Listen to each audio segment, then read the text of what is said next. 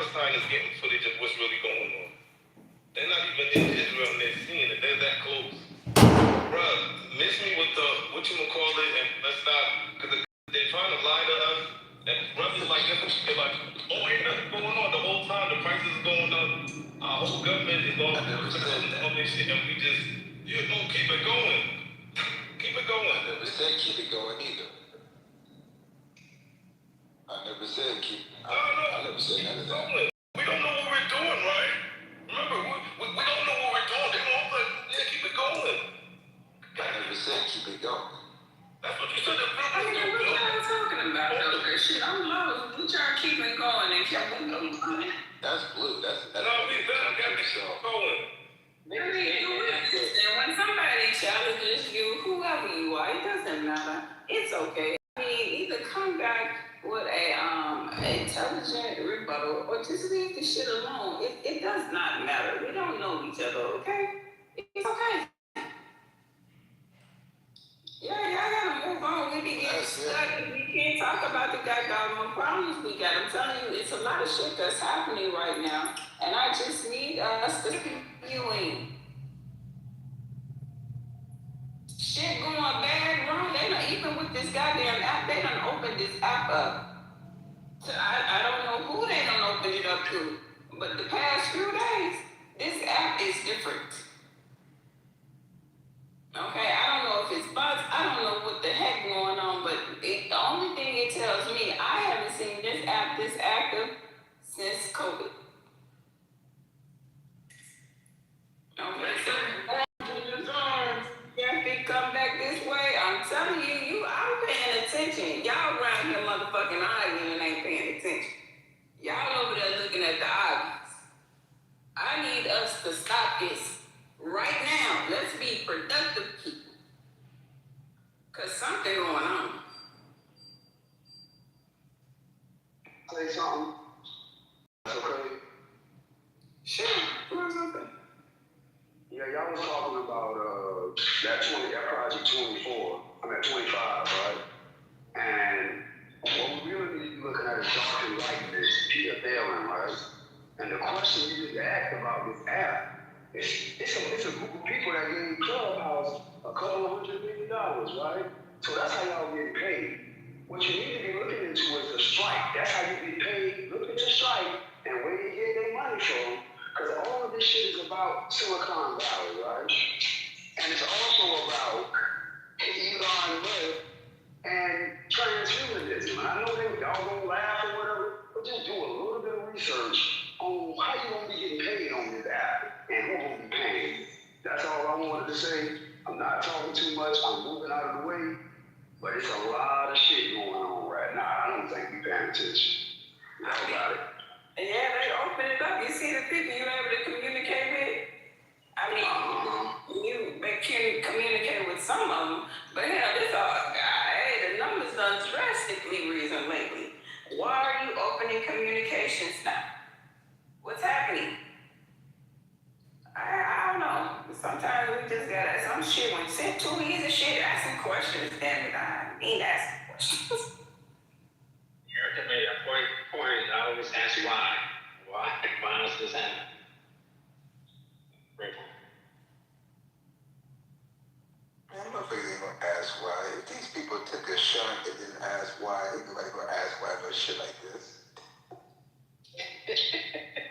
Like what? You asking way too much for society. That whole thing with the banking system and shit like that. Did we talk about that again? I don't know. I kind of stepped away. Because I feel like something is going on. Something is very wrong. Hey guys, what banking system? Always giving the exam like we did. Sure, I don't believe you're in the matrix now.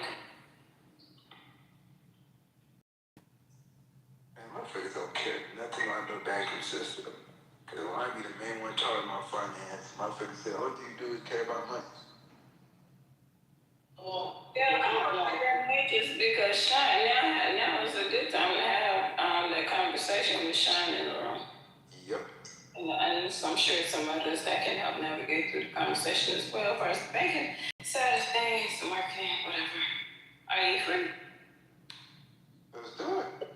My bad. I was Let's do it. I Let's was react in to the the video. matrix. I ain't hear nothing Erica said just now because I was drowning in that motherfucker, girl. I was saying it's a good time. It's a good time for that. What you was bringing up, Sean is in the room, and I'm sure some others can contribute to that. So, okay, so I'm gonna send you this link, Sean, real quick, because I did find something. It's something about a secret meeting with the CEO of Coinbase, then declare war on the banks, trying to kill crypto. So I'm just trying to figure out, is Trump with the crypto shit or he against the crypto? And then you got the other folks, because I was reading earlier about the, Ralph Norman. He has said what he was talking about, the central bank digital currency, he's against it. He has joined other lawmakers urging Congress to ban the creation of the CBDC. So it looks like you got two opposing sides within the government when it comes to the financial system. Yeah, so JP Morgan Chase wants to be the kingpin over it, where when it comes to crypto and when it comes to having your own settlements in-house, you essentially are your own bank and essentially you can print your own money. And the banks don't like that, Federal Reserve don't like that. And the situation where we're seeing when it comes to Iran and Venezuela, were the leakage of the financial system. So when it comes to that situation, tokenization, they have to clear up the leakage before they can fully tokenize. When it comes to this back and forth situation, when it comes to Congress, I think a lot of that is theater because they're all pretty much bought by JP Morgan, Vanguard, BlackRock, State Street, KKR, the like, essentially the kingpins of the accounting and the banking world. So digital finance tokens, people like Coinbase has their clashes because they want to be the actual bank leader of crypto due to the fact that one, they was the ones that started out a lot of the IPOs back in 2012, 2013, 2014. That's how you guys saw Nas cash out that $100 million check because he was one of the earliest investors of Coinbase.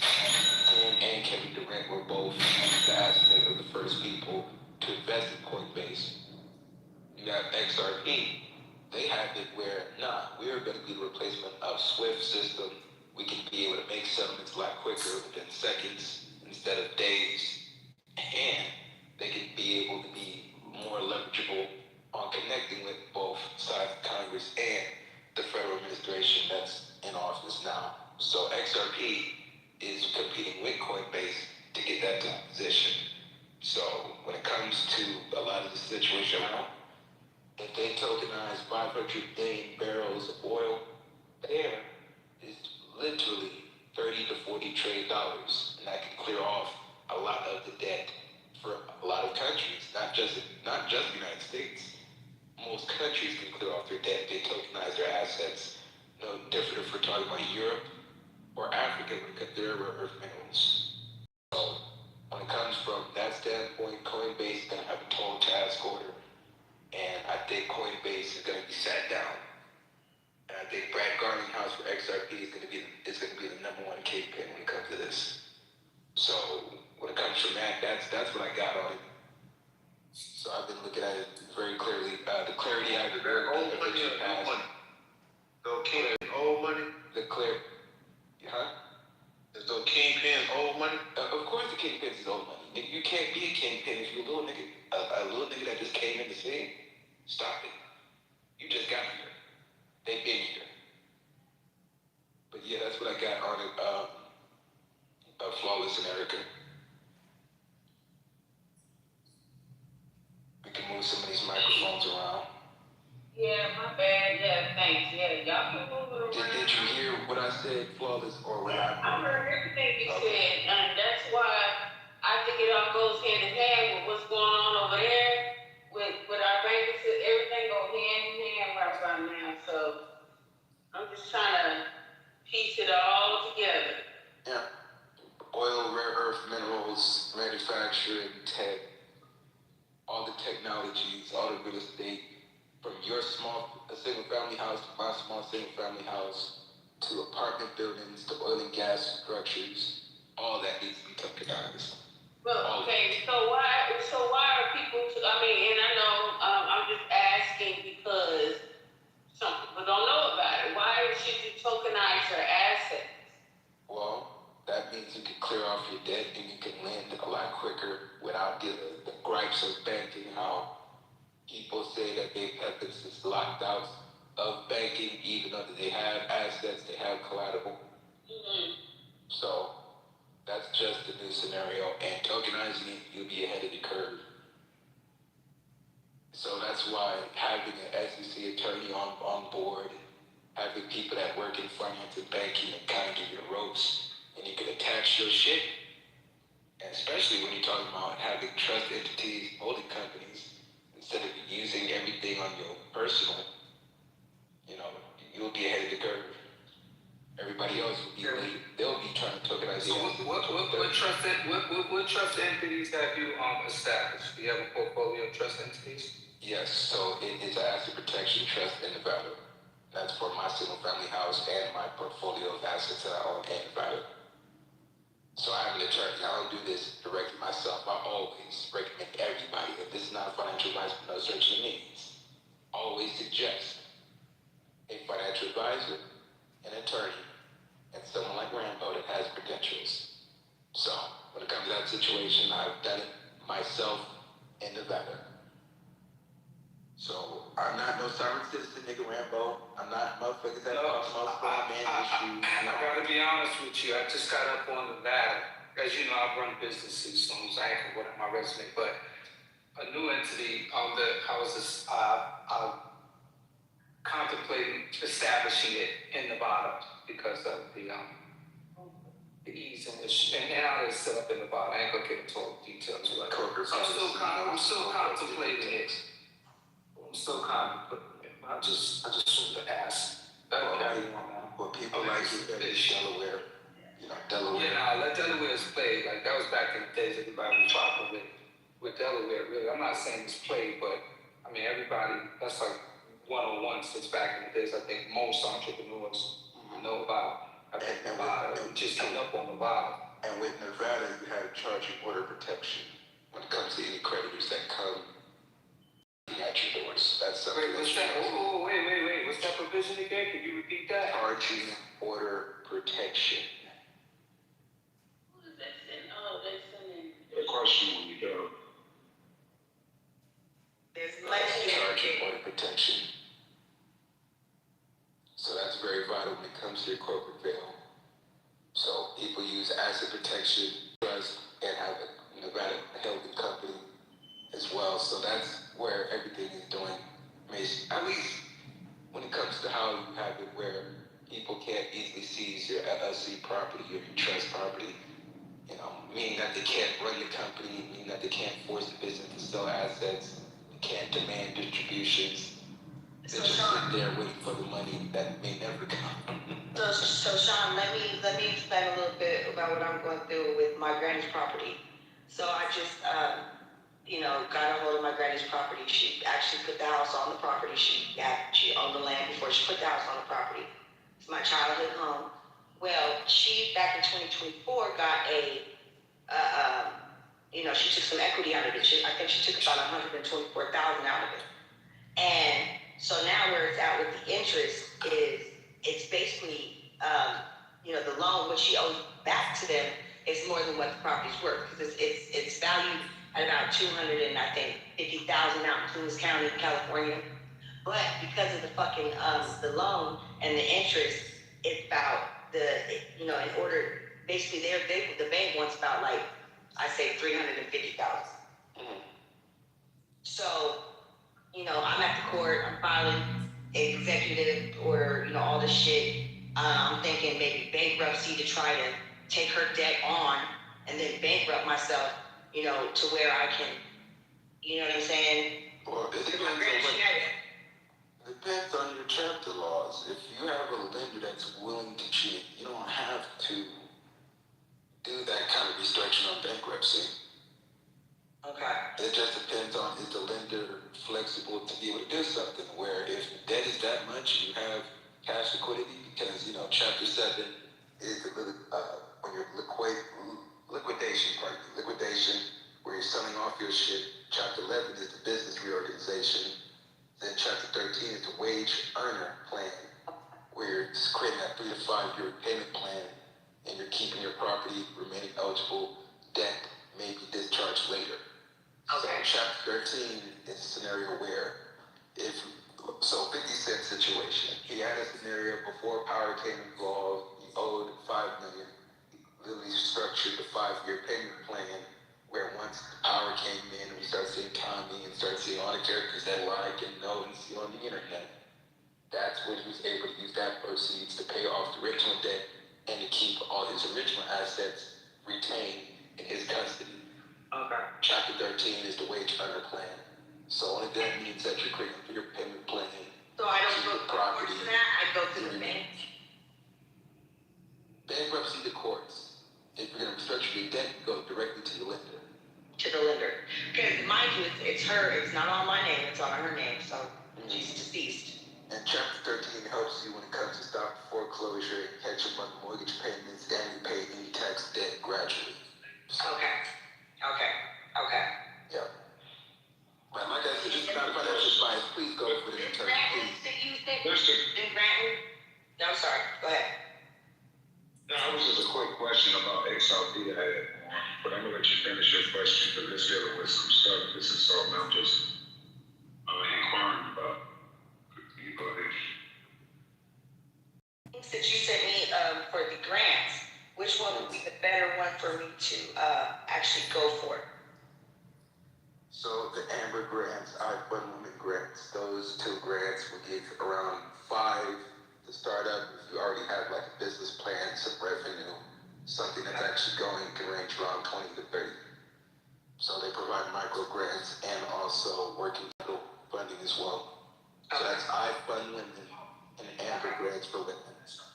And make sure Thank you, buddy. and make sure that your company is registered minority, woman-owned, disadvantaged. If you're a veteran, go for it. If you know a veteran, that's a woman, that's a minority. Also tap her in as well. Okay, Kisha's in. My But question, David Todd is in first. my question was this right here, sir. Yes, sir. I was in crypto real heavy during COVID. Yada, yada, yada. I mean, I had Ethereum and all that shit. But I had to live, so I sold that shit. But my question is this XRP. It was a time you couldn't buy XRP in America. You could get it on Binance or something like that. And it would go through courts and courts and courts. Well, all of a sudden, they open it up in America and everybody's talking about XRP. What is it about? What's I'm thinking about getting into it. Because I see that's the future. Well, why it opened up again is because they lobbied to politicians on both sides of the political spectrum, and they also have board members that's part of the Trump administration as well. So that means that they have direct access to the White House. They have the ability to actually figure out, okay, what do you want us to do? We accommodated, and they'll work XRP as a liquidity bridge. Tokenized assets often need to move between currencies and markets. XRP is supposed to act as a bridge asset. So if you have tokenized U.S. Treasury bonds being converted to XRP, and XRP being converted to tokenized Euro bond, that means that they can switch from U.S. currency to XRP to the Euro currency. So they can move quickly. It's like a speedboat where they can It's a jump off, a quick jump. a jump off. Not so far. It's a quick jump off. Okay, I see what you're saying. You gotta sit on it. And see, this is the reason why I didn't have a damn stock so far, because I was so much into crypto. And I was like, crypto was sexy. It was good to it was good to it, but when I needed it, I cashed it in. Now I'm looking at the stocks, but I'm also looking at crypto too, and I'm like, I need both. Well, at least you pay attention, brother. At least you pay attention. Like I said, with the new Federal Reserve Chairman Kevin Warsh comes in, quantitative easing is officially back. That means more liquidity in the system, more cocaine in the system. They'll melt this motherfucker up before they let it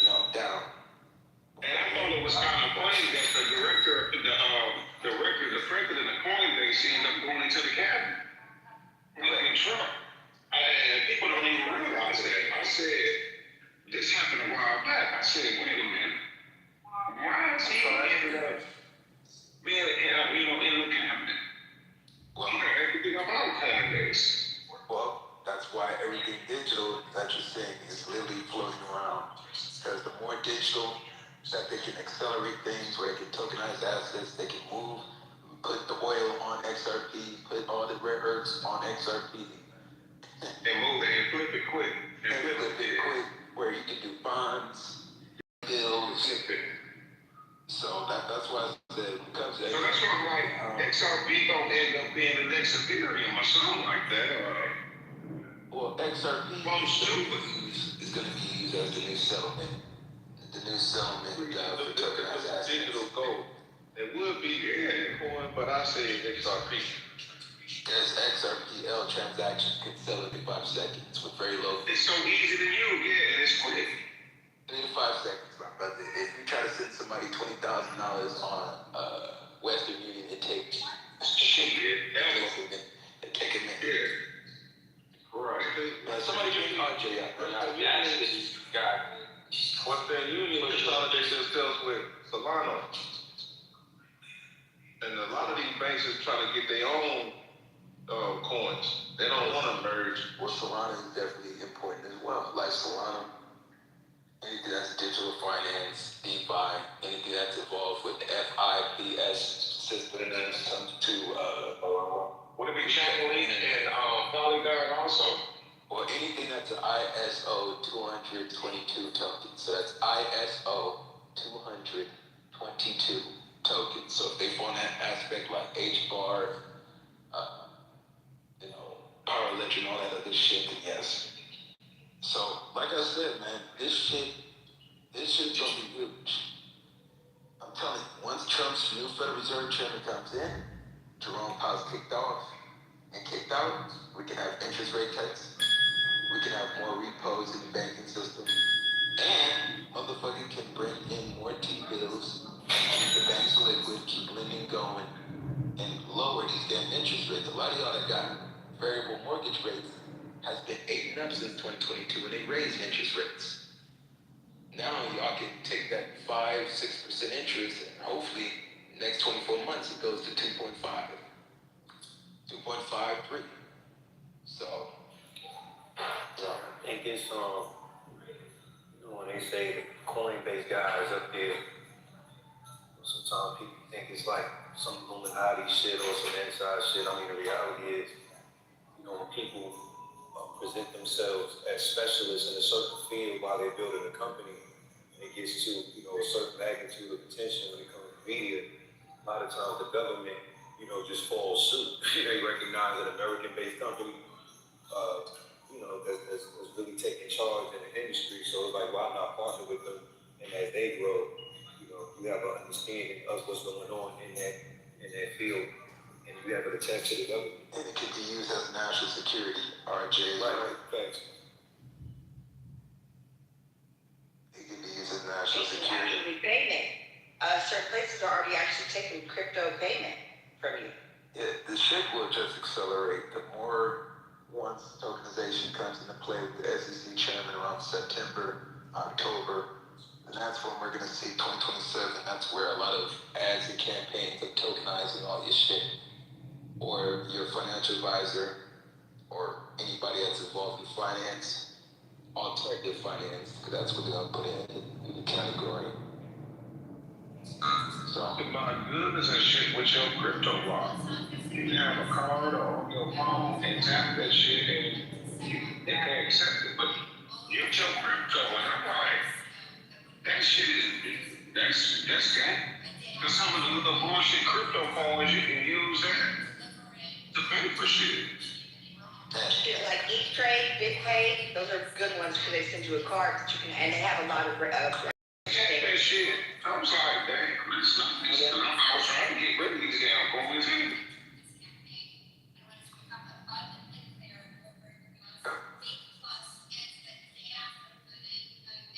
Everybody, that lady, well, I think it was a lady or a man. I want to say it was a man, but however they did, and they got up to him, kidnapped him, went went to the safe, cut his finger off, got into crypto wallet with his finger. Yeah, that's what happened with my finger. You had that shit. I'm like, I don't want my space to Fuck that. Oh, no, bro. You can go and have it, man. Shit. That's why the little crypto rings and shit. I said, man, people gonna get their fingers cut off. The little wallet rings. You can do transactions. I don't want that. We got some mad, it looks like Iran's in the room. What do you mean mad Iranians? What's up? Well, I heard talking crazy to us. And Rambo, your TV's on roll out, bro. The American terrorist regime attack. Oh man, that's me. Hold on. It says the American terrorist regime attacked girls' school and massacred 185 innocent females. Why are you and the American people letting your taxpayer pay for your crime? Now, do we gotta Trump said it wasn't dumb. Trump said it wasn't dumb. That's Everyone wants to go on stage. So I got the video for everybody to react and let's see if that is or that's not the same shit that we're talking about. There were two schools that got bombed, by the way. One that had more clearer reactions from the kids. Sad, super sad. I was in school so close to that damn base. Is the question is why is there schools? No, it was a school that close to the damn base. It was like 3 or 4 of them, but the school was right there, and I'm like, why would you send your kids to that school that damn close to that base? Now, let's react to the video in the chat so we can pretty much already can see.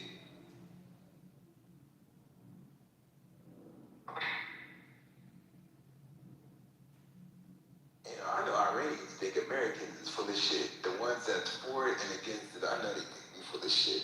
I know they think we full of shit. we like spoiled children.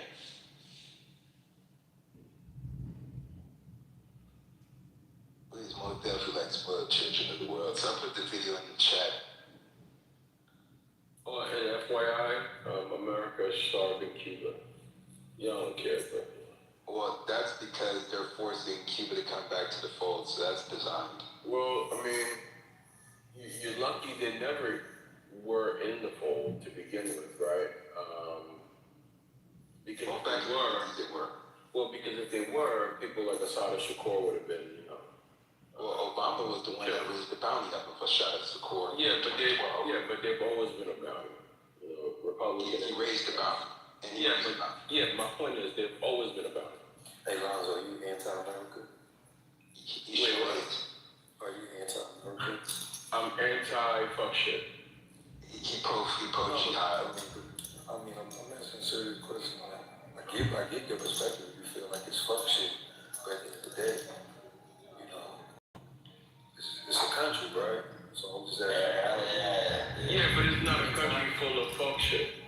Right, there's fuck shit that happens, there's fuck shit leaders, right, that happen from time to time, but the whole country isn't full of fuck shit. Okay, so you love America. I love Japan. Yeah, somebody got a loud background, what is that?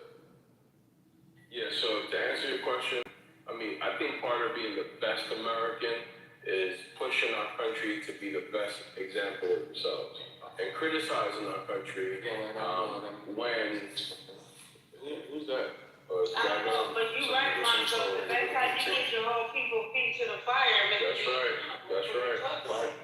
What's happening in the USA? So Gago is clearly drunk, so he's on stage. So I need to refresh the app. There go Erica. Now I see her. I can't tell who the fuck it is. But man, y'all, Cuba, they is out there banging pop the to the fucking dark on the street. Yeah, I wonder about the center flag. Could y'all remove Gago? He's a troll. His name is Gago. He's at the end of the stage. Thanks, guys. Man, this nigga Lon's up there, he run the stage. No, I'm just trying to help out. It's a good conversation. This bitch like y'all got buttons and shit. Get my nigga up here. Yeah, can you move? Can you move that nigga over there? Can you do this? Can you do that? Another arrogant ass. That's love. That's love. That's what I love, dude. You know what I mean? Shout out to the mods, man. Stop playing. Look, I seen that video. I was like, this is fucked up. So now they gonna have another excuse to go and take over another country. Oh, they got people sitting in the dark. We go out there and liberate them. We gotta save them, y'all. Well, all this is the corner of China. Like most of the shit that we're gonna see from Chile, Colombia, Cuba, and also Uruguay, or Uruguay. They've been in the dark for 60 hours. Well, that means they'll come to the fold. Yeah, they need to make a deal. And to be honest, the Cuban people have been living crazy bad for a long time. And there's a lot of black Cubans and stuff like that who really don't have the economic freedom to make anything, shit up over there. Yeah, and people forget, before we put the embargo on Cuba was a vacation destination. It was Las Vegas. Yeah, U.S. soldiers were the Cuban women. They were fucking over.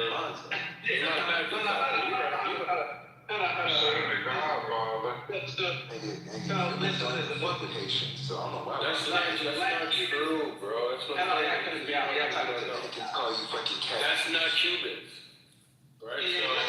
So these are different countries. These are different countries, right? Let these people have the freedom. They'll call you a cat here. Economic freedom that they deserve. Like, let these people be free and be able to, they just have that need, but they do need freedom. They need you can't go back to the hood. All right, so real quick, Nigga, no, I got you. Look, by the end of the day, right? You cutting it, man. At the end of the day, right? I say this, right? If we believe in humanity, right? America is literally trying to starve Cubans. They're trying to starve these people to death. Correct. Why what do you call that? Like the Japanese bomb harbor is because it was like a chokehold for gas. That was the reason why they did it, right?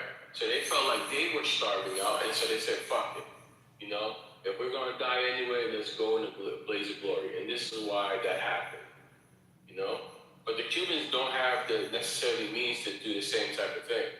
And I have people like Lindsey Graham and Donald Trump saying that Cuba is next. They're about to quote unquote liberate them. People like Lindsey Graham is saying things like we're about to bomb Iran like they've never seen before in 2 or 3 weeks. If they drop a nuclear bomb on these people, for the people that are like pro, wait, what? No, for a nuclear bomb. No, but I'm saying the way. Wait, who? This is literally what Lindsey Graham said this morning. What are you talking about? But not nuclear bomb. You're gonna drop the nuclear bomb and you think, bro, that's okay. Hold on. Clearly your algorithm supports your thoughts. No, wait. My algorithm is literally talking about things that happen by politicians. What do you mean? Lindsey Graham is a politician, right? So what's wrong with that? What's wrong with that statement? What I just made? But the executive is moving beyond Congress. So essentially, this is all a scenario based off of what is. No, Lindsey Graham is a So again, if you believe I don't give a fuck freedom, the fact that Lindsey Graham got to say. yeah, but he's still your politician. He still has power. He still has power. Like I said, bro. Whether you voted him in or not, nuclear he still got power. weapons is not going to be mutilation. I hope not. Even though that they should all whip one, it's not going to lead. I rest my case. It's not going to lead. weapon kill everybody. So genocide, you advocate for that? Bro, I don't even care, bro. I'm all for the expansion of the empire of America because I'm an American. Yeah, but RJ, you change your opinion by your room that you're in, right? Because I've heard you say otherwise. So And I Yeah, choose which one is it, right? When you in 40 acres, I'm saying what? expansion, when you in my room, it's something different. Like, what are we talking when? Like, when we talk about a difference in opinion, how, bro?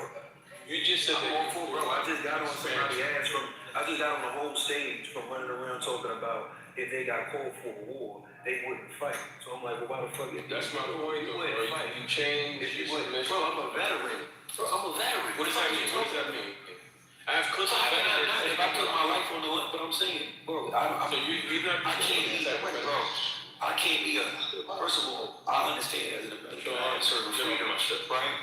I have certain freedoms as an American when I wake up every day, and I can't say that I don't enjoy them freedoms, right? And if something go left, if a motherfucker say, yo, I'm not gonna fight for those freedoms and those rights, like what do you? If you're not about to fight for how you live, then what the fuck what you talking about? Like, why not just go to the other country? Like, why not go somewhere else? I got you. Look, so there's a thing on like TikTok and a lot of social media, right?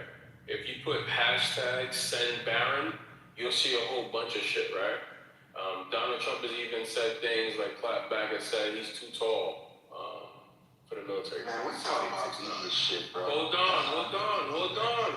What the fuck? Okay, so basically, fuck RJ then? You saying? Nah. So I'm responding to him. You know, He's a punk, bro. He's a punk, bro. Why you calling him that? He's a punk. No, he's a punk, man. Because look, if you're gonna act like a woman, man, just say you're a woman. You know what I'm saying? You're a man, right? It's different, right? So I'm saying, if I'm speaking to a man, Don't right? too much on female. Don't interject. thank you. Hey, stop. There's some strong women in this room. Just don't bring women into it. Hey, stop. I mean, I want to call him something different. I'm being nice. Don't speak about women. No, I got you. All right, so he wants to act, like not a man, right? So let's just keep it at that, right? So I'm gonna treat him like not a man. You know what I'm talking about, bro. Look, at the end of the day, back to RJ. I'm not even talking to you, bro. Stop talking to me. Stop talking to me. I was talking to my brother. On the poker hand, bro. Y'all can have it. Alright, so fuck RJ. Fuck RJ too. Go ahead. Fuck both. Yeah, fuck me too. That's a fact. Tell you, Monty, you better get your ass whipped. Well, you can't do it. With someone, your ex back. You can't do it though. You can't. So when you gonna meet up, man? Brother, I'm the Philly. What's up? Hey, Lonzo, real talk though, bro. I never came at you sideways. No, you still my brother. From the long, you know. No, you good. You know that. That's all is acting like a beaver, so you know. But so since we going there, you know, I got that has proven that you ducked the fade in real life. Never. Since we going there. No. You know what I'm saying? I stay out. No. It's none of my business. I stay out. Now since it's fine. Get in there. Ducking fade. Ducking fade. Never. Duck fade. Never. I'm a big brother. Never. Lining it up. Yeah, never. Hey, Sean, I'm in Philly, bro. No, we got a cup of coffee. Okay, so you're saying we can set up the fade? Or please book the fade. Hey, listen, man. We could pre-book. Hey, we could pre-book this, cup of coffee any day. Okay, right. Cup of coffee. So where we? Just let me know, bro. It's 10 stacks, bro. 10 stacks in this West Philly, North Philly. 10 stacks in this. I don't even know who that is. Okay. All right, bet. That's how we gonna play. I don't know who that is, bro. Look, hey, RJ, look. A lot of people know me. I don't know a lot of people, man. Okay. So you never had an actual one-on-one altercation with him, messages? I don't even know who that is, bro. That never happened. Gotcha. See what I did there? I mean, you just proved you was full of shit. So Nah, bro. What am I supposed to do after that? Nah. So oops, I almost said it. Y'all some suckers. Niggas be suckers, bro. Like, shit be weird. I disrespect, bro. Y'all almost got me. It just like random disrespect, like for no reason. Like ain't nobody disrespect him. He just feel like talking tough, but at the same time he ducked in fades. So it's like you're a coward because you feel like you ain't Hey, RJ, you want a cup of coffee too, bro? Nah, y'all drinking coffee. Man in the mic. Y'all some latte ass niggas, man. Hey, Total. Hey, Total. I know lattes cost more than coffee. You want some of that? I like mine with cream. Whatever. Hold up. You gonna put cream in it? Think this out, y'all got a lot of smoke for each other.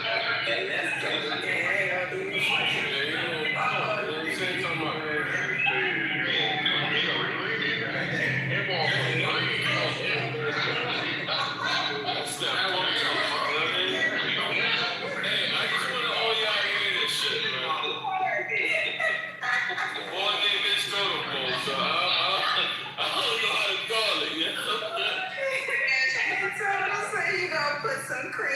Yeah, I don't even know what that means, but you know. You know I'm a tether. I don't know what that means, so you know. I'll say that to whoever I want to. That's I bet you do, brother. I bet you do. Bro, I'm just getting back. I'm sure that it sounds like Totem already jumped into some gay shit as you normally do.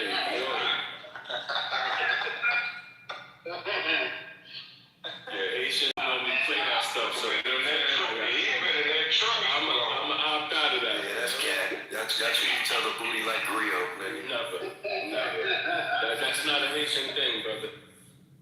Oh man. You know how that comes from? All day long, listening about the RXP and all this. Y'all brothers, I tell you. Y'all brothers. What's that? Y'all is in the fantasy islands. Yeah, you think that's all that cream that we get, you know what I mean? You went through Nebraska, you went on cream all of a All sudden. that cream that we got. I can't even put California, Florida, you went to Nebraska, and you said, I want some cream. Hey, Tony, boy, you a good brother, man. You just a little scrambled right now, man. Cash rule everything. Green, get the penny, man. Hey, when you say Florida, I said, no, you doing this food. Yeah, I should put some food. yeah, that was kind of crazy. Look, I was just waiting for y'all, you know what I mean? And what's the problem? That's that Sean shit. And what's the problem? I like my milk and cookies.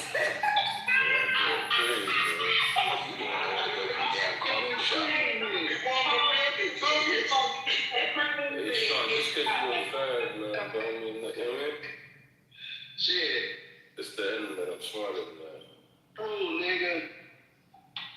But anyways, let's get back onto the real conversation, man, instead of the fantasy island shit with the XRP and all that. Your fantasy, that ain't our goddamn fantasy. What the hell? You can never bother me about my sexuality. Let's talk about crypto. You talk about them women in Nebraska, he's saying. They want some cream. That boy talking about the block locations, you know what I mean?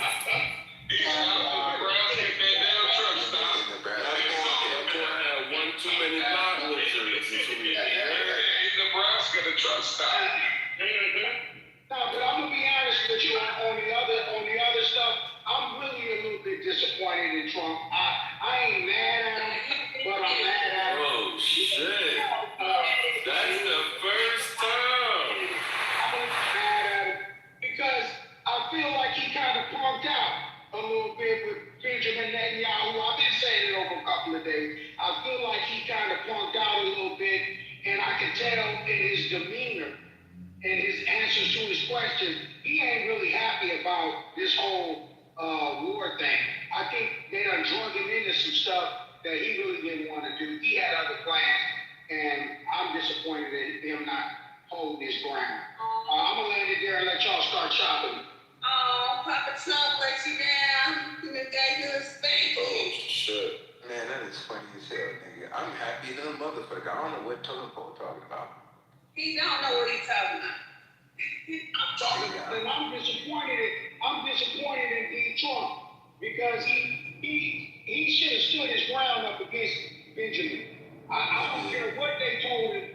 Benjamin shouldn't have been able to get him to come in like Nigga, that. this is just the undercard. China's next too. Wait, you trying to go up war against China?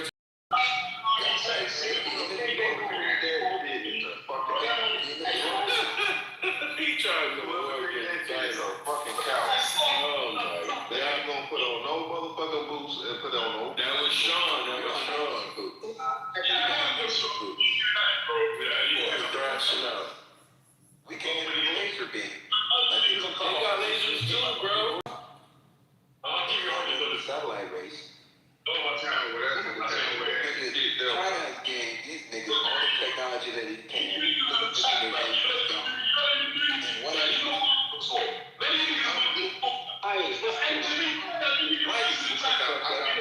got family in the Lego country life. Lego country life. You ain't no real man. Play your country. Shut up. Yeah, you did. Nigga, you go Europe somewhere. Nigga, white wanted to deport you. Hey, breaking news.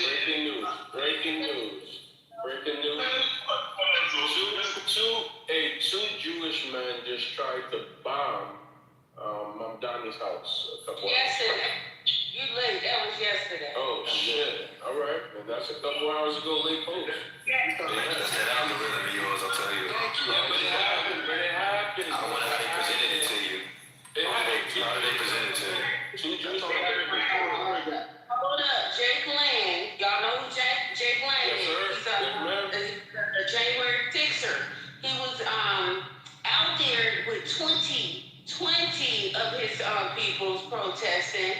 But I guess whoever's there, the liberal party, they brought 120 motherfuckers. Okay, it was 120 of them, and they threw a bomb at their asses. And Jake Lang and his crew threw 2 bombs at their ass. And they 6 people got arrested. Yep. Yeah, Jake Lang is he's a Jewish man that cosplays as a Christian nationalist. Yep. And he tried to go to like places like what's that spot in Detroit? To where He went to Minnesota 2 months ago. Remember and Minnesota, yeah. And he tried to firebomb like a mosque. And he said he would burn down the Quran, shit like that.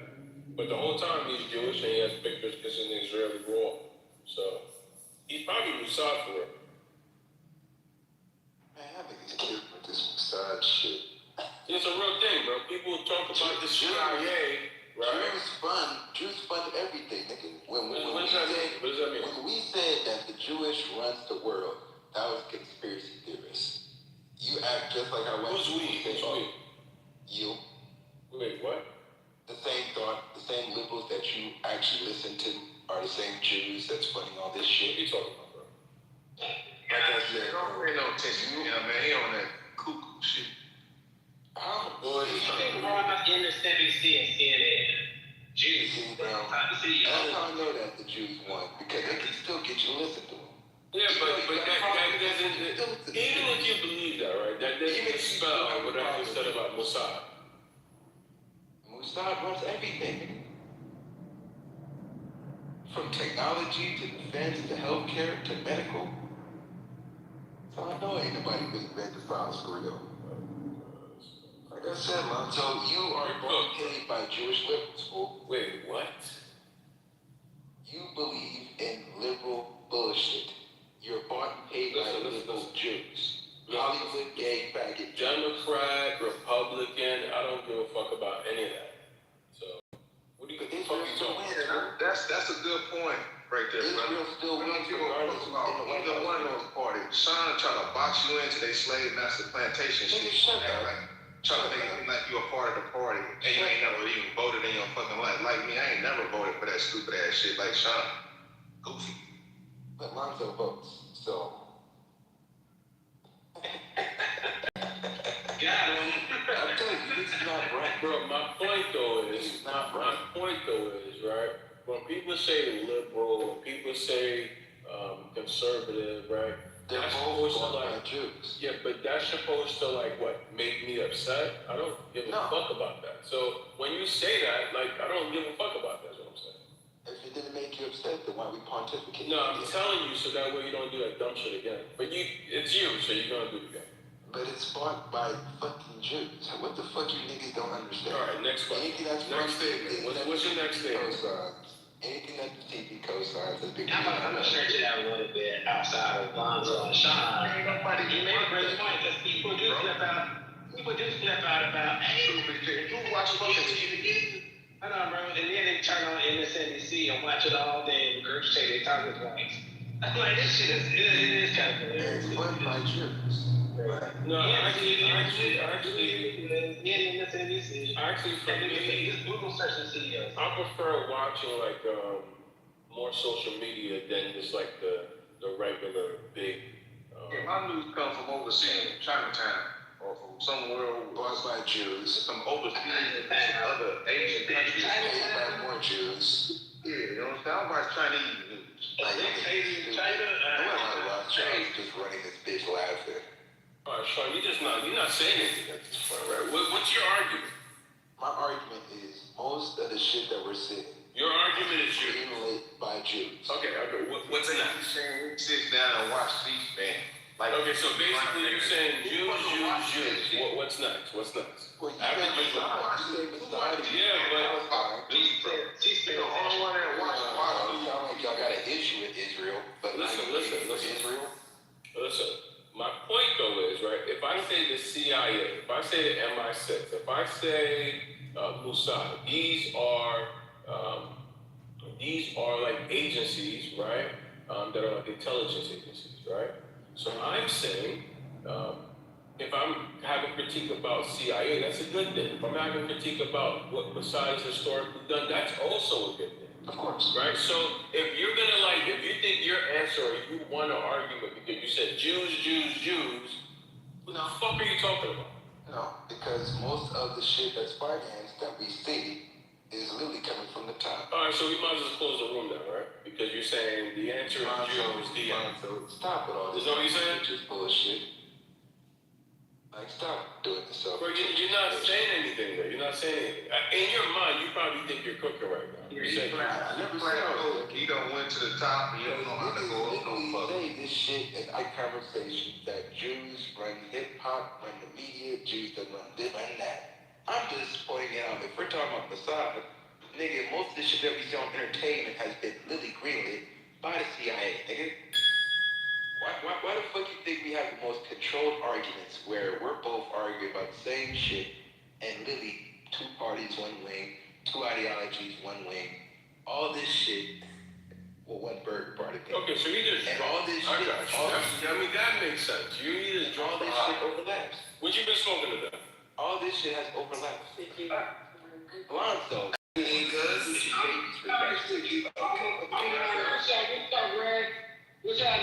came back to talk about the mother topic. I'll check it. Yo, I'm gonna be honest with you. I don't really have as much of a problem with the Jews as you have, Sean. I used to hit this. I don't have a problem with you. Female. I wish they stop listening to hooked me up. and stop acting like they are against Jews when they listen to Jews. I don't have no problem. It came to business. She hooked me up. And so, like I said, I really don't have that much of an issue with them. They're good for business. You know what I mean?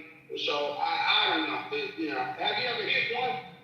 They're good for business. I never had issues with Jews, but I hate how niggas act like they're anti-Jewish while still listening to Jewish content. Nobody's saying you're anti-Jewish, bro. That's what I'm saying. Like, I mean, are you having a different conversation than we are? I'm saying that. Wait, who's that, right? Check that. Yeah. 95%. I had one. When I was hitting it, she started speaking Yiddish and shit. She was cool. Why you always talking about your black Mexican? We don't mind because you don't get no yams, nigga. Bro, you had you some Jew water, Yiddish and shit. Real You had some Jew water. I hate that you started lying. New wagon Jew You had a water. cat sandwich. Hey, Steph, you started stuff. So what y'all talking about? Y'all got 95% the Jewish community and 95% of them is Zionist Jews and 5% is Jews. Man, everybody got no damn Jewish in here. So which one y'all talking about? Y'all talking about the fake Jews, the Zionists? Listen, let me tell you something. We talking about the Marlansky Jews. Marlansky, nigga. We talking about them Jews. Those are the Zionists. The Jews you're talking about, Listen, hold on, listen. I'm not, listen, hold on. Let me explain something to you, right? Because there's two groups in it, right? You got, because both of them deal in finances, right? But you have the cult side of them that do all of the child sacrificial shit, all of the drinking blood, eating, babies and all of that shit, right? Then you got then you got the other side of like what I say the Maya Lansky Jews and the Bugsy Siegel Jews, where they don't endeavor in any of that shit, but they deal in finances, murder, extortion, investments, and all that other shit, right? It's two groups of them. See what I'm saying? But they all work together. But they all work. But hold on, fatback. But the point is that all of them all work together in dealing in finances. Because to be honest, the Jews were the ones that handled the Italians' finances in the mafia. Yep. Maya Lansky was the one that made all of the investments when it came to the hotels, to the casinos, to invest in their money in legitimate shit. They put their money in the hands of a Jew. Maya Lansky, they trusted. I'm trying to tell you, I was plugged into something that hooked up big. But hold on, this is what I'm explaining, fatback. Their specialties in their area is finances. You see what I'm saying? Well, that's how they control everything. Yeah, and that's what they know. That's what they know. And that's why I was making the point that no matter what they do, they deal with that money. Like I said, I deal with money, so I don't have no problem with Jews. They bet on both sides. They need to deal with a treadmill.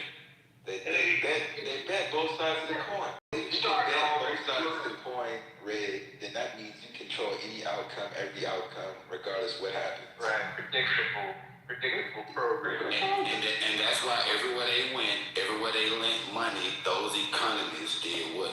They failed. And they did that on purpose, because in every situation, when these economies fail, these businesses, these properties, these estates, they bought them for cents on a dollar. And they can rescoop and recover and then right. And leverage the Federal Reserve. And then more importantly, reclaim. And reclaim. There you go. But when it comes to being specific on who, hell no, not this front. There you go. Are we wrong for picking out the nice Jews over the wicked Jews? Are we confused? I mean, I know we don't. Listen, bro. Listen. Let me tell you something. Because listen, I treat all of them the same. Because all of them benefit. Even if you got Jews that don't kill motherfuckers, that don't do the sick shit, they still benefit from the other motherfuckers that do. So they're all in the same boat. Don't fucking matter. Ain't no good Jew when it comes to a motherfucker who benefiting off of the shit that they doing just because you ain't doing it. It just works to them. Cause y'all move like a pack. Jew, you bring but a pack. So it ain't no oh they good or they bad. These motherfuckers move in a pack. Because listen, they don't look at us that way. They don't look at us as there's some good niggas and there's some these niggas. No, all of these niggas, even the rich niggas, they don't give a fuck cause those niggas got money. They still a nigga. You still are below me, nigga. But the thing is, they can hide under so much shit where they got niggas focusing on the redneck white supremacists, but will not call it Jewish supremacy at all. You see how it kind of... Oh yeah, I mean that's the trick play. But that's the same thing when I say that white. But listen, by talking about too much because you fucking the money up. But that's the same thing that I say that white people are being used and have always been used as a tool to be put in front of us to seem like they're the enemy. Your neighbor ain't the reason why your ass is fucked up. The average white person that go to work every day, that drive down the street, ain't the reason why your life is the way it is. That's a good point. You know what I'm saying? But that's what they want us to feel like. That it's white people, it's the white man, it's whitey. When it's not. It's the system and the motherfuckers that control and orchestrated the system that is the problem. Because again, like I said, it's the first time. The Federal Reserve Bank is everybody's fucking enemy. I don't give a fuck what color you are. And they own by the Jews. The central bank is everybody's enemy. I don't care what color you are. That boy's smart. That boy's smart. But be in city council that you don't vote for. You want to do adjacent, and start hitting one of these little Jewish shorties. I know their asses ain't that fat, but That's all your ass think about.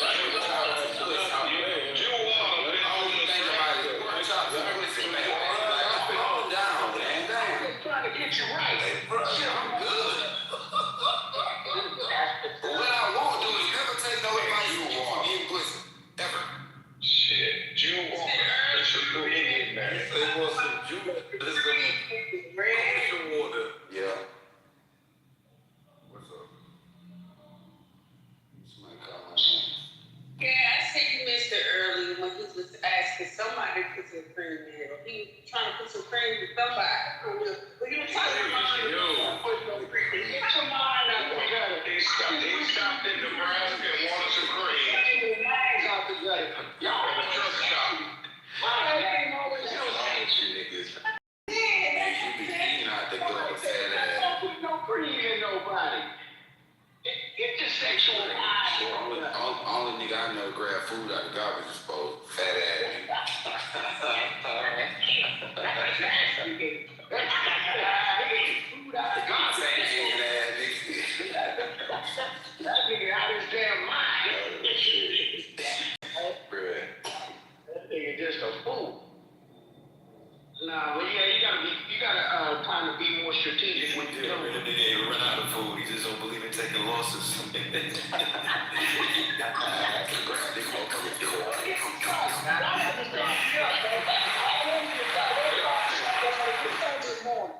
And I start capping this shit, then y'all be on some other shit. Hey, that's how you gonna get him. That's how you gonna get him, man. Through the woman. Total police, total police. But look though, y'all. But see, look, hold on. But look, though, back to the real shit though. But see, the best offense that we got, like I said, though, we don't have to fire a bullet. We don't have to protest. We don't gotta raise our voice. Just attack the one thing that they value the most. They money. The money. That's it. We don't have to do no extra other shit, get outside our body, do none of that. Just strategically move and know how to fuck with their money. But the thing is, how can you fuck with the money, Red? No. Let me ask Red this situation. How can you fuck with them when only thing these niggas do is listen to Jews? Stop participating. First, we gotta stop participating. News, music, media. We have to literally sacrifice some shit, right, and not participate. It's easy. I don't Pull your money out the bank. That's how you stop those. And stop going to the Super Bowl and watching the Super Bowl. Well, niggas, stop buying from the Asians that's getting financed by the Jews. We just stop participating. That's it. All of the shit that y'all niggas love to protest, I said that we have to make sacrifices, right? In order to give shit up. Stop doing shit. Stop spending money on shit that we unnecessary shit that black folks spend. It's a list of shit of unnecessary shit that black folks spend money on every year, millions of dollars.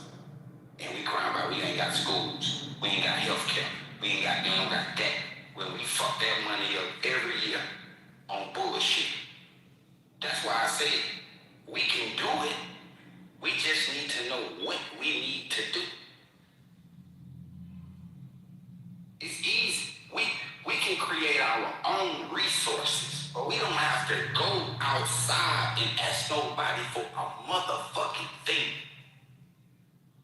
We do it Red without being programmed, like they programmed us to go to McDonald's, Wendy's, Kmart, Target. That's what I'm telling you. That's the shit that we have to give up, bro. We have to sacrifice. I know that, but can we do it without the marketing tool that they use against us? Only reason why we spend it with them because we seen it. What's a marketing tool? Nigga, listen, let me tell you something.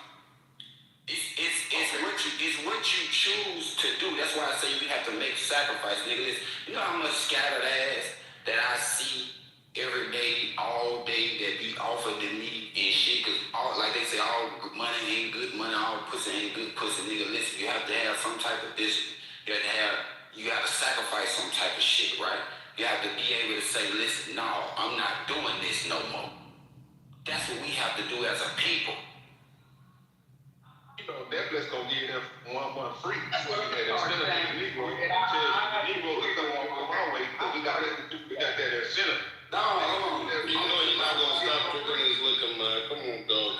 They're not gonna get that. They gonna get my that bottle and you want and you ain't gonna come back to play. Listen, hey, look, fat back, no lie though. I ain't gonna listen. I said me too. I said that shit about a whole lot of shit, bro. Like even with the last time me getting locked up, and nigga, when I seen all the money that I spent in jail on unnecessary shit on food, I almost spent $4,000 on some dumb shit. Nigga, I told man, nigga, I ain't doing this shit no more. I ain't never selling another motherfucking gram, nigga. It's over with. This shit over with for me. And that's what you gotta do. Sometimes as a man, you gotta do that. You gotta know what I'm saying? Nigga, I sacrifice all that fast money, all that shit, them $1,000 that would come to me every day, but fuck that, boy. Fuck that. I had to tell myself a lot of times about anger and violence. I'm not doing this anymore. I'm gonna keep everything here, bro. And that's what I'm saying, that we have to agree on this shit as a people to say, listen, we not doing this shit no more. Fuck that. Some got to give. Right. We ain't doing this no more. That's right. You know, that's the most mature thing I've ever heard you say in your life on this app. I'm not doing this. That ain't your life on this app, bro. Shut the fuck up. I was talking about Walmart shit. Yeah, RJ, they were talking about Walmart. A good statement from your ass. Nigga, Walmart is the one that feeds no king protest. Man, I'm serious because Walmart coming to your community. They coming to your community with the low price. They run all the small businesses out, the tire shops, oil change shop, everything. They run their ass out, then they raise their price.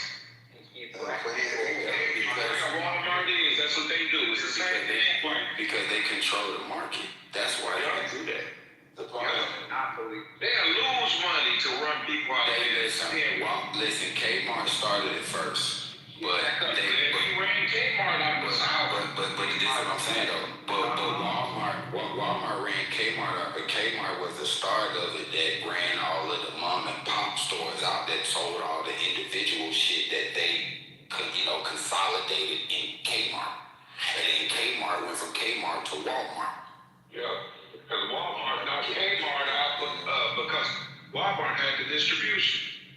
Their distribution was way better than Kmart. I see some of Kmart's clothes. I watched that happen. Walmart got like its own shit. That was funny. I was like, damn, look at this shit here.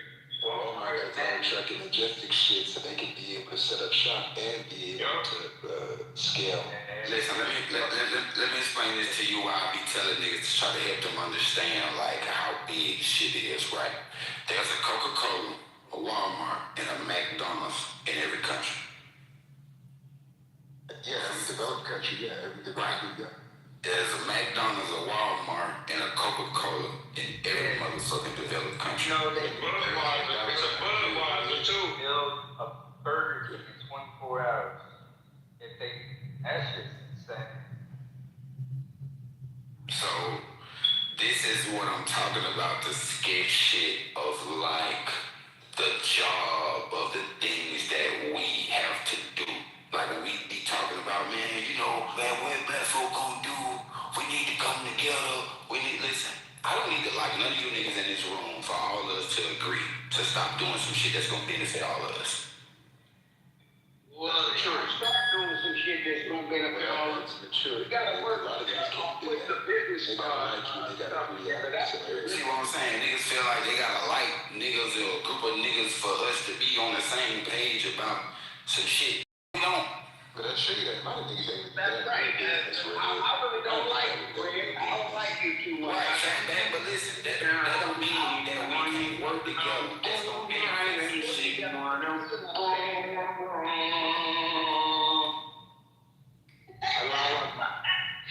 What the fuck, man? Work together good on stage, though, Red. I like this guy. Who was that? Allah Akbar. They moved it. That was one of the rug niggas. All right. So what you say? When you say we hold on, somebody trying to ask a question. Well, I do like you. What you say, bro? I don't disagree with what you mean. You got to sacrifice. I mean, you just said it. Go ahead, Yeah, I just had a question about when he said. Okay, well, just hold on to this question. You have people talking, so hold on your question. Don't ask a question over people talking. It's rude. Unless you just don't want nobody to hear it or the other person talking. That would be the only sense in doing that. Anyway, the guy that was put down, y'all gotta stop insulting people. What's wrong with y'all? Rug inners. And I mean, y'all just be doing too much to be grown What's the folks. first box, man? I like y'all in the goddamn What a nigga came in here singing, school or something. interrupting our conversation. Yeah. So he opened up the door for me to say and call him exactly what I was trying to act like she ain't toxic like us. She just has some gas in that shit. She toxic. That was rude, Erica. Disrespectful. I don't know what kind of wrong with y'all love each other. Hey, that's what y'all should do. Erica, you know I'm dead now. For the boys and the girls. I mean, bring back etiquette, bring back shame to our goddamn communities. This don't make no sense. I agree with you, but I mean, I'm still gonna be petty. Tired of you always complaining so damn much. That's all. They came in singing, man. Like, I was motherfucking saying and shit. You know what? Damn. They be feeling that too when you be hitting on these niggas on the stage and they don't know you hitting on me shit. See, now I'm all short. He got fat back. What you trying to tell me? Erica trying to tell me? I don't be in here when you be hitting on niggas now. I miss that part.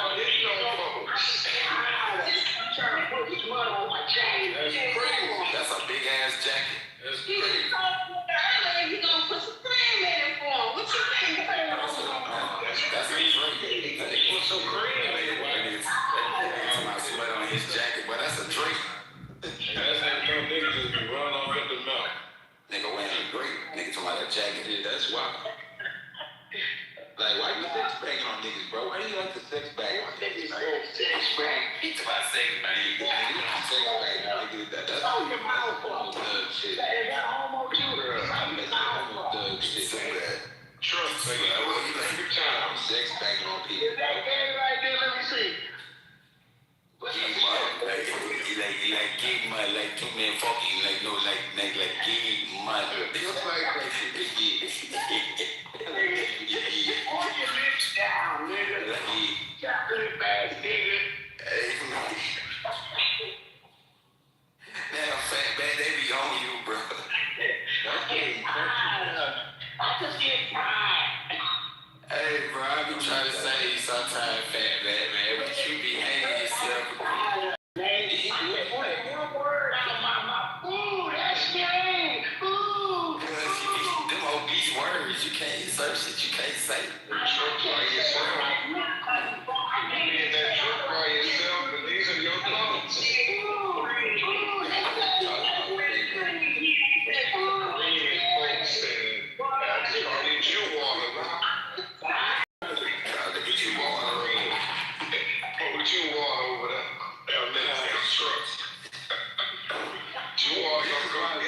Erica got a bar mitzvah fatbacker.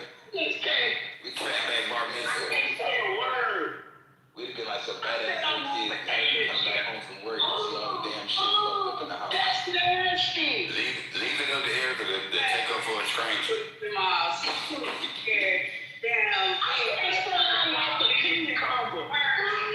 Fatback, what are you talking about, man? Be quiet. Damn. Y'all the great next sense. Y'all going bad up in this thing. I get tired. This nigga just don't be quiet when he's Go ahead, nigga. Go ahead. I'll be quiet. always talking. Yeah, good one and some food and some, I'm sorry, good one or man, I'm sorry, because some people, whatever your preference is. Go sit down and try to figure out what your life will look like in the There's a little throwing shots at me. Thank you, Erica. Don't she like to throw shots. And then be laughing. Like that shit funny or something. See, listen, Erica can call a nigga gay, but I can't call a nigga a saying nigga. I can't call a nigga a saying nigga, but she can call a, I can't say a nigga needs her for 5 times a day, but she can call him gay. Oh, I call gay. I ain't call nobody gay. Y'all saying that gay? You be doing gay shit.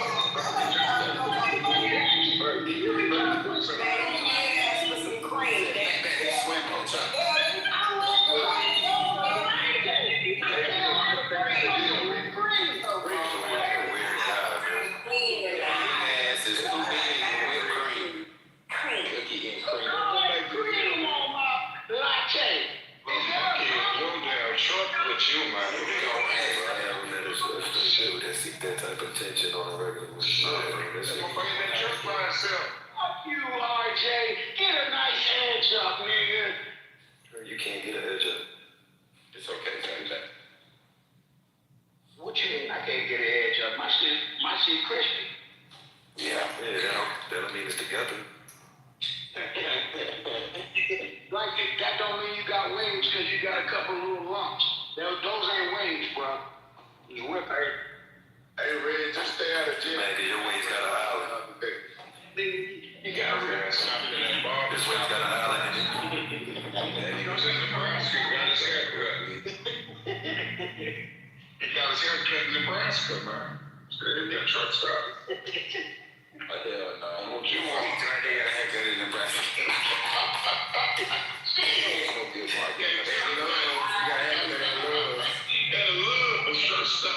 You need to give you some military custody, like. Hey, I want my credit with my Nigga, buzz cut. Stupid head ass nigga. It ain't gonna be long. It won't be long. We know it ain't on.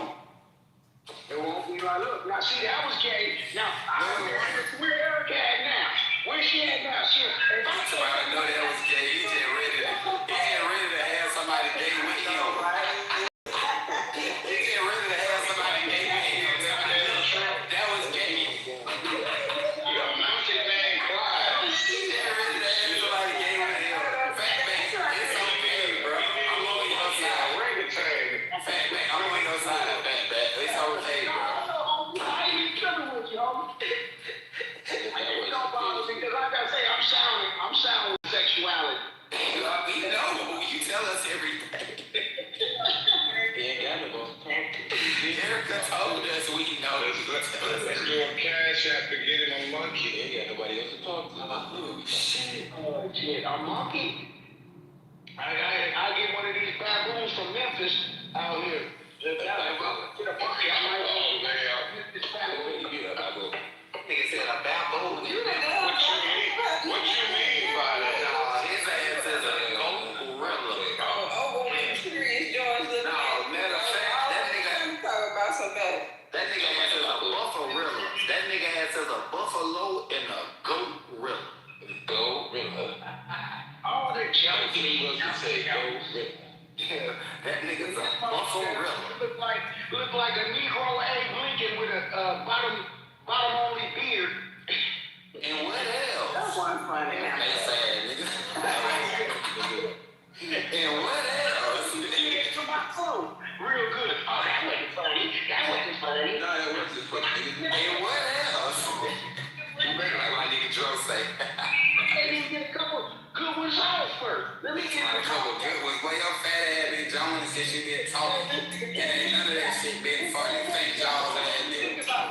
Then I look at this motherfucker. Nigga fade look like Stooges ass nigga. look like he already food like a hamster. This motherfucker. I ain't get started yet. Same shit wrong with that shit. We don't give up. I don't want no smoke, man. I'm good. My mind. I don't want no smoke.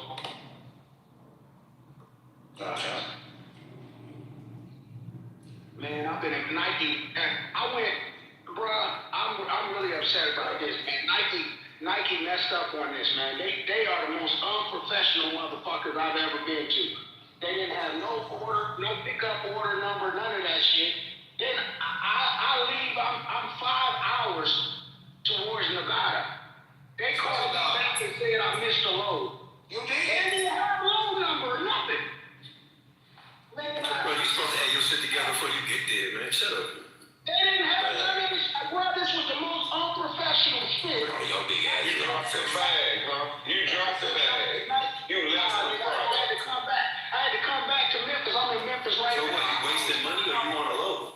This is a wait. They attach you to they ahead of you or they attach you to a load? Yeah. I already had a load. I had one load out of one. There's 2 Nikes in Memphis. How much money did okay, this one You gotta give me $1. How many miles you did? Oh. How many miles did you make? It wasn't a dead end because I already had a load in here. You understand? It's two Nikes out here. So you had 2 loads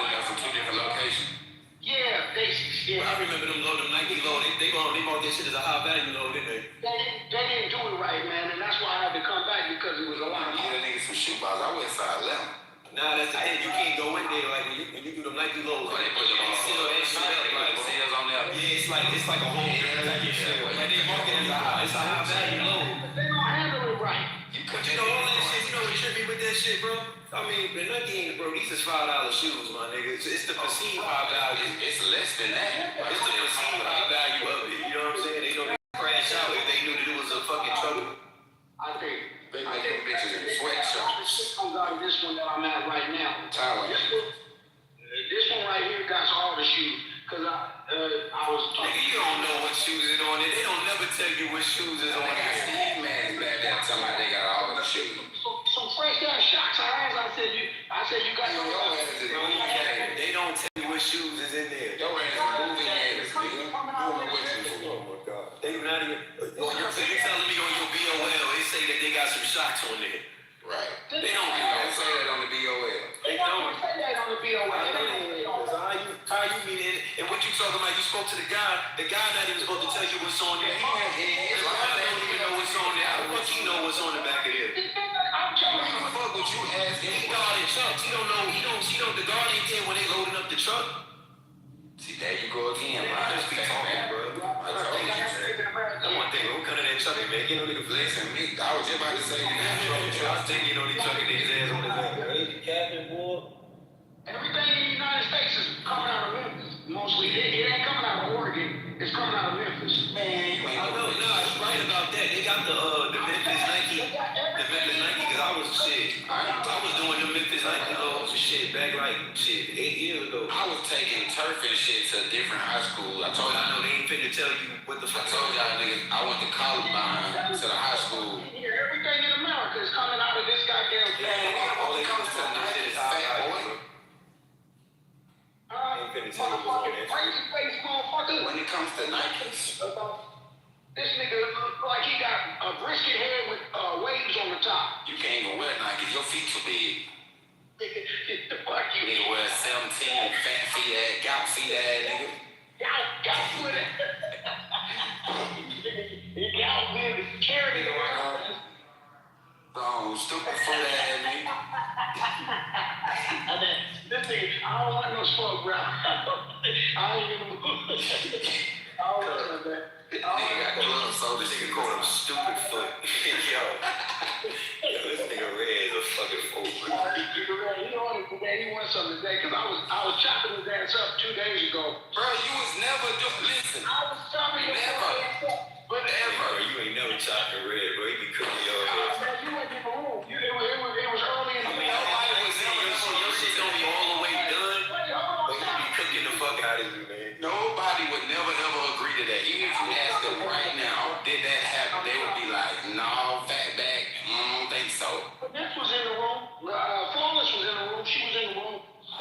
They would never say I that. chopped your motherfucking ass up. And then you was like, They still off the mic. They don't believe. They still side. They still side.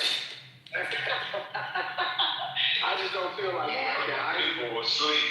Maybe they just don't land. Everybody was sleeping when you was here. Everybody was asleep. People were early in the morning. You were early in the morning. They went up by He ain't get no reaction out of nobody, but he used up his witnesses in here. Them niggas is on mute sleep, nigga. Look, he was That's why you felt like you was cooking, because don't nobody cut your ass off. I was getting on. And you was the only one speaking. Of course you was getting on. shit, bro. That shit. That nigga was by himself. By himself. He was arguing with Red PTR.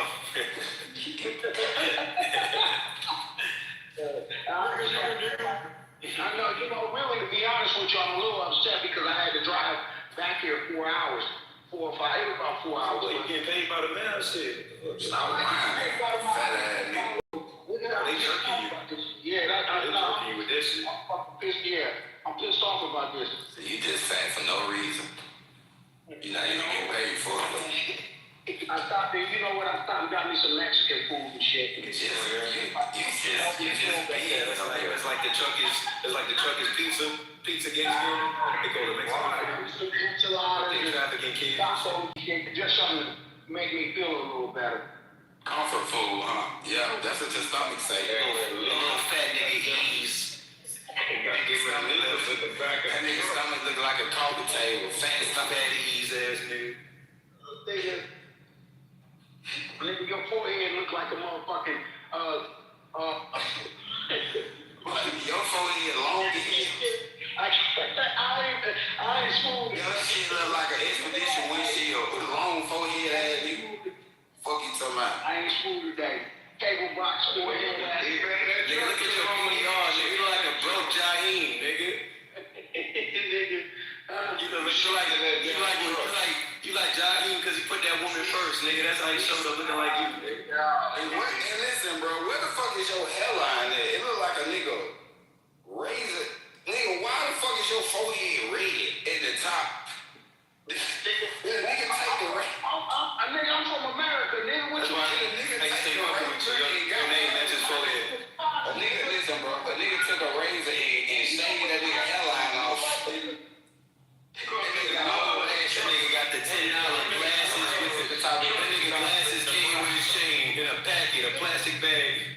When you go to the Love Truck Stop Barbershop, That nigga got a rash at the top of your head with them stupid ass fake trooper glasses on. I told you about wearing them damn 5% glasses. That nigga went to the auto spot to get his glasses tinted. And he bought them bitches out of the beauty supply store. That shit came with the chain. That shit is Versace, nigga. Shit came with his chain and his forehead. That's He bought all that shit. Nigga said Versace's on his forehead. He bought his forehead in a box. Nigga, Versace ain't familiar with it either. Go walk through the store, nigga. Go walk through the Versace store with that shit. They say, you don't welcome here. I'm sorry, so where did you get? Them niggas be sarcastic too. I ain't gonna care. Them niggas be like, where did you get that? Asking his ass why he look like that. Like, where did you get that? Oh, it's interesting. Niggas pick that shit up and look at that shit. They can tell by the way that shit on your nose ain't fake. Yeah, nigga, and speaking of nose, nigga, you got a big platypus nose ass nigga. Put some pussy. Nose ass nigga. Back in, you got those. Yeah, put some pussy in there. There you go. Yeah, let me get. I don't want to go here with you. I don't feel like cracking jokes. I don't feel like cracking jokes every day. Y'all niggas want to crack jokes? Don't get me started. Bro, you ain't got nothing but time on your hands. What the fuck you talking about, nigga? They got you out in like 4 hours on a Sunday. Nigga, that's your life, nigga. See, that's how I know you ain't funny every day. Fat nigga, bad nigga. Yo, Medea, body ass. Shut up. The fish face ass nigga. Rainbow trout face ass nigga. Shut your mouth ass. Big mouth bad nigga ass nigga. Damn somebody. Your head look like a fat catfish. Nigga. Without the whiskers. Shit. Let me see. I'm about to get in your ass. Oops, don't let me say that. Pause, man. God damn. That's gay. I can't even say get in your ass. If I say that, then that's gay, right? I gotta watch. Say it again. You repeated it. You like, what's wrong with saying it, gay face ass nigga? You like cause your son's a fag. Face ass nigga. Bears on wheels looking at this nigga. Eric in the corner. Motherfucking referee, and I can't get my jokes off. Hey, look, Fatback remind me of that big gay nigga on Soul Play-Doh. They were the attendant.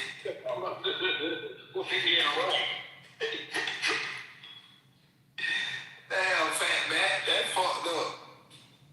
I ain't even tripping. Alright. No, man.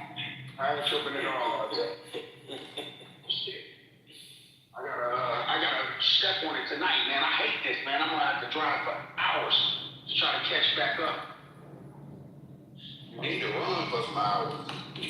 Nigga, I'm in the Nike parking lot right now. I'm getting a little walk in right now. Nigga, you can't wear them Nike shoes. Them fat ass niggas can't fit in number 10. New Balance, nigga. That nigga can't wear number 10. All right, I'm in Puma, nigga. I'm in that German shit. Oh, no. Your feet hurt them shits, nigga. You too fat, nigga. Too much pressure for a Puma. Yeah. You need a lion, nigga. You need a lion or a gazelle, nigga. The fuck you talking about? That nigga need a moose. Nigga need a moose knuckle. Oh, shit. Nigga, you're damn cute, you virgin, man. I know they on my. Oops, I can't say on my ass.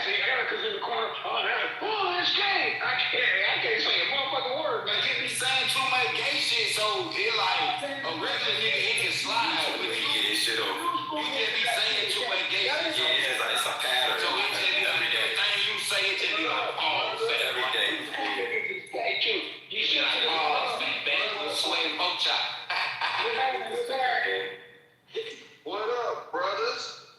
What's good?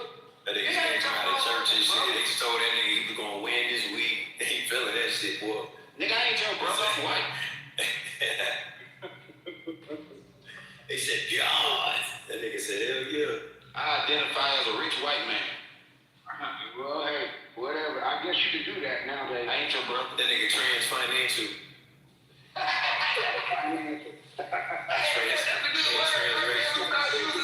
Like, yeah, like, I ain't broke, nigga. I'm a billionaire. Fuck you mean? Why can't accept my financial status? Accept my financial identity, nigga. Or I'm gonna create a flag, nigga, and go post Right, it. I swear to God, I'm gonna sue the hell out y'all. All I gotta do is create a flag and get about 1,000 people to stand on business. To the hood, nigga, we start a new movement, nigga, trans financial, nigga. And they gotta accept our rights. Hey, Look, if the government is paying insurance for these transgenders to switch their body parts, then they need to start paying for trans financial to switch their bank account. The fuck? switch their bank account. Yeah, switch my financial situation. That's almost genius, RJ. That's the Switch my financial situation. Nigga, me and RJ just came up with that. Niggas stole my shit that quick. But I'm fucking with it though, cause I need 1,000 niggas. Now we need 998. Because none of you niggas ever thought that to identify as a rich white man. None of you niggas. That was my shit. RJ put the title on it, trans Yeah, white man. That's all good though, shit. We need 998 more, nigga. What's up? What you talking about? We starting. So how many people in this room, man? Yeah, cause they can't tell us. So I see y'all niggas more than 3 times out the day. Y'all need to be trans financial. Why can't listen, RJ? I'm gonna ask you a real question. Yeah. Why can't we use whiteness? White people use blackness. Why can't we use whiteness? Why don't you leverage your whiteness a little bit, bro? Leverage it. I'm gonna start putting white on all my shit. They ding dash when you do that. I'm a white American. Nigga ask me, I'm They white did you when American. you do that. I'm big Lockenstein. Lockenstein or something. Shit, Steve. Lockenstein. That sound like a Jew that don't play no games. I'm about to say that's like a sound like a Jewish name. That sound like a Jew that invented the niggas a CEO of Master Lock. You sound rich though. Third generation lock builders like that. Third generation lock builders. Lock builders. We build locks and say we build locks. That's why we hold shit down. We've been holding shit down for Generations. For generations. You think we had it tough? You got a brother named Frank too, right? You think we had it easy? You know how it is to hold shit down and lock shit up, bro. When for 3 or 4 generations. My name, That we Negroes have no clue. nigga, my name is Lockenstein. Nigga be like, what? Shit. What? How you spell that? Nigga, I don't. That describes all. L-O-C-K Stein. What you mean, nigga? Lockenstein.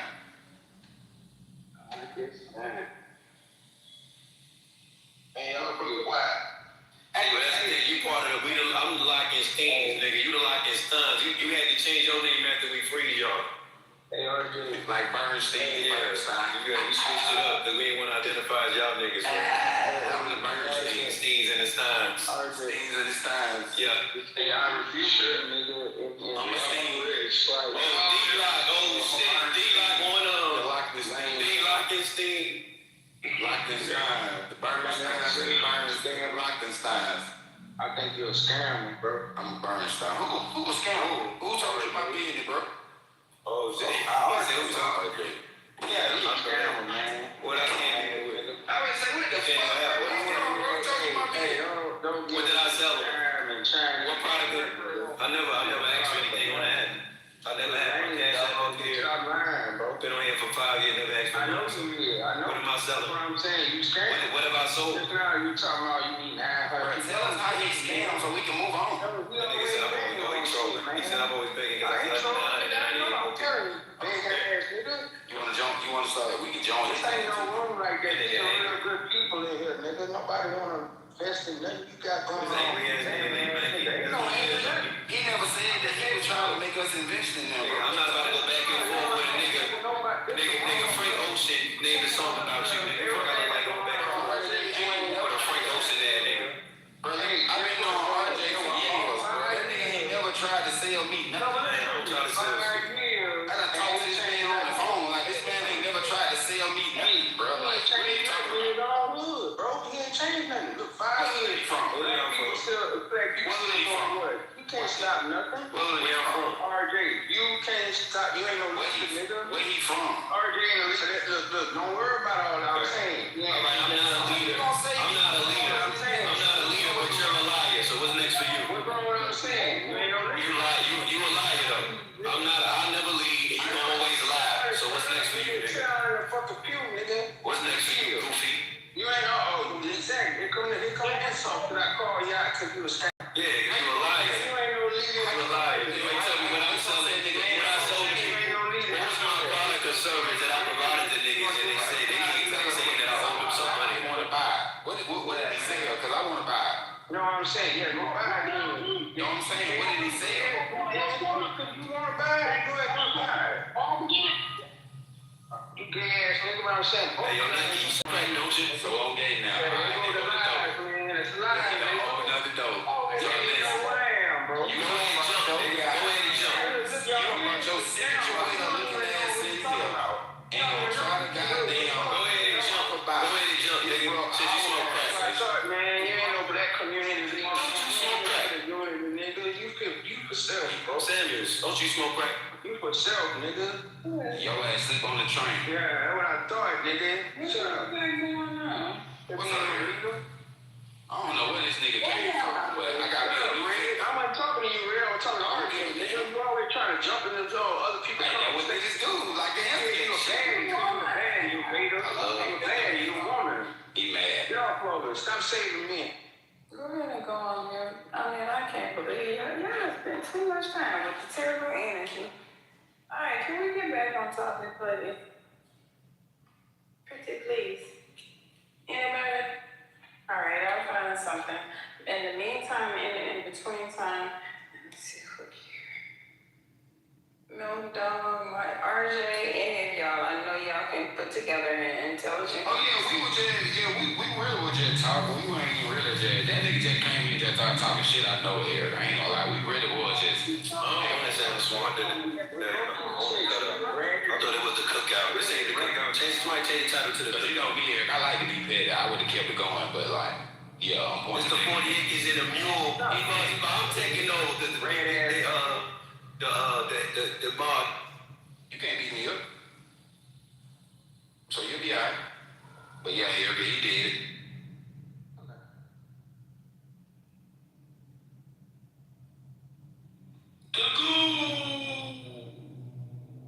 I mean, it just don't make no sense. Their energy is awful. Awful. Y'all need a weapon. Yes. The question I posed, what did they eat today? That's what makes that happen. Whatever you are what you eat.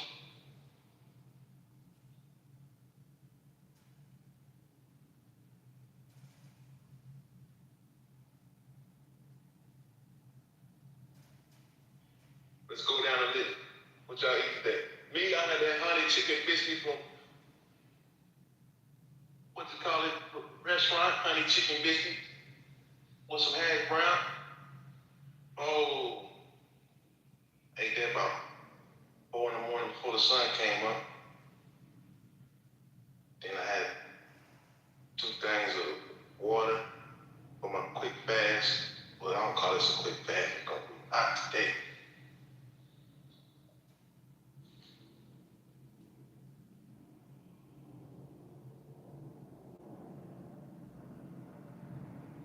My that has Molly to me.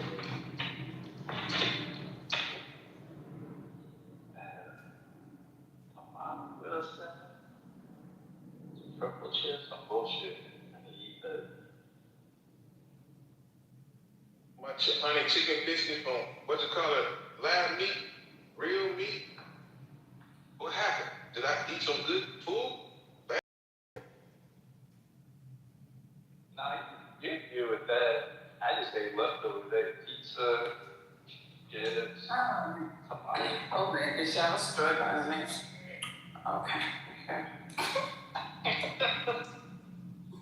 Well, shit, I'm trying to take a The United States is calling war on behalf of Israel, doing Israel's bidding and dragging us into a potentially protracted war, which could hundreds, if not thousands of American lives. That's the reality.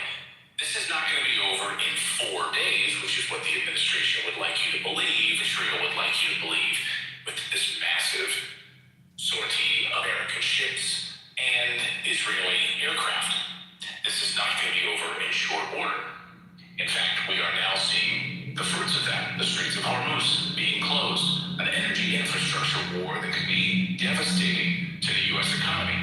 What will happen on Monday as the markets open and the U.S. dollar continues to tank? All of those questions are on the table, and then, of course, at the heart of it are all of the lives that will be lost in this war. I just had a chance to sit down with former UN Weapons Inspector Scott Ritter, who says, we will not win this war, and Iran is prepared for many years of fighting this out. This will not be over in just a few days. As Scott should know, he of course tried to warn all of us about what was going to happen against Iraq. Millions of people ended up dead. And he warned all of us and sat in front of Congressmen and told members of Congress, Saddam Hussein does not have weapons of mass destruction. So, of course, the pretext for this war is that Iran is enriching uranium in order to build nuclear weapons. Our own CIA on multiple occasions have confirmed that that's not true. Even our own head of DNI, Tulsi Gabbard, said that's not true. And by all accounts, there's no evidence at all that that's true. But don't let facts get in the way of this. So here now is a few minutes with Scott Ritter as he talks about it's an impossible task for the United States and Israel to actually win a war against Iran. Watch. We're at war. It's a regional war. It's a war that is going to have consequences that will impact the American public. The Strait of Hormuz has been closed. This is unprecedented, and it is the beginning of an economic phase of this conflict. This is also a conflict that it appears those who started it didn't understand what they were getting into, and Iran has been fully prepared for this eventuality. The decapitation strike did not decapitate. The Iranian people are not in the streets demanding the overthrow of the government, just the opposite. They're in the streets rallying in support of the government. And the war plan has gone awry from the start. This was a war that the Joint Chiefs of Staff told the president, we don't have the resources to fight and win. They tinkered with the war plan anyways, and they went forward. But when you're trying to accomplish a lot with limited resources, if the war plan goes out of sync up front, which this one has, remember, this war, this mission that we're on, is predicated on decapitation. We have lost this war. In 10 hours. In about 10 to 12 hours. We lost this war the moment we fired missiles against Iran because we don't have a plan that can be implemented, and we are going to run out of ammunition. This is what the generals told. The admiral that was fired from the Joint Chiefs of Staff told the president, we don't have the resources to do this war. If you do this, we're going to lose. Intercepts have just named this Operations Lion's Roar. 200 jets, 500 targets. The largest sortie in Israeli Air Force history. And they called it the Genesis as the opening strike. So this is just the beginning of all of this. So maybe militarily, Scott, you could take us through what we see next. Speculation about using some of the lesser advanced weapons to sort of overwhelm air defense systems. And, Iran saying that you haven't even seen what we have, our capabilities yet. What do you expect to unfold over the next 24, 48 hours? Well, first of all, there's some talk out of the U.S. military that the initial phase of this campaign is a 4-day campaign, day and night. So if that's the case, what we're going to see is just stop facilities flying into Iran to, go through on a regime change, on decapitation, to suppress Iranian security targets, to take out air defense, and to suppress ballistic missile launch capability, but according to the president, also to strike ballistic missile production capacity. There are various facilities near Tehran that appear to be being targeted by the United States and by Israel. And so we're going to be basically seeing, 72 hours of, 4 days to 24, 48, 96 hours of strikes. And then there ostensibly would be a pause in which, the United States would be hopeful that the Iranian people would rise up and remove their government power while we rearm, re-equip, and look for new targets. But I think we've got this completely wrong because it doesn't appear that the Iranians are balking or hurt or confused or stumbling about. They are responding in a very forceful manner. And as you pointed out, they haven't used their best. I think tonight there's some video evidence that they may have fired a couple of their more advanced missiles. We shall see. But the point is they have very advanced missiles, and these missiles will do extremely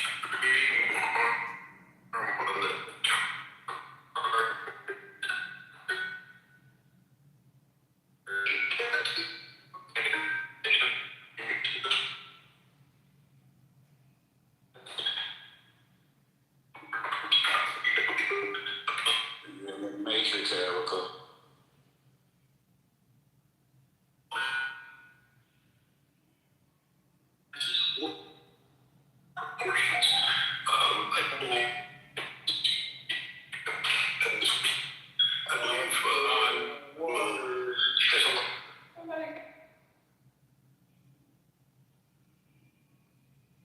You're in the water. That guy was the same shit anyway. Why you want to say that shit? He was recording. You in the Matrix, Erica. Am I out the matrix? Yes, ma'am. Yeah, you getting out. Y'all want me to start back or what? I don't want to. It's long, man. You got something to say? I'll say. Well, yeah, already. I gotta fact check this motherfucker because the Strait of Hormuz is open to China, and I think probably Russia and probably a few other countries, but it ain't closed. It's closed to us, and it's gonna be closed to us. We acting a fool.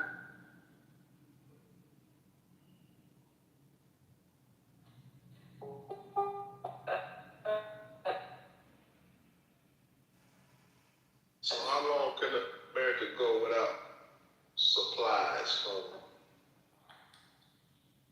That's a good question. I know we could without Venezuela and Cuba.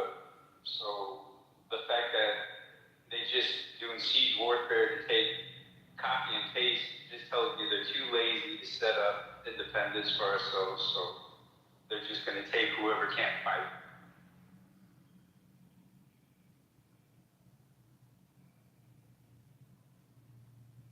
That's the plan B. That's what I'm seeing. It's like, yeah, they want Iran. Like, that's what this is all about. But they're willing to fuck up the entire world to get it. That's the craziness. But they're willing to destroy the white man's system. They can't destroy the Chinese man's system, the Asian man's system, the Hindu man.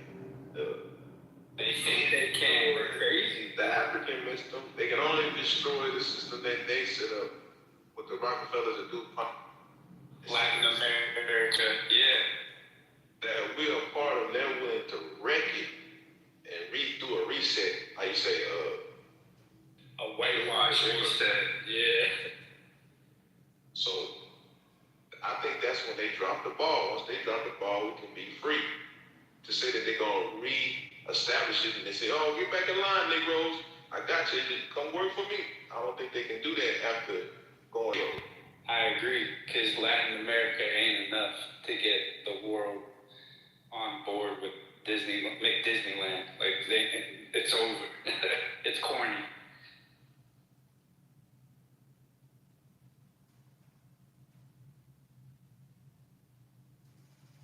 Really, I see Israel watering down this war and just making America second, Iran third, and putting Israel on top. Because they can't stop the violence. Yeah. They ain't got enough people to go in there and destroy military weapons that's under mountains. You're right. You're right. That's also why they're saying the white people are always saying this, it's not going to be short, it's going to be a long one, because they already know that the fucking way to do this without slowly taking, there is no way to do it. There's just no fucking way to do it.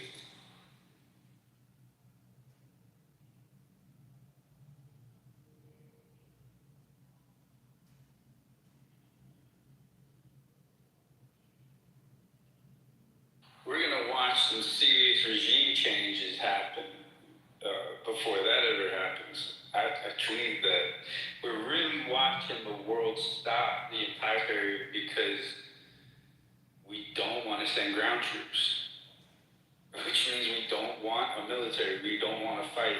And yeah, you're right. How are you gonna find them in mountains? It's gonna be like Vietnam.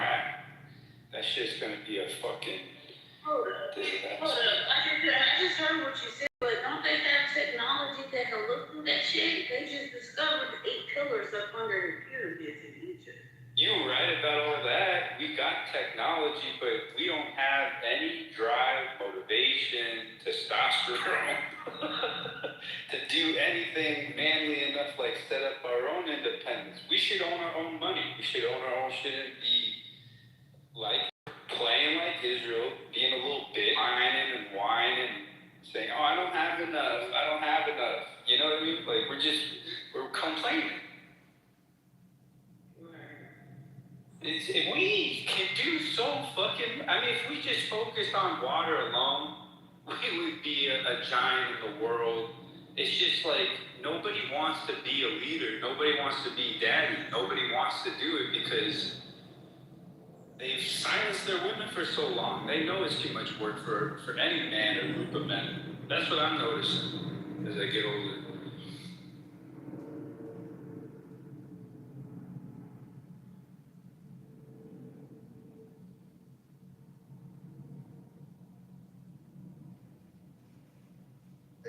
Afghanistan got like a kind of desert temperature out there in the summer. Like, oh yeah. Yeah, that's not no weak terrain over there. That terrain right there is gonna be heavy, hot.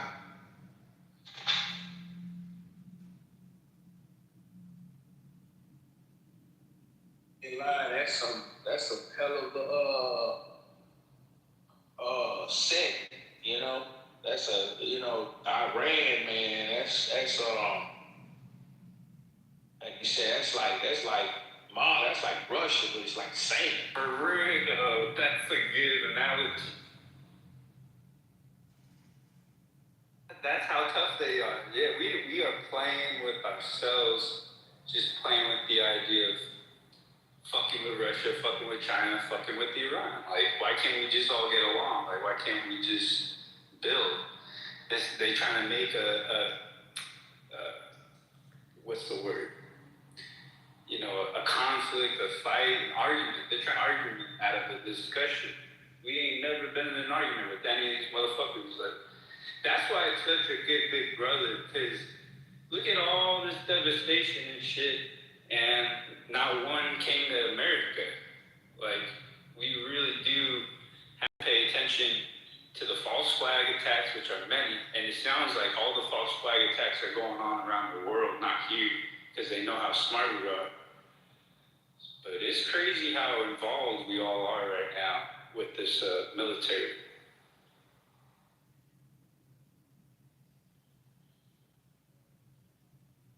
I know their play is to let us tucker ourselves out, because all they see it is a fucking little tantrum. And that's why Israel's like, we just need 10 more years. Just sign 10 more years, we'll be strong enough, big enough, we'll have enough. We've been doing that. They'll never get it right. I honestly think that for those of us that think that if these other nations had a chance to topple this country, that they wouldn't jump on the opportunity to do so. Unfortunately, it's the past is not a pretty one, and it's has created some very, very challenging situations here. You understand? So just imagine your perfect utopia America, to the point where they say, I'm not gonna fight anyone anymore. I've done wrong, and I'm just gonna sit down. I mean, how long do you think this country will last after that decision? 10 years. It ain't saying no fighting. It's just no fighting for Israel, no dying for Israel. I've never been alive long enough to see that. I think that's why we're so confused and spun out. Yeah. Just because you haven't really done it. I'll give it 10 years, because America has been bullying everybody, and when you stop bullying and motherfuckers get their weight up, nigga, who you think gonna be next? Exactly. You just can't stop. You can't just let up and shit, and motherfuckers say, oh, I just want to come with open arms. We started talking like how... Nobody's We started talking how... That shit already happened on these lands. Correct me if I'm wrong. 1979, the Yom Kippur War. What about it? This shit has already been displayed. Hell, motherfucker took the shawl out in the 50s. See, that shows you that we are like historical children. Not you, Erica, but for people that don't remember these damn situations in the 50s and 1979, this situation has already happened. That's not long ago. What happened? What happened?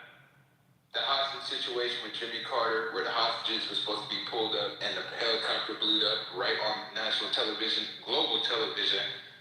Then when Reagan came into office, Poppy Bush made a phone call, essentially probably to the damn same Mossad people that had the intelligence to know where the damn people was at and who to get, and got the damn hostages out. That was in 79 all the way to 1981. So, same situation, attacks, motherfucker attacked the Middle East. Iran saying that's not okay. Iran did an oil embargo that led to the oil prices shooting up in the 70s.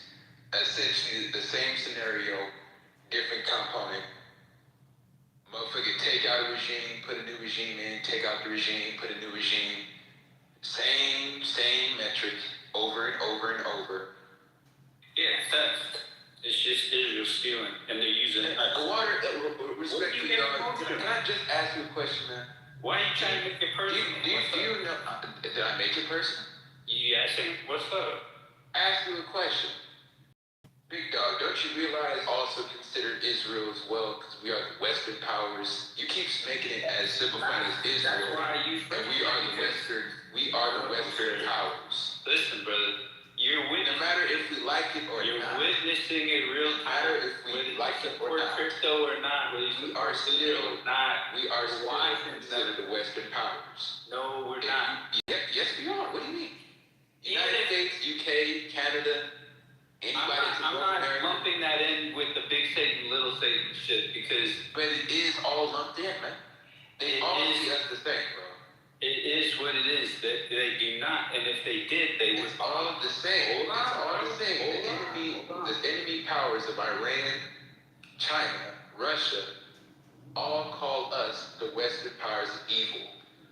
They don't all call us that. In fact, the president of China says they know that we're under a dictatorship from Trump. So if they're able to be smart enough and separate the American people, they are in a dictatorship themselves. Let me finish, bro.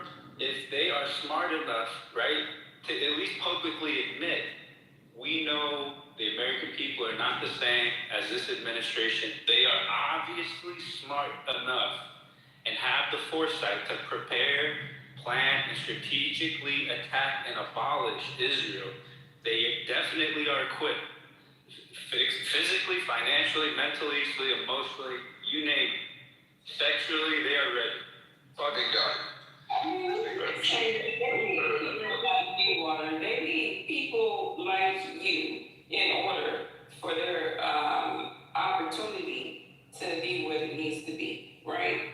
They need, the only way to bring this place down is from within. So how do you sow division within? Try to make it seem like your government is a dictator and not mine. Yours is mine. We don't treat you bad or something. Go against your government. You know, so that's kind of crazy that you'll sit here and act like China is someplace better than where you're already at. Oh, that's not my argument. But you're listening to that government. I'm listening to China. I'm listening to Russia threaten France and UK. I'm watching everybody say. Everybody that you're not involved in. Everybody's involved in a global economy. And if everybody... But you're listening to the Chinese, like, bro. I just said the United States is the only place that had propaganda. None of these other places had propaganda that they proliferate. I was so glad for that. John knows what he's doing. He's trying to isolate me with Israel. And I'm not trying to... Hold on. You're really saying that we are all Western powers. You're trying to say our only friend is Israel, and that's not the case. I never said that, bro. Well, but that's what you're implying, and that's what you're insinuating when you keep Never going said down. that. When you keep going down this line of questioning, right?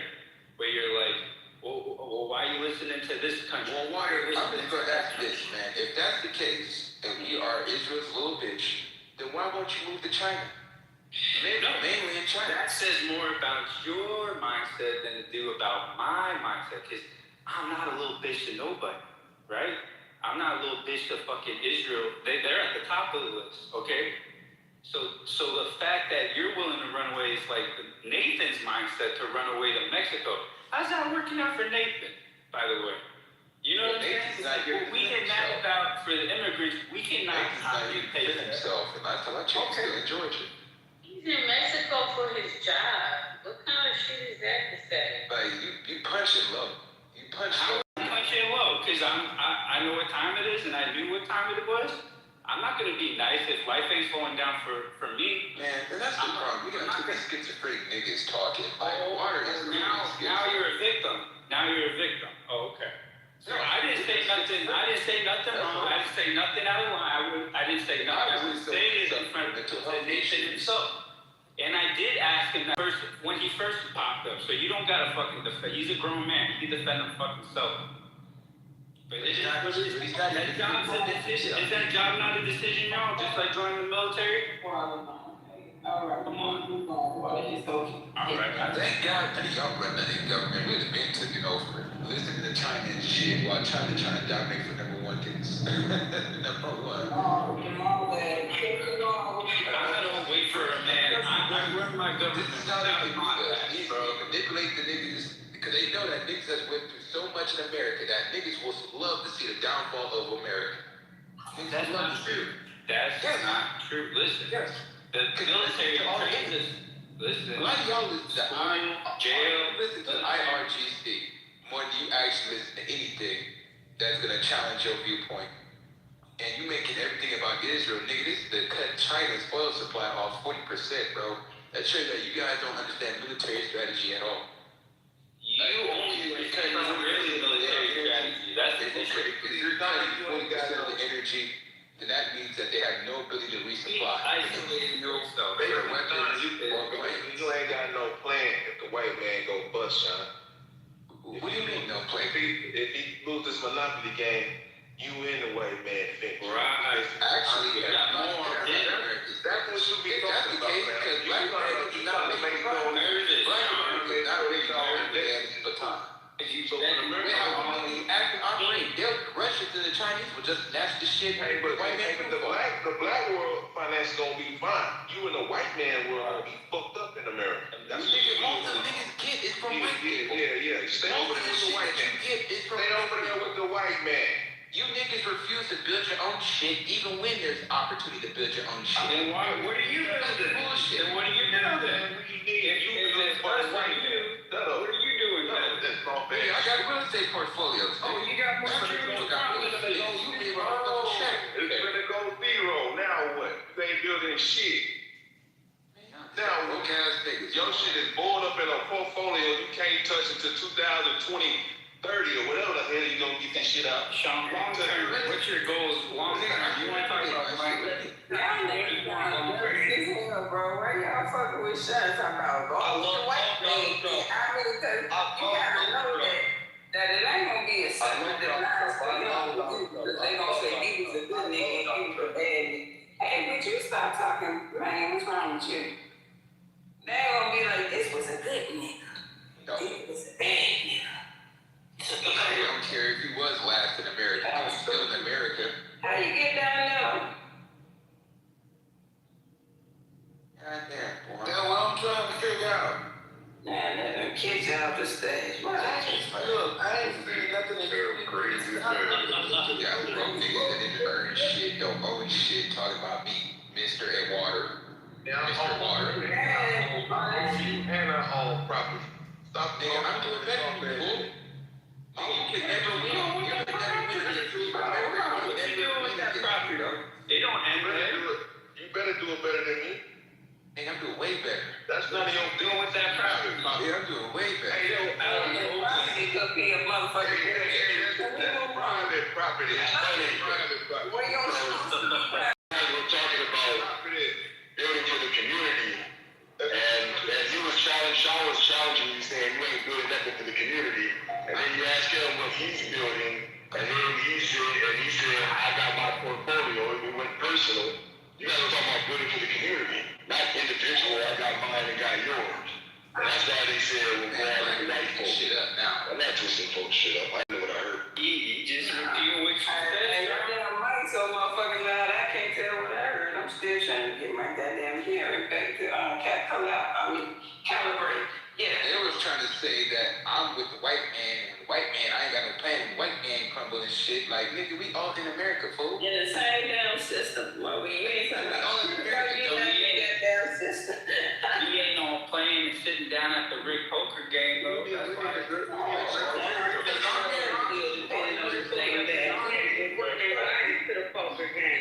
We doing the big because we ain't sitting at the poker table. Hey, Sean, he too busy to go. I'm not with the white folks. No, bingo down. Sit, man, this is damn. We in America, fool. I blame the schools. Yeah, we got some doctors. Dummy. We one America now? Oh, Yeah, man. Nigga, we in America, fool. You ain't in Africa yet, nigga. So is there one or two Americas though? One American, nigga. One America, fool. I don't believe y'all. Smart. We don't do it smart. I don't believe y'all. Y'all don't have access to the smart city. You don't have access to it. Right. Oh my God. How is one America we got no reparations? Make that shit make sense. Oh my God, I cannot. So destroy America, essentially just destroy America with everybody in it. Let these niggas, I'm telling you, bro, let these niggas be running it. And Xi Jinping and Vladimir Putin gonna have a field day. And they know how to manipulate the fuck out of you niggas to get everything that they want out of America. The oil. They're gonna be like, they're gonna be like, let me show you our camp. Come on, and we'll be doing a lot over here. America.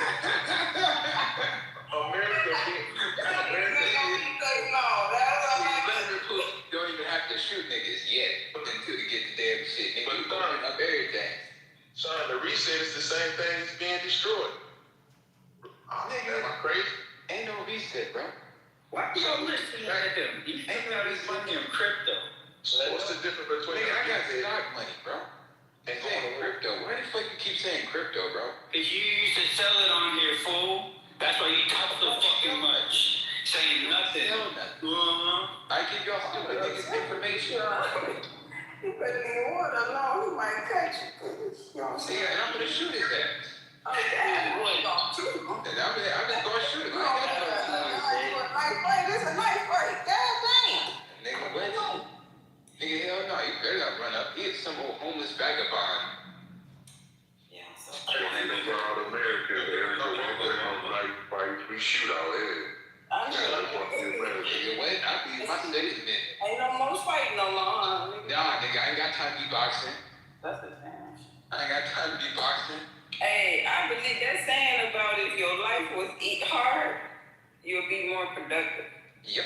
If your life was easy, you won't be. Then what's Sean's excuse? Nigga, I'm very productive, fool. Okay, fool. Are you Mexican? I mean, what's wrong with y'all? Y'all don't know. That nigga, man. I'm just He called me Mexican. every fucking day he come in here and fuck up the, especially when it's productive. So it pisses me off when shit's about to pop off and we running out of time. But this motherfucker acts like we got. Man, I'm the main one providing the information, bro. Nigga, you never provide information. All day. You say time running out, goddammit, we need a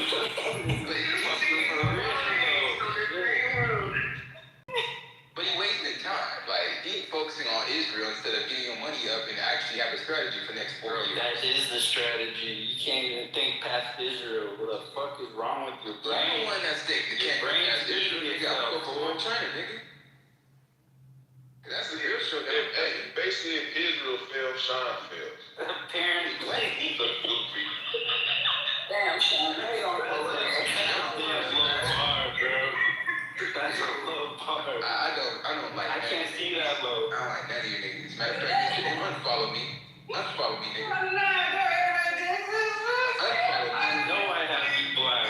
Quit clapping with me. Unfollow me. Nigga, you still adding me. You and it's still adding me water. Unfollow me. Don't be black. Don't ask me for shit. Don't ask me for shit. Don't ask me for no goddamn stock tips. Don't ask me for none of that shit. None. Damn right. The truth is not in you. Fucking stupid as hell, boy. Man, I want a friend that we can motherfucking argue, throw hands, and tomorrow I'm gonna call and be like, well, what we doing today, good? You know, I'm the niggas. I mean, I'm with you and Michelle. I got more friends like that. You and Michelle. You've been in the military too long. And that's your friend, and next minute, yeah. You asking Nigga, too I'm not a much. friend. Boy, you Niggas niggas. added me. Y'all the show draw a map to the camp. The number count and everything, cause Joe took your motherfucking soup or some shit. Took my goddamn sippy cup. I'm about to get a location now. Where the internet? I cannot with y'all. Not the nation of medium hats. That's fucking hilarious. That's what happened. America done made all these weak ass men that's willing to give other damn nations the damn key to the truck, nigga. I really laugh at all this shit, to be honest. Because it just shows you that, nigga, I don't know what America has done in the past 30 years, but these niggas wouldn't be the ones that would actually fight in D-Day. Niggas can't run through no shit that's actually shooting towards them. Niggas is crying to history, but ain't no troops ever being sent yet. God damn. I don't even think they even need troops at this point. When you got 53% of the damn Navy decapitated, I don't know what the fuck they think they're gonna do. They already got all the technology from Russia and China. That shit ain't working. And you just hope that damn Saudis and Kuwaiti people are all out of ammo. That's literally what you're hoping. You're hoping that eventually they run out of ammunition. I gotta say, y'all watch You out. know that's never gonna happen. Y'all watch out. Y'all watch Sound out. like the last person in a pyramid scheme to leave like everybody figured it out. It's a pyramid scheme. We ain't gonna make money, and you're just sitting there with your cup of fruit punch and shitty donuts, and you're just talking to yourself. And then if we win, Yeah, son. You're like, hey, opposition at its best. Hey, opposition. Nigga, you listen to nothing about Iranians, nigga. You listen to fucking Iranian dictators. What the fuck is? What are you talking? It's like your public service for Israel.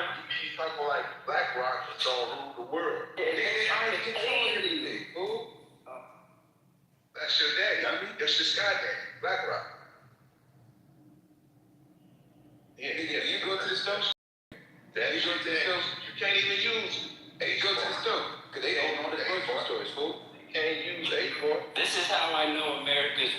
Sean nervous. So at the end of the day, I'm very grateful. What do you mean nervous? Man, I go to farmer's market. You told me. I think it's a delusion, man. I think y'all should be nervous because y'all root for Iran about to be wiped out of the damn world. There it is, baby. Some of the nervous service. I'm rooting for God. What side Nigga, God don't exist, fool. That's in your head, not my head. Lay me down. If God exists, why do your ass still oppressed? If God exists, why is your black ass still oppressed if that's the case? I am God. God ain't no prick. You is. Nigga. When the police violate your ass, then what God do? I am the Pull out the raise to GoFundMe and a fat cat. police can't police yourself. Police can't police yourself. Well, nigga, you a damn homeless nigga in the street. What the fuck else gonna happen? Why are you calling everybody homeless? Because where you act like a vagabond that don't own shit. I just bought 40 acres in 2 Fresh Springs for a bitch that don't deserve it. Don't get me started. I ain't a fucking. Oh, goddamn, not you a trick. Goddamn. Lord. It was her money. No, it wasn't my money. Oh, she the trick. Oh. She broke. Yeah, you know what? I just bought a $1,000 dog. You know, I ain't a rich man yet, but I can tell you with my case, I'm gonna live longer and I'm gonna be richer than you. So I don't get to stay today. What I say? He got more money than y'all. It's so funny. Is that how men fight? Nah, you know what, Erica, people want money. You never hear people want money say I got money. But I never said I got no money. Yeah, that's a good point. That's a good point. But I ain't never said I ain't no money. You never hear a nigga with money say they got money. Nobody. At all. That's every race. Who cares? Have I ever said I had money? That's what you talking about. Money plays. Nah, you ain't never said all you talk about is money plays. You don't say how much you got and none of that shit. That's what you think. You about to KFC? At least be honest. These cabs is honest. And water always be browbeating that nigga and shit. Why would you even bring that up? Why would you even? Cause this nigga bought a damn $1,000 dog talking about he against the system when you really participated in the system before. You bought a $1,000 dog? You're a dumbass. You know what? You could've How am I participating if I'm not getting passed? We got one for $20. Yeah, that's how I know you a retard. Cause that's how you spend your fucking money. Give it right back to the Jews. How fast can I spend it on the Jews? Sold it to some Jews and bought it from Jews. I didn't buy it from no Jew, and I didn't sell it to no Jew. Like, what are you talking about? I am Abraham Traore, and I am printing my own money, sir. You are a fucking Ibrahim Traore. You know Ibrahim Traore is doing a deal with Donald Trump on medical shit, right? Well, I don't follow anyone, man. Yeah. I don't follow anyone. That was just an example. That was just an example. I ain't dumb. I'm smarter. Like I said, Me and Abraham Traore are smarter than you. I'll tell you that. Nigga, Ibrahim Traore is doing deals with Donald Trump, fool. Well, then he ain't gonna last then. If that's what he did, that's his decision. I can't make his decisions. And that's how I know that we stupid. We don't understand power at all. And the women is gonna dominate. So Erica, put foot on neck, okay? Put foot neck on nigga, okay? That's put how. foot on neck, Erica.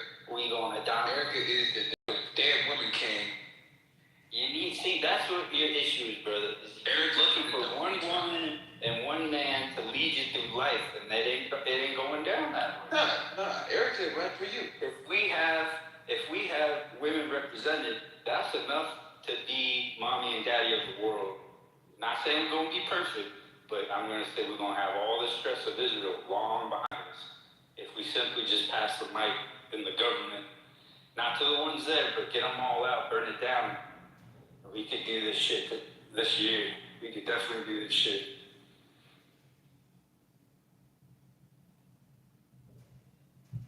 Erica, I can see if Sean was really like, I got 35 security guarding our warehouse, black independent business. We just need more support from the community. You don't know what the hell I do. I can see if you would drop seeds like that, but you don't. You really surface dwell with white prospects and companies. It's like you got all your marbles packed up in that shit. Yeah, you got all your marbles parked up in that shit. Nigga, I do business with black people all the time. Oh, you dropping knowledge now? I did drop the knowledge. Your stupid ass too slow to realize. Bro, you ain't dropping no knowledge, bro, at all. Yeah, you dropping regurgitated shit that you done learned from some crazy bully and the way that you treat us. Crazy bully. Enlighten us on the black businesses you telling your ass to get the stock right, read the charts right. You come in here and talk to us crazy like your teacher does. I know exactly where you get that shit from. Whoever taught you, whoever gave your degrees of information on how they taught you how to learn the stock market, you come in here and talk crazy like that to us, just like you talk crazy to you. fear mongering. Yeah. What do you mean fear mongering? Y'all the main ones. Whoever your upline is, son, tell me. Y'all the ones saying we're gonna lose. Go get him a book called Proper Handling of the People, so you can talk to people properly.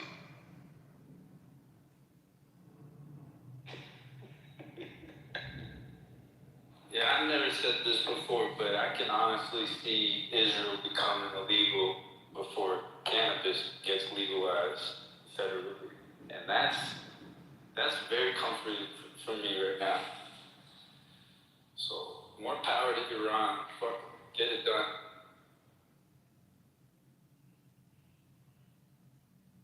Erica, Michelle, y'all still here?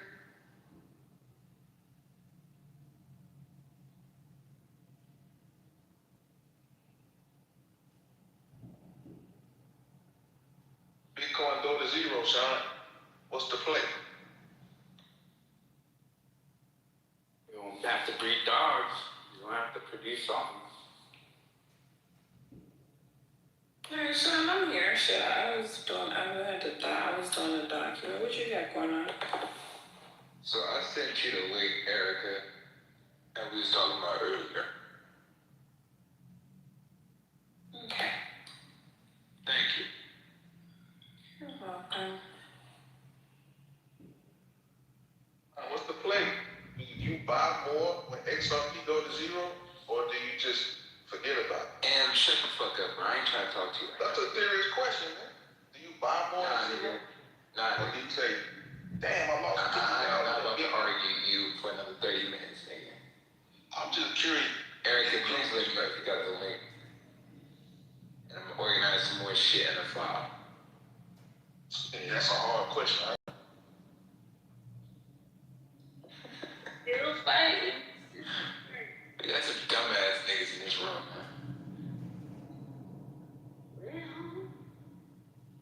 Only anybody that really be listening is like Michelle and Erica. Well, I mean, I guess this ain't really the place to be going all of that. The room crowd, who knows? You're gonna run into people that's gonna criticize you. You have to be able to take it. I can take it. I'm just not gonna entertain no stupid shit where everything I'm saying is wrong when I wind up being right. Right. Please, Sean. You don't believe nothing you talk about. Nothing. Nothing.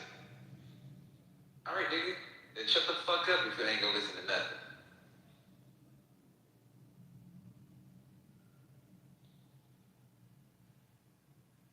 Got us arguing in front of all these damn damn Iranians and shit.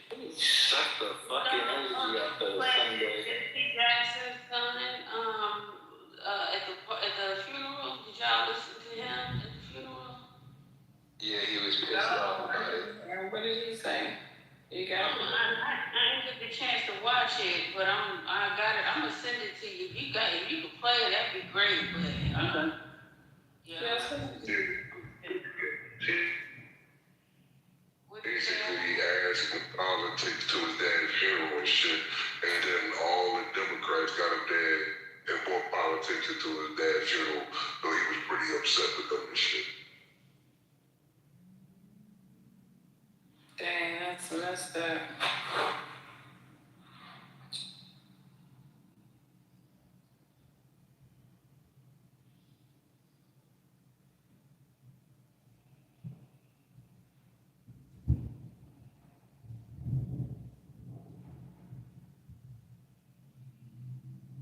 But Jesse Jackson Jr., he mad because Obama was the main one that locked his ass up in 2012 by this DOJ. Jesse Jackson Jr., he ain't necessarily gung-ho Democrat himself.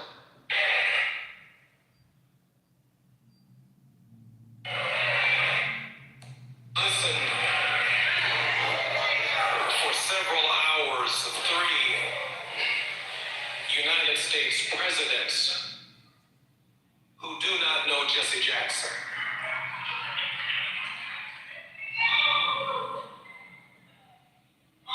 He maintained a tense relationship with the political order, not because the presidents were white or black, but the demands of our message, the demands of speaking for the least of these, those who were disinherited, the damned, the dispossessed, the disrespected, demanded not Democratic or Republican solutions, but demanded a consistent, yesterday, prophetic voice that at no point in time ever sold us out as a people. And it speaks volumes about who the Reverend Jesse Jackson was. Our message has already been delivered today. I can see it all over my mother's face. Rise, Jesse, rise. Give Jonathan Jackson another great round of applause for delivering our family message to the world.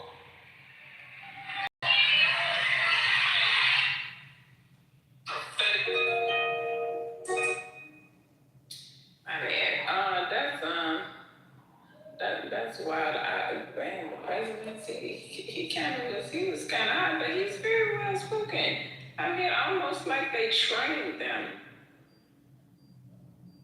to have things like that. Anyway, yeah, that's crazy. Training? That sounds very accurate. Because you got to Not what he's saying. I mean, the way his presence. If you okay. I'm gonna find a better way to say it, then I'll come back. The way he's speaking to the people. Just his presence, it's like the same thing. Obama has the same type of presence. Like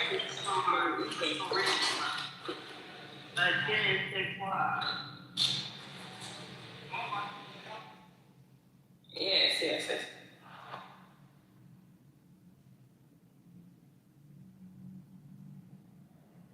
To be trained, she said the Manchurian candidate.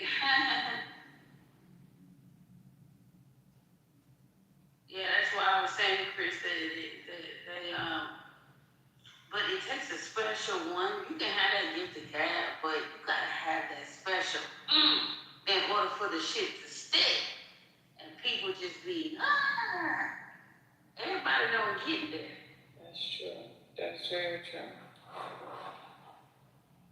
Yeah, but that's messed up that they but I mean, that's the life he lived. I'm not sure if it is now that I think about it. I mean, what do you expect? I mean, and didn't he show up at other folks' funeral like that too? I mean, when Aretha Franklin's funeral came up, it's like the same people popped up where they had Farrakhan, Clinton, Obama, the usual suspects, Sharpton. Same situation when it came to James Brown's funeral, but at James Brown's funeral, Donald Trump showed up with Bill Clinton and all of the usual suspects, Sharpton, Jesse Jackson. So yeah, Erica, it's the same mold, but the son, he's mad because Obama's DOJ was the one that cracked down on him, and he was running scams and helped out Obama to win. So you helped Obama to win, and you still got to win after. Well, damn.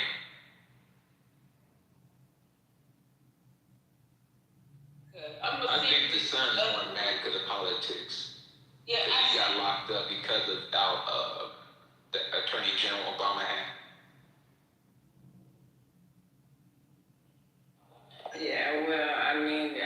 that just kind of don't make no sense though, knowing his dad showed up in the world like that. And he thought they were gonna do something different for him. I mean, I would think that's what he would want. You know, that's how he showed up, you know what I mean? But the son got a beef because of This is the one where this is a different video. I sent you another. Of the same funeral where he was saying, don't bring your Democratic politics. Do not bring your politics. Out of respect to Reverend Jesse Jackson and the life that he lived to these homegoing services. Each day we wake up to some new assault on our democratic institutions. Another setback to the idea of the rule of law. An offense to common decency every day you wake up to. To things you just didn't think were possible. Each day we're told by those in high office to fear each other and to turn on each other. And that some Americans count more than others. I don't care what they do in Washington. I care what we do in the community. We beat people bigger than Trump. We fought people harder than them. And we stand up and be what we're supposed to be. It's a bad time for a time. We're in a tough spot, folks. We got an administration that doesn't share any of the values that we have. I don't think I'm exaggerating a little bit. Let me just say, I predicted a lot about what's happening right now.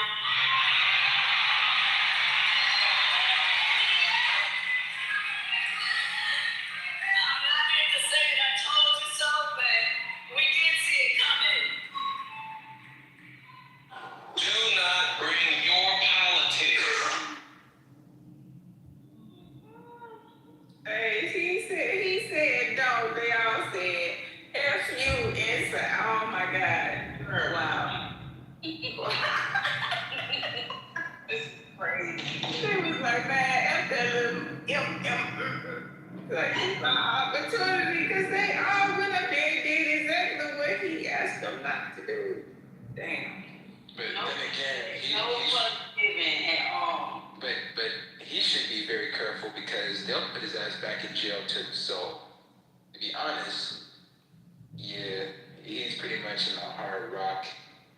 He's stuck in a hard rock place. He's being an idiot. I mean, because just because your dad In a hard place, brother.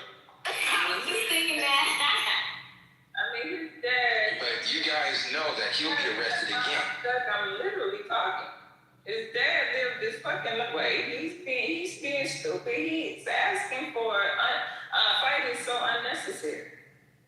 Like I don't know if he wants the attention or what. He literally showed up in the world and did the same shit at other people's funeral. Yeah, Rita Franklin, James Brown. You know, exactly. Like your dad's special. Like they weren't gonna do the same shit as his. He literally showed up that way. So now, honestly, I don't know. Maybe the son looking for some type of attention. Maybe he's gonna run for office. I don't know. But yeah, that's a little. But the son can't run for office at all. He has no money, he has no backing, and him just doing that fucked his own connections up to the DNC. I wouldn't do none of that shit because I know that these people arrested me in 2013, where he got locked up for 5 years for tax fraud and evasion, and got caught up for stealing public money. Jesse Jackson Jr. should have shut the fuck up, or Obama will send his hitters to kill him next, just like he did the chef. So that wasn't smart for him to do that. Like, you're dealing with people that are above the fucking law. Maybe he's being blackmailed. You're doing something that somebody that's above the law. Motherfucker, Obama can kill you tomorrow and go to Good Morning America, and everybody would just be clapping and cheering for everything that he's doing. He's the best black person ever. I wouldn't even said nothing, Erica. That's not at all doing what he did. And like you said, his family lived a life where that's a joy of tolerance. of the former presidents and that's why I said the motherfucker is very elite and powerful and can shun anybody that goes against his way. So Nobody was damn about Jackson, you know, what he said. Ain't nobody cares. I am. Do you know that when people mostly get locked up, it's because they either said something that they shouldn't say? Obama is with the elites. Am I wrong? Am I mistaken? What, is he not part of the elites? Hey, he been like that since before he came, when he was playing. So his mama was with the elites when she married an African and went back to the apartheid. And Obama was trained, I think, from the 5th grade to start to be like a personal spokesman. And they even set him up with an actor. yeah, He definitely elite, but I don't think what Jesse Jackson Jr. said was, number one, it wasn't directed to Obama. He just like, yo, don't bring this to my dad's funeral. If anything, they might ignore the motherfucker, but I don't think they're gonna try to kill him or nothing like that. He's saying that if he have ambitions, you know what I'm saying? I don't like you said, you don't got no ambitions. It don't look like you got ambitions. Whoever just said that they gonna try to kill him, that makes sense. That's a problem. Now, if he had ambitions to do some bigger shit or run for, you know what I'm saying, or do something in the community or in business, then it's gonna be a Brother Dez, you got banned. If you're going against that democratic institution, these niggas, see Jackson Jr. got caught up stealing grant money, local money in Chicago, and he was doing deals with Richard Daley Jr. Richard Daley Jr. didn't get locked up, but Jesse Jackson Jr. took the fall that Daley really was setting up. Then he pissed off somebody in the system. That's what it is. He's not flowing. Big dog, when you're in this situation, respectfully, you gotta play it careful. Don't say nothing. You gotta play the video game different. Don't make yourself a target. That would be like me talking shit openly and saying, man, fuck these devil worship ass Democrats and Republicans. And mind you, I still make money with these same people. I'm still in the same circles. And so, mind you, Jesse Jackson Jr. is still part of the NAACP in Chicago. And they are DNC'd out. They're bought and paid. So now you got a whole bunch of people that would love to slice your throat to get a new position in this damn circle that we call, I guess you would say, black politics. So I wouldn't say shit.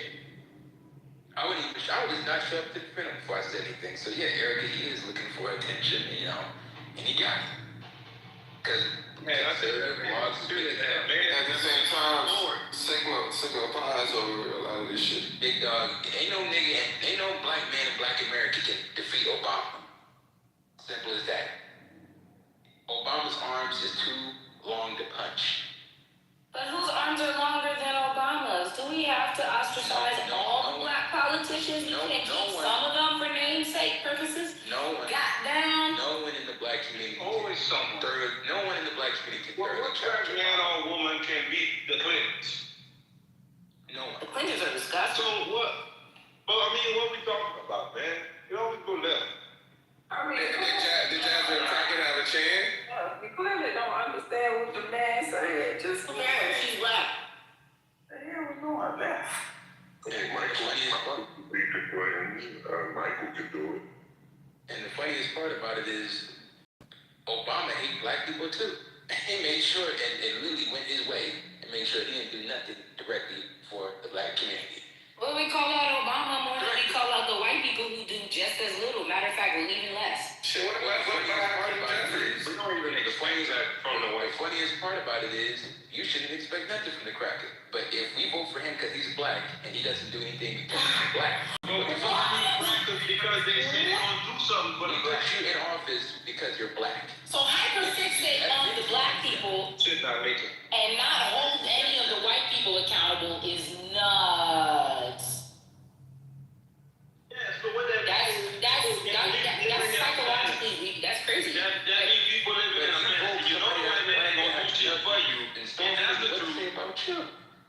Yeah, but having no representation at all in it, even if you think that their political agenda doesn't align with yours, right? Yeah. There's still a semblance of black excellence that has to be maintained. When it's black on black black crime, just the political version, right? It's like, yeah, because what happened? Yeah, it's black on black crime, the political version, because we're so much harder on black politicians, and they are just a small caveat of a larger fucked up system. We don't nearly, like, I'm not saying that you shouldn't hold them accountable, but I mean, like, damn, like, that's your people, like, goddamn. Now, can I say this? If somebody's well, maybe it's more my people, because he was an FBA. If it's thirdly your people, then why the fuck is they still taking the monies and entities that we got a problem with? Niggas be talking about 8-pack, 8-pack, 8-pack. But niggas like Hakeem Jeffries and Cory Booker is bought by 8-pack, 8-pack, 8-pack. Like I said, man, these people... Hakeem don't say nothing against the Jews. He don't say nothing against the Jews. What about 8-pack? These people are clearly bought and paid. We have a better option of building our own business institution. You know how strong 8-pack is? That's black. Yeah, these girls. Like, we talk about the Jews 24/7, and we put in and protect people that are pro-Israel. They had to get rid of it. They're getting it people's way now. I'm not saying that you shouldn't be like aware. I think, but in the process of being aware of the black people who are doing those things, I think you should also simultaneously be aware of the hidden hand that also continuously controls. You knock one black person down, they're going to put another one back in office. You knock one of them, until you knock down that hidden hand, you're gonna keep getting the same repercussions. So I mean, there's that. But people don't acknowledge the hidden hand. When we talk about George Soros, you act like he's a mythical character or something. I don't act like anyone. I know exactly who George Soros is. So maybe you're talking to the other black people. Most people don't know who a George Soros is. You ask average black person that vote blue no matter who. Do you know who George Soros is? No. Do you know who's Louis Bacon? Somebody at the head of the Ku Klux Klan that's also still a Democratic donor. Do you know the Cox family? Do you know who Ed Buck is? A white Jewish man that literally killed 3 black men that was giving money to Kamala Harris's campaign and Ted Lieu's campaign here in California? Most niggas can't even tell you that. And Ed Buck is the more egregious story. He killed 3 black men, drugged them, and raped them, and killed them. And motherfuckers is still vote blue no matter who. Like, the funniest thing about it is, fuck both sides of the political spectrum. I'm more an aspect of when you gonna create and build your own shit. That's why I keep telling y'all about stocks and real estate, because I know that both sides don't give a fuck about you. But to give to somebody that takes CFR, Council Foreign Relations money, that's insane. That is fucking stupid. That is so fucking stupid. That is so fucking stupid.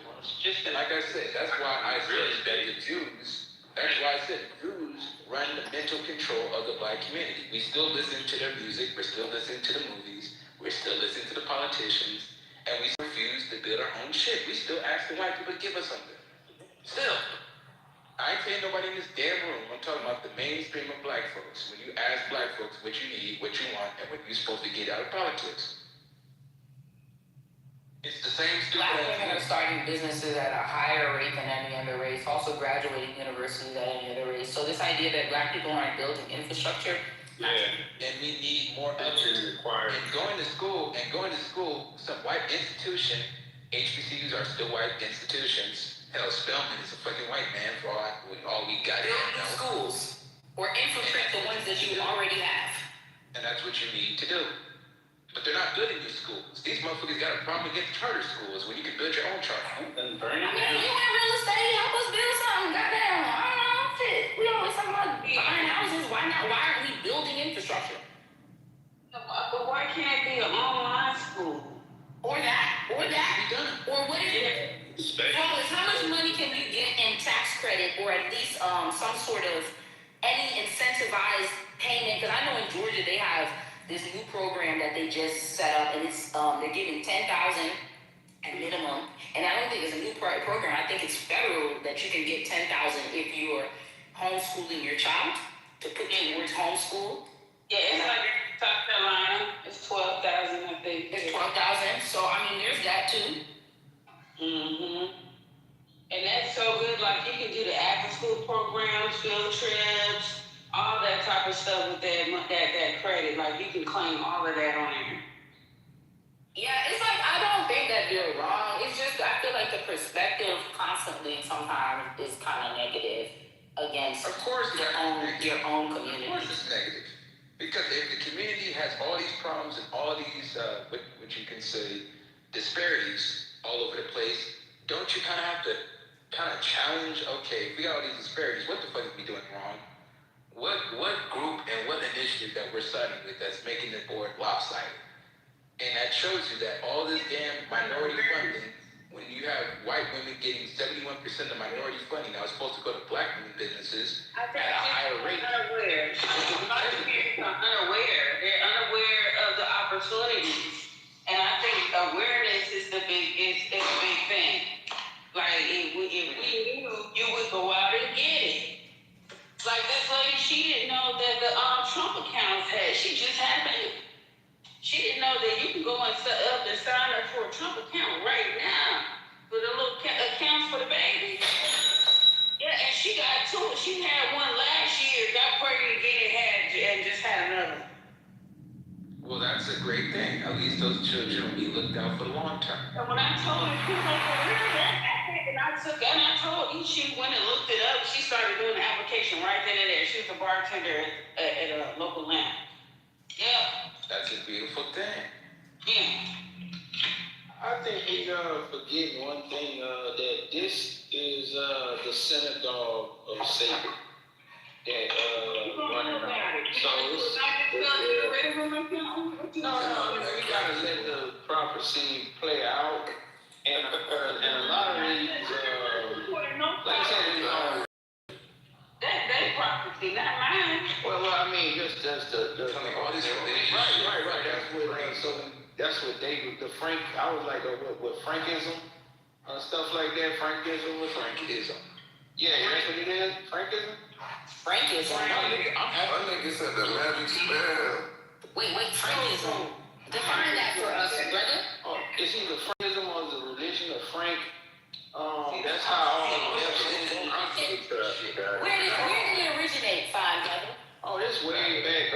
This is the link between the Rothschilds and Judaism. This is this man. The Frank. Yeah, the Franks. Yeah. All of them. Yeah, this is all just different arms of that shit, you know. I mean, okay. We like to do a deep dive with these people. I went to the internet. I'm sorry. I'm sorry. I had to pull out the internet. And the nigga net, Melissa. Okay, I had to pull out the nigga net. Beyonce's internet. And Frankism is a religious movement that began in the 18th century around a man named Jacob Frank. It developed within Jewish communities in Eastern Europe, but became extremely controversial and was condemned by mainstream Judaism. Jacob Frank claimed to be a spiritual successor to Sabbatai Levi. Sabbatai Levi was a Jewish mystic and self-proclaimed Messiah whose mass following became one of the most dramatic Masonic movements in Jewish history. His eventual conversion to Islam in 1766 shattered Jewish expectation and inspired century. Oh, hold up now. You just woke something up. Hold the fuck up. I'm gonna mute up. Sometimes black people are so scatterbrained. What Michelle, what's going on? She's smart. No, just keep up, nigga. I'm the smartest. I'm about to, I don't know what I'm about to do to this shrimp, but I'm the person. Mama, make sure you make my shrimp crispy. I'm not frying nothing. Might put it on the grill or something. Okay. I think I'm gonna be eating good, nigga. Y'all gonna be starving. I was going slow, but I was saying that, a lot of this good information is probably like what y'all, like call pipeline information.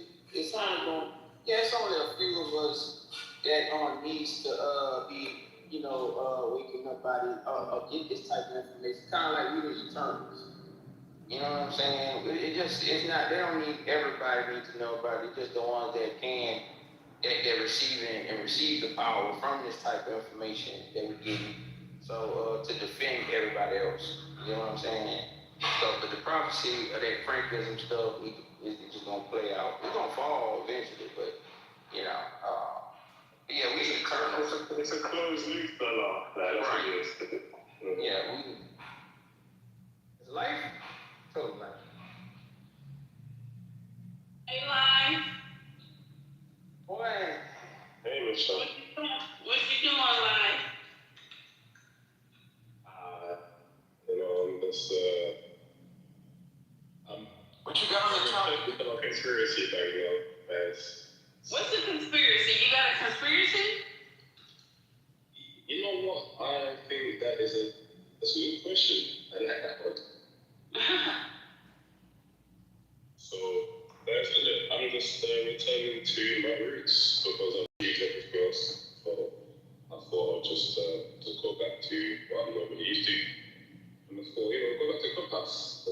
Like you gotta pay your money now. So let me go back to it. So everybody send me your car, man. Oh, y'all talk to this undertone rat.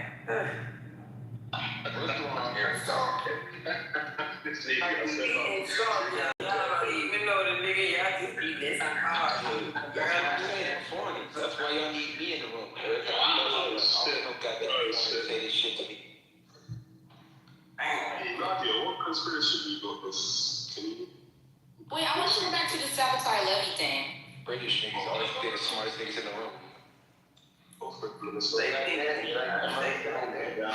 think they the smartest niggas in the room. Okay, so the therapy of debauchery.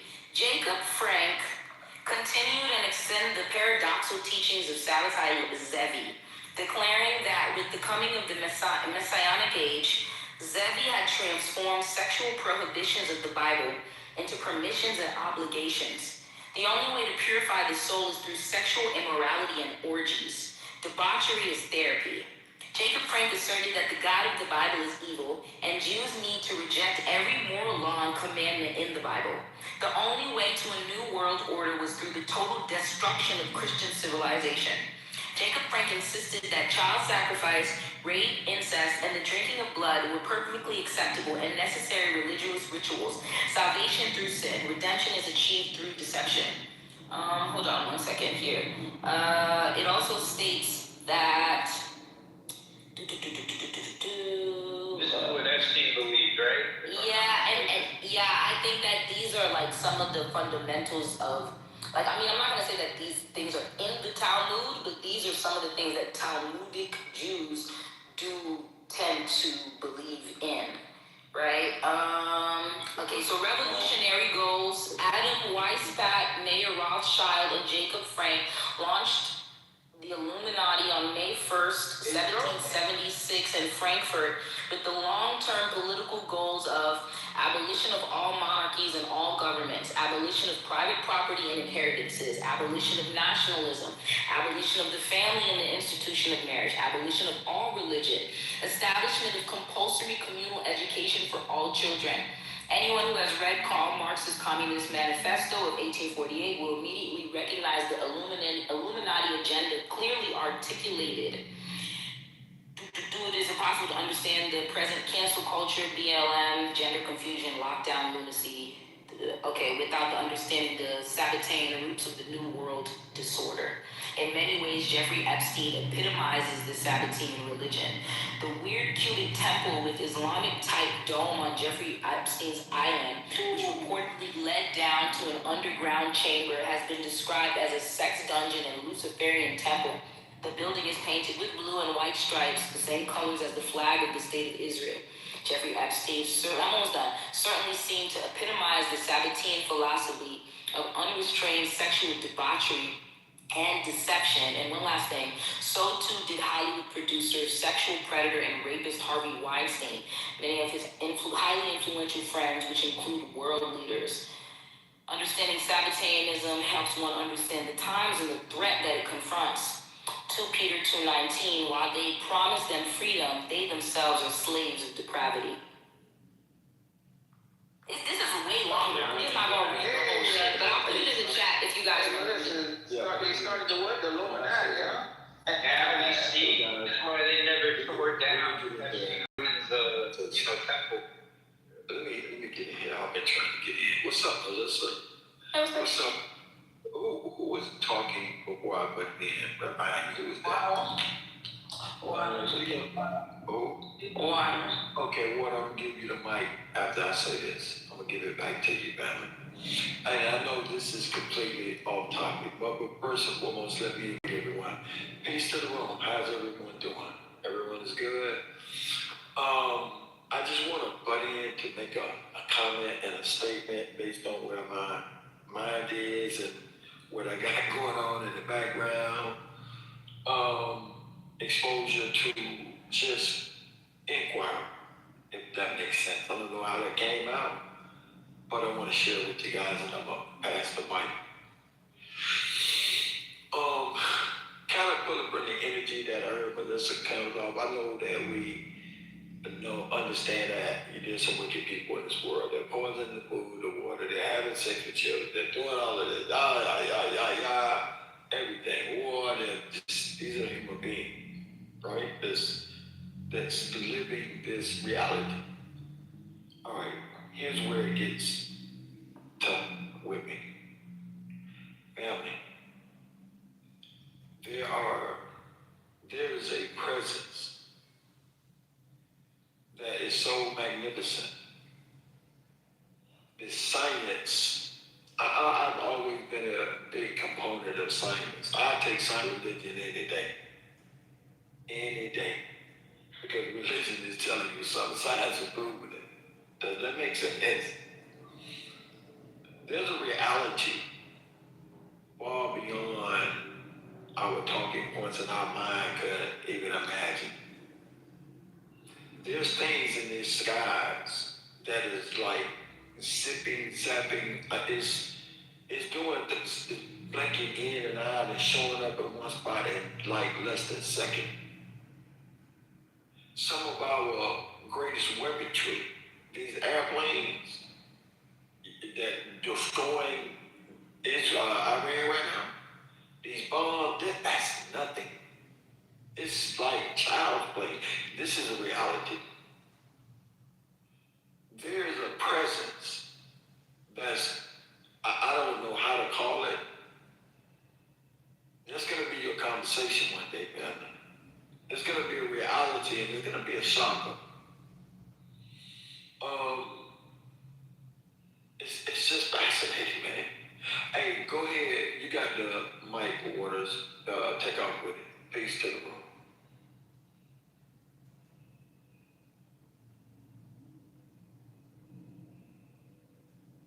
Yeah, Frank is on. Yeah, put y'all on game, huh? Like that, ain't it? Pretty good, man. Real good. Yeah, cheers. Yeah, you damn right about that. I feel like we just heard with Melissa highlighting the synagogue of Satan. I believe that's how this all came up. It's just very convenient how they'll clean up the crime scene of Charlie Kirk lickety split, right? We saw that done in 10 minutes, right? 24 hours, 48 hours flat. That place is unrecognizable.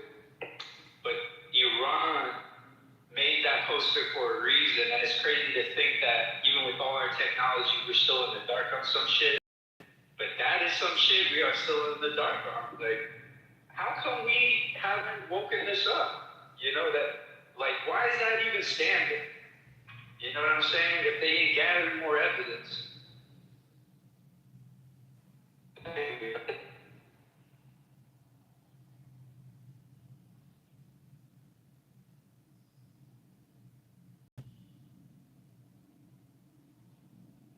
Actually, it was me that said about the synagogue of Satan, because I'm reading Revelation. Revelation 3, something. Oh, yeah, I gotta pull it up. They're talking about the synagogue of Satan. This is what's going on to let the prophecy. But the more we push against it, I guess, because they got what you call help me with the, Sean, with the accelerationist. Yes, accelerationist. So the more we push against it, the more if they feel like, oh, we got to do it now. I think, Exactly, because they feel like they have our attention because they created the whole Israeli flag is supposed to be a menorah, not the Star of David.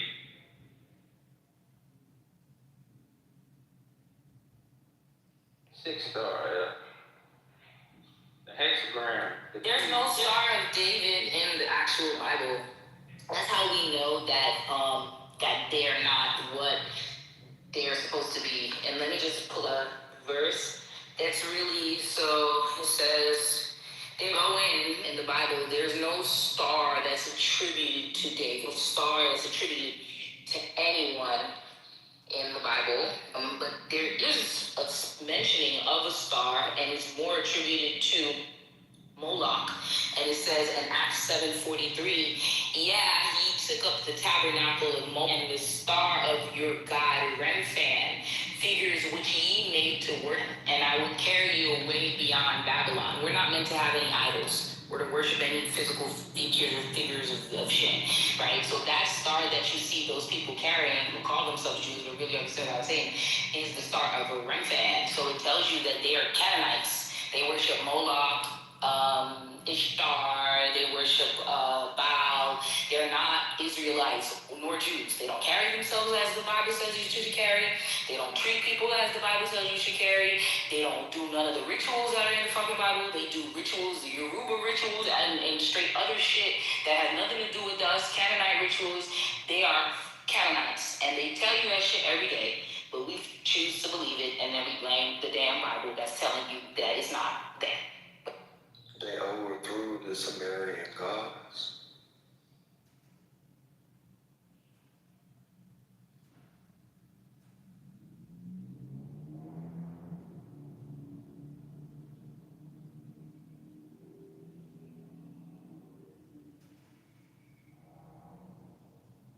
Russell.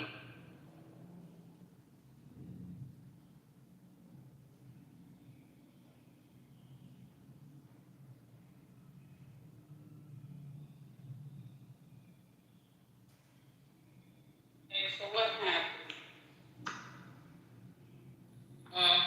Nothing. God made man, but it's looking like man made God. That's what happened. Okay, where we getting that from? They mad at the book again. They mad at a book again. So we back on religion? That means already they talked about. They took it away from me, girl. They said, bro. How come nobody gets mad about Hinduism or Scientology or Zoroastrianism? Why y'all just get mad at the Bible? Gnosticism. Muslims are the ones that get mad. Who is Muslim? You? No. Who said that? No, that's why I won't talk about religion because it's not get away from me because y'all have people triggered out. I was just gonna say it ain't about being mad about the Bible. It's about getting tired of the fights that come behind these conversations. Y'all don't know how to be mature about the conversation. So it's All this religion, all this That's true, Erica. bullshit. That's why I stopped my room because I couldn't take it anymore.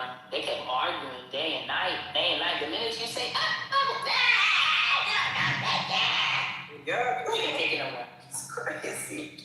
That's but I do wish that people were mature enough to have the conversation and to do research or hey, I did that, I looked that up already, and what I found was this, rather than demonizing each other, but we just can't have it. All this religion are bullshit.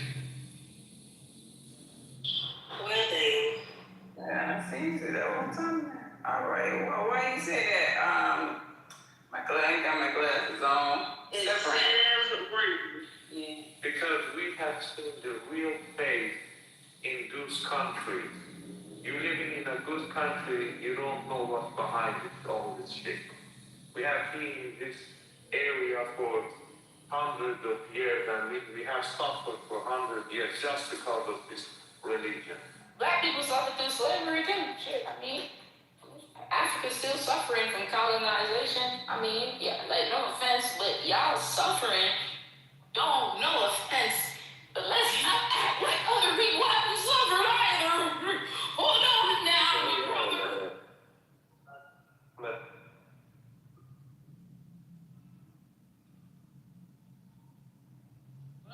That was easy. What's next? It's the first box. Because I think they just, maybe on that side of the world, they're not really aware of the transatlantic slave trade and the years of colonization and colonialism. It's not a part of their reality. There's no struggling. That's the thing with, and this is the shit that I was trying to talk about, and this is what I've been watching, right? Listen, the realization is that when you have a group of people listen, I'm not saying that you shouldn't want liberalism. I'm not saying that you shouldn't want freedom. You should want all of the things. You can want whatever the fuck you want. But historically speaking, when America has gone into certain countries and liberated them, we've seen that they have gone back to the very government in even worse form than what they had prior to what we liberated, right? So, and in regards to like some of the things that have been said in the room, I am kind of hearing this weird siding Zionism. Like, I don't think that we're realizing that if, let's say, these people do have a more democratic government, stuff like that, I think we're, no offense, and I'm not trying to hurt nobody's feelings, but it's like a 90 million new democratic liberals for Zion to put under its bosom. No offense, and then the fact that they want the American dream, but have no idea about the American struggle. And what happens historically after America liberates countries? Give them immigration. What community do they come into? Who do they gonna vote with? But you got two different sizes out there. Which side is coming or both of them is coming? I was just gonna tell you that long as the light is, if it's the weak color ones, they don't worry, they ain't coming to our neighborhoods. They should have run faster, to be fair. Like, them ancestors should have put on the Nikes and run faster. If they, see, this is what I'm talking about with this guy. I mean, just stupid for no reason. All right. So what do you believe in? So what I'm saying is, I just believe I'm breathing right now, so that's it. I believe that you guys Iranians deserve freedom, and they deserve a progressive form of government, and you deserve unalienable rights, just like Americans.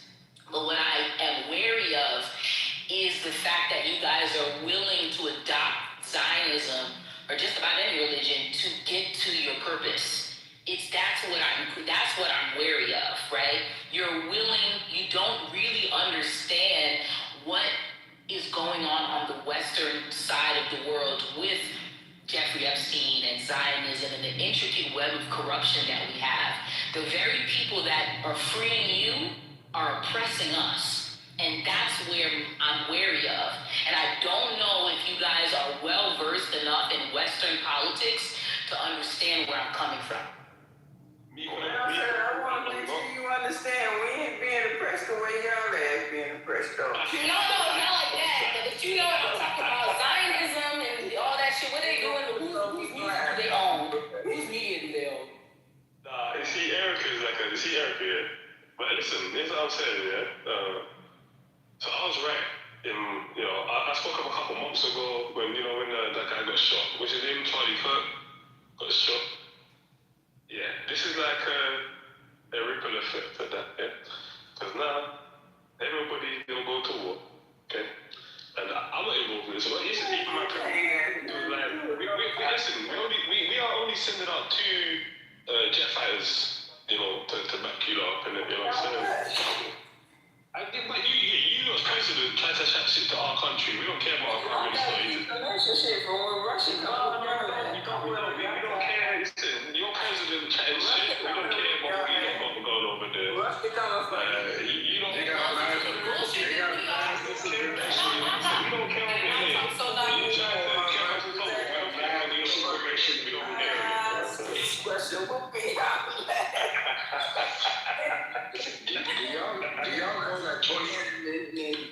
Do y'all know that Tony Blair said slavery never existed?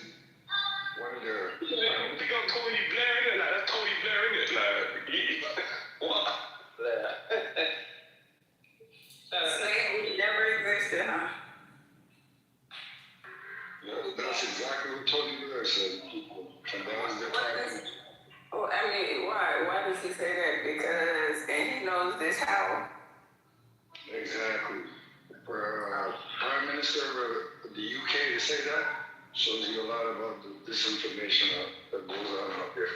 Yeah, You said that verbatim? I agree. So, You said that verbatim, or was that? Verbatim, under oath. Do you have a link? Well, you can just look it up. It's common knowledge. I mean, when he was Prime Minister, he said that people were out. I mean, because I don't know, did the UK have chattel slavery? I don't think so. Right? Do you guys have this? Did the UK have chattel slavery at any point in time? Yes or no? You should know your history. Did the UK have chattel slavery? Yes or no? Do you know your history? Did they have chattel slavery or not? Wait, you talking to me? British? Anybody British or knows British history? Anybody? You can laugh, but you can't answer a simple yes or no question. Did the UK have chattel slavery at any point in time? I don't know. I actually don't know. So. What the fuck? How you don't know? You live there. What the fuck? I'm not gonna lie. I book on the bookshelves to see. You done that. You freaking Holocaust. Goddamn. Why don't you like it? You know where the crumpets at? You know where the crumpets at? Looked it up. Man expressed sorrow and regret for Britain's role in the slave trade. That's what I'm saying. As in a crime against humanity in 2006 and 2007, while stopping short of a formal parliamentary apology to avoid legal compensation claims, he stated, "We are sorry and emphasized the need to remember this history and combat modern-day slavery." Okay. And then it says the statements were made around the 200th anniversary of the Slave Trade Act, acknowledgement of guilt, response to criticism, and modern-day slavery. So who is this? What is this? British? You see how divisive they are. On reparations too. No Brits. I know. Guys, let me clarify. We need to back and apologize too. So man, we missing some things. They trying to turn it around and make black people mad and tell us they ain't what it is. That's so divisive. Oh, get back to that. My bad. Divisive. Hey, life. I know you live life.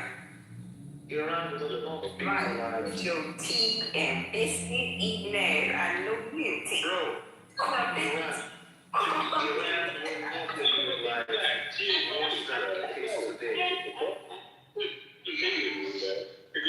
So you're not racist, isn't it? Yeah, you don't do that shit. Tea and biscuits. You just lied on your own prime minister. Y'all don't got no loyalty. Don't trust these niggas. You lied on your own government, bruh. For why?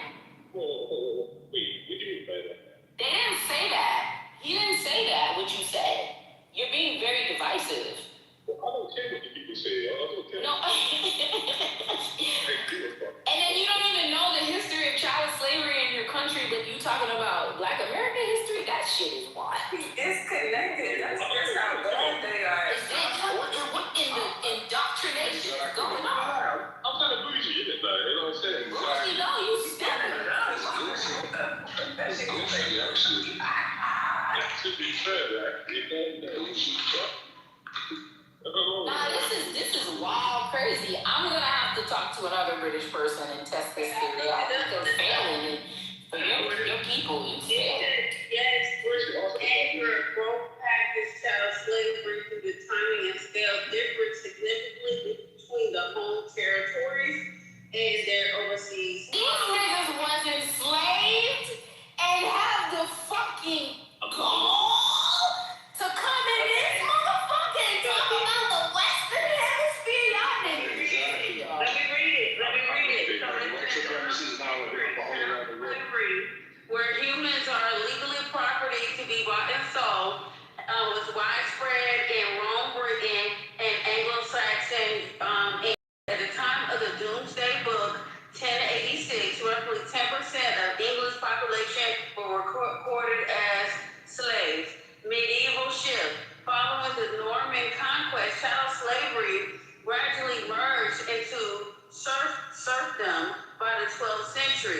unlike slaves, serfs were tied to the land rather than an owner and could not be sold independently of that land.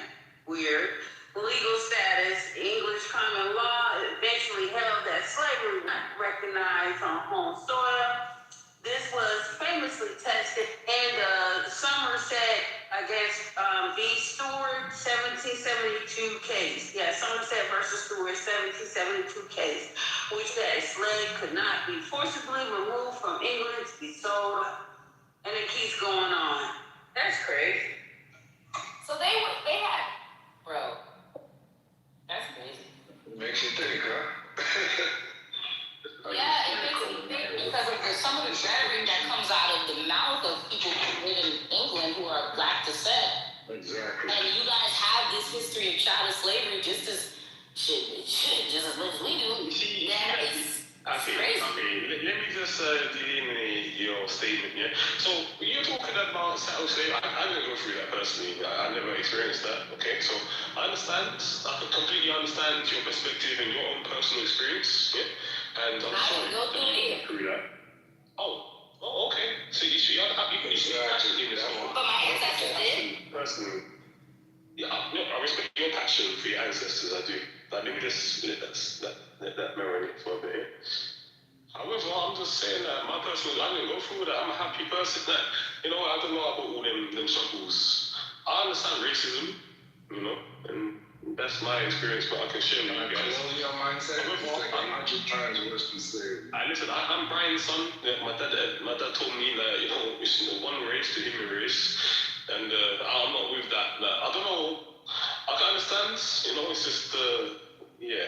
And one thing that God gave us, that as a collective consciousness is our awareness. So if you're operating outside if you're making form to the formless, and it's not your ideations or your people, yeah, what you're talking about, I get that. Make it make sense to me. Because, it confuses me, because maybe it's just that I don't think that way. I'm sorry that personally that it's just not about black and white to me, you get me? I don't fall for that kind of stuff. Sounds like a bunch of babble. Yeah, it's my accent, like, see, I can also sing, but allow it, like, please. I know. Hence the word Babylon.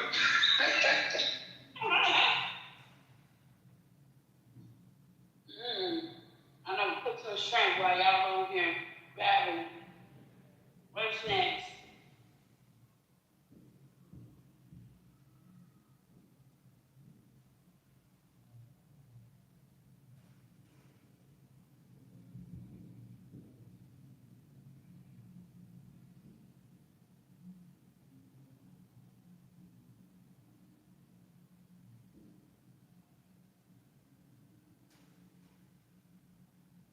John, you need some help, bro.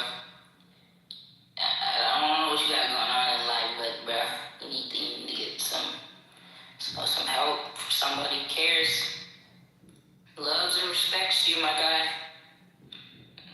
Put the drugs down.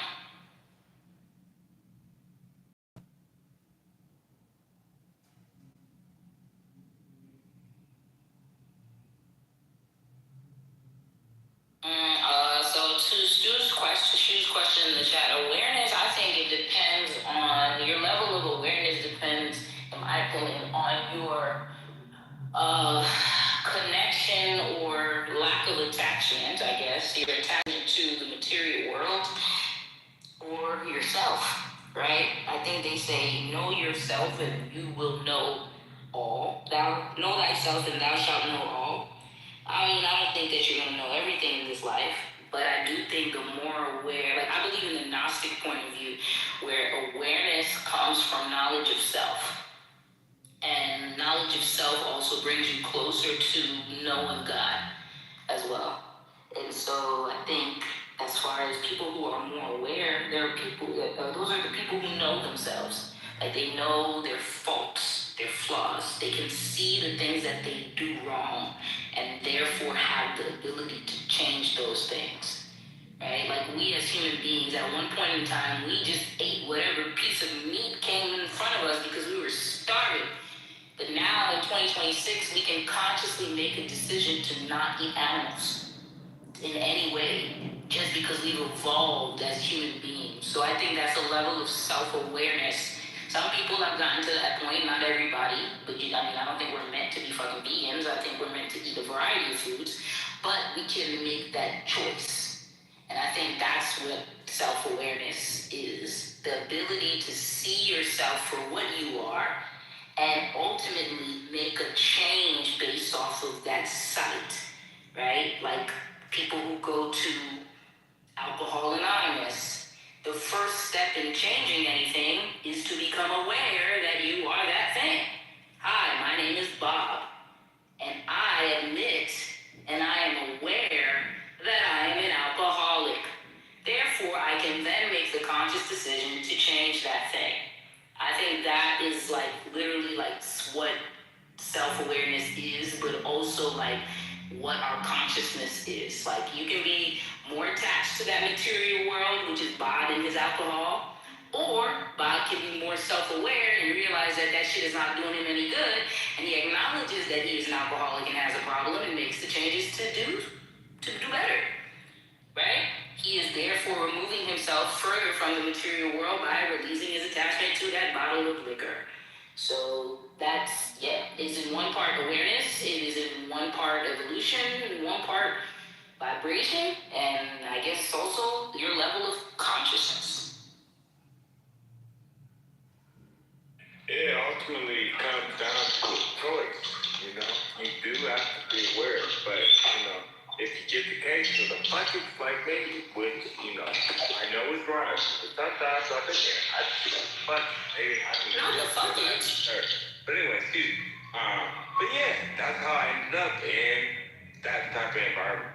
But, there's truth in what you say, but it's kind of like, it's ultimately up to the individual. So, I don't know. An alcoholic is not who you are. Alcoholic is what you have become. And that's pretty much anything in this life, depending on what cultural environment you are born in or under.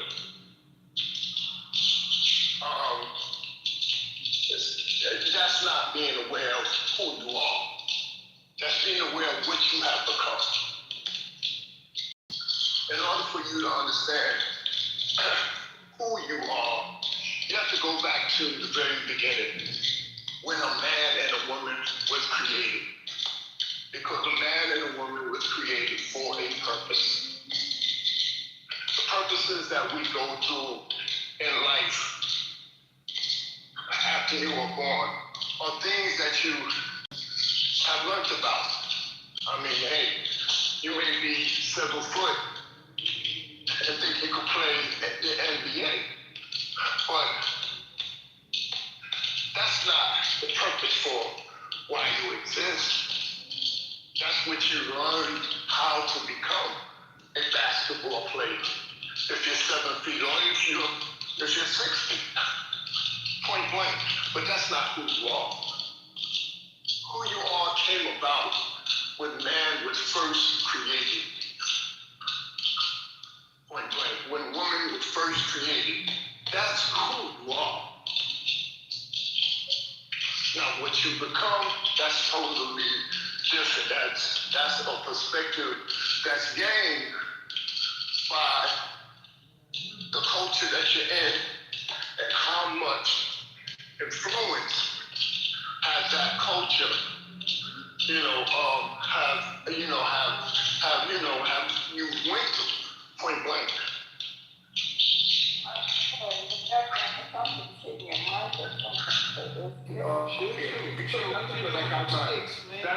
That's because I got my earphones in. I gotta unplug my earphones and now you can hear me clearly.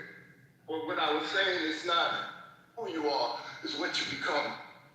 Alcoholic, when it comes to the awareness of alcohol, of his alcoholism, that's an awareness of what you have become.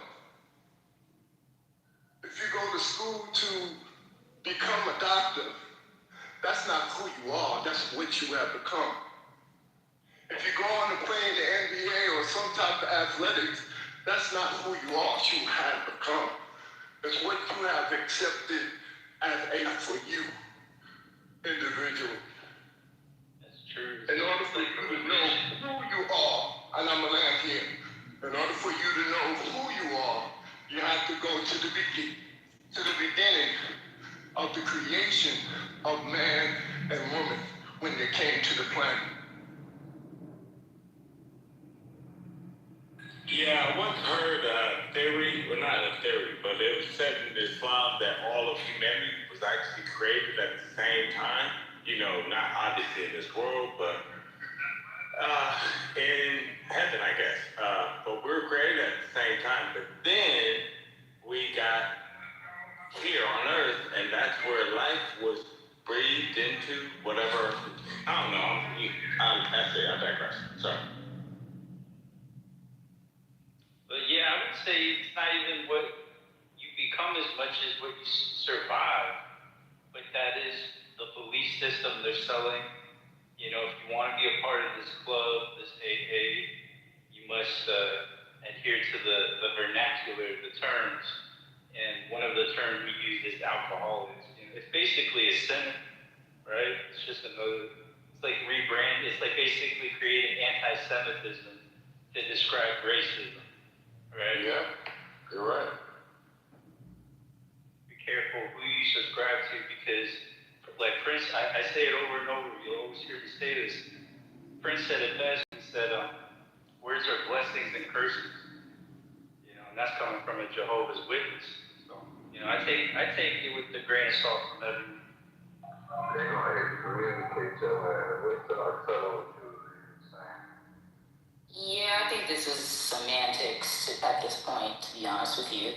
I mean, you can separate what you've become, but ultimately, I mean, at different points in your life, I think that is quite literally who you are in a sense, especially if you have trouble separating it from everything else. I think that it is through self-awareness that people who aren't actual alcoholics change themselves. We're just putting a name on the condition. Call it sin, call it alcoholism, you call it whatever, lack of self-awareness, whatever. But it is a low vibrational state of being that people come to due to trauma, right? And all of us in some way or another have gone through some level of trauma. That's why we don't remember who we truly are, right? And it's through acknowledging your faults and your problems and the things that are traumatizing us in this life that we grow in vibrational level and we get closer to what he stated, back to who we originally are. It's like this whole cyclic thing.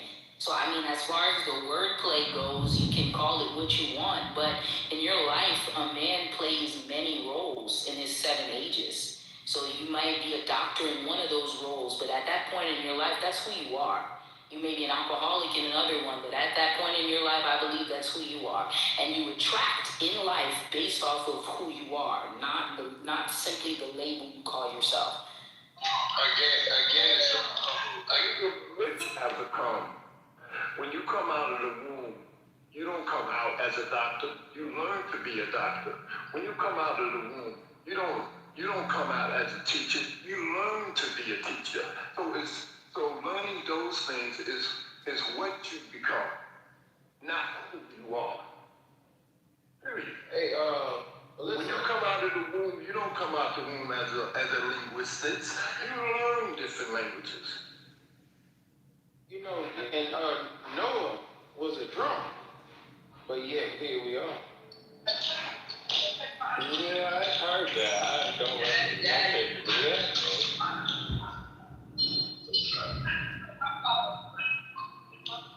Yeah, I think it depends on also maybe your culture, because I know in Peoria, right, there's something going on with your mic, too. Hold on.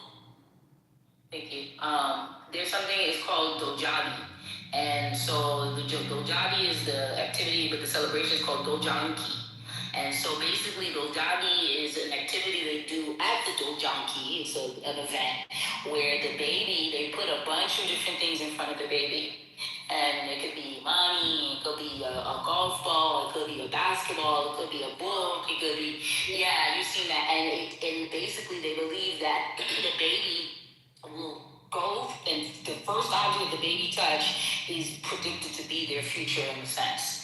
So I do believe that if you are, like if you do, I mean in some cases I think the traumas in life throw us off our path, but I think that what you do in life is ingrained in you. Like certainly like me, like well, I cook. I have a cooking meal prep company, right? When I look back at my life and everything that I've done, I see how I was prepared for that thing, right? It's in me to do that. Even Michelle, when she talks and all the things that she does, that medicinal part of her to doctor people, to nurse people, to heal people, that's part of her.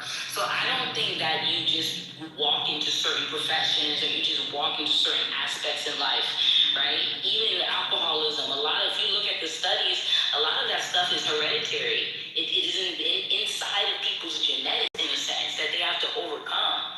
I do think in one part you become things, but I do really believe that in one part your soul goes out and searches for the things that it already is. And maybe you evolve from those things in different points of your life, but I believe you attract exactly what you are in life. I really do believe that. You just might be different things at different points in life. Again, you're only going to attract. Let's take a third world country. You know what I'm saying? Where they have little food, little this, little that, so forth and so on. There has to be somebody that's on a higher level that can influence those children or those kids. If there's nobody on a higher level, then they are going to adapt to their surrounding, which is positive. And so forth and so on. Again, you having your culture dealing with you say you like making food. That's something that you learned. You know what I'm saying? Now you may say that it's inherited and I was born this way or whatever the case may be, but it don't wake up until somebody is in contact with you and then you learn about that profession to where you like it. And then that's what you would accept and want to become, point blank. You know, whether it's law, whether it's for anything in life, or it depends on your cultural surrounding. But when you are born into the world, you can't say that out of the womb, you just started talking. You didn't. You know, or you learned the language that was comprehensible. You did. That's something that you learned. You know what I'm saying? And that's with any profession: basketball, baseball, being a doctor, being a nurse. You can't say that, oh, a nurse is who I am. A nurse is what you have become. Now I know that people have defined things in that way. Because we always talk about, oh, this is who I am, this is who I am. And that's something that has been part of the narrative or the ingrainment from a culture, from the culture that we live in. But that's not really a true analysis that is who you are. Because let's take the NBA player. He says he was born to be an NBA player. So he plays for the NBA. But then he hurts his leg. He tear his knee up or whatever the case may be. He can't play anymore that sport. Then who are you? You can't say you're a ball player, because now you have to retire. Now you're a coach. It doesn't mean you leave the profession, you evolve into something else. I'm talking about being a ball player. Yes, you can, but that's still something that even being a coach, you have to learn, point blank. Yeah, but the skill is already within you to be in that arena. The same thing with the nurse. You can't say that is who you are. Yeah, it's but what you have become. It's what you have become. Okay. And you learn something, it's what you have become. Yeah, I think the whole, you guys both have valid statements. I is a learning journey. So we gain lessons from it, and that's it comes to something. So yeah, I kind of agree with it. Yeah, and I do agree with him at certain points, but I think your mic again. It's still Oh, okay, hold on. Thank you. And so I think that I mean, yeah, you do become different things, and like that is an act of becoming, and I get that. But I think if you like understand your purpose, and he talked about the beginning, right? So let's go back to Adam and Eve.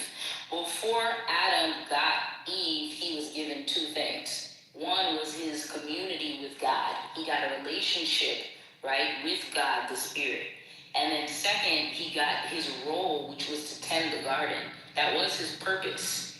Then he got love and someone to live his life with. And it shows you exactly the order in which to do it. So this idea, and it also tells you in the Bible that every good gift is from the Father, is from the Spirit. You don't just get something in you, you just come up. No, the people who are the best in their fields, people who really love what they do, and unfortunately, I don't think everybody does that. Not everybody loves what they do. Some people are just surviving.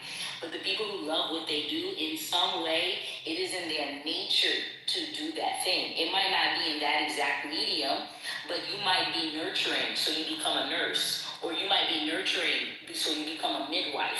Or you might be a very nurturing person, so you do social work. These are all characteristics of being a nurturing person, so it gears you towards what you choose to do in life.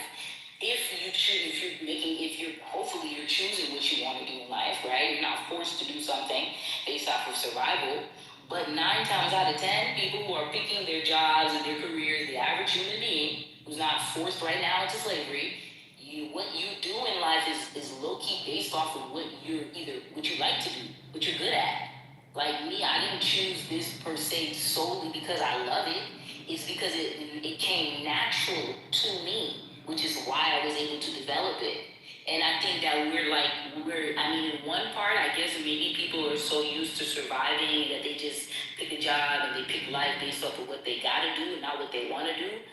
But when I look at people in this room, and most of the people, we've picked shit that we want to do in life.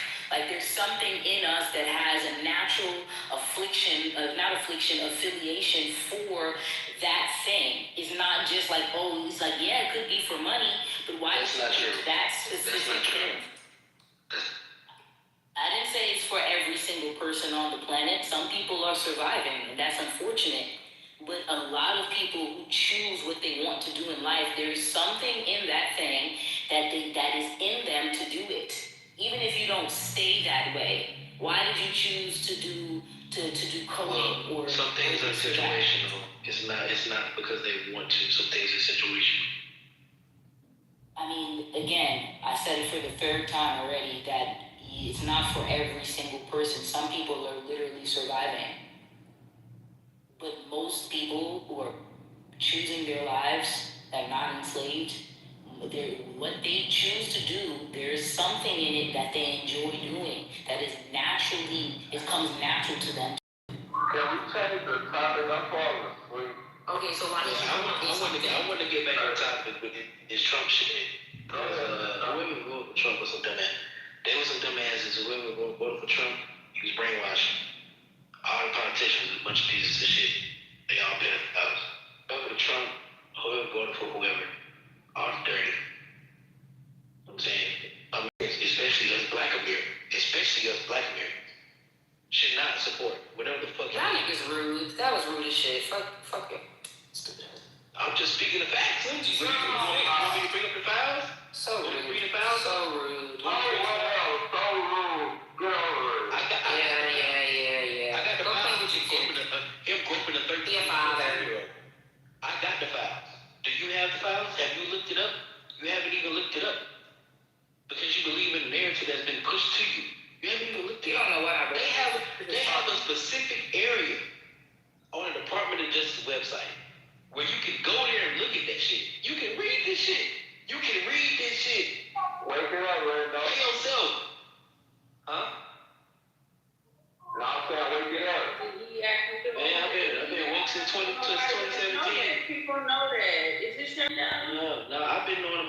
since 2017. No, I Motherfucker just called this shit. Lando, I said, is that your first time in here? Is this Yes, your first? yes, ma'am. Yes, ma'am. Oh, honey, we've been talking about, we've been going on, man, we did a whole month on the Epstein files. Ain't that right, y'all? We'll probably talk about it again. Wow. No, let me talk to It's you. crazy. It's been out here since 2017, though. That's what I'm saying. Like, Yeah. the things have been said since 2017. But It's the same thing in the Podesta file. Peace again. All is thank you. Just recap this. I mean, Yeah, you can go back. I can go back to 2008 for you real quick if you want to. I mean, that'd be cool. I mean, they've been doing it for a long time. All I'm saying is whenever somebody bring it out, and even like 4 or 5 years ago, somebody would say something like this, they'd be like, oh, he talking about conspiracy theories. He don't know what he talking about. He talking about a bunch of bullshit. But now this shit is out now. Like, you can read it. So, like, all the conspiracy theories, jokes, and all that type of shit is really not worth anything now. Now you looking stupid. Because now you want to bomb Iran to cause a distraction, so you don't focus on him. I mean, he clearly said that he wanted to bomb Iran to cause a distraction. So, I mean, like, a lot of the shit that motherfuckers be talking and be trying to make excuses for this orange motherfucker that they think, you know what I'm saying, is good for America. Like, you brainwashed. Like, go read that shit yourself. This shit been out for a long time. But Lando, let me ask you a question, man. When did Benjamin Netanyahu come and become the prime minister? What year was that? I don't know. Yeah, 1999. Well, really 97. But you know he been going back and forth since the 90s, talking about that Iran was making weapons of mass destruction. Okay. I didn't like it running around. No, I'm just letting him know that was the plan since the 90s, brother. Like, wow, like that's and you say 2017 you got on this, and he been doing this since the 90s. Epstein got his first charge in it. Epstein got his first. He became a sex. He became a sex offender in the 80s. Okay. Right. Yeah. Anyway, so but who was talking about it? Nobody. Y'all whenever somebody else talked about it, y'all was joking on us. Like, y'all was joking on us and being like, you don't make enough money to be part of it. Oh, good. What y'all doing? Y'all asking what the hell is y'all talking about? Like y'all having this slow man international conversation or something. I jumped in the conversation too late. You know, I'm gonna jump down. I'm going to come up and say we should trust Donald Trump and his actions. That's all I'm gonna say. I appreciate y'all for bringing me up. No, thank you for speaking. You don't have to lead. Donald Trump used to be a Democrat, right?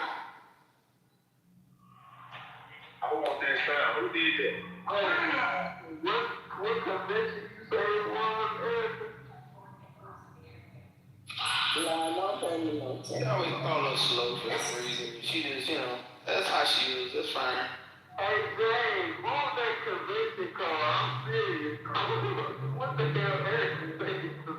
He said there was the Slow Man International Convention. Some real 007 slow man. Yeah. Yeah, coming from the person that got no man, that's okay. Oh, shit, he trying to fight back.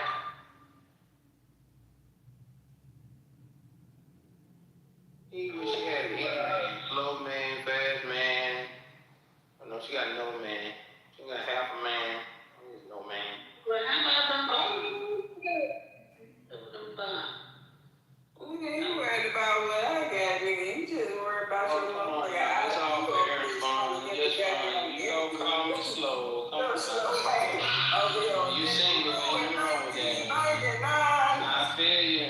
I like that, man. Oh, come on. You know you want apartment, slow half man, man. You know.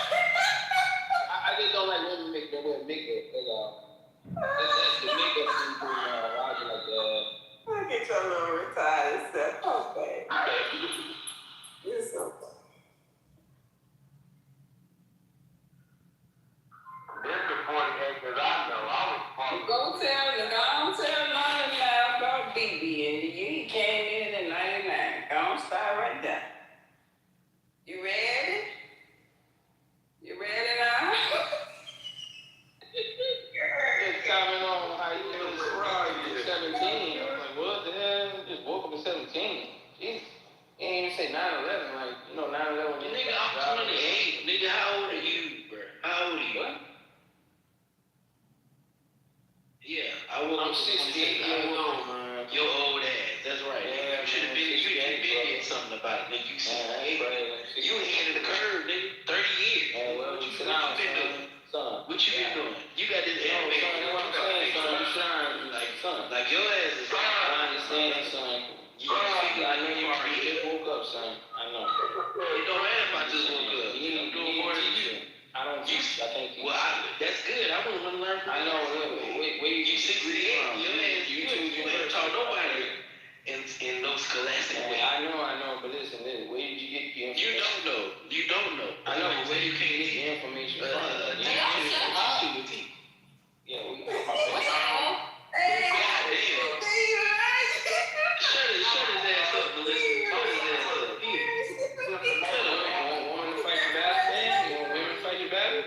He over here talking, man. Wait a minute. He's 68. Oh, you're a bad. Talking about something. Where you get your information?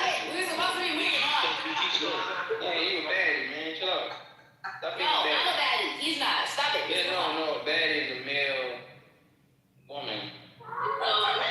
Y'all calling each other baddies now? Stop it. This is gone too far. No, the definition of baddie is a feminine male. Since when? I mean, You ain't not calling each other baddies now as an insult. Not making each other gay.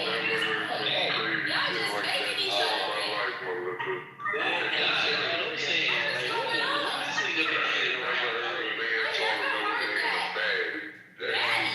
As an insult. Yeah. crazy. Don't you see this psychological shit? Yeah, I like this. You know what I'm saying? I don't know what you like. Don't call me a baddie. That's an insult, my nigga. You know what I'm saying? I don't want to get back. I'm from Raven Era, man. Baddie. That's Don't raise me, bro. insulting. That's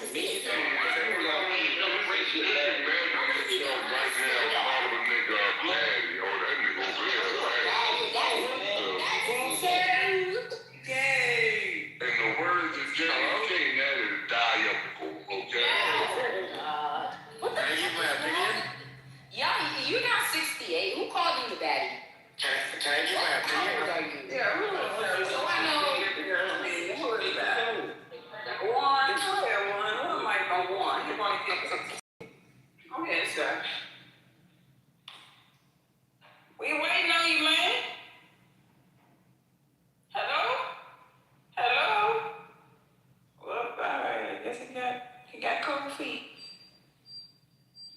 We ain't want to marry you nowhere. Who will be the one here to take all of the debt? Bro, just give me your opinion on the topic, my nigga. I don't want to hear nothing about that shit. Do you support pedophile Trump, yes or no? Who was that, man? Shut your mouth. Where you come from? What a motherfucking pink ticket trying to moderate this stage, bro. You lost? With a pink ticket. I know. It's your lost. Man, no. Go ahead, brother. We ain't answering no questions. Did you want to give a submission or not?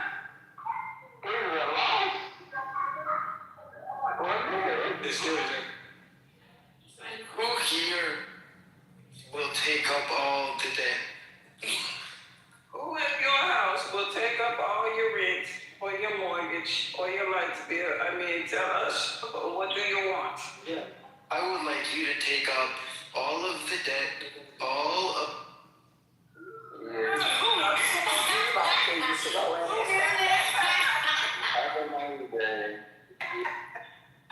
Thought you were gonna get it off, nigga. You too sour, No, oh, that was who did it? I don't even want to know. That shit was hilarious. Well, I don't know, he's too old for that shit anyway. Juan about 54 years old. I don't even know where he was going with that one.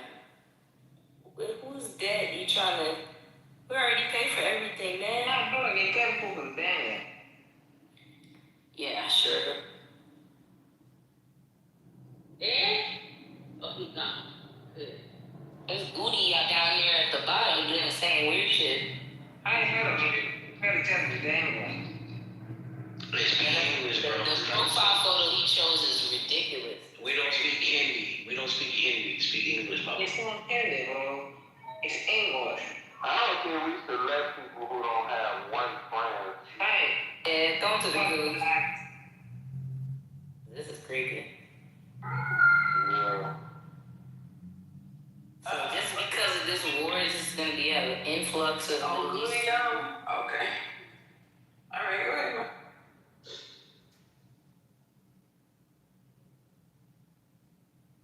So, I mean, you guys have been posting titles about Donald Trump for at least 2 years. I mean, more, not more. Why is it just the war that's having people from the Middle East flood into this room, or is it the algorithm? Because I said the same thing, but listen, like in the past few days, boy, I tell you, it's almost like they opened a firewall up that was walling you off for other parts of the nation, and all of a sudden they said y'all can have a conversation. You know what I'm saying? propaganda machine. I'm real. I don't know. I said the same thing. No, because I think they want them to be more Americanized so that they can be more, house like a little bit of empathy for what America is doing in a sense. Even though, I mean, they don't have a choice at this point.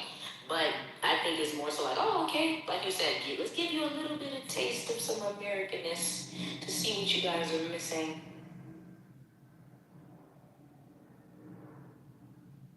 But the ones that be on air is ones that's already like Americanized and out of there because they don't have no internet over there, right? Ain't they internet on? So it can't be motherfuckers from that country. I never spoke to an Iranian on this app. No, So now.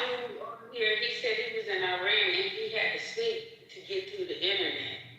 Well, why are you doing all that now? I don't know. It was hard to ask questions because the people, girl, everybody was getting excited with the Iranians. I'm from Iran. Ooh, wow. Everybody was just jumping on the motherfuckers when they said they was from somewhere else. So You finally free from an oppressive government, and the first thing you try to do is get on Clubhouse? Exactly. But what you said makes sense though, Melissa. Think about how long we've been on the app, and we've never had conversations with Iranians. So I think this situation is definitely the reason why we haven't conversations with so many of them. They want them Americanized, so it's easier. That's something to think about. I had never thought about that. There no Iranians on this country. You know what they've been doing? They've been on here as Jews. That's what they are, aren't they? I believe that. Again, that is because, Melissa, hold on. That is because they have been westernized. You know what I'm saying? They may be Iranian. In fact, they may have been born there. Some may not have been born there. You know what I'm saying? But they are totally probably against Islam. Most likely they're probably Christian. No. And I knew this was going to pop back up. Sabotage Zevi. Sabotage Zevi. That's algorithms that bring them into this room.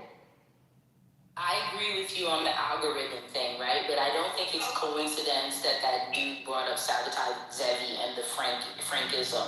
I feel like that is going to come up later on today. And I'm just going to state this as to why I believe it's important is because I went and did a little deep dive on Sabotage Zevi, who's basically part of where the Frankism movement, where it's coming from, right? And so he was a mysticist, Jewish mysticist, 1600, blah, blah, blah. But the reality of it is he was a Talmudic Jew, mystical Talmudic Jew who converted to Islam willingly. What's a Talmudic Jew? A Jew. The Old Testament. I don't understand. They follow the Talmud. The Talmud is outside up there. The collective Kabbalah. No, it's not the Kabbalah. It's more than the Kabbalah. There are different aspects to the Talmud. There are different things to the Talmud, but it's outside of their 5 collective books. So, New York, what's them Jews that got that long ass hair, the shit on their head, and the long ass beards, and they be braided and shit? Those are the Orthodox Jews, but those are your Orthodox Jews. Okay. But they be Talmudic too. Yeah, that was cool as fuck, but they eating masa soup and shit. But no, they are not cool. I grew up in Brooklyn, New York, and the things that I've seen them do, even as children, is I'm horrendous. talking about I was just there working, but as I was talking with them, I didn't know they past or what they do on the other side. But as far as talking with them, we was talking business, and it was a cool conversation. But these motherfuckers eating this nasty ass soup, and I'm like, okay, but I just really didn't know why the fuck they had their beards braided, that shit on their head. I was totally foreign to it. You think it's cool until you ask them, can you warm up your food in their microwave, and then you'll find out how much of a goyim you are. I'm trying to eat that shit. I'm not saying that you're gonna eat their food. I'm saying you go to even sit at their table with them. You touch their shit. You put your food in their microwave to heat up. I was sitting at the table with him.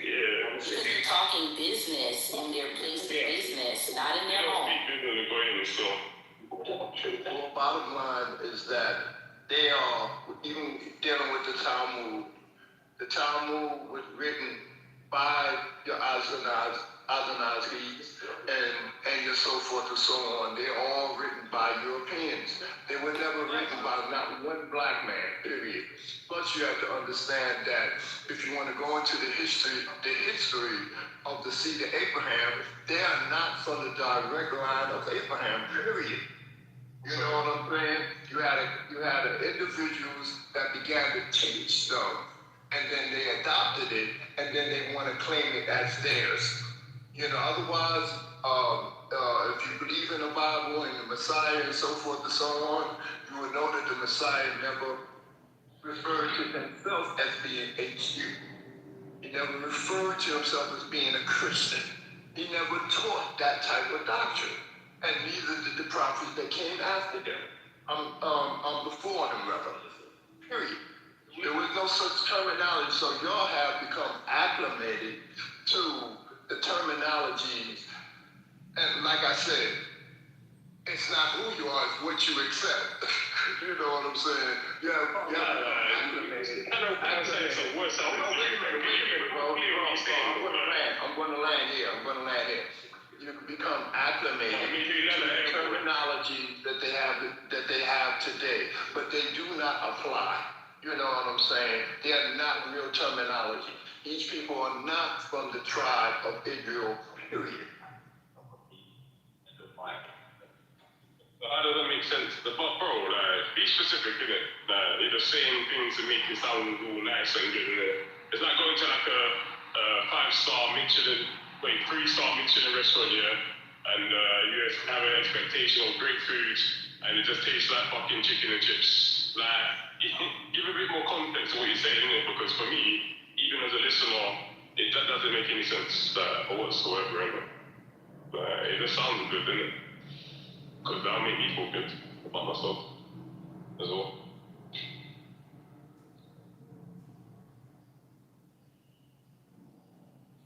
Talmud is outside the Bible. He said It's outside the Torah, it's outside of all of that. It's rabbinical Judaism. It's based off of the rabbis and what they have to say about the interpretation of God and his laws and things like that. It's just full of commentary. Yeah, commentary. Yep. Exactly, commentary. It's weird because some of the stuff that they follow and like the rules that they have. They have more than just the 10 Commandments. They have way more commandments than that. According to their commandments, it's just looser. Like the way that they can treat us that are not part of their, direct lineage is really kind of crazy. It's a bit deeper than that though, because they watch the numbers. And there's a place in England, yeah, it's called Speaker's Corner in Hyde Park, and people congregate there every Sunday. And there's people from different religions, so you got Christianity, you got the race, Christianity, Judaism, Islam, and they all congregate to discuss their beliefs and why their God is the right God, even although they believe in the same God. So I find it very fascinating. I went there maybe last year, and I spoke with every single people, the leader of the groups, you know. So it'll be like the top clubhouse running the room, and I went direct to the source, you know, and it all sort of gives similar answers, which is very fascinating because I operate with the number system that the Jewish people do, and these people, there's worship numbers. That's what it is. They're waiting for. That's crazy. You talking about gematria? Sorry, stay again. Is he speaking to me directly or what? What? Yeah, like you talking about gematria? No, I'm not.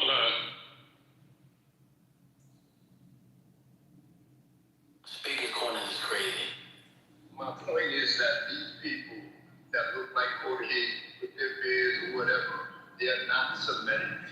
That's my point. You know what I'm saying? Now, I'm sorry if that they are Semitic. It's ingrained in you. But I'm telling you, that is an untruth. Period. No, they are not Semitic. You're right. Right. So all I'm just saying is that the Messiah never called himself a Jew. There was no J's in no language. You know what I'm saying? Semitic languages are languages that don't have capitalization. They don't have small letters. You know what I'm saying? And because y'all don't take it back there, you know what I'm saying? Y'all have let it define your thoughts and how you perceive those people in the now. But that's not who they are. That's why they don't even need. And I'm not going to get into the Palestinians or your so-called Arabs, because those Arabs don't look like us anyway, and they wasn't the people who inhabited that area back in the day. You know, it's like America. America at one time, they had Indians, they had blacks. But now, who is the majority in America? Caucasians. And it's the same thing for those areas like Israel, Palestine, and so forth and so on.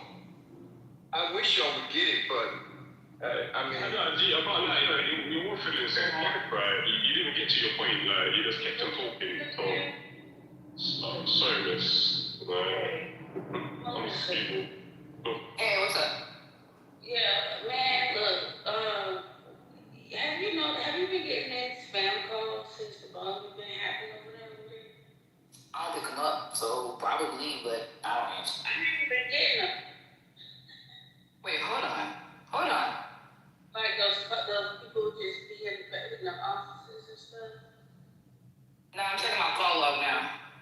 I ain't been getting no calls. I just realized that, like, damn, this shit is peaceful. Sometimes they call like 8 times a day. You get them the telemarketers from over there calling. I'll keep an eye on it. I haven't really noticed, but maybe the stuff they haven't been calling. I've been getting those calls like, that, trust me. And that's why sometimes I put my phone on Do Not Disturb, because they call so much. I can't do that because it's my business phone. So I don't know who's behind that line. But it's not. That's all I'm saying.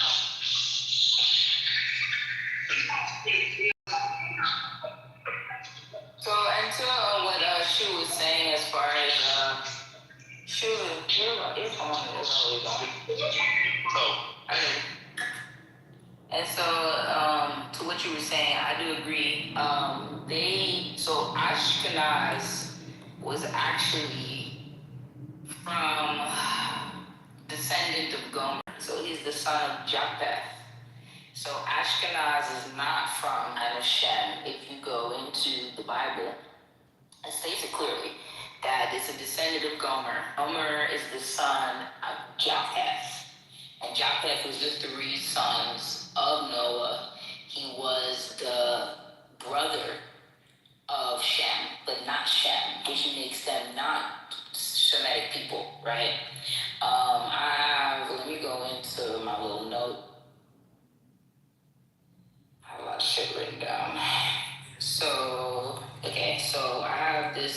I read this in this room before, but I gotta find it. Okay, so it's from a book called Human Races and Religion. Oh, no. Okay, no. This is from the book of Jubilees, chapter 8. And it's called Japheth, Caucasians, the Gentiles and their descendants. Their land is in the north. So the true Gentiles are not us. The true Gentiles are them. Right? And it states in the book of Jubilees, which is an apocryphal book, chapter 8, and everything which is toward the north belongs to Japheth, and everything which is toward the south belongs to Shem. This is the land which came to Japheth. Okay, I'm going to just read it one more time. And everything which is toward the north belongs to Japheth, and everything which is toward the south belongs to Shem. This is the land which came to Japheth and to his sons as the portion of his inheritance, which he will possess for himself and for his sons for their generations forever. The 5 great islands and a great land in the north, Europe. But it is cold, and the land of Ham is hot. But the land of Shem is not hot or cold because it is mixed with cold and heat. So it has true seasons. So I take that as you will. But that clearly tells you who the line of Japheth is. Those are people who would be living in the northern part of the world, the 5 islands and the Great Land. So I believe that's your European. Europe, Britain is an island. Right. Right. And then, Right. So, go ahead. No, I'm just agreeing with you, man. Yeah, I mean, so that's where their geographic location is. Ham would be hot, and so we know Antarctica is not hot, so it can't be that. The tip of Argentina is extremely cold, so we can associate Ham with the lower part of sub-Saharan Africa. So the what they would call the progenitor of the darker skin races. But the Shemitic people are copper-colored people, la race rouge, right? And apparently, their land is a place that has true seasons. And let's just do a little chat GP tizzle. Which countries in the world have true seasons? Which countries in the world have true seasons? Autumn, winter, fall, and summer. Well, fall, winter, spring, and summer, right? Central Europe.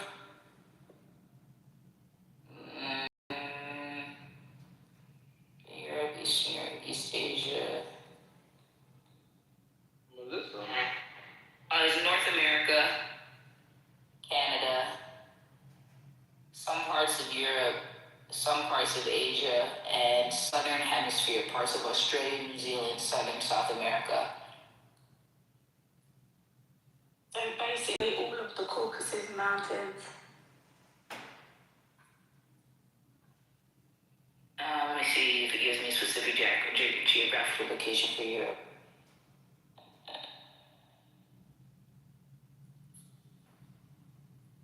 Most of the...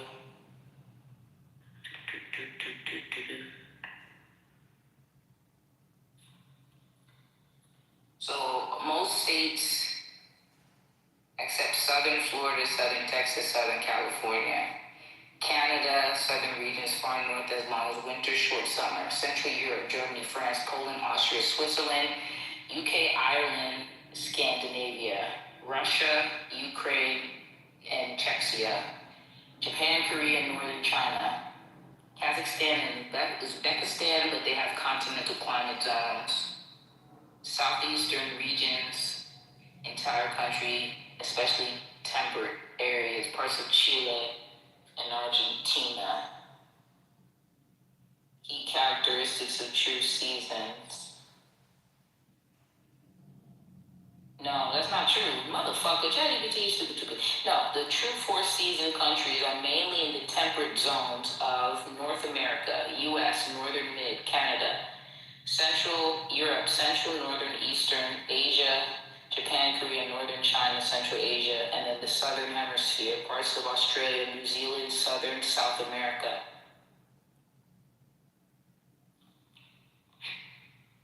So what does that mean? The lost of conversation. So, Go ahead, Richard. no, I'm just listening. I sort of got distracted. What are you talking about? Is climate change? Just looking for places on the planet that have true seasons, and also kind of just thinking like matching them up to the places that have Aboriginal, not necessarily Aboriginal, but melanated people, right? So Australia, New Zealand, Southern, South of Africa. I mean, all of these people have a melanated history. Japan has a melanated history, US, Canada, some parts of Europe. So, I mean, as far as 4 seasons and countries, but it excludes certain countries, right? It excludes the Caucasus Mountain area, that's not in it. Excludes Sub-Saharan Africa, that's not in it. It excludes the Middle East, that's not in it. Which kind of makes sense in a sense, because if you look at all of those places, we do have specific types of people who live there whose culture is currently being covered up. Japan, all throughout Asia, even China itself, the States, Canada, Australia, and the Aboriginal people there, South America. So,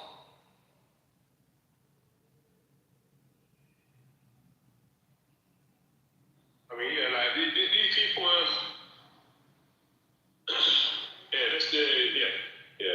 they started World War III from a long time ago. To be fair, that's all. I know that we focus our attention on the first place in the world, and it just essentially plays out to what we've been told how it does. But it's just there is for me personally, there's a deeper mechanism running to the global stage that we all are observing as a collective. And as long as we have that root idea embedded within that collective consciousness, we'll be directed to wherever our awareness takes us, essentially. That's all. But see, I ain't because I know you want to get interested in this too. But see, the thing about it with the crazy people are fighting over right now is Genesis 26:7. Isaac referred to Rebekah as his sister. So can you expand a little bit more? Exactly. Like, that's why the Old Testament, like, we had to be there. That's why I don't subscribe to the Old Testament. That was Rebekah, his wife. He referred to as his sister. So where we going with this?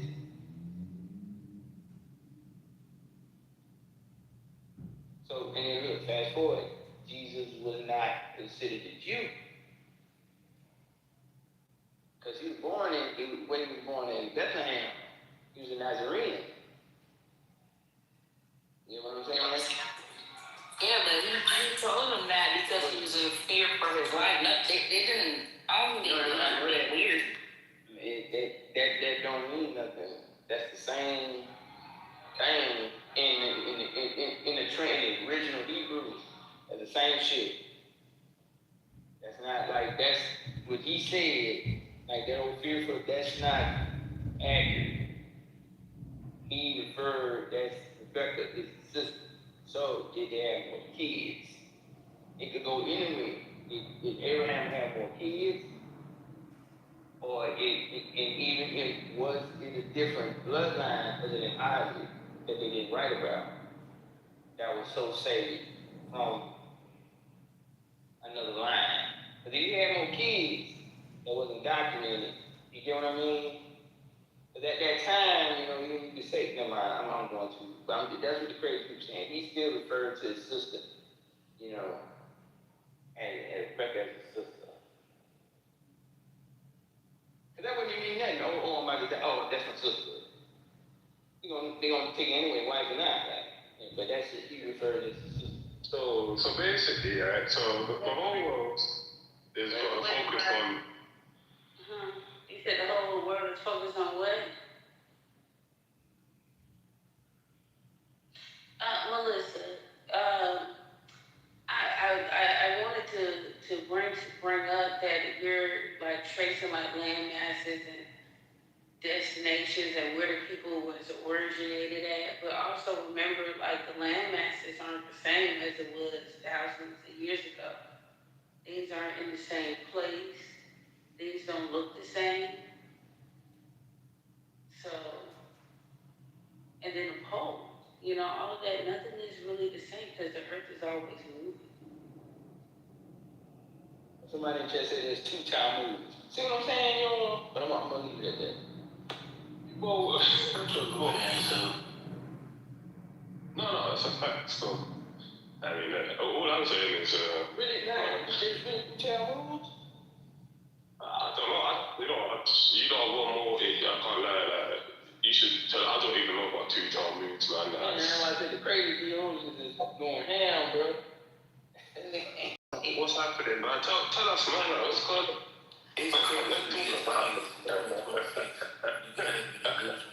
Yeah, but Michelle, it's not, to be honest with you, my dumb ass, I don't know even where I heard it, threw that in from. It's not talking about true seasons. It's talking about literally mixed with cold and heat. What country is half hot, half cold? It's hot in the night. Hot. We have both desert and tropical climates here, and on top of that, it's really cold. Most other countries are not like that. They're mostly one type of climate with variations, but not drastically from cold to hot. While it's cold as fuck and it's snowing in northern wherever it was, Little Feather was talking about how it was 85. You feel me? That's literally a mix of hot and cold. North America. What I was trying to say was like, so let's just say, okay, so where North America is right now wouldn't be where it was at, thousands of years ago. Right. I don't think the climate would be the same, like if it was above the equator or in the equator or in the north. Because at one point Antarctica wasn't frozen and the other half of the world was frozen. So, I don't know, that's how I was looking at it. I was like, that's so long ago, just knowing that things, because didn't they say California used to be an island? I don't know. So, yeah, it's, I heard something about that one time. But it was an island, but I was just thinking like, the planet shifts, it moves, climates change, poles change, atmosphere changes. Yeah, I think maybe things could potentially have been closer together. There was even more like Bering, because we had the Bering Land Bridge, right? So there could have been more land masses and things like that to connect things. And they blew up a lot of shit too. I can agree with that. And I did look up something too. I did look up like the Amazon. Like I was like, I know that forest is old. It said it's 55 million years old. So whatever that's there, whatever's in there, it's been there for a long time. But it does say South America split from Africa 100 million years ago. So.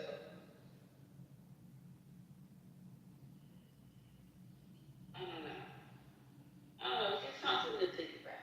When we think about Cain, when Cain said, God, if you put me out, they're going to kill me. Who was that? Right, that's what I'm saying. Now, apparently, these are what the crazy people saying. They had beings, humans, Pleiadians. They said before, when everything was in darkness, before it was let there be light, they said that, the angels, a lot of them, everything was occupied the planet at one time. And then, but there was multiple creations what they call jinn and other things that was, the deep. Darkness was a deity, the darkness. And like I said, and it's kind of like you made like a little incubator, like a little bubble already on Earth. Because Eden, I remember it was in the Garden of Eden. Remember that? It was in Eden was the whole place, but he made man put a place in the Garden of Eden. So like I said, it's a whole bunch of stuff that you still got to ravel out, like the style of Genesis. You know what I'm saying? But look, Genesis, Rebecca is my sister. That's in Genesis. You know? So.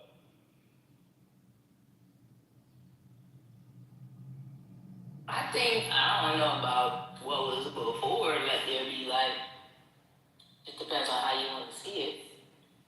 But, should I believe that things existed prior to humanity that are still roaming around today? I don't know if I could put a name on them as Pleiadians or Greys or whatever it is, but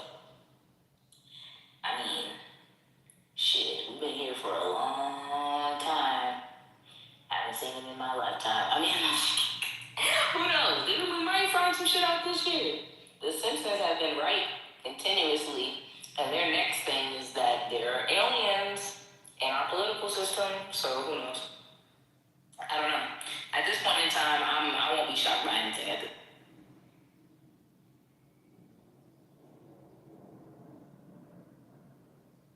Think about the vampires we have, what we call vampires on this planet. They don't need money and all that. They need food. You know what I'm saying? So that's one race. You got some subterraneans. You got the so-called nomos that came out the water.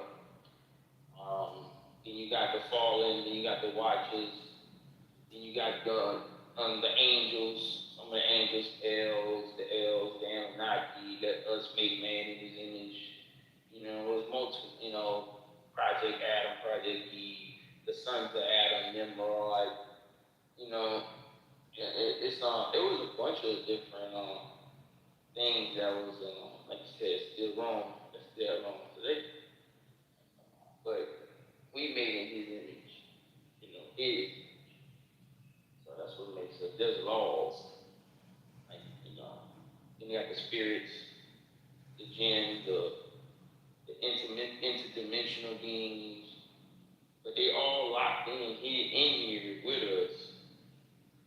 Except for, I believe, the fallen are locked up somewhere deep down in the ground. Dante Inferno style. And then there's Lucifer, who was a prince. But all of it, they're trying to bring back what we call the Antichrist. That's why I was saying Kabbalah, the seven seals. They want to bring out their Christ.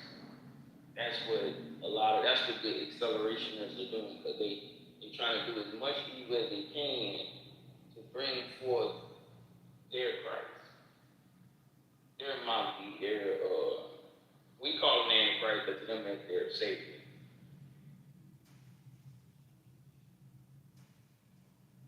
And we're not doing the most that we can to bring back our savior. Real quick on this one. Hey, bro, where do you get this idea that it's just this he of this father? Like, how and where would you be able to put a gender with this being or deity or whatever you want to call it? You're talking about two different things. No, I'm asking him a specific question. Oh yeah. I'm glad you asked that question. Right. God, the Father, is the Spirit. They tell you to worship in the Spirit. It's man-made God. Because man can't see past himself.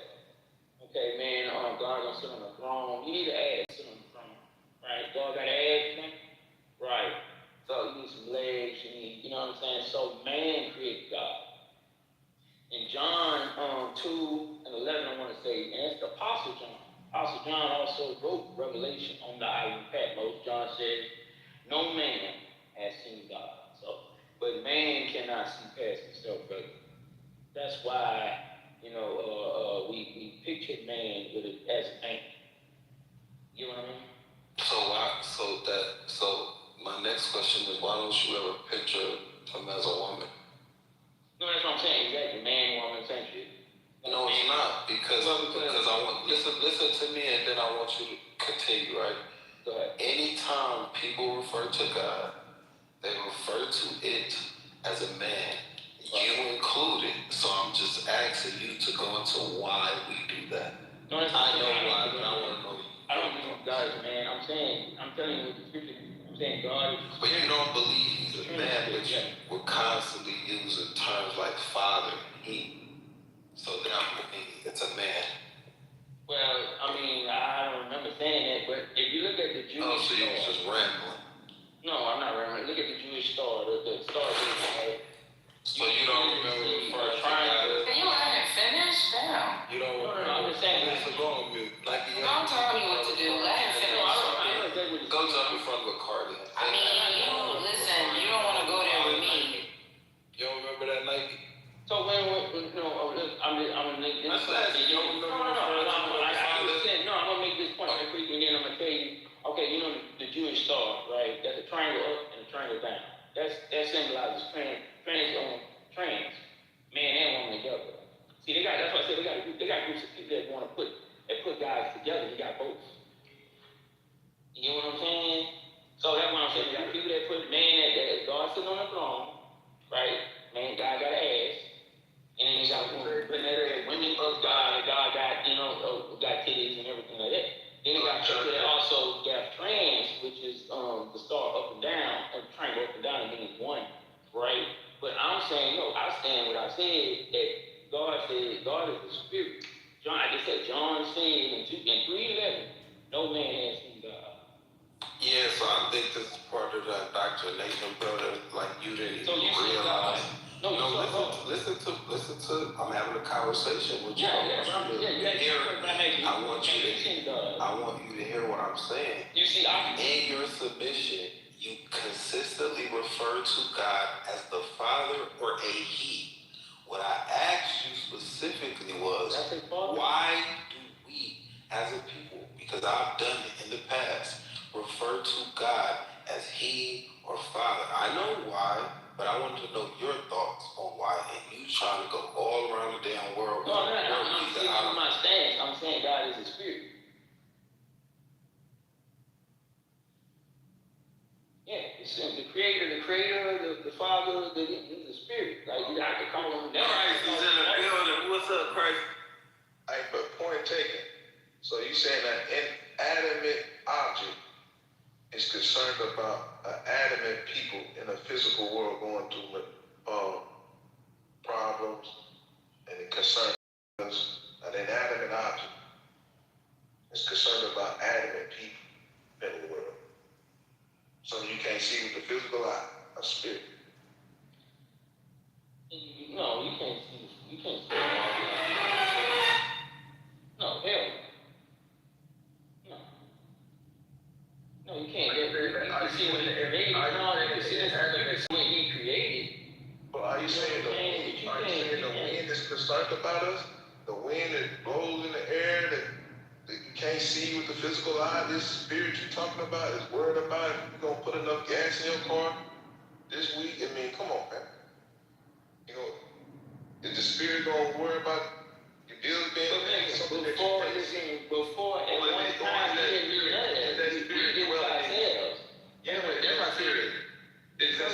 We had our lowest form. We had our lowest. Listen, you know about the unconscious mind. The unconscious mind, that's what he reacts to. Symbolism and representative magic. Gas. But you're separating it from the body. You know what I'm saying? Like whatever you see in the worship. That's we had our lowest form. Of course we did. If we was at Adam form, we wouldn't be recognizing none of it. God had to tell him to name the animals. You think he gave a damn about them naming animals? That's why I'm saying we wouldn't recognize no animals. You can't separate the spirit from the flesh. No, but I'm saying with the stuff you want to recognize as being God, you're at your lowest form looking at it. I'm listening to God. Every time I see the face of a black man, I'm looking at God. No, you're looking at God created man. Man created God. Man created God. Yeah. You can't separate God from man. Yeah, but you listen, no man had, listen, before the Quran was written, it was the Bible. The word God wouldn't even be, listen, the word God and all these words we using wouldn't have been nothing before until the Bible came. Yeah, but I was not saying that God, there's nothing in the root say God and prophecy and all of that. They dug the mummy Lucy up. It was 2 million years old, 6 million years old, and she had a mother and father. So if you find the beginning of God, you find the beginning of her. You find the beginning of her, you find the beginning of God. Man, hey, listen, at one time, you ain't had to eat nothing. So until we got punished, we brought it down, bro. That's what I'm saying. You want us to look at how Adam, I'm gonna say Adam, but I'm gonna just use Adam, but everybody know we're gonna Adam looked at God different than when we look at God now. Y'all think everything God. Oh my God, toilet paper is God. I think gas is God. Oh, this is God. That's God. You know what I'm saying? And Adam straight up and looked at it and give you the word. But we've only been saying it for 500 years. And then, when you read about something, they cut the power. So you've been passing it down originally, passing it down, bro. You got probably 0.000001. You only been saying it for 500 years. English is not old, family. I'm not talking about that. I'm talking about just the whole point of being written. Traditional, when you tribalism, that was better than Tower of Babel. Where did they read that from? When they were all building that same thing. Break it down. I don't know. I wasn't there to read it. I'm asking you. How the hell everybody gonna hide? How we were just talking to each other on telepath, and now we're talking to each other, trying to break down words from man to man, cut down from a couple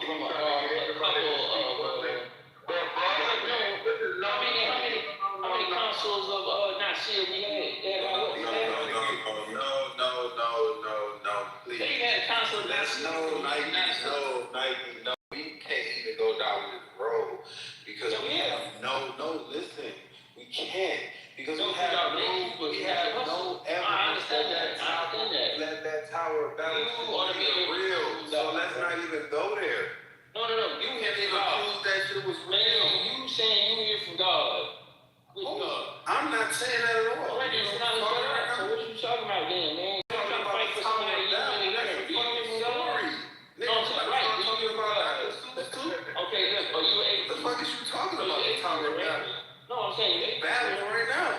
No, I'm asking you, atheist, right? I'm asking you to not go down my that question. I'm asking word salad, spiritual, sky daddy, blah shit. Nothing wrong with the atheism is on the rise. You know what? You right. Why are you talking? Listen, why are you getting the word in a spiritual? You got it. Whoever was talking to this. That don't even make sense to me. Why the atheist jump in the spiritual base? So is the devil a person? Yes. Is he under the ground? No. Or is he walking around on top of the earth? Yeah, and so why can't God walk around like the devil? Because the devil is a title. Like Epstein. Epstein is the devil. The devil is a title. The only person that's the one that's walking around physically in the same is Lucifer. The devil is a title.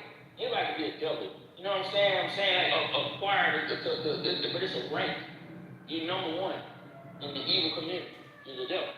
But as far as the Antichrist, their Christ has not come yet. That's the whole point of the Talmud. That's the whole point of the 7 seals. That's the whole point of rebuilding the temple. That's the whole point of you going to Israel and slamming your head on that Roman wall. Because you want your Messiah to come back. That's the Roman manifest and the forced acceleration. Yeah. Bro, you ain't using your mouth to talk to me. Them God, cheek, tongue, brain. Then his eyes were using. You didn't make yourself. You didn't make yourself. Yeah, that's it. It's a creation, man. So if I make a cup, that cup is human. Even if I put water, is it human? Still a cup. Or I make a robot. I'm gonna make a robot. Is it human?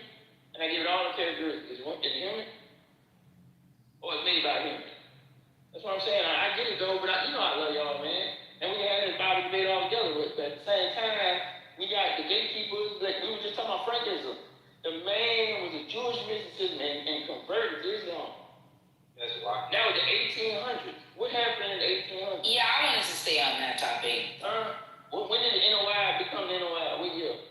Hey now. Can we get back to Frankism? Yeah, let's stay on Yeah. And he also founded the Illuminati.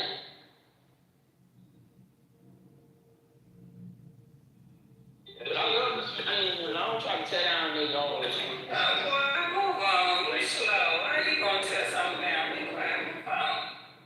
Exactly. Nigga was in a classroom with 3 people talking about something. Yeah, but to what he said, I do think that is because I think that is a worry, right? And I just wanna, I gotta do it. Let me finish eating. Hold on a second. Hey, you that thirsty to talk? I mean, it's, I know who it is without even looking down.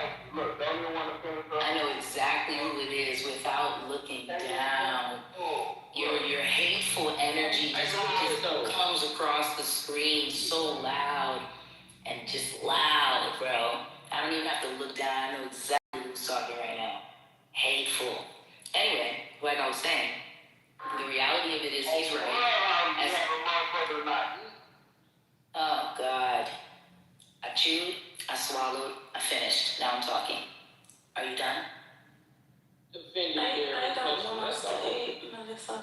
We can't eat, we can't breathe, we can't fart, we can't shit, we can't get bigger, we can't get smaller. We gotta have a fat ass and perfect tits and a smart brain and all the money in the world, and you guys have nothing. Fucking broke ass niggas. Now you really want me to get me hot. Like, that's what you want to do, because I could really go there. Can I finish my... Sorry. Yeah, that's what you guys sound like to me. Soft ass niggas, always complaining about a female. Don't got a female. National Women's Day, they will respect us. Go ahead, Melissa. Alright, let me stop, because I let me stop. They tell me to stop my rant. Anyway, so to the sabotage Zevi thing, I think it is a real concern, because even if the Jews are talking about, like, if you look at why they killed, their reasoning for killing the Ayatollah, it's because they believe that the Ayatollah is the lineage of a specific person. And just based off of some of the comments that have been made by certain people, I do think that there's this weird switching behavior. You were once Islam, now you're willing to do whatever for Zionism. And it's just this weird kind of connection to the sabotage Zevi thing. It's like he was willing to do whatever he needed to do to maintain power, including switching religions. So I don't know. I just feel like this is like a theme, and I don't know why it's sticking in my head, but I'm gonna just take it. Was he forced to switch to Islam? To a certain extent. He chose it. See, when Malcolm went over there, he learned about the Moorish science. Now, they can say what they want. But that's why I say, but I love Mr. Jr. and I love being ex and my brother. I love them. And then I know they're real soldiers. So this don't include them. I know they out there for real good reason. But that time, all that's under Moorish science. You know what I mean? And with more, at the time, Moors and Moors, I'm not talking about the Moors, I'm talking Moors. That's all paganism. It's all paganism. Boy, y'all ain't got nothing else better to do, boy. Why? Well, the slavery came about, right? I'm be quiet. It's religious or slavery, I swear to God. This just don't make no sense at all.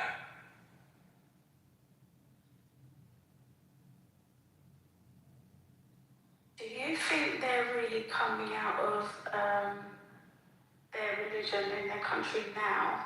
Or do you think they were always this Frankism hiding behind the cloud of Muslim? Always. I think it was hiding behind the veil of a lot of things. Woo! Yeah, that's a good. Because it's like they just want to say that they don't want to be Muslim anymore because they just want to twerk on TikTok. I don't get it either. It doesn't make any sense. Did you know talking about the Iranians? Yeah, the Iranians, like, they are fully not with them at all, you know. They're whatever works. That's crazy. It's like Satanism for Muslims. I've met a few of them before, like, I've had them as clients before, and they come across very, they want to be like the Kardashians. That's the only vibe I've ever got from them. They want to be like the Kardashians. Basically, one extreme to the next extreme. No balance, just extremism to American extremism. Because wanting to be like a Kardashian or any of those people that we put on our television, those are broken people when the cameras go off. Matter of fact, most of these people are being caught up in this shit that we see every day here in America. See, that's what I was talking about yesterday when I was talking about that these religions aren't the problem. The problem is the tentacles that come through the religions, where somebody's able to take a religion like the gentleman that was in here yesterday, and he attached it to biblical prophecy and the third temple, but he was okay with Muslims being murdered. Do you understand? That the Most High has no place inside of that kind of confusion. People to name and they attach it to extremism. And the Most High never said most of their doctrines, like Jim Jones. You know, Jim Jones was a wolf in sheep's clothing. He had them people thinking that he had them worshiping Jesus, and a lot of his congregation was black, poor people. And because they were used to a certain kind of poverty extreme, they leaned into his religious extremism. Very dangerous, because the ones that didn't want to drink the Kool-Aid, they were shot in the back of the head 2 times. What they've done, right, is they've hidden in these regions, under these religions, saying that they're these people, and they're not even these people. That's what they're actually doing. Yep, it's been an alliance this entire time between all of these factions. Because even the Ayatollahs, they're white. They pale as shit.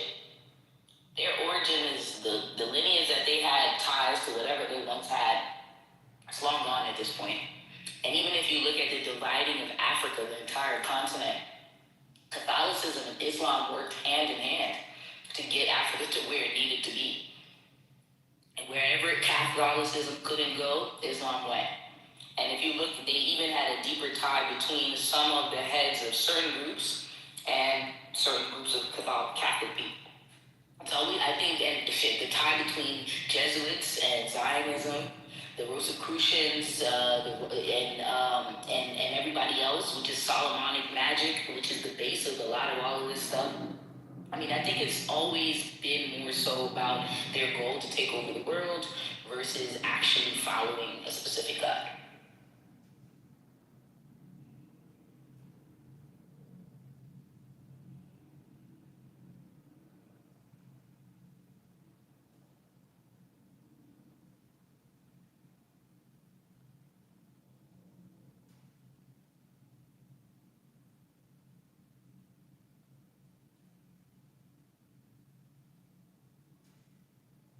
They've all been playing in our face this whole time.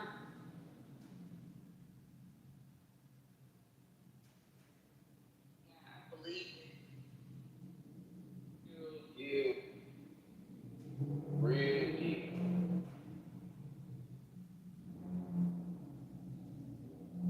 The common denominator is that most of these factions don't actually follow the Abrahamic religions. They follow their interpretations of the Abrahamic religions. And that's essentially what's running the world, how they've interpreted how to see and use God and things.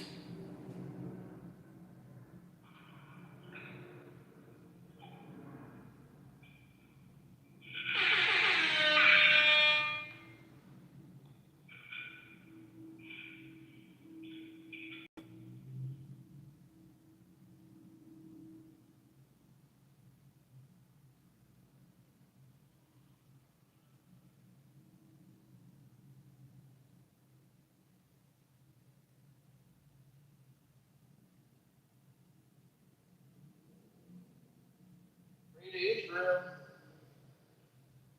Greater Israel Project.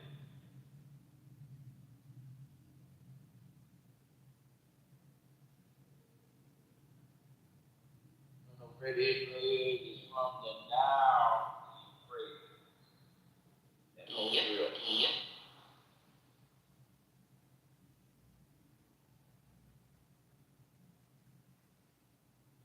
Yeah, we can't let that happen. That's not good.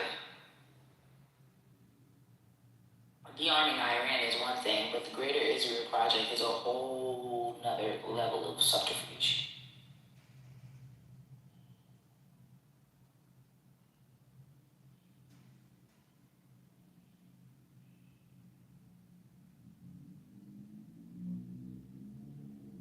What I don't understand is, does China know this shit? Because they arming Iran. You know, they helping Iran. That's the whole X factor. I don't understand. You know, China's supposed to be right behind us and intelligence. China's in on it too. Sorry to tell you that. Dang.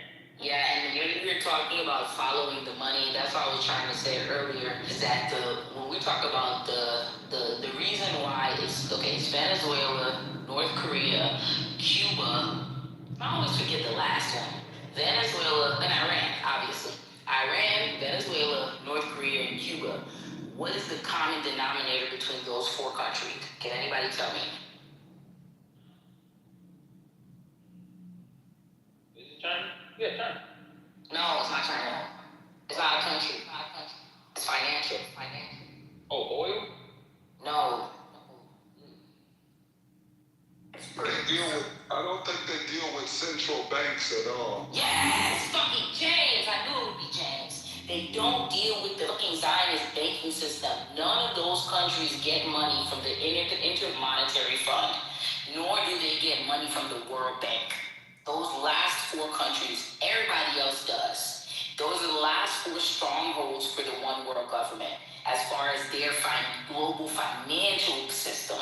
And so and when we talk about the World Bank and the International Monetary Fund, that is the root of how Zionism is putting their claws in everybody. China gets money from them too. Every country gets money from them. The ones that don't are Venezuela, Cuba, North Korea, and motherfucking, I always forget the last one, Iran. And then, wow. So they got this thing, I was just looking at it earlier, Melissa, that Ralph Nobles, he was talking about the central banking system going digital. Like half of the government is trying to stop it, the other half is cool with it. They're trying to get it going. Oh, they're trying to tokenize everything? Yeah. Mm-hmm. Well, the key is to have the assets before they tokenize it. So gets to buying. Right.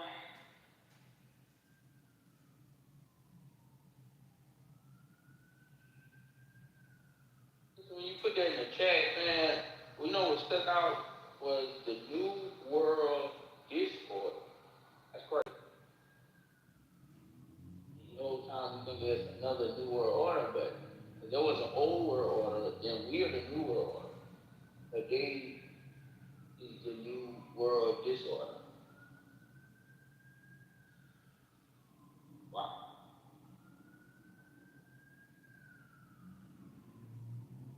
I mean, at least see we're at this level of awareness that we can see it for what it is. I take this as a step. Positivity. Optimism. Ding, ding, ding.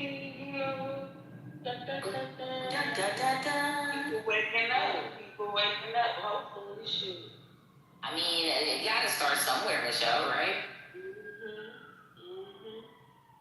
At least this is If you don't make it, you don't make it. But I think it's about awareness. I said it earlier.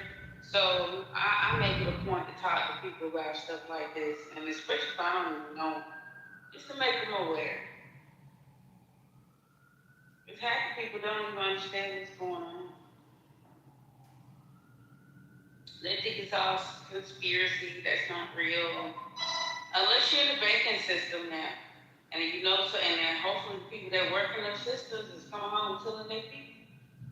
Mm-hmm. left behind.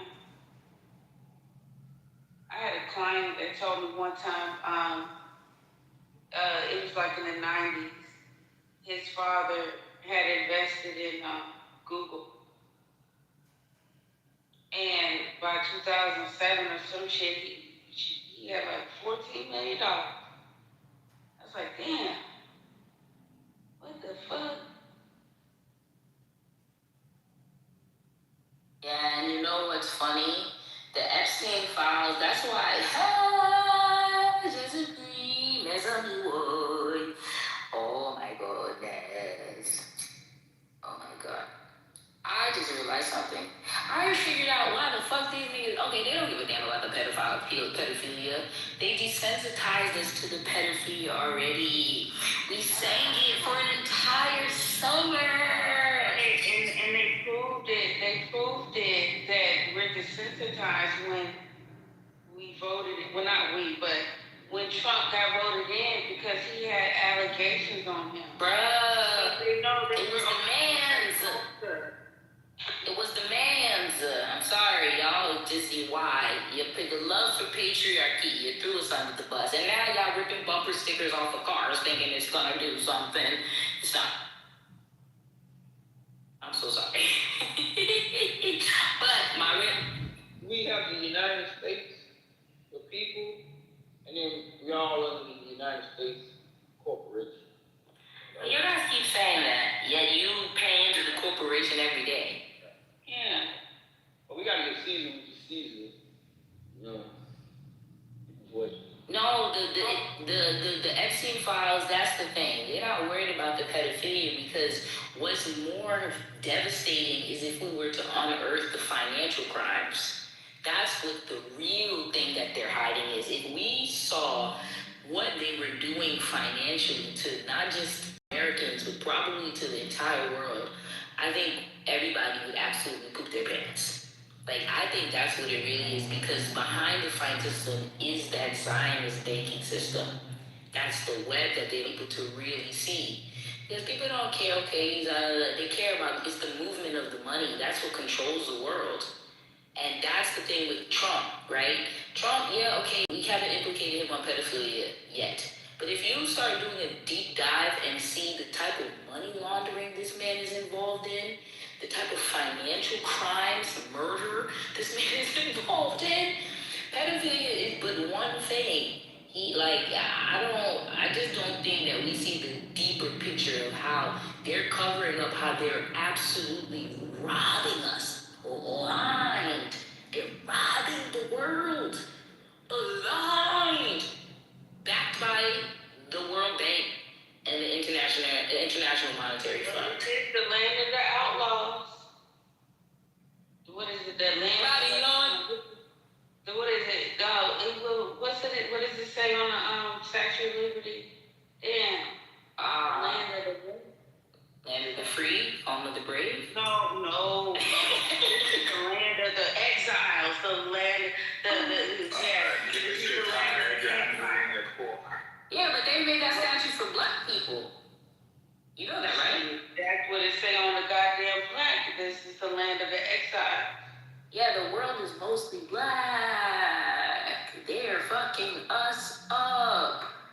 That's why they're hiding behind religion that truly belongs to blacks. Nobody in the Bible or the Torah or the Quran was white. Ever. I mean, that's clear. Hiding behind our shit. It's not that clear. A lot of black people think he's white. The only way out is through it. That's why they're using it. If it didn't work, why would they use it? Wouldn't they use something else? They'd just be like, they don't do that. They use the books. Why are you gonna it's like, I explained this earlier. If someone has a gun, are you gonna just put your hands up and say, wait? Or are you gonna go get the same gun that they have, learn how to use the weapon that they're using against you? Why not?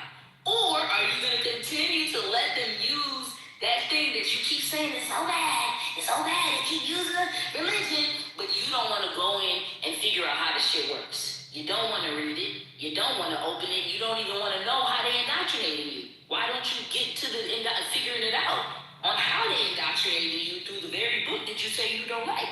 Like, cause me, if somebody tells me I'm using this tool against you and this is what's been worked for the last 2,000 years or so to keep you in a state, I want to know how that shit has worked. Whether or not I believe it or not, I want to see what you are doing and how the fuck you are trapping me with 3 books. Let me figure that out. But no, y'all just keep doing it. They shooting you, but you don't want to go get your own gun. Make it make sense. They think white people wrote it. I mean, it's just that clear to them.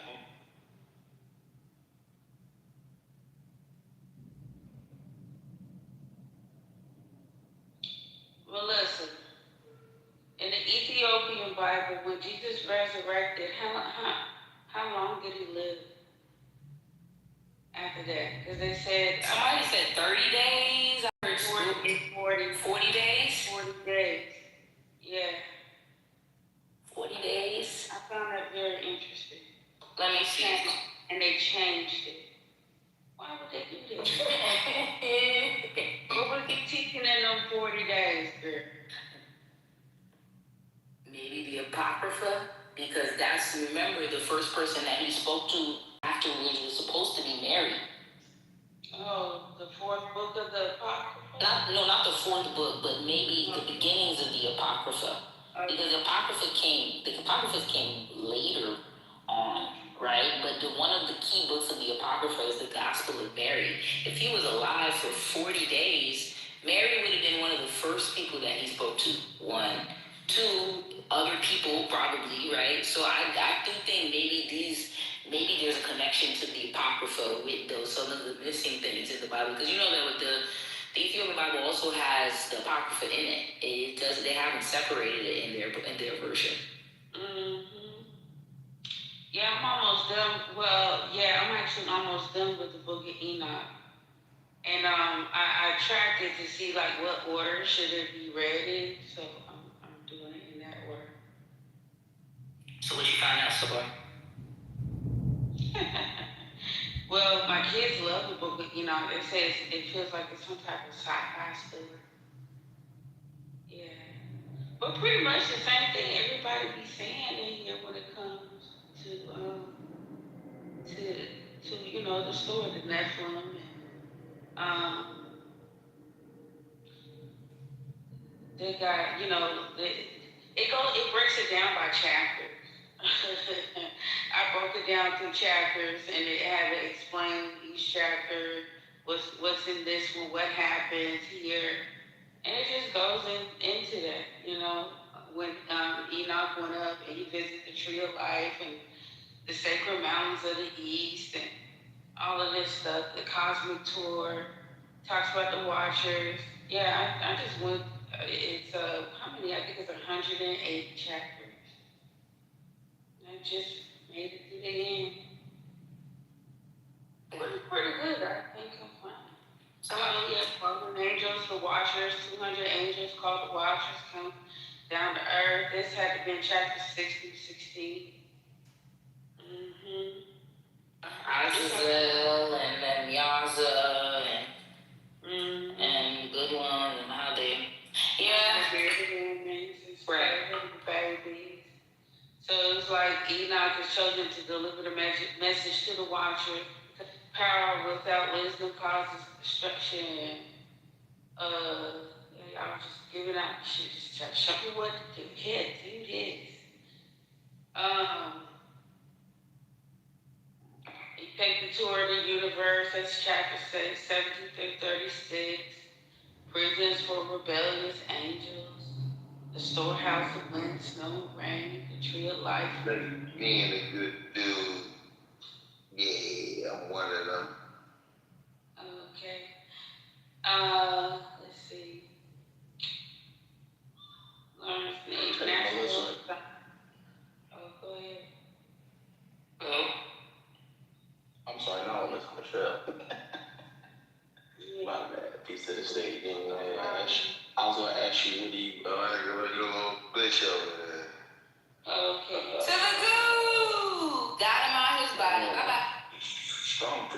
Okay.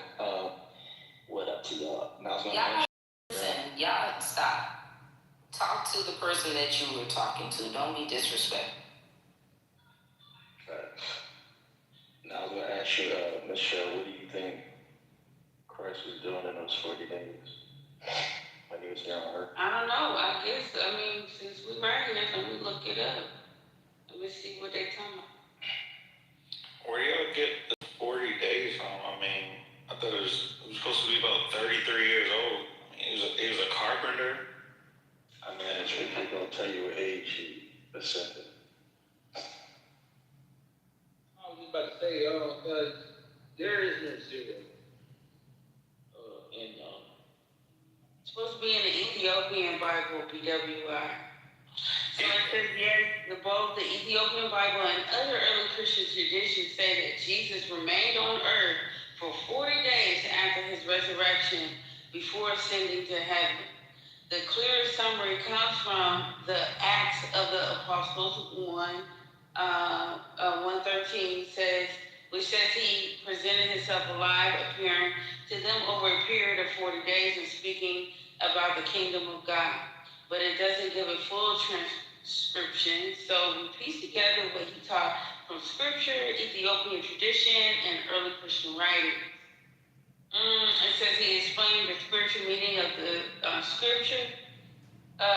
He helped his followers understand that the Torah and the prophets were pointing to him all along. In Gospel of Luke 24:27, he walks with two disciples, and it says, beginning with Moses and all the prophets, he explained what was said in all the scriptures concerning himself. What this means, he showed them why the Messiah had to suffer, how his death fulfilled prophecy. The resurrection was part of God's plan, that the old covenant symbols pointed to the spiritual truth. Basically, he unlocked hidden spiritual wisdom to them. He taught about the kingdom of God. He explained it as a spiritual reality, already beginning, God ruling in people's hearts, a divine kingdom fully established, and transformational in human nature. He likely clarified misunderstandings about expecting a political revolution.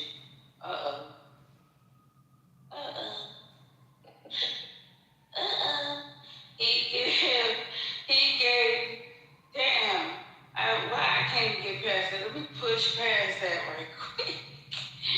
He gave secret teachings of his inner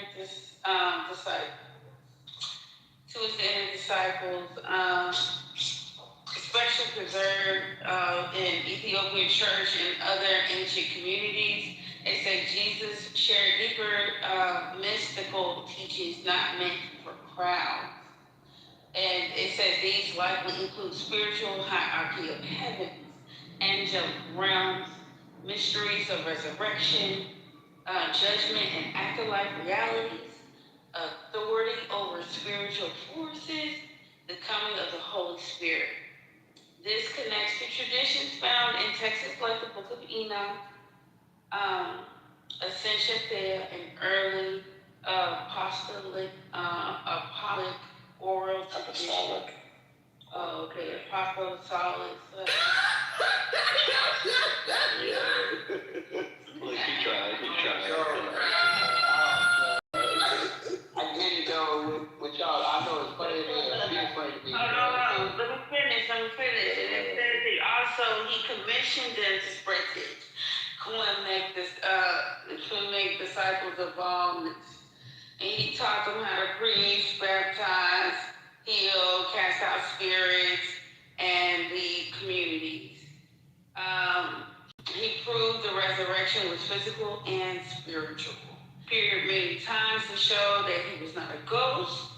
He had a tramp body. Death was defeated. Resurrection is real. He ate with them, let them touch him, and appeared in locked rooms. What the fuck?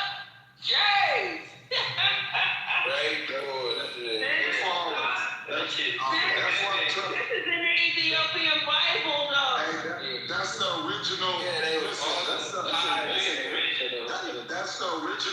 apocrypha. It's been protected. We also gotta remember, James, these folks, listen, y'all gotta understand, when these folks was practicing these rituals, and even sometimes when they was writing this shit, they was high. They was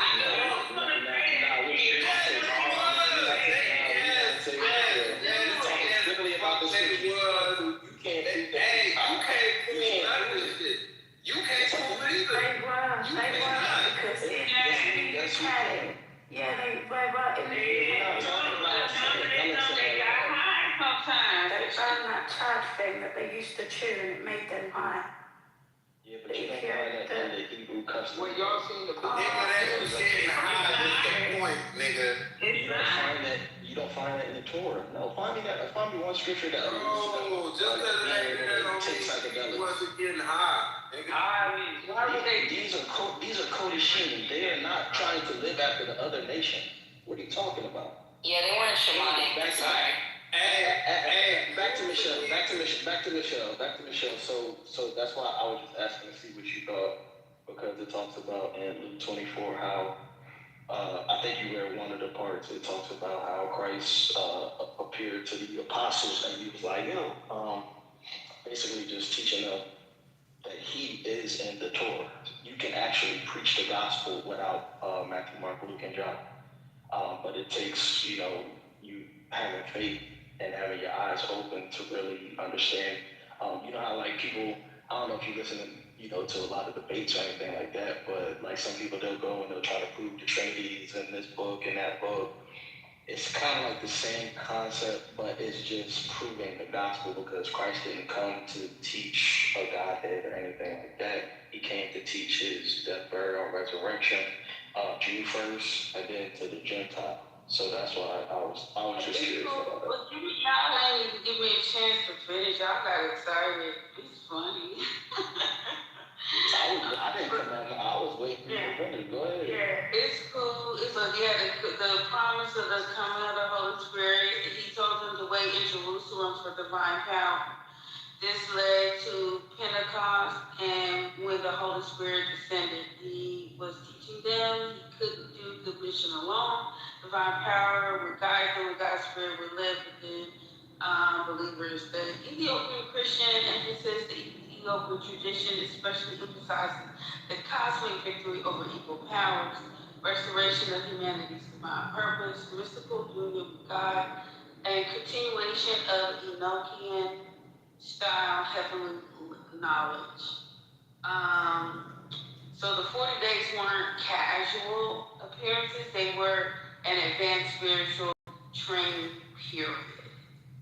So, give me 1 second. Yeah, I think people, when they hear the word mystic, they get thrown off by it, like as if mystic is put into the Bible. I think that's just used in the overall summary of what's being explained. But yeah, I believe that you can definitely read the Gospels in the Old Testament. It just takes, some time, effort, guidance, and just a willingness to learn. Just like the sister said earlier, like, if you're being deceived, why don't you open up the book to see how they deceive? Like, y'all want to, chalk it up that they was eating this, smoking this. Okay, well, prove it. Like, the scriptures tell you to show yourself approved. They don't tell you to guess and make up all these assumptions. Prove it.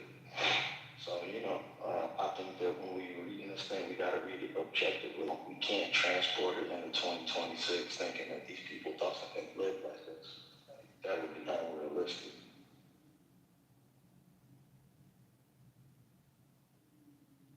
Holy Spirit, but that was Acts, bro. I don't know why you saying John, not Matthew, Mark, Luke, John. Resurrection is Acts. Like, what you mean by that?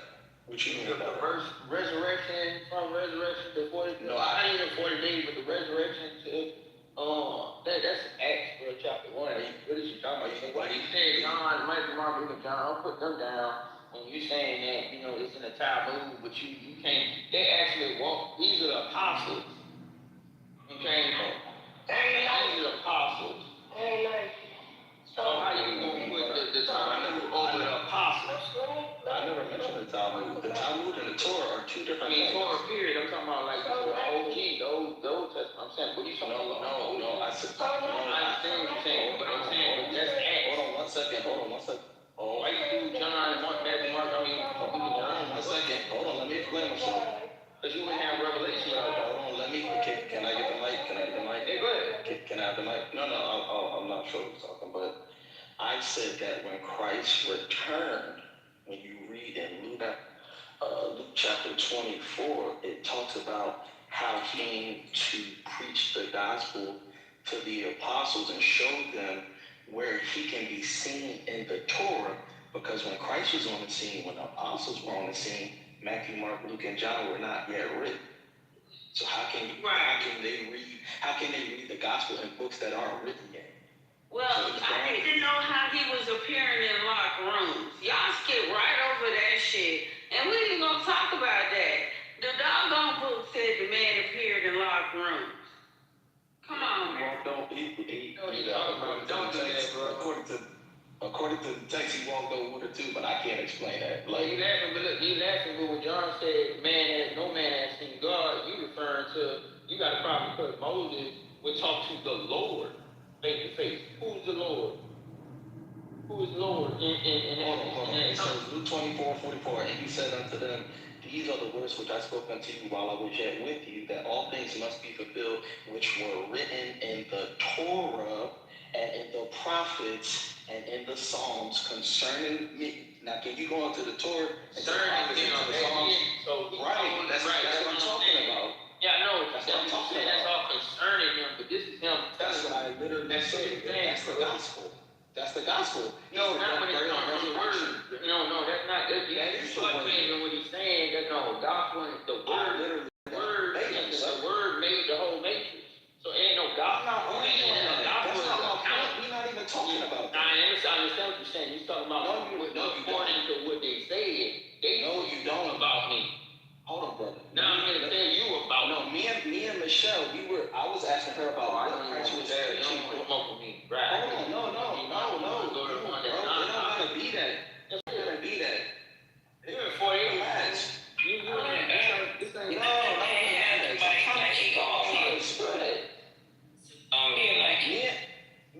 Me and Michelle, we were talking. I was asking her about the 40 days. What do she believe was being talked about during the 40 days? That's what I'm talking about.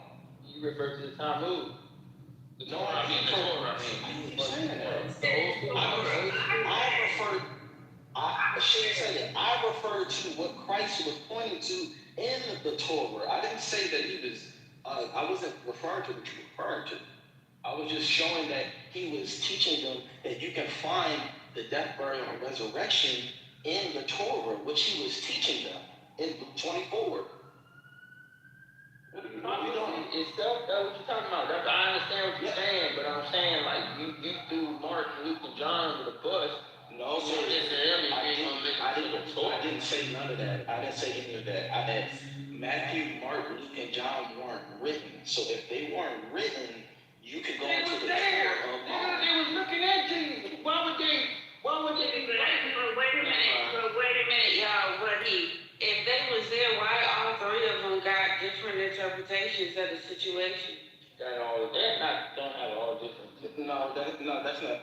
I'm not dealing with that. But why would he? If he's there,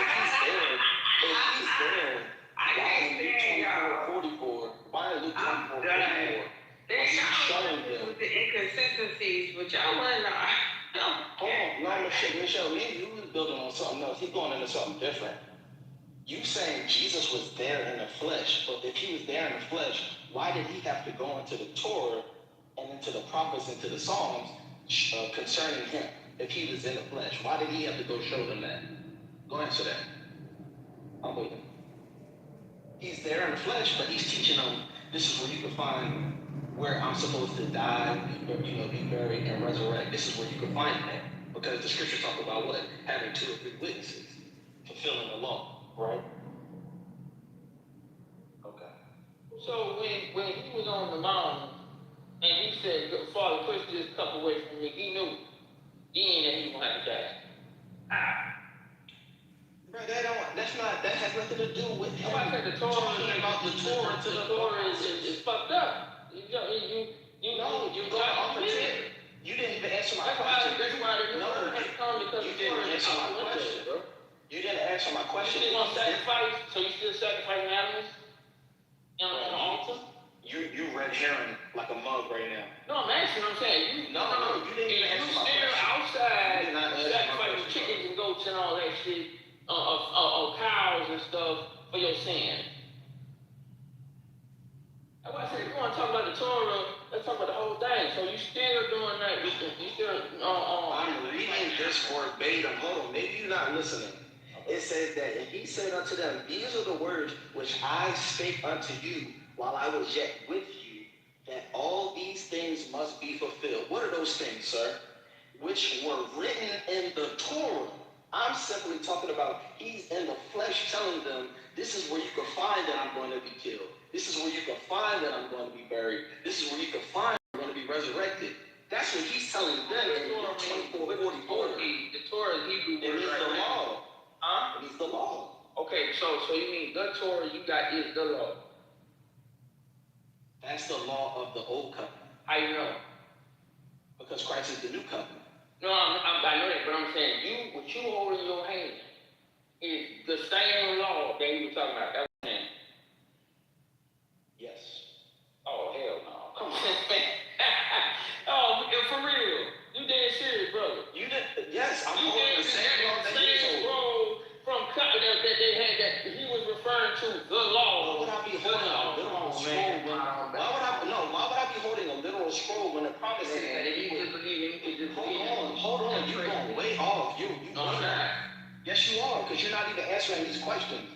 I went to Luke 24:44 to ask you why he's going to them to show them in the Torah these things. And you're going, oh, well, you praying the Torah. You still sacrifice. That's nothing to do with my question. You follow the Torah, correct?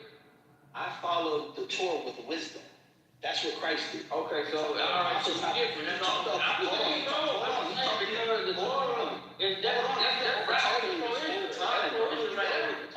on, you've been over talking this whole time. He showed the apostles and the Israelites how to use the law with wisdom in captivity.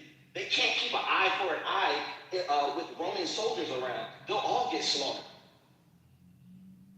So that's you missing my point when I'm talking about when me and Michelle we were talking about.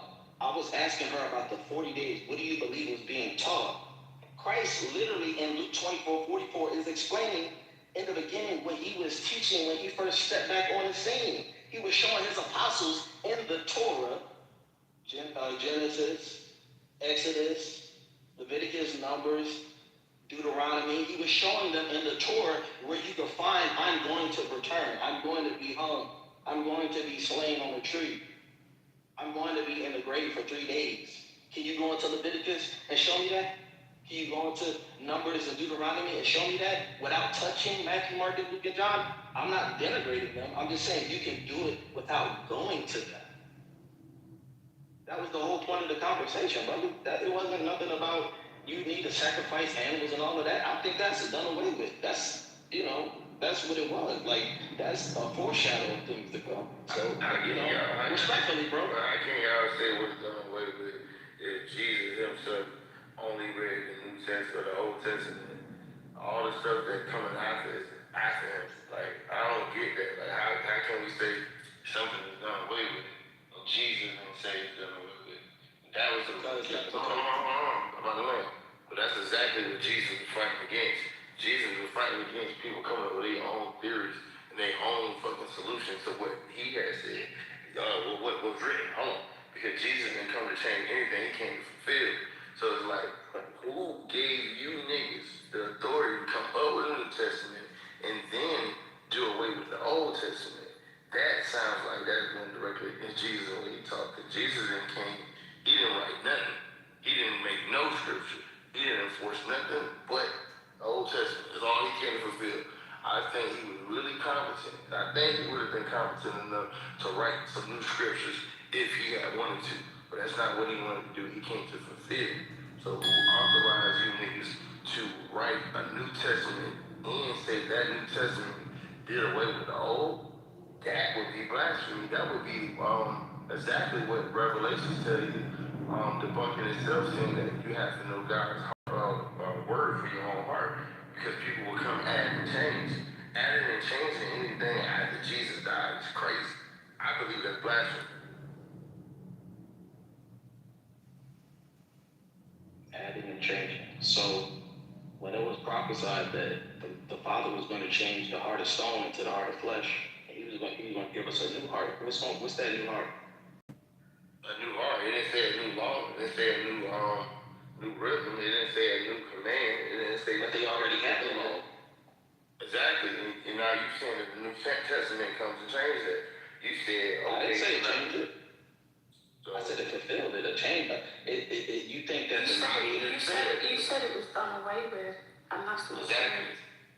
Yes, it's no longer something we have to answer to. That is hot. But hold on, wait. Did Jesus never?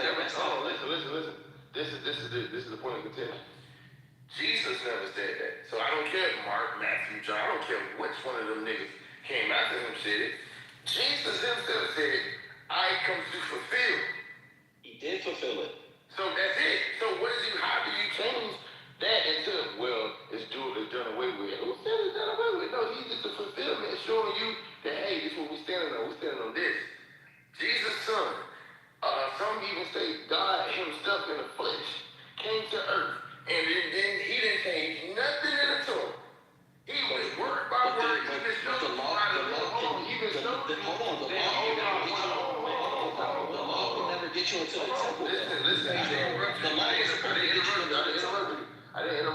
I'm just interjecting. I'm trying to interject. But I can't interject. I can't interject. I'm gonna land. Because if not, it sounds like an argument to people that's listening. So Jesus himself, people that God say, some people say that this is God himself. He came to earth and he didn't change anything. He fulfilled it. So fulfillment, you think is finished. You think it's okay, I did it and now we can move forward. No, he came and fulfilled it as in still on business. We're gonna do that for 2026. People, what Jesus basically did was come to earth and say, hey, y'all ain't doing it right. I'm gonna show y'all how to live righteous. I'm supposed to be the living example. I'm even supposed to die, even though that y'all really murdered me. I'm supposed to die and stand on this. I can do anything. I can ask the God to save me and pull me down from this cross. But no, I'm going to go all the way through with this so I can prove my point. That's what he did. He didn't change nothing. He didn't add anything. You don't have a book of Jesus. You don't have a book of Yahshua. You don't have a book of him trying to give you other teachings. He went by the Torah. He was a Jew. So now how in the hell do other people after him tell us that it's done with? We could do away with the things of the Old Testament. That would be blasphemy according to Christians. You just Craig. Hold on, real quick. When you say do away, Craig, can I respond real quick? Can I respond? And I'm about to go to James. He did say do away with. He said do away. I didn't say do away with. Yeah, I got a question. If you say do away with, are you saying do away with the law and what he was standing on? Is that what you're saying? No, what I was saying was it's no longer required for us to do it. That's what he said, James. Exactly. Yeah, I never said do away with that. I want to get your understanding. Y'all let him talk real quick. What I'm saying is that the law was already given to Moses, right? So you weren't given eternal life when you got the law. You weren't given eternal life. You were already alive when you received it. The whole point of it is for you to receive eternal life. The law does not give you that because they already had that. So when you need to go into the consecration of the temple, before the throne, you need a sacrifice to do that. That's Christ's sacrifice, which means your works were not good enough for you to get to the throne. That's why the law is below the mercy seat. The mercy seat is above the law. So Christ's work supersedes the law, but we still keep the law with them.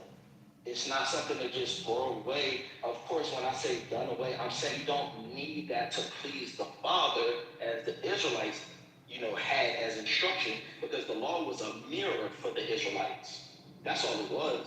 It was just to show them, who they were as they were coming out of Egypt.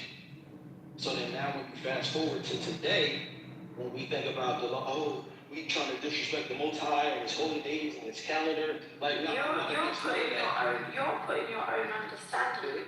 No, I'm gonna host. No, I'm not thinking Commandments is exactly that. That's a Christian. No, Christ said the two greatest commandments are loving the Most High and loving your neighbor as yourself. But he didn't away with the Ten Commandments. Hold on, listen. But he didn't say that. Hold on.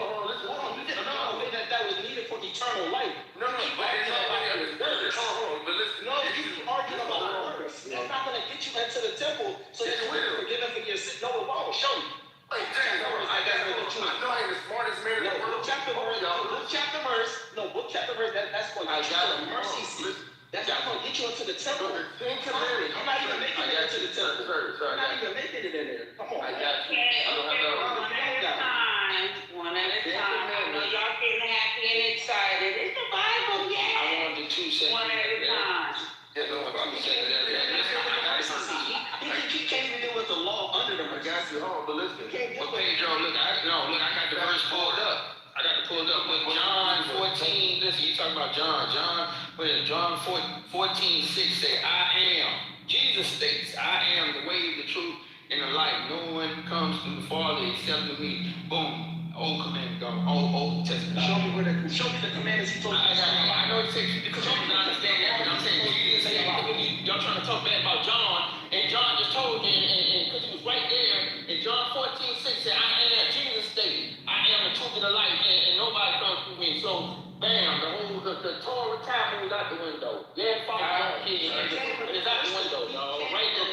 The Tower of Babel. Everything that happened at the Tower of Babel. Hold on, y'all are both agreeing. Hold on, so let's hit the other side. So now, this is all fine and dandy. Hold on, James, or anybody that knows. He still ain't proven that the law is eternal life. He still ain't proven that. I'm not arguing, bro. I just want to get my.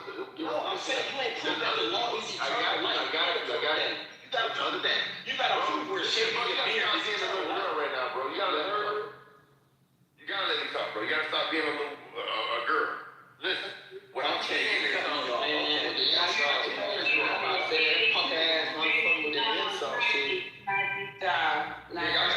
people, bro. Alright, stop. Yeah. Go ahead, Pedro. Anybody else that knows the Bible? Please, I'm up to be on. Moses got the Ten Commandments, correct? The Ten Commandments was written. It was given to Moses. I ain't gonna say written.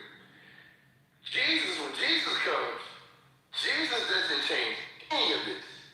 See, we're skipping through the Bible like this story was just written in a day. These are thousands of years.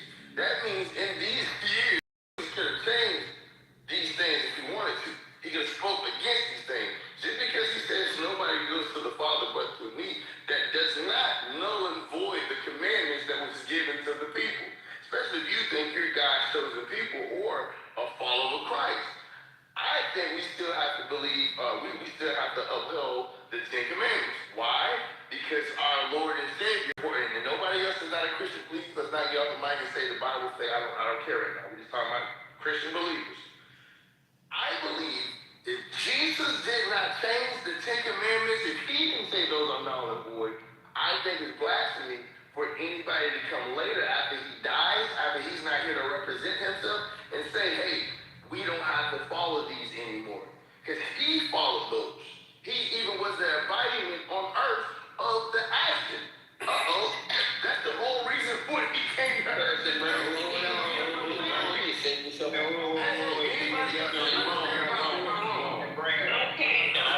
Wait. If you finish laying your plane, Pedro, he's done. Okay. So, damn, why can't we stay on fucking topic? I got such a good breakdown over here. Y'all get on my damn nerves. Go ahead, Eagle Hawk. I was just going to say, that's the whole point of the New Testament. Yahshua came to bring a new covenant, right? Which means different than the Old Testament and the Noahide laws. That was the whole point of him coming.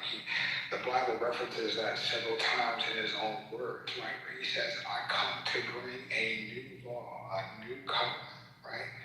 Which means different than the Old Testament and the Noahide laws. Just want to throw that out there. Hey, Kitover, let me ask you this question. What's the difference between a law and a commandment? So the commandment was actually given to Moses. I don't know about who. Moses. No, who wrote the commandment? The commandments was given to Moses. Yeah, everybody wrote by who? I got you. Anybody else is. All right, but who wrote the Torah? No. Who wrote the Torah though? I don't know who wrote the Torah. Moses. I wouldn't know. So the law of Moses is out the door. There's other things in the Torah. Commandments still the same. Moses wrote most of But you can't. Commandments and laws are different. Hold on. Wait, this is one dude. How's the other dude interrupting? Yo, chill, nigga. He's asking me a question while you saying, hold on, that's crazy. And he Answer the question. You didn't answer it. You said you don't know. Bro, you moderating the stage, Pedro. Who moderating the stage? Other niggas talking. He answered the question. You didn't answer it. Do one mic, please. Okay, I wanted to say, when Moses received the law, he was a murderer. He was a murderer, correct? Listen, but it doesn't matter. So Moses. It does matter. Go on mute. Ask your question and go on mute. Mute button. Hit the mute button. The thing down there you go. So Moses wrote most of the Torah what we have. I don't care what Moses was. Moses wrote most of the Torah. I think like 90 or 80% could say. So that's the answer to your question. But him being a murderer that's null and void. Saul was a murderer as well. He even persecuted and killed Christians. So God has used other people that murdered Christians before. That is true, because what Donnie B was a tax cheat. Jesus was poor. What's his name? James was he was hot-headed. He cut off their soldiers' ear and stuff like that. God can use anybody. But to answer what you all are saying, what's the difference in between with the New Testament and the Old Testament with Jesus and with the Old Testament? No, we do not discard the Ten Commandments. Yes, Moses received the Ten Commandments from God. He saw the back of God's head and his hair turned white. He saw where God wrote it in the stone with his finger, and he received it from him. We still follow the Ten Commandments. The only difference is when Jesus came, you no longer have to go to a priest. You no longer have to go to somebody and confess your sins. You can go directly to the Father through Jesus. That's why the temple split in half. The curtain split in half when Jesus died. There was a great earthquake, and that symbolized you no longer have to go through that priest because the priest was behind the curtain. That's all that means. Thank you so much, Jerry. I knew it was a reason. I just didn't get it out, but yeah, you're definitely correct. I was looking for that. Can I explain what I was saying? So the reason why I brought up Moses is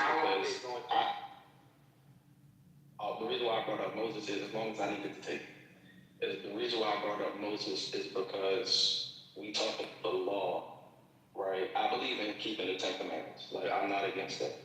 But what I'm saying is that when I gave him those commandments, he already was a transgressor against the commandments that he was receiving. Which is showing that the law was never supposed to give eternal. That's the whole goal of this conversation is eternal life. The law does not give life. It doesn't give life. So that was my point. Okay, so both are correct then. Is that fair to say? No, because you can't do away with the Old Testament, so whoever said that cannot be correct. That is dangerous. No, that's the whole point, that you have to keep the commandments, but you have to accept the sacrifice that Jesus made. We're going to get back to the 40 days hanging out with Jesus after he died, or what? What the fuck? Oh, wow. Oh, bet y'all didn't know that, huh? Y'all didn't know that? Bring it out. You said the 40 days stuff. Yeah, he was alive for 40 days. That was breakdown. I was doing before you got in here, man. Is that in the Bible or is that part? It's in the Ethiopian Bible. Ethiopia, they have 88 chapters, I think. They have 88 books, right? Yeah, well, y'all been over here arguing. I don't went deeper because I was like, it was parts of were taught, they understood and what they misunderstood. all that stuff. Hold on. I mean, I don't feel like we missed it again. Let me see. Let me get back to the top. What did they learn? He talked. I'm gonna be short with it. He explained the spiritual meaning of the scripture. Okay, he showed them why they had to suffer. How his death fulfilled prophecy, the resurrect part of God's plan, that the old covenant symbols pointed to some truth. So basically, he unlocked hidden spiritual wisdom. Two, he taught about the kingdom of God. The kingdom of God was not just political, he said, as the spiritual reality already beginning, God ruling in people's hearts, a future divine kingdom fully established, and a transformation of the world and human nature. He likely clarified misunderstandings about expecting a political revolution. We can get into that later because I was like, why did they expect a political revolution? Like, what was going on? Why did they needed a revolution? Anyway, he gave secret tips to his inner disciples. So early Christian traditions, the Ethiopian church and other ancient communities say Jesus shared deep mystical teachings, not meant for crowds. They likely included spiritual hierarchy of heavens, angelic realms, mysteries of resurrection, judgment and afterlife realities, authority over spiritual forces, and the coming of the Holy Spirit. This connects to traditions found in texts like the Book of Enoch, Ascensions of Isaiah, and early apostolic oral teachings. Let's see. He commissioned them to spread the message. He gave what's often called the Great Commission. He taught them how to preach, how to baptize, how to heal, how to cast out spirits, how to lead communities. He was preparing them to carry on his work. He preserved the resurrection. He proved the resurrection was physical and spiritual. He appeared many times to show he was not a ghost. He had a transformed body. Death was defeated and resurrection is real. He ate with them, let them touch him, and appeared in locked rooms. This taught them that resurrection is physical, spiritual transformation into a higher form of life. Okay. He also, he promised the coming of the Holy Spirit. That was the last thing. He taught them to wait in Jerusalem for divine power. This led to Pentecost when the Holy Spirit descended. He was teaching them. They couldn't do this mission alone. The divine power would guide them, and God's Spirit would live within believers. So, with all of that being said, it says the Ethiopian tradition especially emphasizes the cosmic victory over evil powers, restoration of humanity's divine purpose and mystical union with God, and continuation of Enochian-style heavenly knowledge. So 40 days weren't casual appearances, they were an advanced spiritual training period. But I'm going to go down to the bottom because y'all need to know this before I let this mic go. Because I was like, how the fuck is he appearing in locked rooms and all of this shit? So this is an important cultural detail. Listen clearly. Important cultural detail. In that time, spiritual visions were not considered real experience. It says spiritual visions were considered real experiences. Prayer and meditation were normal religious practices. People did not divide. I'm going to repeat. It says people did not divide physical versus spiritual the way modern science does today. So experiences of divine presence were not assumed to be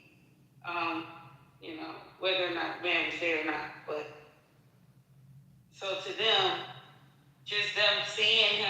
thinking him or having the presence of him, even though we just saw him put on a cross and put inside of this thing, this cave and everything, tomb.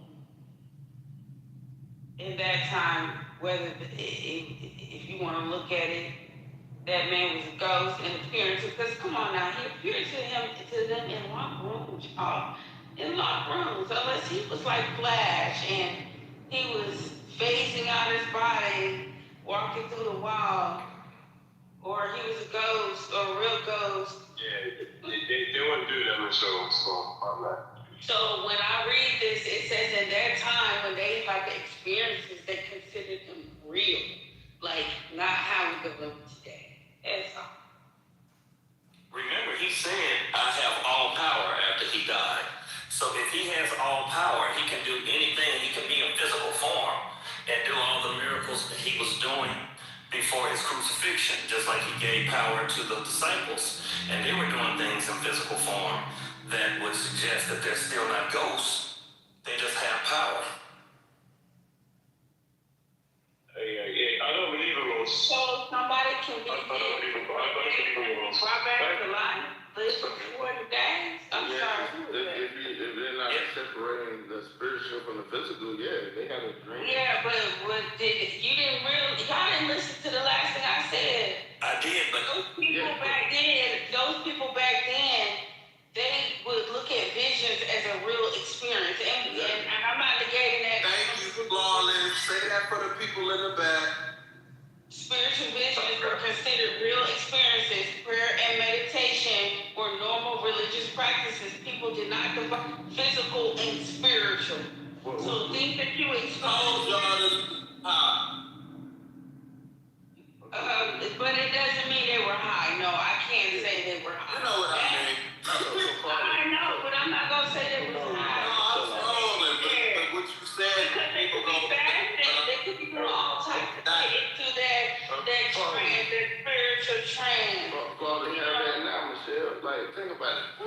When a baby is being born in the family, listen, black people literally have those spiritual things that shouldn't be fat, they need to be fat, right? Like babies being born. When your family is having dreams about whatever, when there's a baby coming in, all the women in the family like, girl, I had a dream about it. See what I'm saying? So it's like, yes, sometimes in some cultures, who taught us that dreams wasn't real? They told us our spiritual ain't real. That's white people. That's dogmatic. That's the cracker science that told us, oh no, that's just a dream. Black people to this day, we have dreams like, oh man, my hands is itching. That means we finna get some money. That's just a black thing. That's just some nigga shit. Dreaming about somebody drowning. They got reasons for that. Like, come on, don't pretend. So you're basically saying do those things. We're doing the same thing they did. We're not separating physical and spiritual. Yeah, we don't do it today. So let's say somebody seen Jesus in a dream. Or they had a deja vu, like, man, hold on, man, I seen Jesus last night, y'all, and he came to me, and he showed me his hands. In the black community today, your grandma say some shit like that, and you better take heed to it. That's all I'm saying. That's our culture. That's us. Right then and there, when you read that, it said, they differentiate spiritual from reality. Oh, that's us, them niggas right there, we do that to this day. Hey, my call and say, hey, man, I got a feeling. Y'all need to stay in the house tonight. Come on, man. Fellas, how many times have your girl, somebody you been in a relationship with, said, your mom could be itching because your hand is dirty, okay? Now you act like you don't know what I'm talking about. Okay. All right. If your mom says don't drive tonight, that means you don't drive tonight. Exactly. But in America, you said don't drive. Don't listen to that.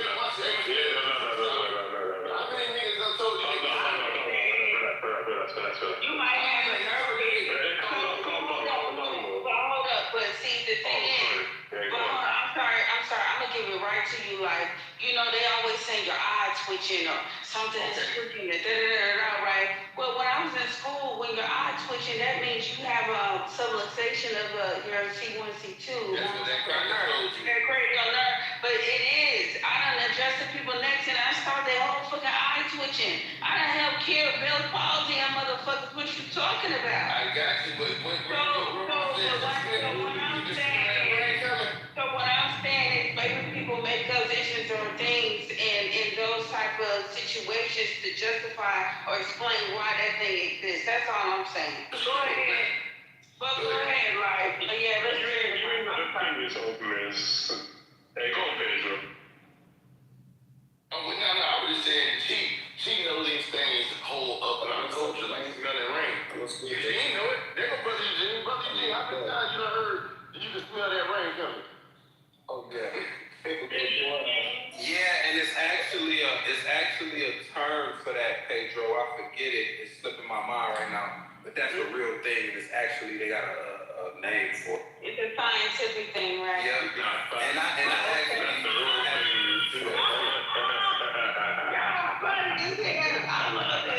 Man, no, you done heard that before. No, that's real. I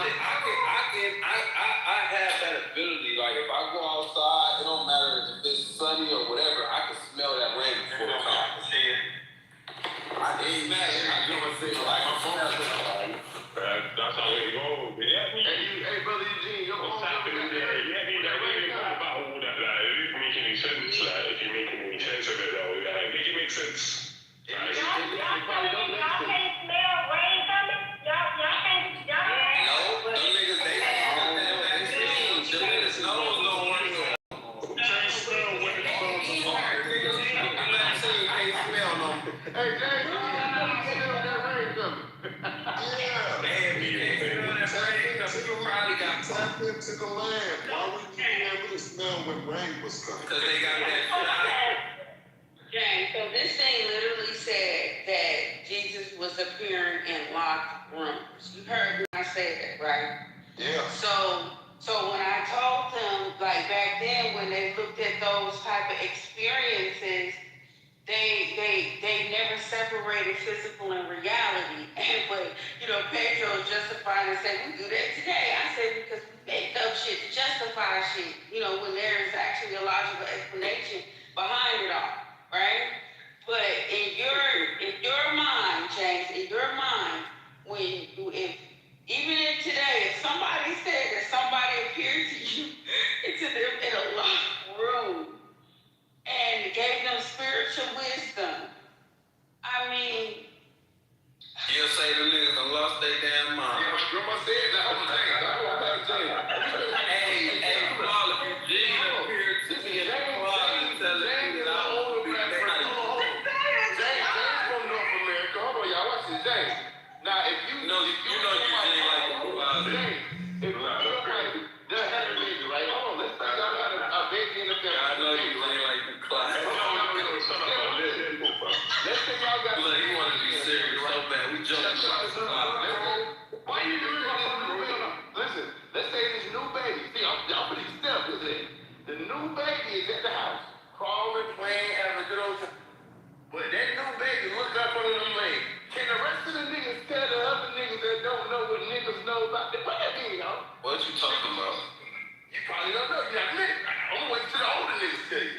If the baby look in between the legs, what does that mean, y'all? Can I jump in? Please jump in. Anybody jump in. Anybody jump in. Just take your yourself. That means that's where we can Jump in. Gary, please. This is what we get into issues because it ain't for everybody, Christianity. The main thing Christianity asks you to do is to have faith. And when we go wrong, we try to explain everything, but that's what it's built on.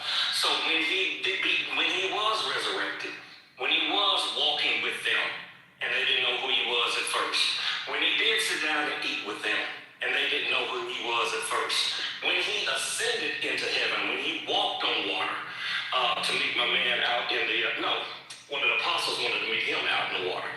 These are things we try to explain. Right, thank you, brother. When we try to explain these things, that's where we go against Christianity because it asks you to have faith. And again, it ain't for everybody because there's a lot of people who want to be logical. And if it's you can't see it, can't prove it, then it doesn't exist. Hey, Jerry, can I I walk with you for a second? So, going by that logic, right? So, are you basically saying in Christianity you're not supposed to question it? You're just supposed to go along with it? Is that my premise? He said all questions will be answered in the end. No.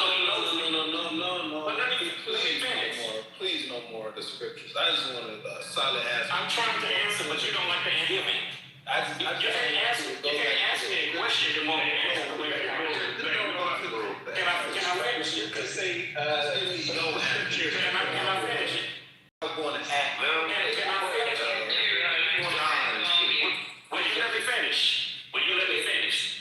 So with that being said, you'll get what I believe because I'm telling you what it says. I personally am a practicing Christian. I'm doing my best. I fall short every day.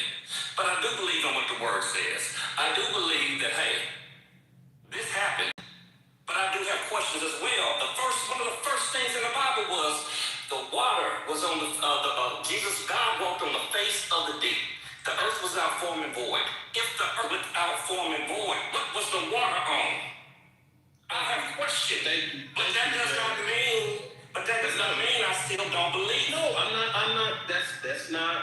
Again, see, I think sometimes y'all want to fight so hard for this religion. Y'all not common. I'm just trying to have a conversation and ask questions. You couldn't, brother. You wouldn't let me finish. Listen. I did. I went on to let you finish, but now I'm trying to ask you another question. I'm asking her a conversation.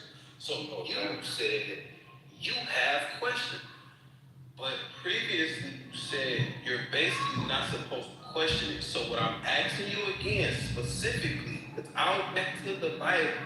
Are you saying you're not supposed to question in Christianity? Is that what you're saying? Clear up your question. You said I didn't basically say anything. I didn't basically say you're a question or not supposed to question. I said you're supposed to have faith. Yes, sir. And all questions are answered in the end, right? So now, Jerry, see how they scrutinizing you about this? This is what makes you I got an opposite question. Hold on, now, Mr. Jerry. Can't answer every question about science. Hold on, Mr. Jerry, watch this. This is why science is a wicked belief system to me. Oh, wow. Yes, because he asked that brother, well, can you prove? Can't none of these niggas prove? I didn't ask him to prove nothing. We're not gonna argue. We're gonna move on to the part because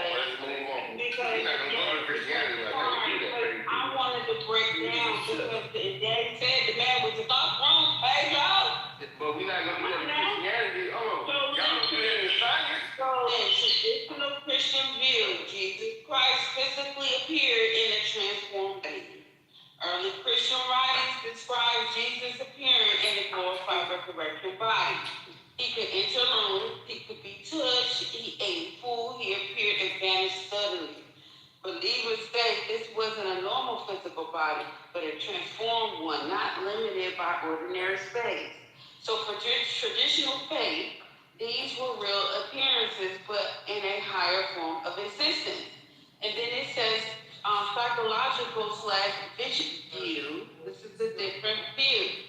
The appearances were powerful Greek visions. Some scholars suggest the disciples were traumatized and grieving. I'll mute you up real quick, Jerry. They were traumatized and grieving.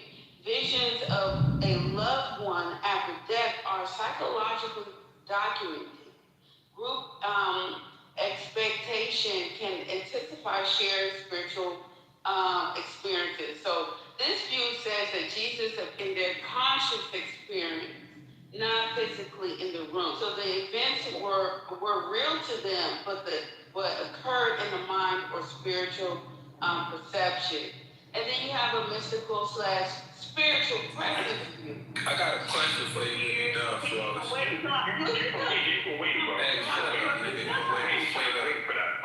Oh my God. Jesus appeared in a spiritual dimension.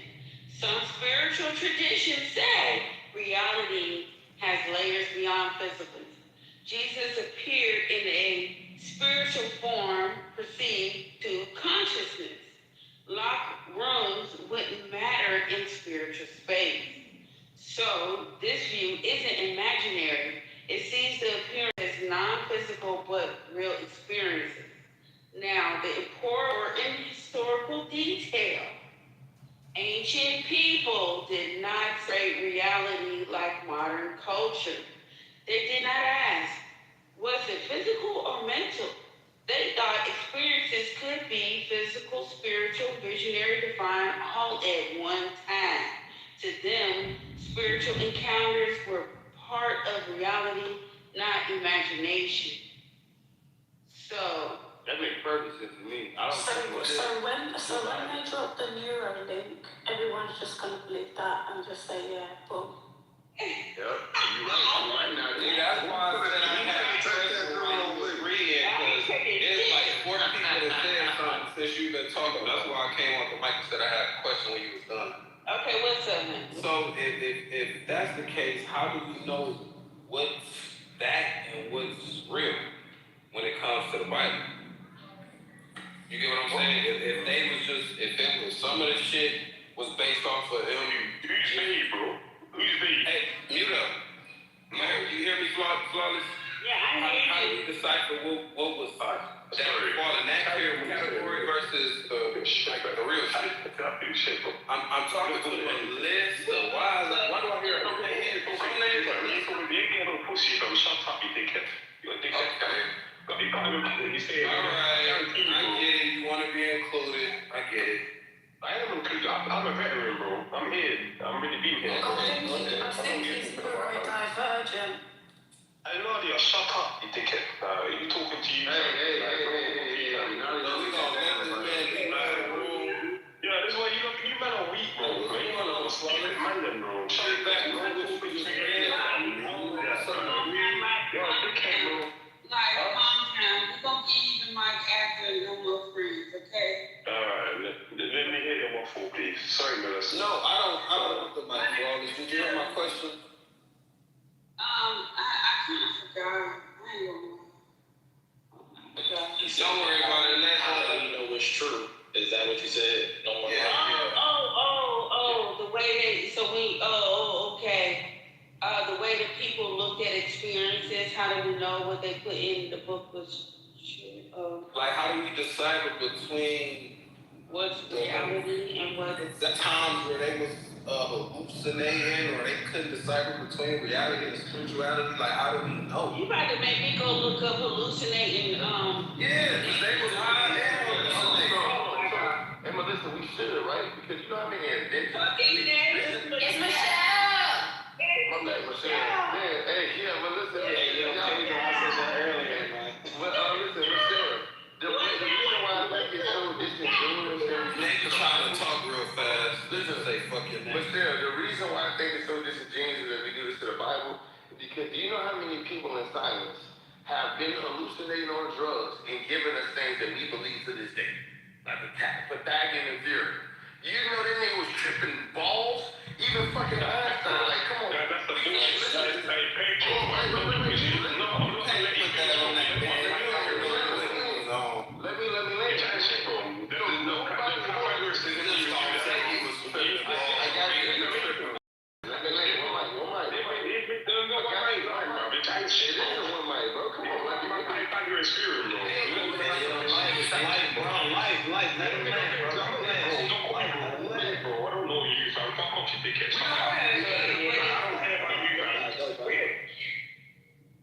What the mic back on? Yeah, it's all on mute, life.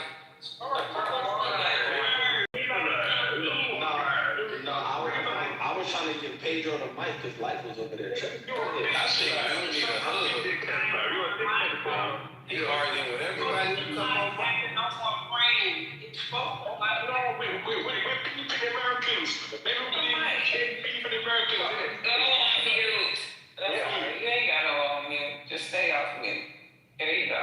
Now, who's the mic on? I was on my somebody that passed the opportunity. No. It was no more friends. And after he asked me the question, I told Life he can go. That's what happened. Y'all just jumped in because y'all wanted to explain and be upset because we're just reading something and we're criticizing it the way we're doing it, and y'all don't like it. So we're not doing it maliciously, Pedro. I just wanted to know how the man was, and it brought up how those people thought back then. They did not separate reality, the visions and physical. They didn't separate any of that type of shit. So that was a valid question the dude had, and you mad because he had that question. You just couldn't wait that to be. They ain't lying to you though, so they can't lie to me. So like these men are gonna fight for you. Okay, well calm down. Please calm. And if you're gonna come off the mic like just speak to the subject, what we're talking about, don't attack nobody, please. Okay, so hey, somebody has passed it to me. I could just. No, well, I don't know why they passed it to you. Stop playing, Pedro. Talk about somebody. Go ahead, like, now go on mute. You see, this disrespect like I'm showing to the movement that I love for, you know what I'm saying? But yeah, you talk about politics or something, innit? Yeah, go ahead. Do my Trump or something. Go for it. Flawless, wait, so when is it my turn? Flawless, can you please reiterate my question, because I think it's being glazed over when it actually would, I think, expand the conversation. Erica, are you still there? Yes, I'm here. Are you following the conversation so far? Not really. Okay, so I had explained that in the Ethiopian Bible, Jesus was around much longer than they say in the regular Bible. He was around for like 40 days teaching. And it said that the disciples were seeing him, the man was popping up in locked rooms and shit. So I also had said, because it said culturally back then, these people didn't separate visions from reality. They thought everything was real. You understand what I'm saying? Yes. Okay. So, no more friends. You can ask your question now so Erica can. So, Erica, if these folks was putting the real shit in the same box as the fake shit, when we read these books, right? A lot of these stories have been debunked, like that whole Tower of Babel shit. That like scientists like prove like why that was going on, like nature, like they proved that. So we can take this whole they was trying to create these like God and all this other bullshit. We can debunk that right now. But if they didn't separate the real from the fake, how do we know what to take and what to leave? Man, that's a theory. Or we just supposed to take it all. Just believe it all.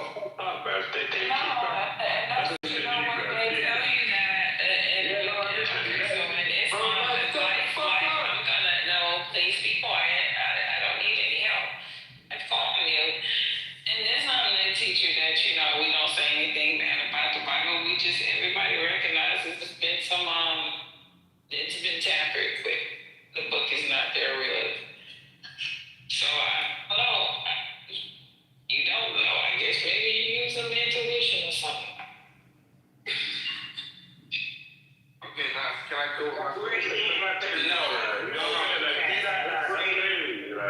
So, Erica, I know that, but this is like new information, like to bring it out, like that it's a known thing that these people didn't separate the real shit from the fake shit. That's a whole different conversation. You can't even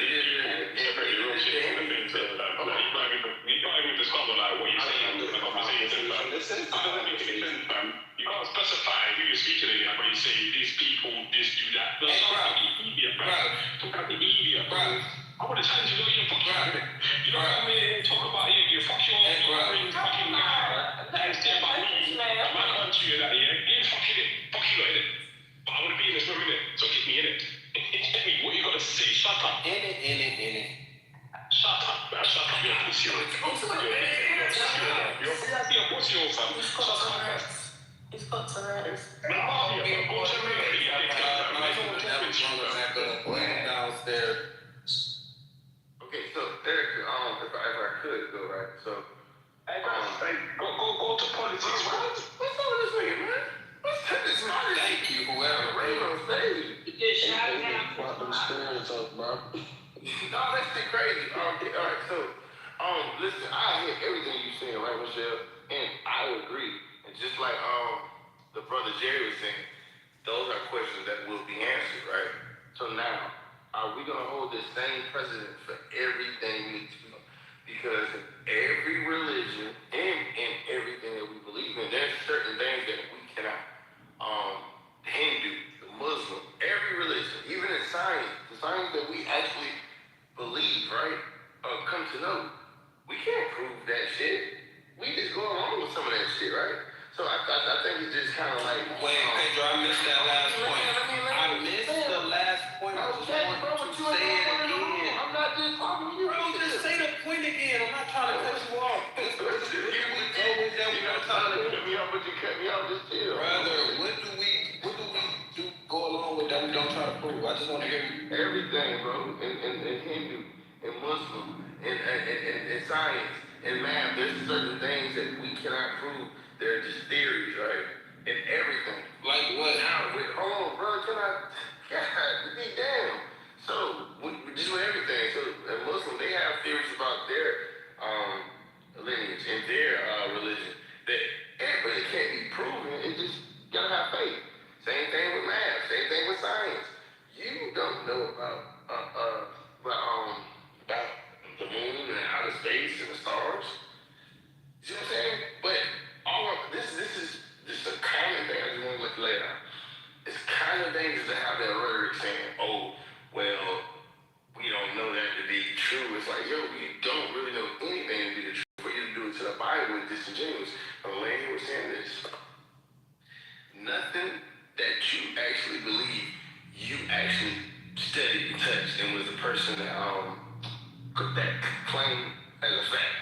A lot of these people in history were high, and even us as indigenous Americans, guess what? Our ancestors didn't separate dreams and what people would say was not reality and reality. They blended the two. The two even worked very well with them, knowing who they were and how to navigate the world. Dreams were seen as signs and things to be, and fulfillments and destinies. So I think it's kind of dangerous that we took this white man science and said, hey, dreams and anything that comes to our mind isn't part of reality, which I think dreams is part of our reality. We were just taught not to, so we could be lesser beings. Okay, so going with that, right? I can agree that it's a lot of stuff that we experience in this world that the average layman person can't prove. I don't think nobody would push back on that. But there are a lot of things that can be proven. What we do know is, though, the information that Melissa just brought out, which is these motherfuckers didn't separate the two. So let's stay right there. Let's not run and move goalposts and say, oh, well, you can't tell me how a damn butterfly went from a cocoon to a butterfly. Hey, listen, just because I can't explain that in the proper scientific terms doesn't mean it can't be explained, doesn't mean it can't be proven. Let's the fact that these specific people did not separate reality from them just dreaming some shit, having deja vu or whatever. Now, my question to that again is, how do we know what to take away from that and what to leave?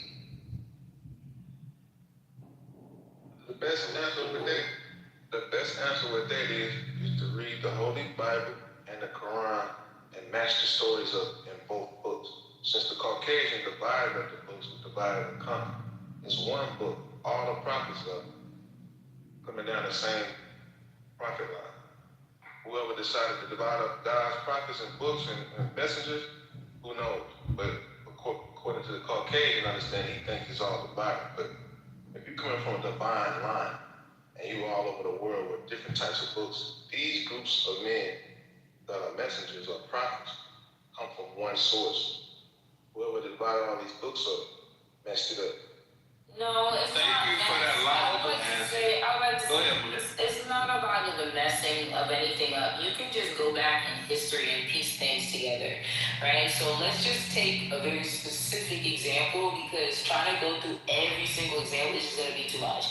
he spoke about the Tower of Babel, right? The thing with the Tower of Babel is that you do have several instances of different types of proof, right? The first proof that you have, and I had to go back and pull out my note cards and the shit, and the first proof that you have is Borsippa, also known as Bur's Nimrod, right? It's an archaeological site in Babylon that we would think that it could have been the historical site of the Tower of Babylon, right? After that, we have, But that's not, can I put this in there? I'm not finished, love. Just let me just finish and I'll be done, right? Shut up. Okay, hold on 1 second, right? And so that's just one archaeological site. We have, so that's just one thing, right? So you have also recorded tablets, cuneiform tablet, the Tower of Babel stele, right? That actually depicts King Nebuchadnezzar, who was the same king who was in the Bible at the time, right? So that is historically accurate, the time and the place that it was.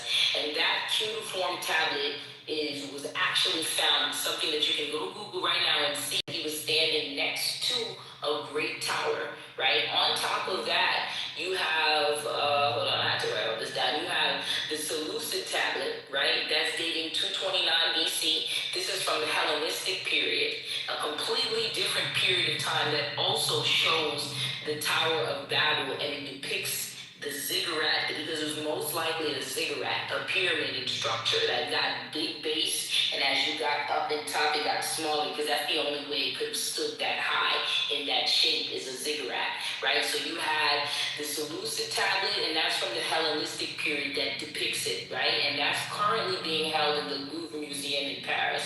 You also have, during Herodotus' time, he also gave really in-depth description of the tower, right, that was used by the Greeks. So, right, and he gave it yes, it was. So, I mean, you have a lot of different things from different time periods. And I think, so what do y'all, why can you have people, why can you have people outside of the Bible giving you their first-hand accounts, literally tablets that have been left behind for us to find that depict this monument, but the Bible is wrong? No, you're missing it. You're missing it, and I was just trying to give it to you in a couple seconds before you went on that long ass soliloquy.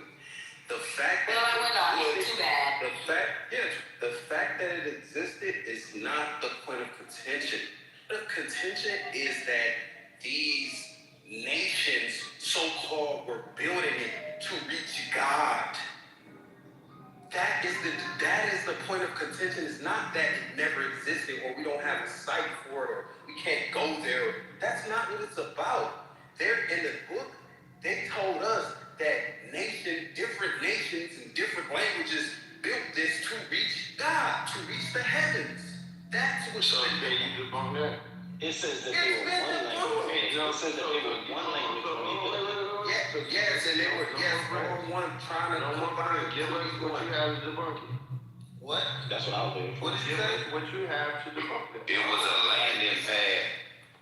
This is wait. I'm not casting my pearls among swine. So that was the point of contention. So for all that we have a site for, we have tablets for, I'm not pushing back against that. Listen, I'm not pushing back. Yeah, but how do you know that wasn't his intention, whether it failed or not? None of the information. But how do you know that wasn't his intention, whether it failed or not? I don't know, and you don't either. Okay, that's my point. So we agree. Then you answered your own question. So we agree.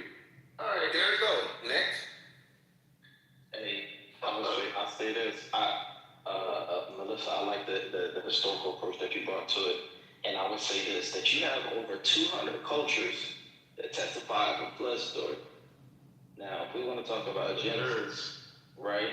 Now, we want to talk about the Tower of Babel in the one language, right? I believe that testimony is important. Like, no matter, what color it looks like, how it was shaped in the image of an idol or whatever the case may be, whatever they made it into a pyramid, if they put it on the walls of Kemet, like, the testimony is important. And so I believe that when you you have over 200 documented cultures that testify of the same event, then that means that the person that is, against it, they have to prove something. Because you got over 200 nations saying it's happened, no matter if they want to. What if they say? I want to ask you a question, Yadi. So, Yadi, wouldn't it be like crazy for people to then not believe in 200 plus cultures, or not to believe in everybody around the world that had a deity born to a virgin mother, right, an immaculate conception? This is the story of the world. This is in every culture. You can find this story, find these miracles, right? Wouldn't it be crazy for somebody to agree with a white guy that just came about the earth and with his theology that this is something new? This theory that for white people, that would be crazy, bro. Yeah, the theory that white people have given some of these niggas not to believe in the Bible is actually weirder than actually believing in the Bible. So when he goes to get Melissa and says, oh, his theory and his thinking is actually the weird one. Because every civilization on earth, every civilization on earth actually believes in the Quran, the Bible, all these stories. In some form or fashion, they believe in a Messiah, one first. Listen, all I'm saying is, you know who I wouldn't think is right? The nigga that just came upon the earth and gave his account. That is just on the scene, just popped up on the scene. The nigga that just popped up on the scene giving an account, that is crazy. Get this guy here and give an account. That is wild. Can I ask a question? I don't like you, Pedro. Can I ask a question? Go ahead, bro. Eric is on the topic of the black witness and everything around it. Mr. Pixel, hold on 1 second. Eric, are you here? Yeah, I'm here. You ready? That's not much better. Alright. So what y'all gonna do? So, hey, Bam, Pedro, you know what it is. We're gonna move through a room. We're gonna close this down. Open another one. Mr. What was his name? Mr. Pixel. Hey, we're gonna give you back the mic. We're gonna give us about like maybe a minute and a half, 2 minutes. We're gonna open up a room and we can pass the mic right back to you. Okay? You shouldn't stop lying to that, man. You know you don't open rooms that fast. It's gonna be about 5 minutes. It's gonna be about 4 minutes. No, you got about 4 minutes. All right, 4 minutes. All right, let's go. 5, 4, 3, 2, and 1. We're gonna be opening another room.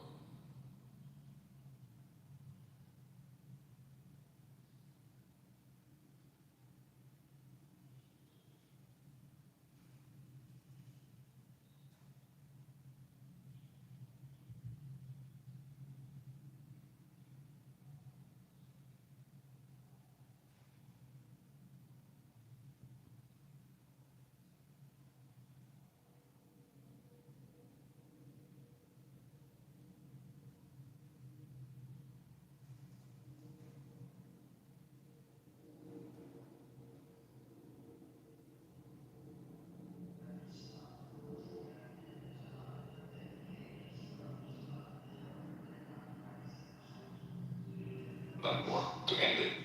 But right now, we'll just, go ahead. Well, I was just going to say, I asked Cole to AI because I don't know much about this, right? Because this is not my forte at all. I just said, who is Pakistan's #1 ally? No other context.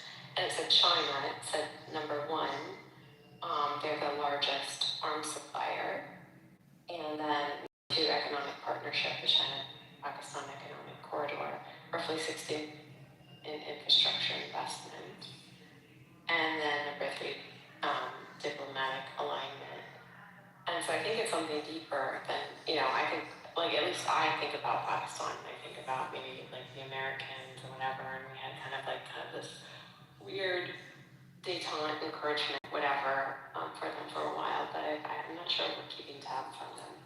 Breaking news, the so-called Asian market, they really are called that. The Asian markets just opened. South Korea and Japan are down 6%. It's a lot. 6%. In one day. 6%. The circuit breakers come on at 8%. No. I don't know when that circuit breakers come on. I think they turn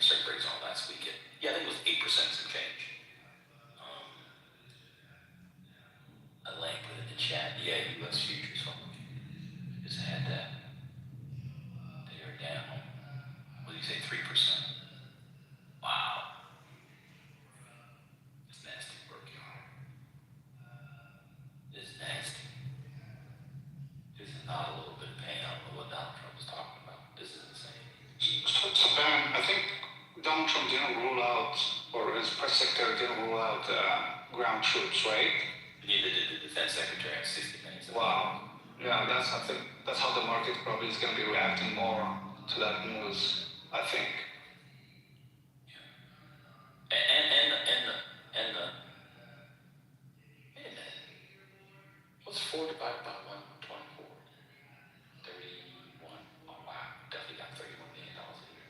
That's a nice payday. That boy can play up. Also Tennessee beat South Carolina in the SEC final. Those of you remember how everybody pretended like they like women's sports back when Biden was president, and now nobody talks about women's sports at all, even though the same things are happening in women's sports. Remember that? Oh my God. I said Tennessee, I meant Texas, I apologize. Oh my God. Oh, women's sports, we gotta save the women, save the women. 99% of people didn't even know there was a female woman in the SEC tournament. It was called SEC tournament. Anyway, yeah, they were acting like that, but the oil is up. What's it, 110? Where is it right now? It is at 108. WTI 108 and Brent is W108.50. Natural gas is up 8%.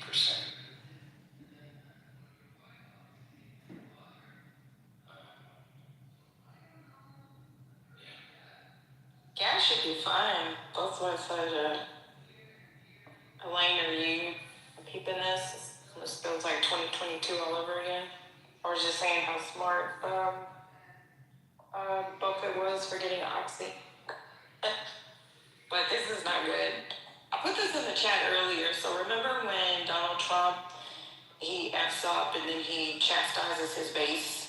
So this is what he said 2 hours ago. Short-term oil prices, which will drop rapidly when the destruction of the Iran nuclear threat is over, is a very small price to pay for USA and world safety and peace. Only fools would think differently, in all caps, President DJC. Oh, so that's how he addresses people complaining about the high gas prices. You're a fool, and it's a sacrifice that you should make for world peace. He said that 2 hours ago? He said that 2 hours ago on Twitter. Well, Oh, wow. I think that's what he's going to do lately, so I'm just thinking it is what it is with this man.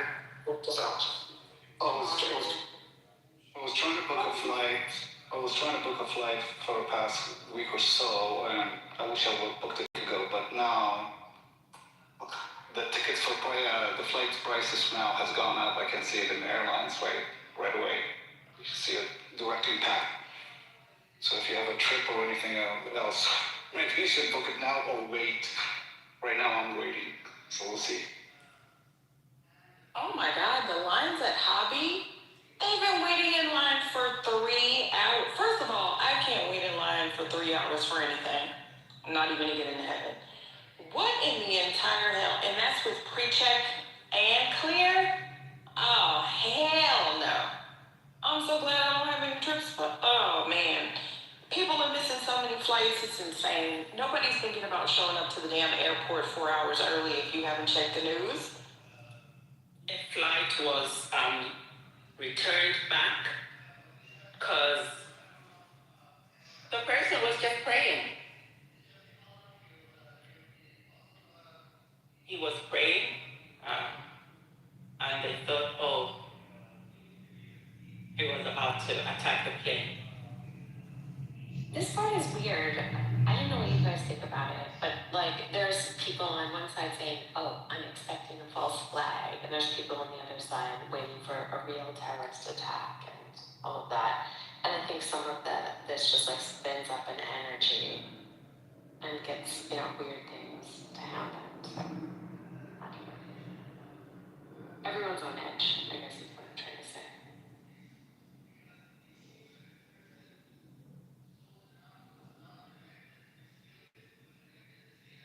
Hey, I gotta ask a question. I gotta ask you. I remember when gas prices were low, just for like a few weeks. So people were still saying the gas prices were still too high. I mean, did you credit this administration when the gas prices were really low? Nigga, shut the fuck up. the question. Omari, I asked you a similar question earlier. I think Dan answered it because. Yeah, I mean, it's a point. So, just in the sense of like gas prices are low, but then how do people feel about it when they go high and high outside of, just average inflation? There are kind of different correlations I think people make with the reasons gas prices go high. I don't think people like when gas prices go high when it's correlated with foreign invasions. That's my thesis. I guess the question is the gas prices do go down at the end of the day, and we took out this regime. As long as it don't go past summer, I'm okay. So that's when I do most of my travels in the summertime. So if it go past July 4th, I'm gonna be pissed off. Other than that, I don't care. Yeah. So you're not gonna No, I was just gonna say, so first of all, most Americans think that the President of the United States has some kind of magic power when it comes to gas prices, right? We can attribute this in particular directly to Trump because of a specific and distinct action that was taken that is disruptive. Number 2. You don't think that high gas prices impact you other than your personal day-to-day driving, Omar? Yeah, high gas prices do impact me, but what I'm trying to say is if it's to take out this regime, I'm good. I'm good with it. So that's the key part, right, that I need you to take mental note of. Omari, I like how you support your president. You stay true to the cause. Okay, good job, Gemini. I like that too. I like that you like that. I like that for you. I'll just say I'm not really sure why anyone thinks that's a fair question because what he was asking is if we were giving proper credit to the president for gas being low. And first of all, we know that gas prices are Trump. I know, but I'm just addressing the. I'm not gonna try. May I try? I would like to try. Oh my, good. No. I defer to you, Dr. Library Card. Go ahead. But Omar, so what if the gas prices stay high and the regime isn't not? And clearly it would be a waste. I would consider that a failure. But as of today, I'm gonna go ahead and give it I'm gonna be patient. I'm gonna wait it out. I'm gonna see what happens between now and July 4th. What's going on? Alright, so I missed it. What was the question you asked? Did people contribute to the gas prices going down at one point in time when Trump did this? Was that the question? No, I was asking, did anyone give credit when the gas prices did go down? Because people were saying gas prices were still high, so I was just want to know when people Most realized people gas weren't prices really were high. complaining about gas prices more than they were complaining about food and the eggs and so on and what have you. He's the one that keeps touting about, the gas prices are down, the gas prices are down. So many people really just never really responded. It was just like, whatever, like they're really not that far down. He was saying it's $1.99 or $1.50 or something. And I don't know where that number was for people, but I didn't experience that. The prices, I guess they were averagely okay, but I'm just trying to figure out why is that question relevant today? Because the gas prices have gone up because of this makeshift war or whatever you want to call it. So I'm just trying to connect the dots, my friend. Help me out. Yeah, what I'm trying to say, I think going for me, if I could put a bow on this, is people believe gas prices are high. Since like January, kept complaining about gas prices. But now, complaining about gas prices. Yeah, man, That's all I keep reading about. Gas prices, gas prices. The same people are saying the same thing. I'm not talking about anyone here, but I'm just saying, like, when did people ever give this man credit or this, when the gas prices were low? Talking about bullet, bro. What is going on? Calm down, bro. This is what people talk about. Yeah, but it's not true what you're saying. That is not true. So Divine, you can say when the gas prices were under $3. I can say that the president bragged. My premium price is not $3. At the State of the Union, he bragged about everything being down. I will admit, gas was down compared to maybe a year ago or the year before. Someone can correct me, but you gotta eat that now that prices are up because he wants to take credit when it's down. I'm going home. But I mean, that's what I'm saying. Like, if you listen to him, he just said, did you just hear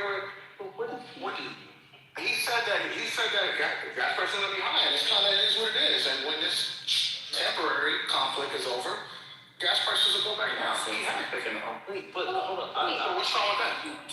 Wait, I'm confused. About what?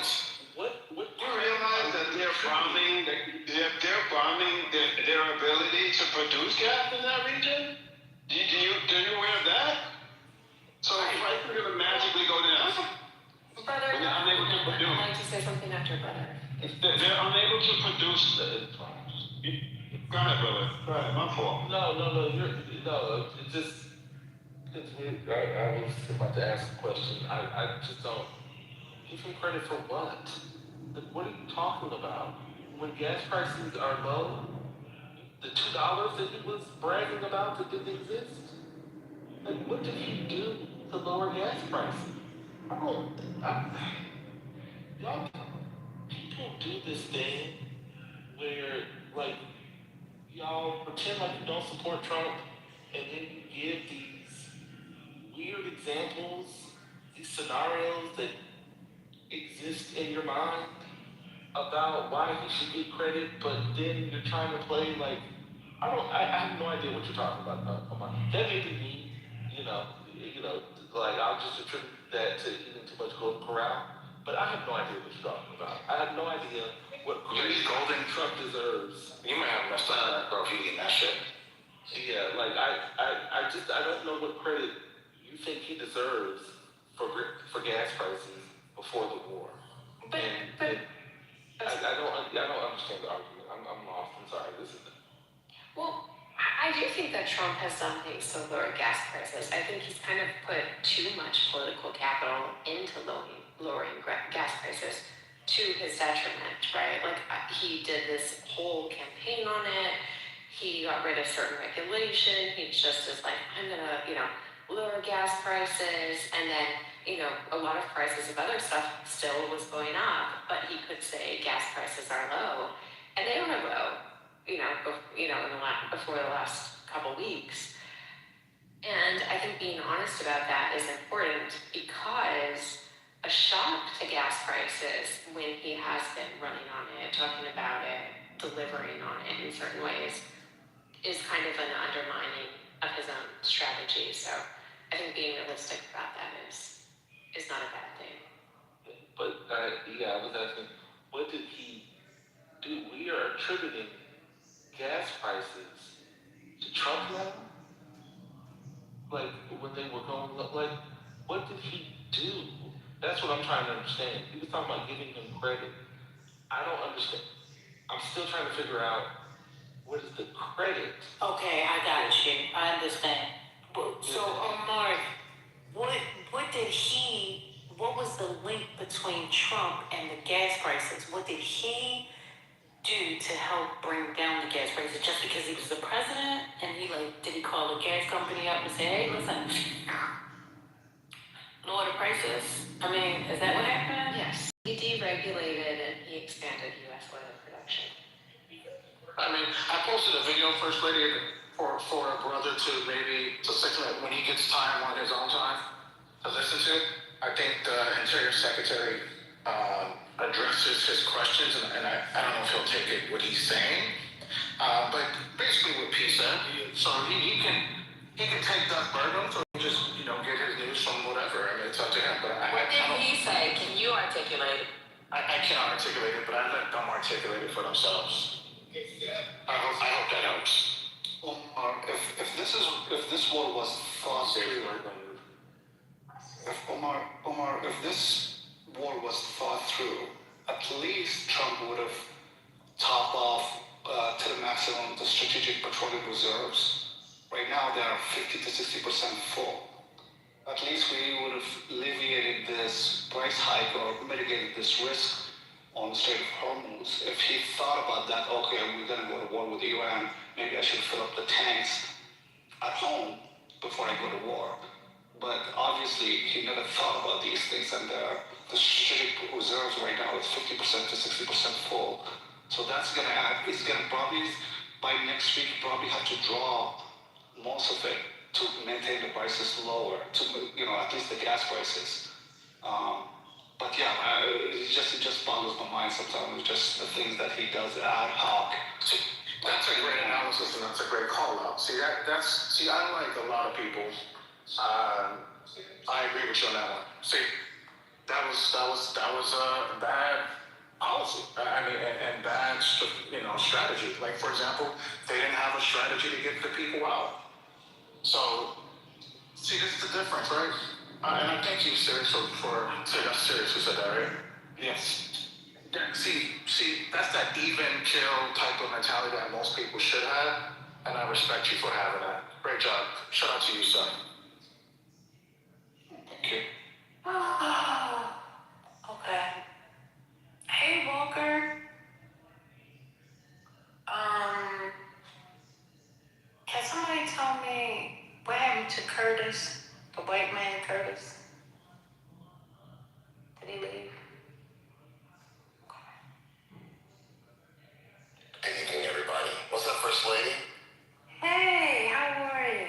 Good. I missed you. I haven't seen you for a minute. Really? I've been here every day. No. Or maybe the time has been off then. I think you've been in my. I've seen you. I just let you know. No. I pay your bills sometimes. I've seen you venturing out to places. I'm so sorry. I do be in sports narrative. That's really it.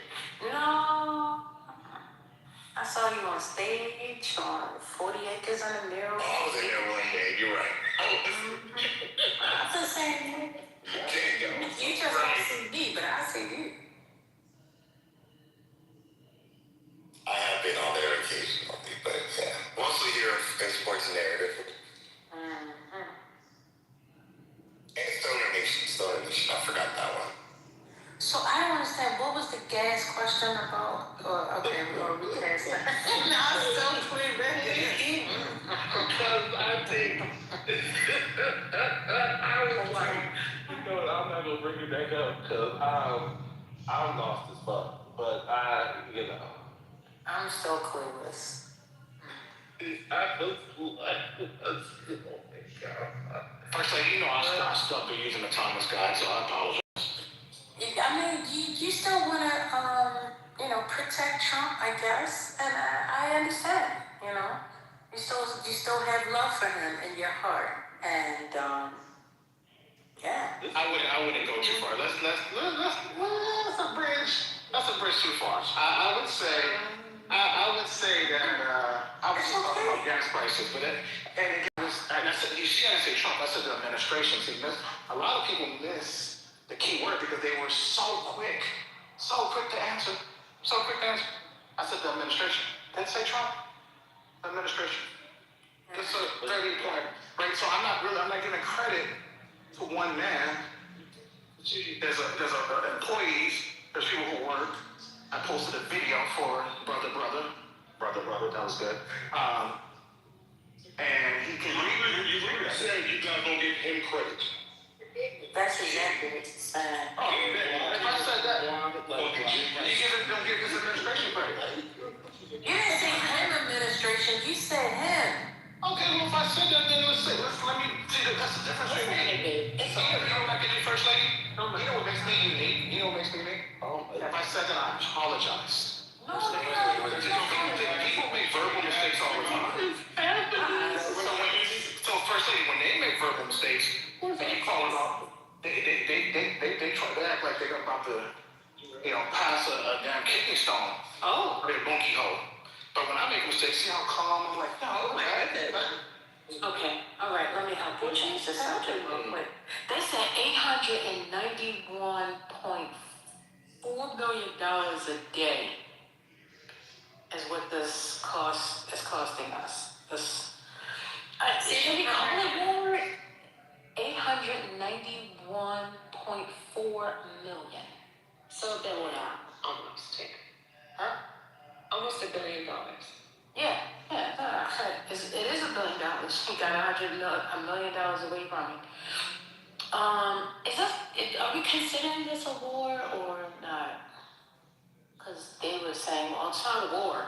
And then they'll say, it's war. And then they say, no, it's not war. So, what are we calling it as a collective? I mean, we're not going to call it a thing. What is that department called? The Department of what you call it? Or is it called Department of War? Department of War. What you call it? I like that. The Department of War. I'm going by what he announced on that Friday when it came out. He said we're at war. He said it. That's what he opened up with. I just don't understand why Republicans aren't mad that he's doing something that he ran against. Said he wasn't going to have a war, right? No, they're pretty mad. Like, they're mad online. Mad. It's just some people are really, really, really fans of the president. Shout out to you.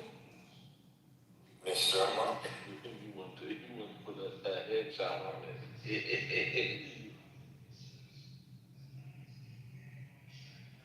Oh my God, girl!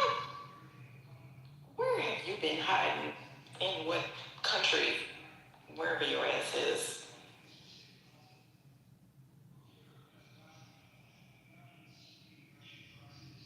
So let me get this straight. The same companies that received the contracts to rebuild the ballroom are now making money in the war. Is that right? The ballroom was a test run. Ballroom country. I mean, it makes sense. Ballroom countries. So if we connect that, Wait, how so, Johnny? What are they doing?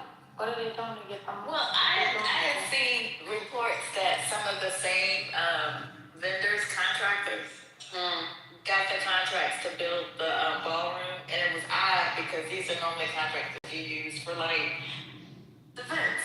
They're like defense contractors, but they got contracts for, building the ballroom. So if we follow that thread, then it makes sense that he would reference the curtains, I guess, in the middle of his war statements the other day in the press room. It's just weird that it's a grift and everybody's getting a little bit of change. So I guess we gotta find something to make some money on so we can get something. This is horrible. I'm just trying to figure out what is this all for? What is it for? All of this cannot still be a deflection, or a distraction. This is insane. He is setting us back 30 to 50 years. In my lifetime, because I'm old, I ain't gonna see us recover. Oh, don't say that. Johnny, there's also. I'm not, wait a minute, Miriam, brother. No, it's not, because I've already started. Go ahead, brother. Omari, I wanted to. Oh, in that case, Miriam, go ahead. No, I'm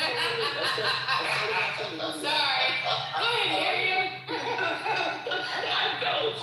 I told you because I did. I was gonna be on some bullshit. I started watching the video, and you were talking about gas prices, and so not only is this Fox News, okay, I sort of accepted that, but their infographic in the first 54 seconds, they showed the difference between gas prices 3 months ago, gas prices now, gas prices a year ago. There's a one. Yeah, it was a 1 penny, 307, 308. You're right. But so what year are you talking about? So you wanted to know what they were doing. You wanted to know what they were doing to get the gas price down. If you go into look at the average, I believe in certain areas in February, then you will see different gas prices, right? This was what done in December, I think this was. December was what, December? So I mean January, early January. So I mean, you gotta also take that into consideration the time of when this interview was conducted. But he talks about what the different things they're doing. So just feel the paragraph. Just listen to the video and then come back and talk to me. No, but they were talking about gas prices getting down. Oh my God. You know, they show the data and the gas price is down a penny. And okay, cool. All right. I'm just trying to. Yes, Miriam, you said it went from 308 to 307. All right, cool. All right. Well, yeah, it's not a lot. You're right. I mean, I would say a penny is not a lot, but again, But still, does the video explain how he got from 308 to 307? Let's talk about what they're doing to address gas prices. But if you get, look, at the end of the day, first lady, we know gas prices were, but the thing is, he's looking at 308. Gas prices just beat during the State of the Union speech was not 308 nationally. Like it was under $3. I mean, gas prices have been lower. I mean, so he's trying to be picky. This is what people call out. Instead of just listening to the actual details, I mean, I'm not saying. Gas prices really look at the details. Yeah. I mean, if you look at the details, Wait, real quick, Omar, do you know what, like... Hold on, let me finish up something. Y'all go ahead and have a conversation. When he watches the full video, then tell him how it made. So you're not taking further questions? Not right now. Give me some time. Somebody get out there and play with my secretary. So he was saying that Joel need to, questions. he said Joel need to, like praise Trump for bringing gas prices low. Well, the thing was, it wasn't so much as praise him, but he was saying give him credit. Okay, but my question, brother posed the question, well, what did he do to bring it down? Now, PB answered, I didn't understand, I left it alone. However, he placed a link in the chat. Brother obviously has clicked on it and began to watch it.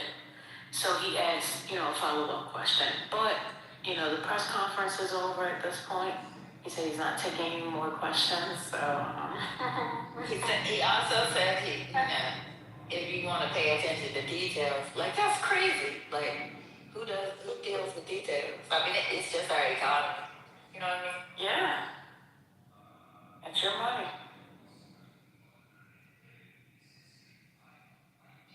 I just put something in the chat. Shout out to Rice and the Baker Institute at Rice. If you're interested in just kind of like a broader discussion, these guys talk about energy a lot. So I put it in the chat if y'all are curious. 2 days ago, they did a Global Oil Markets 2026. I haven't had a chance to listen to this one yet. It's the Iran conflict, Venezuela supply, rising prices. So it's actually kind of interesting. They talk about sanctioned and unsanctioned oil barrels, ripple effects on diesel, other things, shale producers, blah, blah, blah, blah, blah. So it's kind of interesting for those of you that, like to nerd out about this stuff. Omari, please. Okay. Britt, we gotta catch up on traders, a few other things one day. I don't know. You might be sleeping. Of course, I'm awake. I was away from my phone, but yes, we do have to catch up. We must catch up on all the shows in the program. Yes, that's the MUST. We gotta schedule something.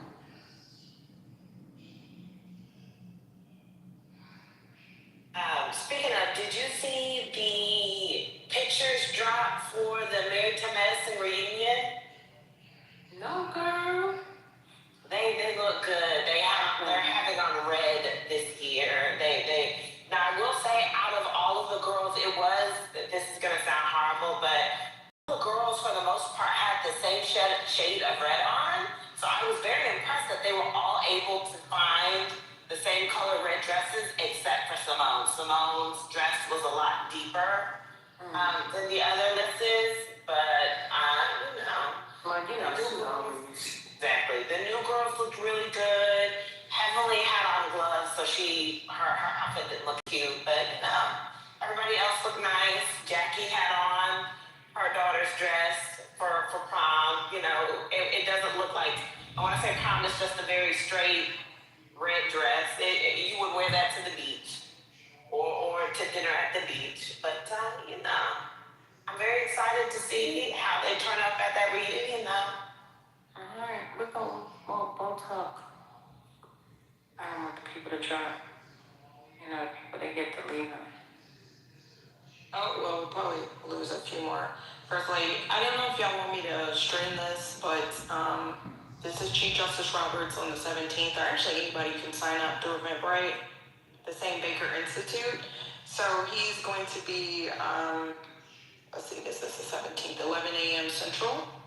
So, I don't know what he's going to be spewing. Well, you know what, let me not put that on the Chief Justice. But anywho, for those, again, that just want some, just curious, he is going to be, he's actually going to be on the Rice University campus. I won't be able to make it, but they're going to have a conversation about the state of the American judicial branch, some of the most significant moments of his tenure. So this should be a little interesting. Because I'm curious what kind of questions they're going to bring up. So I just put that in the chat if anybody else is interested in it. It's free.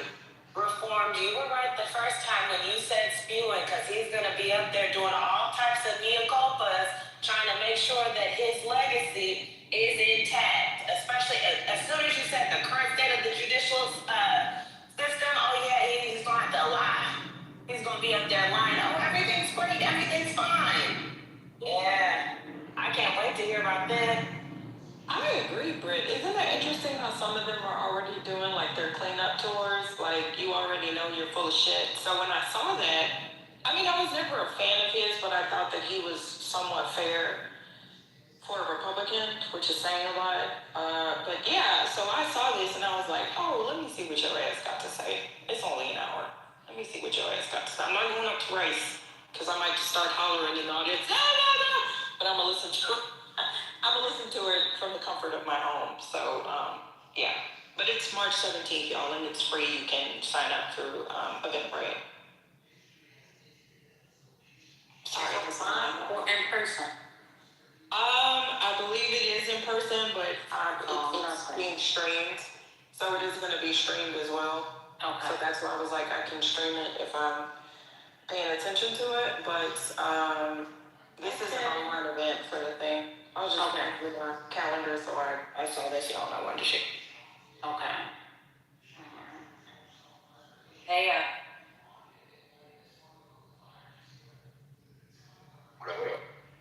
I would say hello, but then they chastise us for giving fake greetings. I don't want them to greet. That's a fact. They can say hello. They say new imagery does suggest that U.S. is responsible for the Iran school strike. Yeah, First Lady, they've been showing the pictures online, and I did not mean to click on it, but I did. I already clicked off. I should have known better. Yeah, so they definitely did it, and yeah, they definitely did it. But how do you know it's not Israel versus America? How do you know the difference? The DOD had somebody from DOD, they said, 2 days ago or something? Yeah. How does all that shit get on, I know, oh, sorry, brother, you keep coming in, but how does all that shit get leaked on the X, Patty? That's crazy now, the amount of shit that gets leaked on X from whatever. So I think, Okay, go ahead.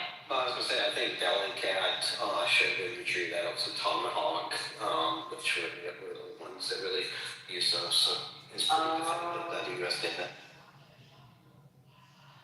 Wow, that's nasty. Are we still bombing 2D images of planes on sidewalks? That shit was crazy, isn't it? Like when that came out, crazy. That's like playing Dollar. Like, we're not playing for real. I had to But look. they are. I had to look at the images because I was like, clearly these must be like the shading and the perspective on these things. They're literally just like painted on images on side. It's insane. I mean, This may be a silly question, but did we train some of them, Teddy, y'all? Like, this sounds like some special ops stuff, I ain't even gonna lie, like was there any U.S. involvement at one point in, like, I mean, not to say they're not capable of this, but damn.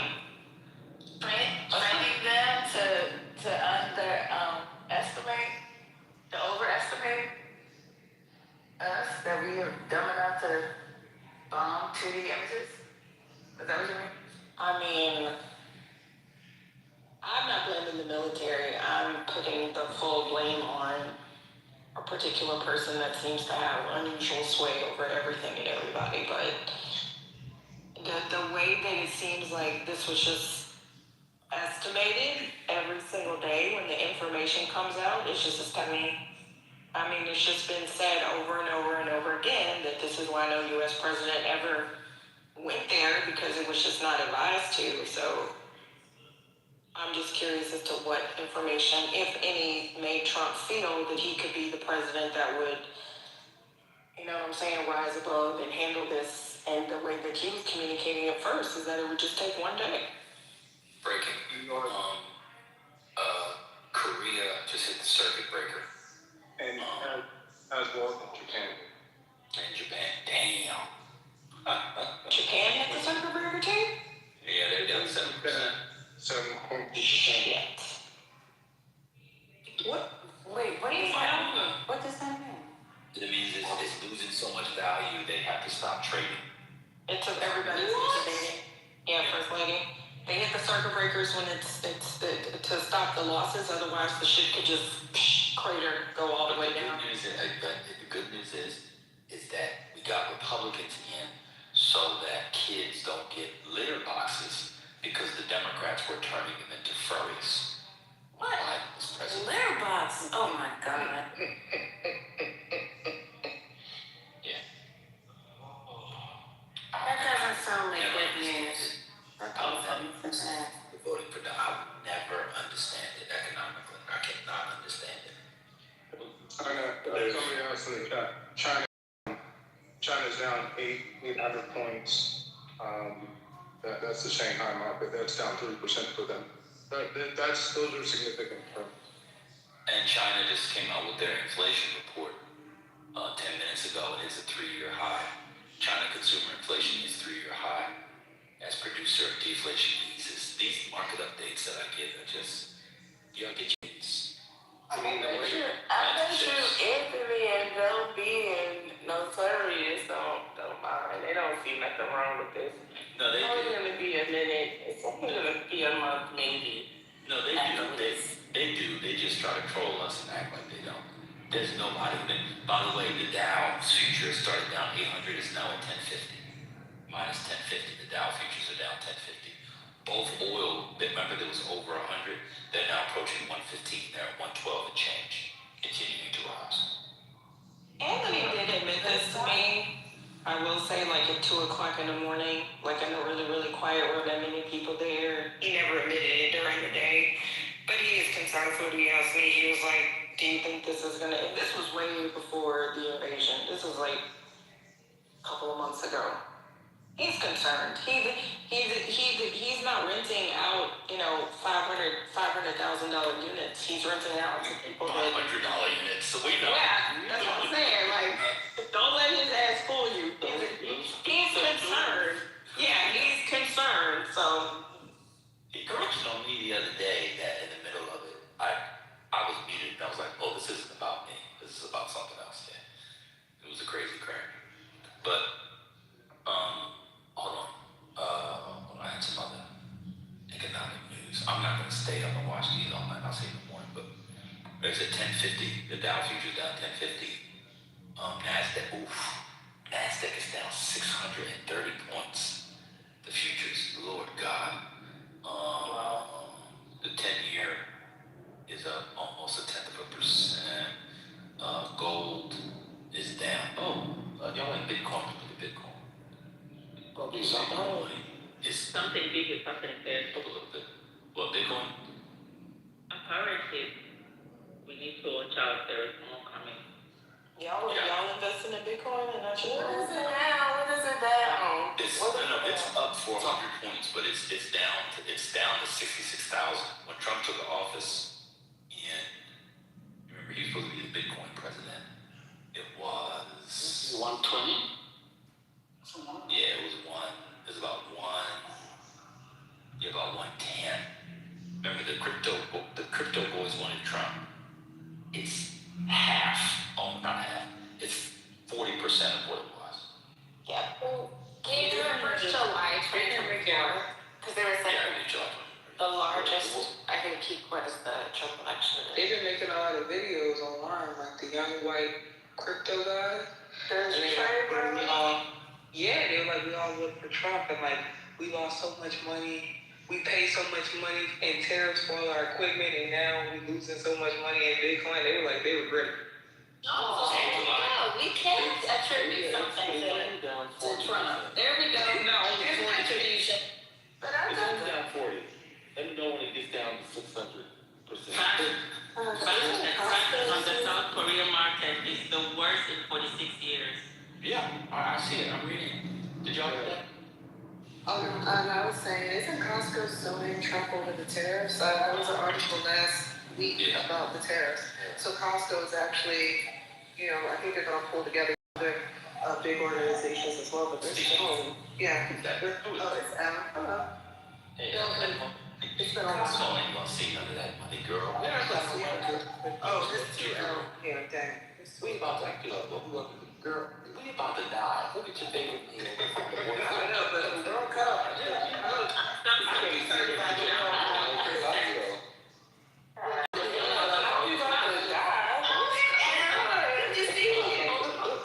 Talking about the World Cup.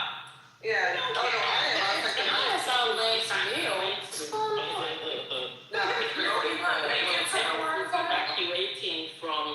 Evacuating everyone. Evacuating the diplomats. And so they're abandoning Saudi Arabia. You're talking about the World Cup flights. Are there even going to be flights? That's what I'm talking about. The World Cup, people are forgetting the World Cup is coming up. And so much money usually is to be made from the World Cup. But now, I'm sorry, my cat is being an asshole. He got my city all of a sudden. Probably said, I know your ass ain't back on Clubhouse, Mama, but yeah, you hear him. That's King Julian. I think he heard your voice.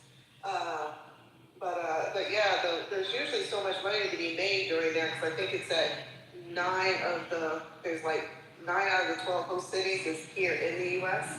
And now because of the uncertainty with this war and stuff, Iran and as a team are still going to have flights, safety issues. They're going to lose a lot of money.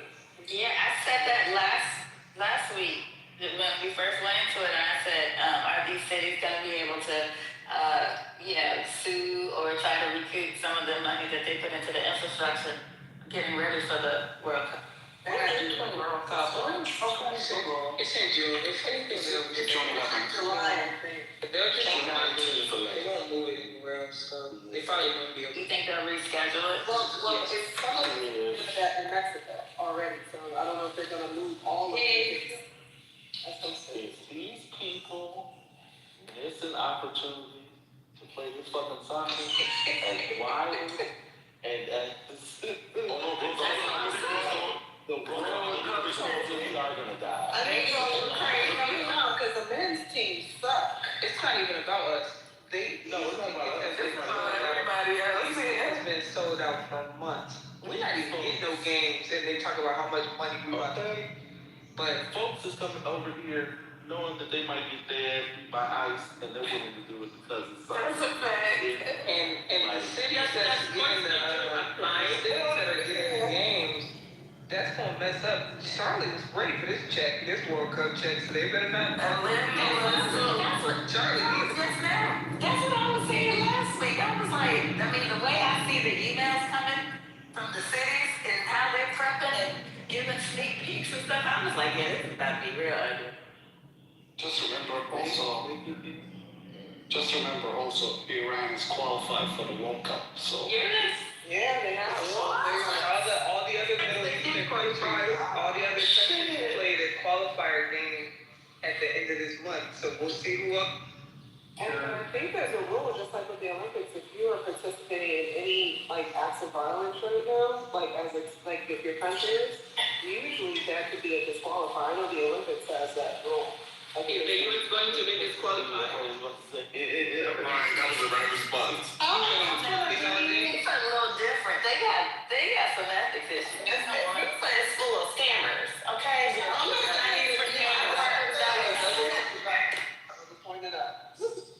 know what's gonna be in Houston, y'all. I don't pay attention to anything. Houston and Dallas.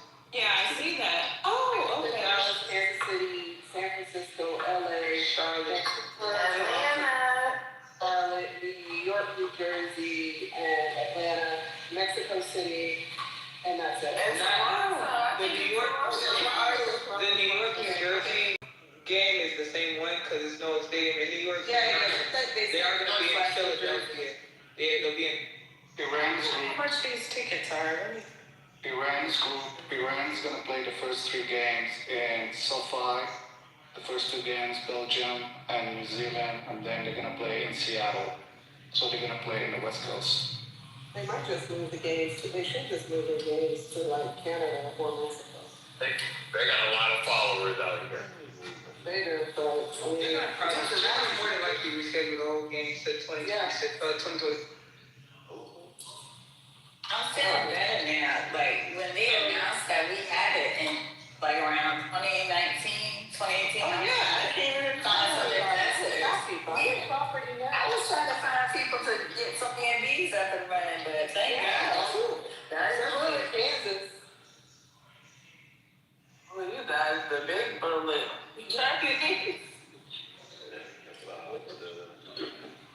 So, FYI, we know things are getting worse when the U.S. Embassy starts evacuating. There is a massive evacuation going on in Saudi Arabia. I thought they started last week with the evacuations when something went off near the embassy or at the embassy. They had already started evacuations.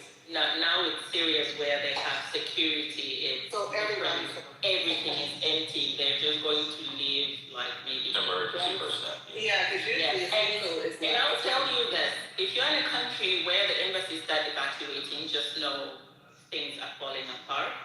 Yeah. Without the embassy, there is no protection. Mm-hmm. Yeah, they don't protect U.S. civilians.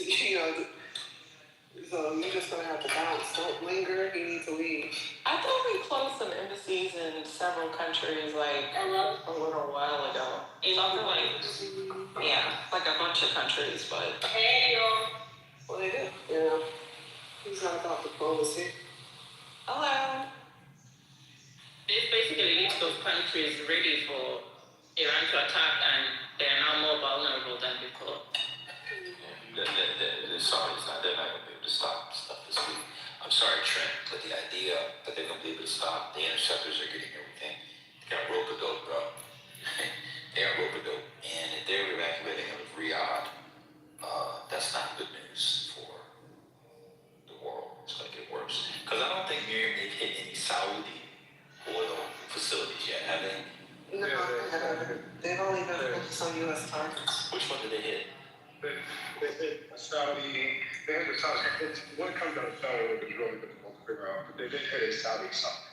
Read that fell on it. It was, thank you, man. That's exactly what I was going to say if you would let me get it out. The report is that you're free that fell on it. Two more things. Cuba's getting worse. Cuba, I don't want to call it a revolution, but there is a full revolt in Cuba as well. And that's it. We'll see. Well, there's one more thing. I'll go ahead and say it. There is reports out of Israel. This is from Israeli media, so you're going to take it with a grain of salt. But that the decision has been made to go in to assault the two nuclear sites with commando units. We'll see if that actually pans out. Who? Israeli commandos or U.S. and Israeli? That would be us. It would be a joint. It would definitely be a joint effort. Oh, a joint effort. Oh my God.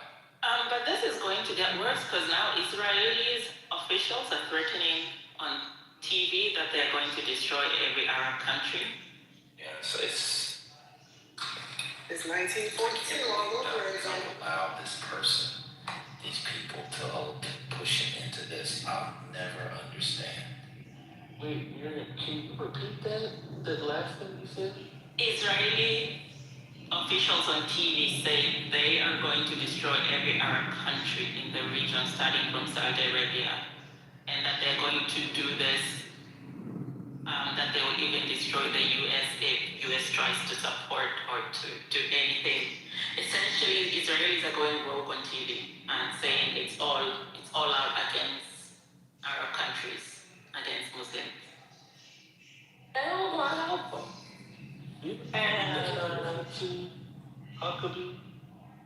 Yeah. And wasn't there an interview? Yeah, there was. With Huckabee and talking about, it's within their right to expand to the biblical region of Palestine or whatever, but they won't do that, so we don't have to worry about it.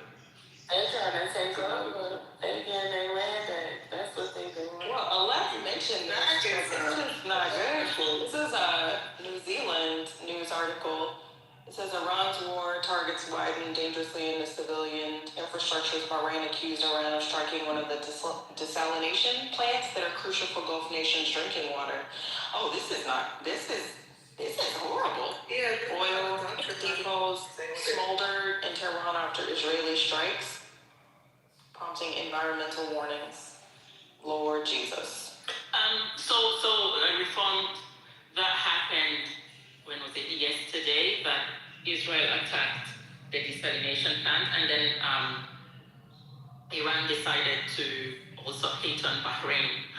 And as of today... And their desalination plant, not just Bahrain. The Bahrain desalination plant.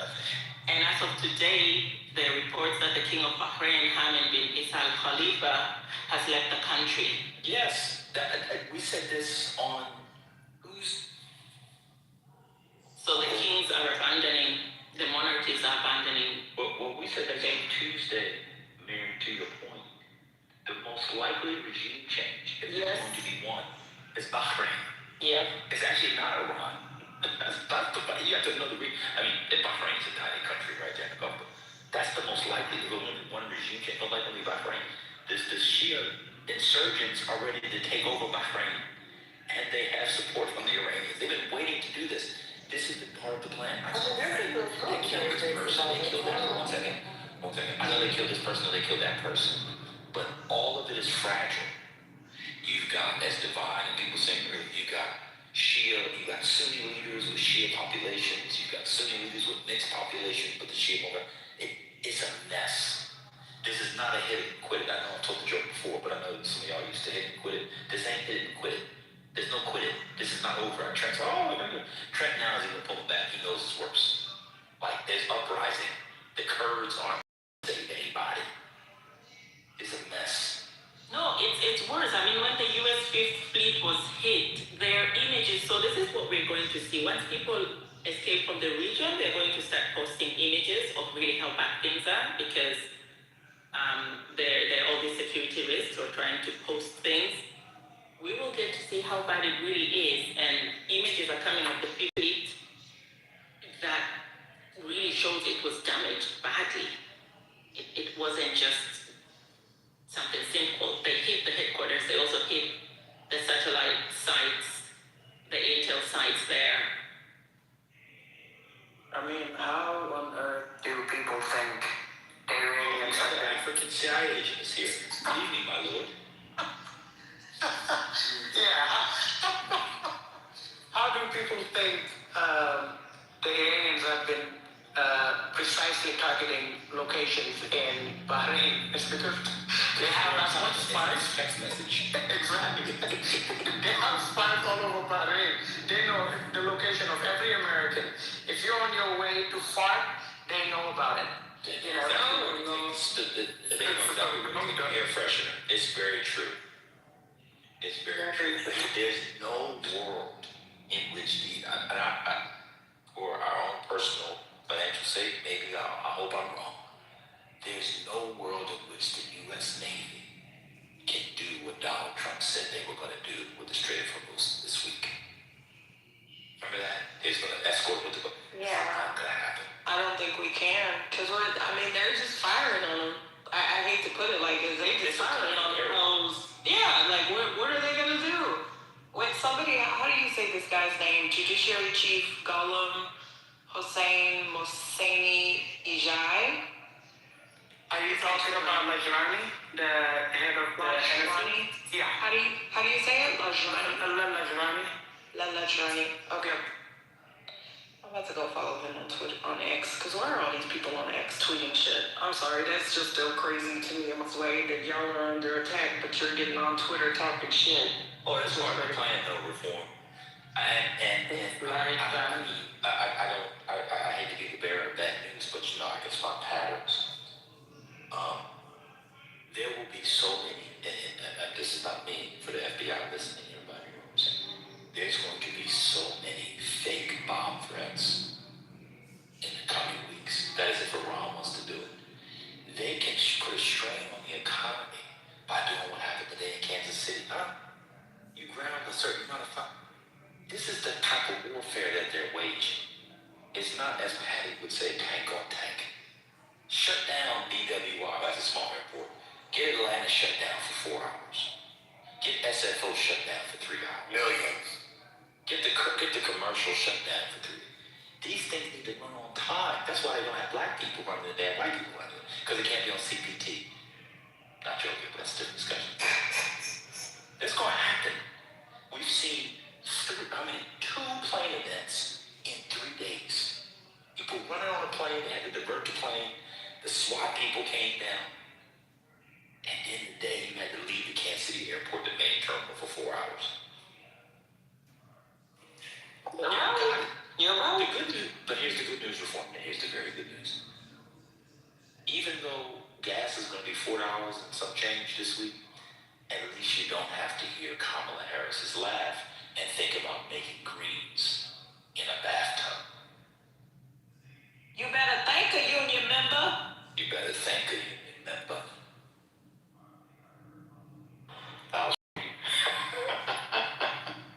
Miriam, I'm sorry to ask you to backtrack. I just came into the room, but I just heard the tail end of what you were saying about Israel threatening. Was it Israel threatening to attack all the countries in the region? I just wanted to understand what you Yeah, I need that too.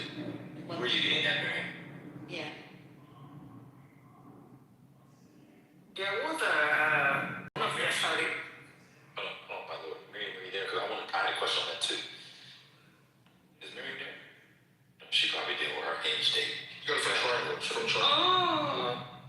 Yeah, there was a clip that I saw a few days ago. I could go look for it. So a Saudi minister was saying that agents working with the Israeli government had planned on basically attacking facilities.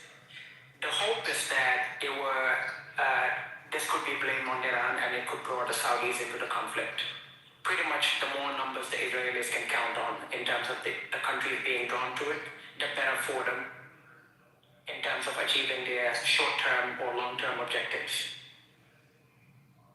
And there's been several Saudi clerics that have been saying the same things all over. It's like pretty much all over Twitter. So maybe that's one thing she was alluding to. Yeah, but that's really different than Israel threatening to do that. Oh, I will send it to you. I said it's Israeli officials on Israeli TV. It wasn't the president, but some other Israelis that were saying that. Yes, let me check. Okay, I'll do that. There's something I just quickly say, which is that now in about what you said, Lord, a lot of Saudi billionaires are even coming out and they are just so pissed off at Israel, and they're writing and complaining that they want to manipulate things to make them fight. Right now, one of their people posted about what Lindsey Graham said, and they basically said, stop trying to drag us to this war. You want our countries destroyed, you know. And now when they see that the US embassy is evacuating everyone, their people, their citizens are going to come out and say, we abandoned this relationship we have with the US. It's not worth it. Yeah, the one thing that's been kind of fishy to me, I've been wondering, do y'all remember the reports about Mohammed bin Salman being part of the people pushing Trump to do this? It was all over American and Israeli media. Do you think... I never bought it. Yeah, I don't buy it either. Like, MBS can be a problematic figure, but I don't think he's dumb enough to provoke something that could create an uprising. Like, the ripple effects of this entire thing is actually the end of some of these regimes in the Sunni countries. The regime change people are talking about. I mean, Benny's repeated this, but I don't think people really understand this. So, why would anyone plant this in the international media, telling them that MBS was actually the one pushing for this? So I got that covered. I could see they had discussions. If we do it, it'll be fine. Maybe we can take myself in. But I don't see any world. I mean, again, maybe you're gonna have to start giving lectures on the histories of this country. But what his family takes over the country in the 1930s, I think early 1934. That's when it becomes Saudi, something like that. Something like it currently on the day, say 1930, something like that. The name is there because it's saying this family rules over all of you. You see? How can I put it? If it gets out of hand, that's when the ground troops definitely have to go in. Y'all know all the ground troops in Desert Storm with the Saudi Arabia to fix Saudi Arabia. I don't know. My thoughts are scrambled because I can't really get it, but I see no benefit for MBS, my lord, to want this to happen. Why would he want his oil fields hit, his distribution lanes thwarted, clogged up? Doesn't make any sense to me. What about investment dollars? People gonna start pulling out. This is the trillions of dollars of investment. Yeah. It needs to be trillions of dollars in investment. Everything that they work for. I never bought those reports either. I thought they were overblown in propaganda. But I'm not like Trent. I don't believe everything I read in the Israeli or American. No, you're talking about Ibn Saud, Al-Bayt al-Ibn Saud. Yeah, that's where the name comes from. But here is the other thing, is that... But doesn't it mean this family, this family rules over this land? This is... Yes. Yes. That's so, Al-Arabi al-Saudi, Al-Bayt al-Saud, Ibn Saud, the one of the Saud. The Saud is the family. Yeah, they helped to galvanize the Americans supported the Al Saud family, and then helped to defeat other tribes, and then they united and they call it the Kingdom of Saudi Arabia. I think in the 30s, let me say. Yes. 33, 34, yeah. 32. Apostada, where have you been? Kingdom of the two holy mosques. But here's the thing, What's up, y'all? 32, yes, 32, yeah, that's right. In the UAE, some of the UAE citizens are now calling that the leadership of the UAE needs to go to Sharjah. And so for those who know, the UAE is the Emiratis, and it's made of 3 kingdoms. Is that MBZ? Yeah, so it's made of Abu Dhabi, Dubai, and Sharjah. I thought there were 7. Is it? You might be right, Miriam. I'm not quite sure. Well, again, I know I said this earlier, but it bears repeating. When I saw NBC at the mall getting a pair of Ray-Bans from Sunglass Hut and an Auntie Anne's pretzel to pretend like everything was okay, that's when I knew everything wasn't okay. It's a mess. By the way, whoever said Seven's cool. The seventh? Okay, yeah. Yes. So Sharjah is one of the NBC, shout out NBC, was at the mall. Sharjah is the largest, is the third largest. It's the third largest, sorry. Wait, I'm sorry. Seven what? I was laughing at Aaron's joke. Southern Emirates. Seven Emirates. So it's the United Arab Emirates middle, the seven Emirates, and Sharjah is the third largest. And for some reasons, they feel that Dubai and Abu Dhabi, those kingdoms have sold up to Zionists and have been complicit in this conflict and essentially just giving safe haven to Zionists, and they therefore have lost their importance in ruling the kingdom, the Emirates, in ruling the Emirates. Imagine telling people that a regime changed and they put the man's son in charge.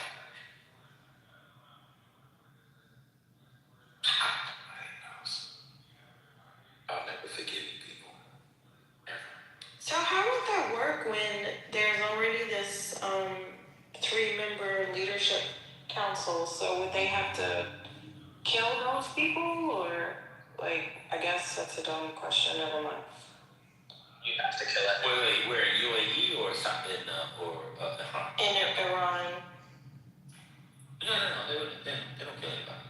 Oh, breaking news, WTI just, I don't know if Trent's here. Is Trent here? No, he left. WTI just passed 115. Brent is now 160. That means, wait for it, WTI is up 27.5% today. And Brent is now up 25.6%. I'm doing awesome. Brent, congratulations. You gotta lose some of that weight, though. I carry my weight where it's good, around my money belt. Wait a minute, you went up, what did that say? You went up 25 points today, so good. Oh, let me do a quick check on Asia. Japan is down 7%. China's down 3%. Well, 2 and some change, 2 and 3/4, sorry. What's ASX 200? That's South Korea, right? ASX 2000, yeah, South Korea. Yeah, it's down 4.5%. I mean, the economic news is catastrophic. The question is, how long does this last before they stop? And I don't know the answer to that. Who's they? The administration. How long does this last before they say, oh, fuck, there's going to be 69 Democratic senators and we keep on going? They don't care. It don't even matter. Well, at that point, it'll be impeachment removed, so maybe that'll do it, but it won't stop. Iran is not going to stop. I don't know if I agree with that. I think this looks pretty bad, and Trump does respond to really bad economics. That's the one thing he does kind of self-correct. I mean, let's remember Taco. Brent, one thing that you always get wrong in your analysis. Nothing. Well, there's one thing you always get wrong. Donald Trump and the Americans are not leading the shit. I mean, external forces to get the start of it going, but I buy that there's not the agency to stop it if the economic news is as dire as it appears to be. We'll see what happens. That's what you believe. And we United States is not leading this shit, brother. This is my own personal opinion. I have no insight. I just have sent comms to anybody. Yeah, CENTCOM's made it pretty obvious that this is pretty much the handbook of not the United States. I'll just leave it at that. What fast?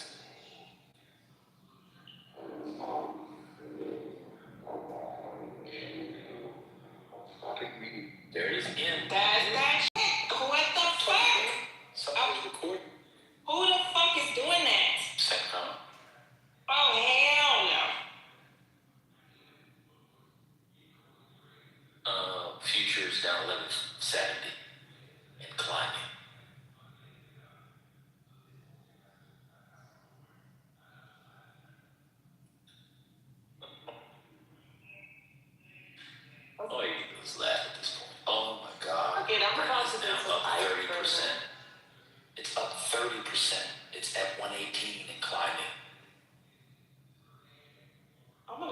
mean, has it ever been the 150? Knocking on my door anyway. 150? No, what is the highest? I mean, Let's look at check. You want Brent or WTI? All right, check both. One second, let me check.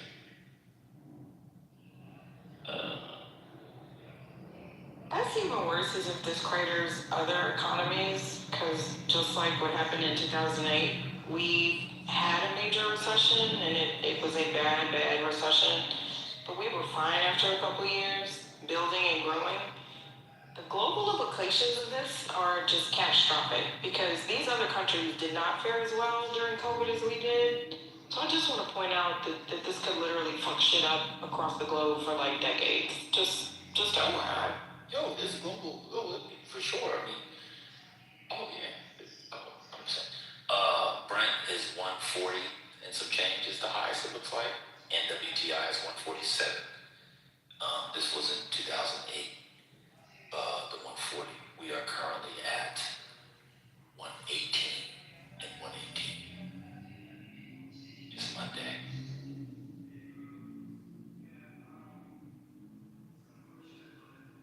Well, then it could get higher. So the craters are happy.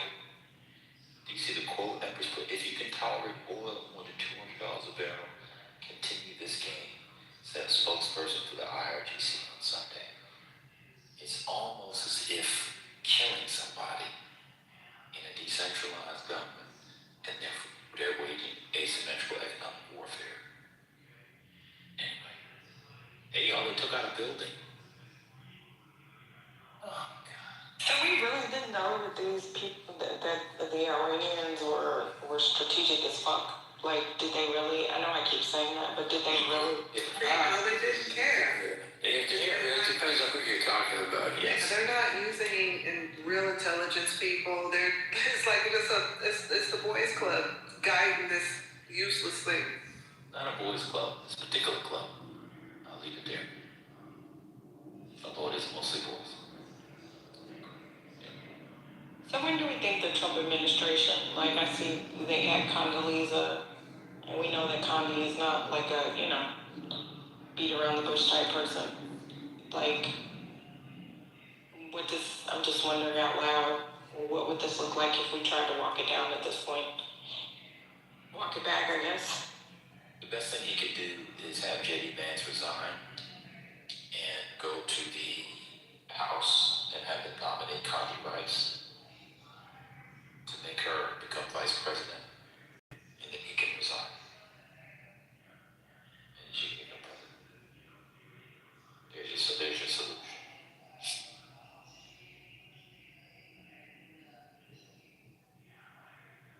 I mean, I say this is a shit show a lot in regards to Donald Trump. I said it a lot during his first administration, but this is seriously a fucking shit show. Like, This is way worse. I mean, this is a calamity. Like, this is probably will go down in the history books as one of the biggest disasters this nation has ever done, if not, we are watching history being made. I mean, we could plan, in my opinion, COVID, we had thank God that Trump was not in office. He didn't stay in office that long. Biden was able to reverse what happened with COVID, I think, with the help of Jerome Powell. That's my opinion. Also, COVID happened at the same time everywhere globally. But this is, so in my opinion, this is just my opinion, I actually think COVID helped save us from a major recession. Because all the data indicated that we were heading towards that direction. So that's just my opinion. I think that, it's nice to just focus on how bad this situation is going to be for us here in the U.S., but really it's going to be globally destabilizing it. We're talking about, I'm glad someone's mentioning recessions and such, because this is going to be economically destabilizing for everybody. It's going to start out in certain countries for sure, but it's going to go everywhere. And the first ones hit already are obviously the GCC nations, but maybe give us some to be fair. but it's going to be a GCC is over. GCC is over. Abraham Accords is over.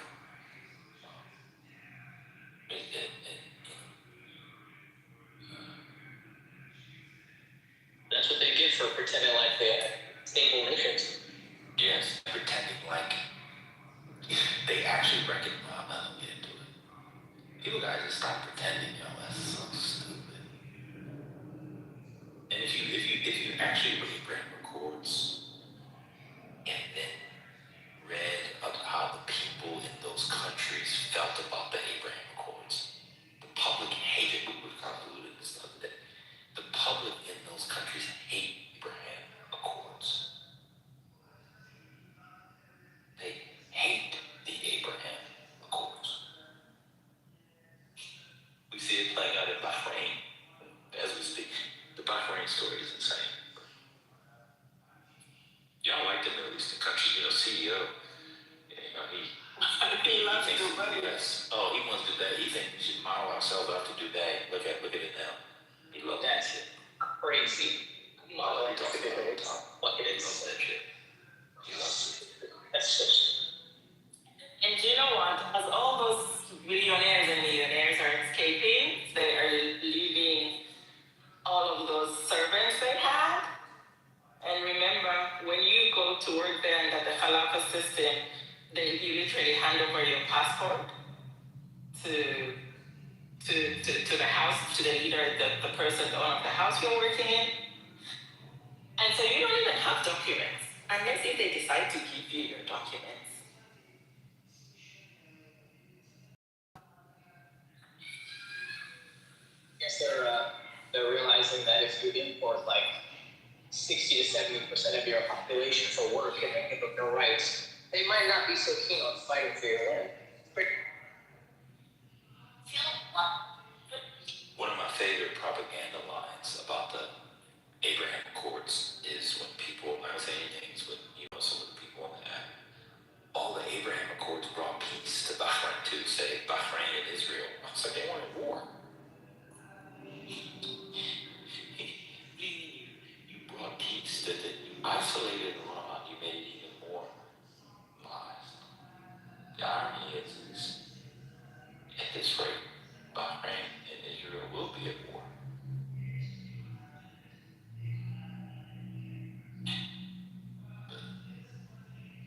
Aaron Parnas just tweeted this. The new Iranian Supreme Leader is more of a hardliner than his father. United States and Israel just killed his wife in airstrikes.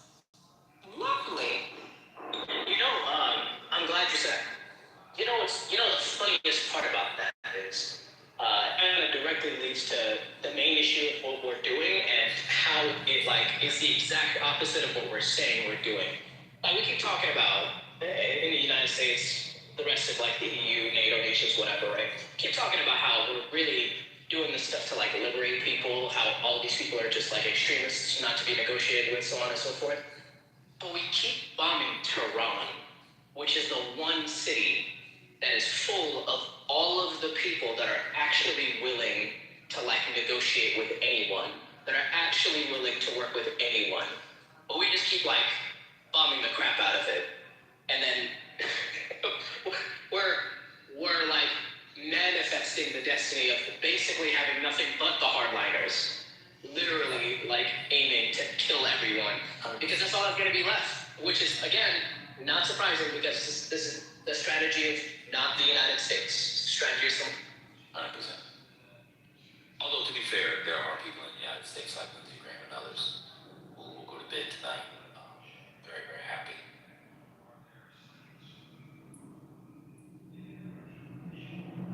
Did you see the Iranians that were demonstrating, that had their march in New York today?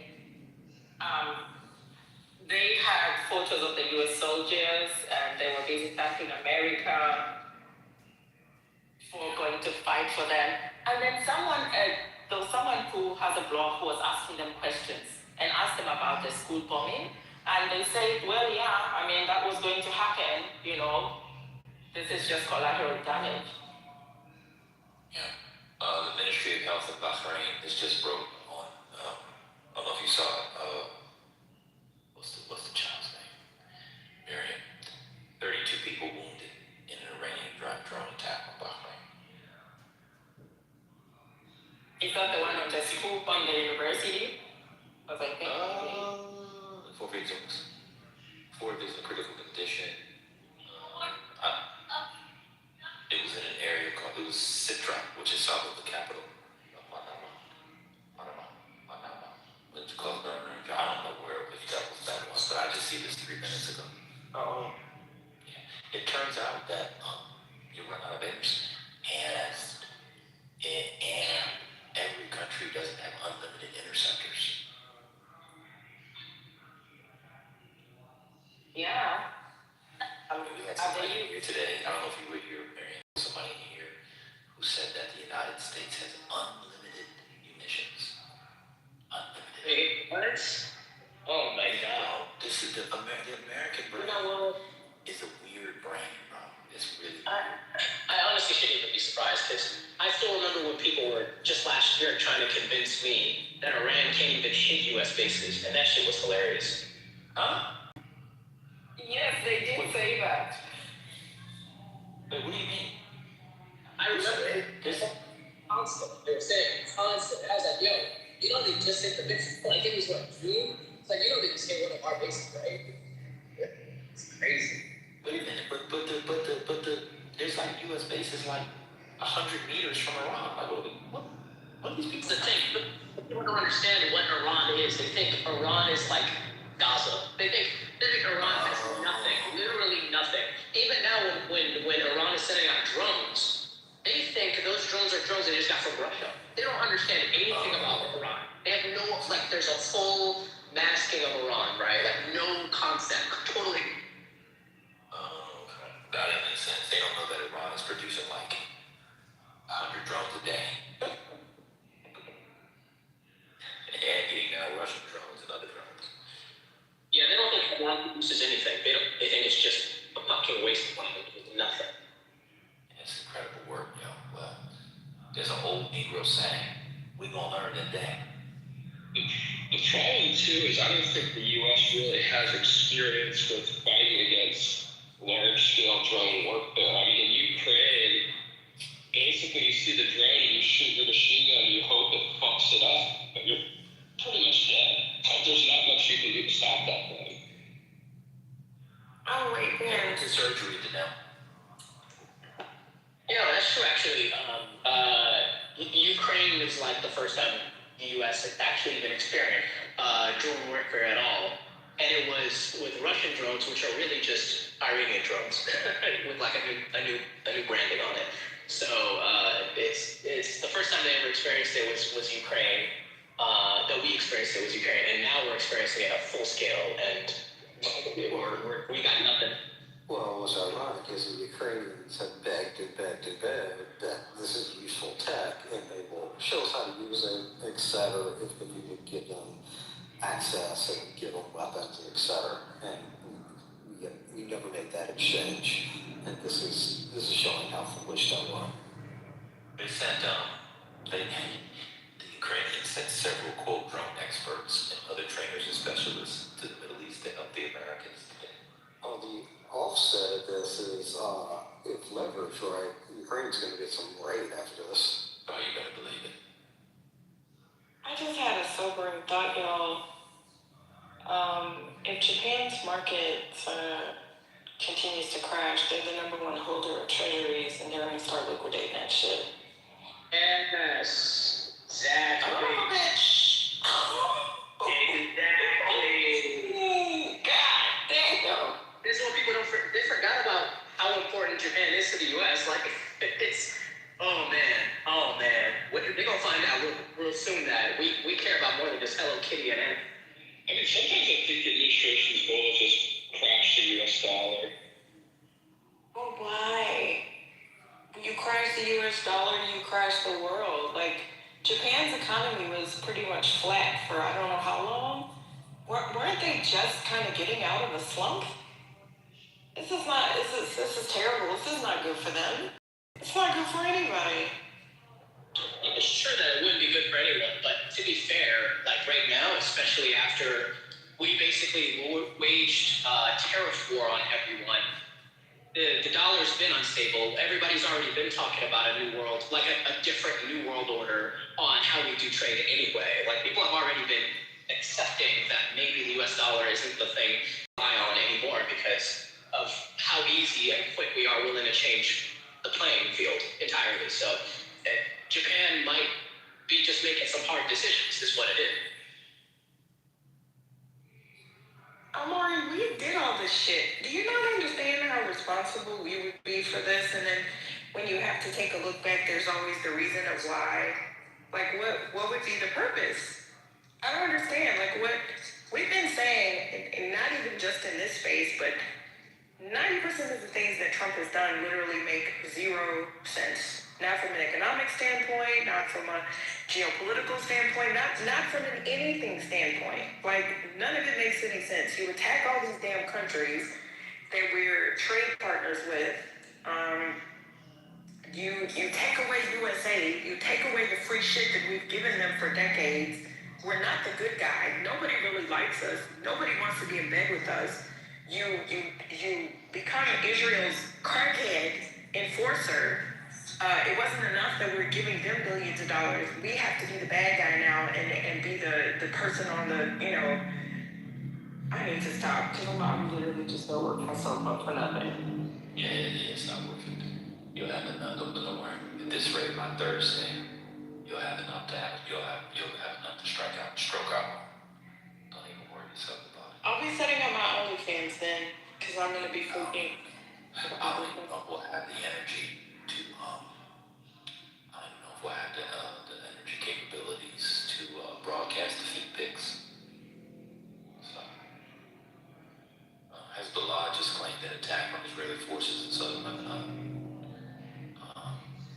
Speaking of OnlyFans, I just read, I didn't know the founder of OnlyFans was the biggest donor to AIPAC and Westwood. Now what in the world? That's crazy. No comment. Just watch her up at Smooth. It's not that's a problem.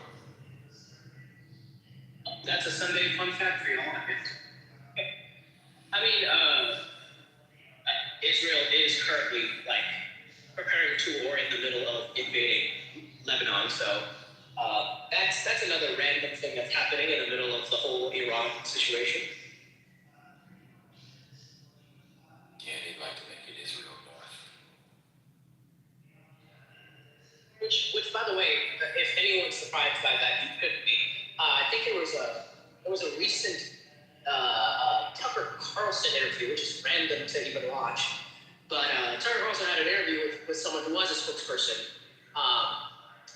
for a lot of these activities, and he was asking like, "Hey, so like this whole Israel thing with expansionism and all that kind of stuff, like what are we talking about here? Are we just from the river to this? What, like how far, how big? Because if you're going biblically, it's like the entire eastern, western side, central side of the Middle East. So like, what are we talking about here?" And after being pressed like 4 times, the dude was like, "It'd be great if they just took all of it."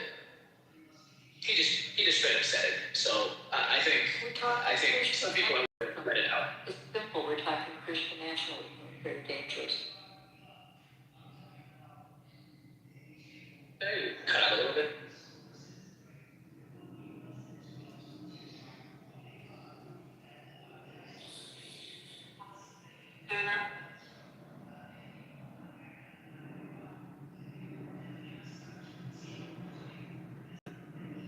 Oh yeah, somebody put it down there. Bless my fucking email.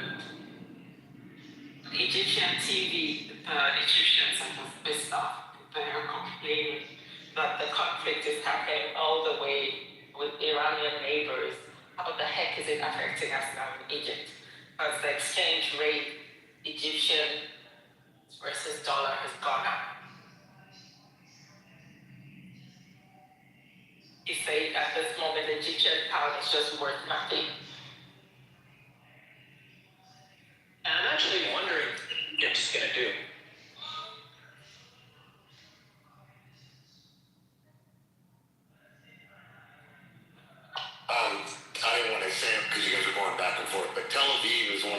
cities for spending in OnlyFans outside of the U.S. So it isn't surprising that that's an iPad. Omar says, Javed in the cabinet, LOL, Matt said, Omar said General so-and-so called him shot. Well, I'm currently looking at the market. General so-and-so seems to be doing a very good job of calling the shots since they are crippling markets around the world. So General so-and-so seems to be doing what General so-and-so needs to do.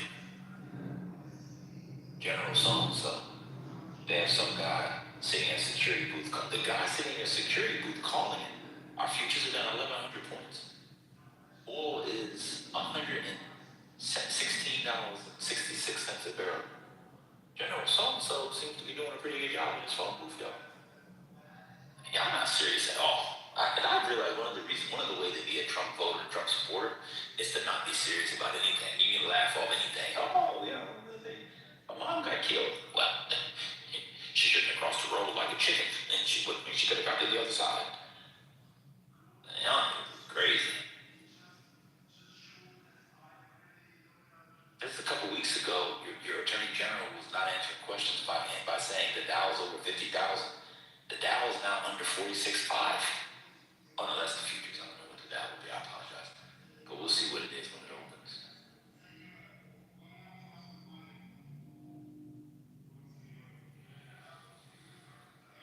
Yeah, it was 47.5, excuse me. When it closed on Friday.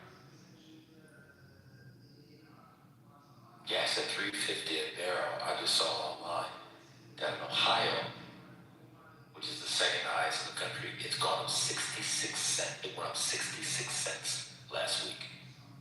A gallon. 66 cents in a week. Well, there you go. Right before spring break, is it? Wait, what did I not care about? I didn't care about what? We didn't care about that. So what is that? It's a fucking war. What am I at ground truth about here? And all this, like if you We celebrate 50K. Yeah, I have a. Of course, I celebrate the 50K. What's going on? You wanted me to. Like, he didn't hear me say the 50K. The number that I don't have much in the Dow anyway, so that. Okay, go ahead, y'all do your thing. What a bizarre thing. Did you celebrate when it was 35.5 under Biden? We don't celebrate individual numbers, especially when now it's down 3,500 points in a week. What were you saying? Somebody was asking me. And the market did have Wait, how does me not specifically celebrating 50K if that doesn't affect my investments? Me not serious. 50K is just a number. What's happening?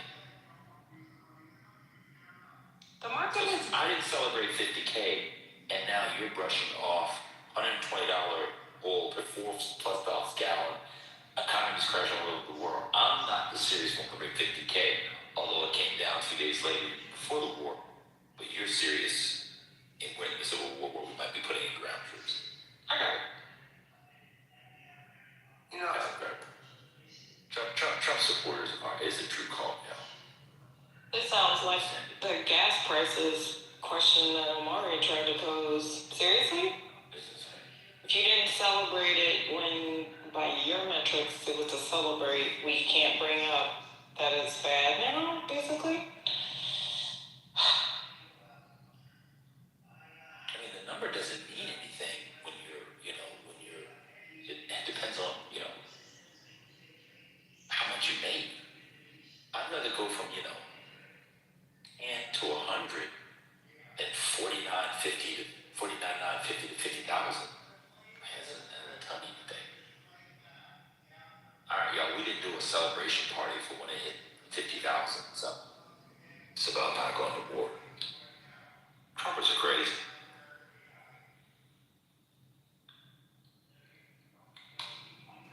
Well, someone here earlier on said we didn't acknowledge when gas prices went down that Trump was doing something good for the country.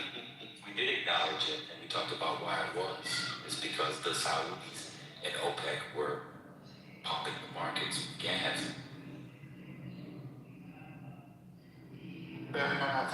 think more than the stock market, I think the one thing that Trump's and what is his name, the Commerce Secretary watches the most is the bond market. It seems to me. Lutnick. Lutnick, yeah. Both the 2, 10, and 30 years all up. The yields are all up in short term and long term of the curve. So I think the bond market might decide the next step forward for Trump, what he's going to do about it, because he can't control it. He might have influence on the stock market, but not on the bond market. So I'll be watching that.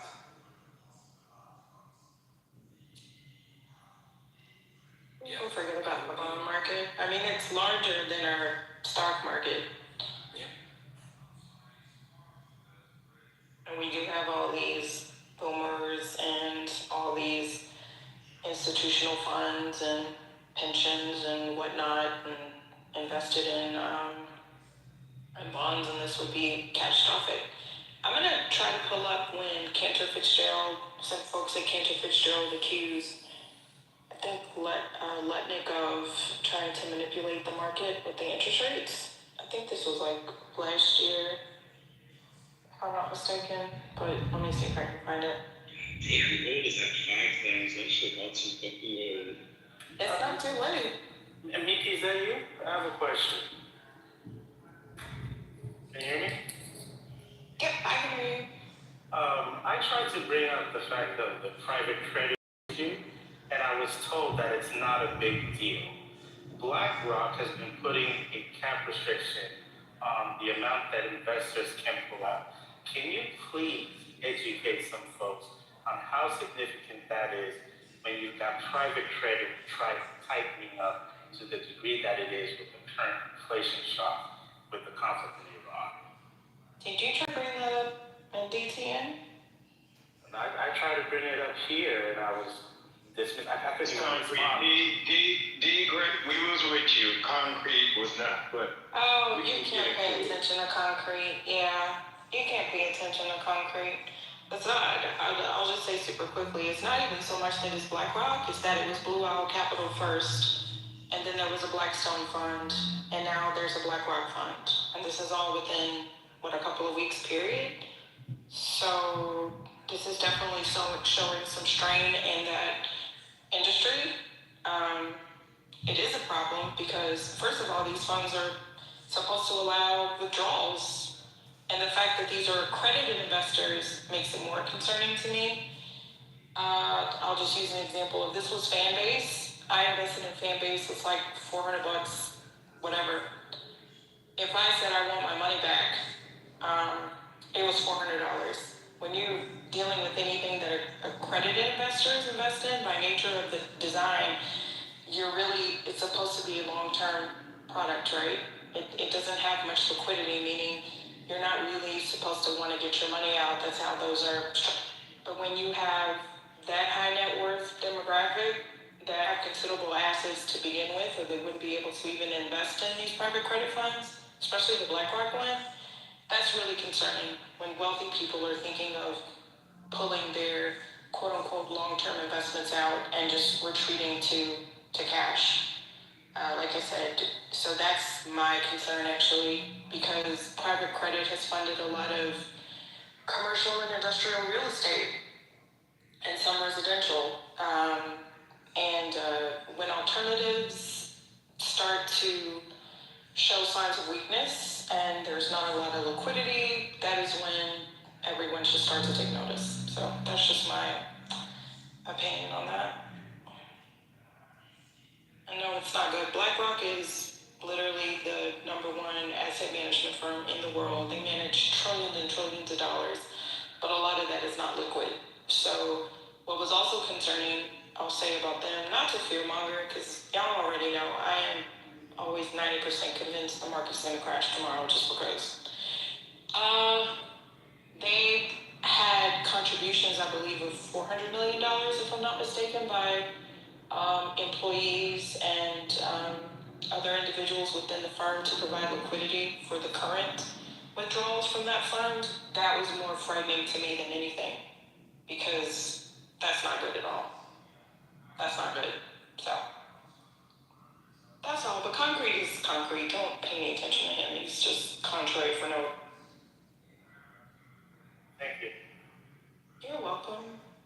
Also, was that Giannis or Giannis from Canada? I don't think I've heard your voice in a while. I said I couldn't remember the name. It's serious, right? That's not him. I thought it was him. It's not him. Serious is not Giannis. Damn, that's crazy. He sounded exactly alike. Okay. What up, Daniel? What's going on, Haitian? Long time. Yeah, between or he. Just breaking up. I just had dinner with a friend of mine. He's a captain in the Air Force, and he did not sound very happy with some of the shits that this administration is doing. He's normally not one to get upset, but he was very upset. That was even without really disclosing too much, but I don't know, man. Well, Daniel, let me ask you this. We've been hearing rumors of more deaths than are being reported. Did he allude to that? Yeah, he did. So he said he had a mentee. He didn't disclose where they were, but he said that they were already in that sphere, let's just say, and he had some concern for her in her situation because she was fairly young, and he's about, I want to say, I don't know, 6-7 months close because he's done 20 years, so he's getting ready to retire, but he was very concerned because of the mentee that he has that is out there. He didn't sound very confident. Again, I've known him for damn near a decade, and he's always been very even keel, and the tone that he had over dinner, I didn't come away feeling very, very positive, and I wasn't positive before, just with the other stuff that I've heard from family that was in the Middle East or were trying to redirect their flights to other parts of the world, just from the feedback that they were getting too from folks that were here. You see that NYPD also died over there? Or medical condition, something like that? Yeah, Bangalore last night. Oh, okay. Yeah. They call it a medical complication or something to that effect. Yeah. You know, if you guys want a Sunday night roundup of the damage we've done and the status of where we are, there's a great reel I'd like to share. It's short.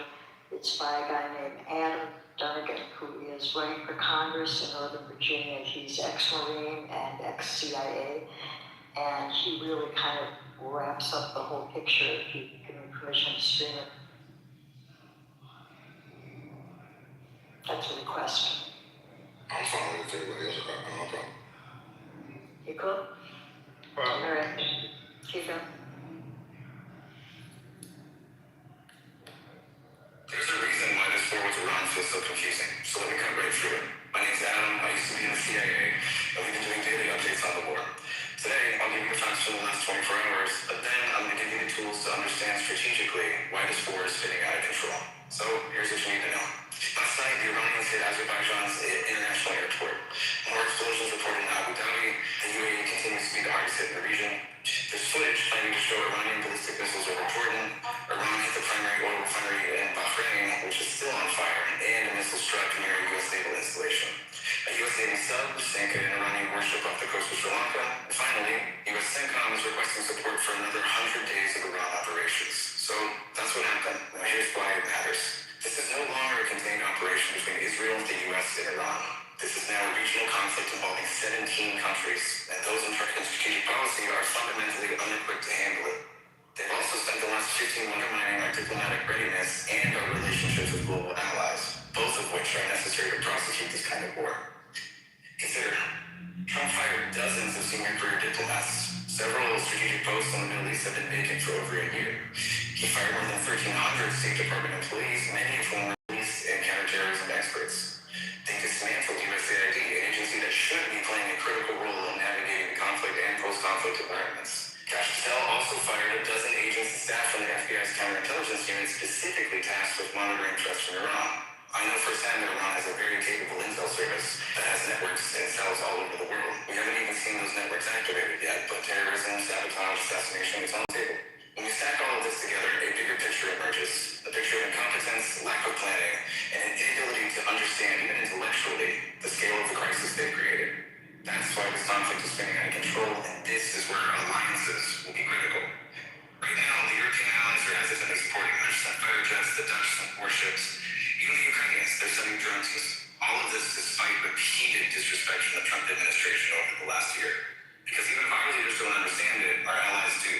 They recognize this moment as critical, and they are attempting to protect, stabilize, and de-escalate. On the other hand, Trump, Hagstad, Rubio, Noam Patel, all of them, they failed in their duty to act in the best interest of the American people. In only 5 short days, they unilaterally committed us to a massive regional war. This dwarfs Iraq or Afghanistan in complexity and in scale. And when we look at who's in command, who's making decisions, and who's working with our allies, we see a team of Fox News hosts, podcasters, Nepo babies, billionaires, and Mar-a-Lago influencers. And in charge of all of them, at the head of the table, is a calloused and diminished president who spent more time with Jeffrey Epstein than he did planning for war with Iran. There's a reason why this war with Iran feels so confusing. So I thought he summed it up pretty well. Thanks for playing that.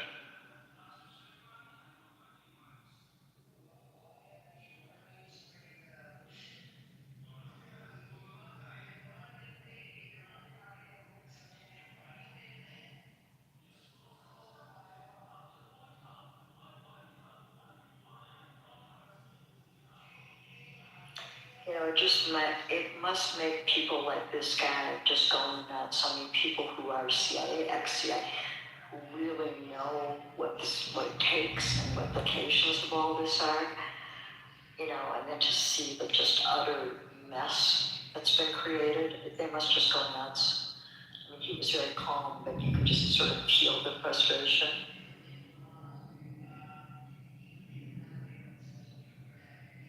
I mean, I keep asking the question, at what point do we call this World War III? And I guess that's if Russia or China gets involved. That's the only thing I can figure out. I think, I know that everybody's kind of predicting a third World War range from this, just because it's likely to go on for quite some time.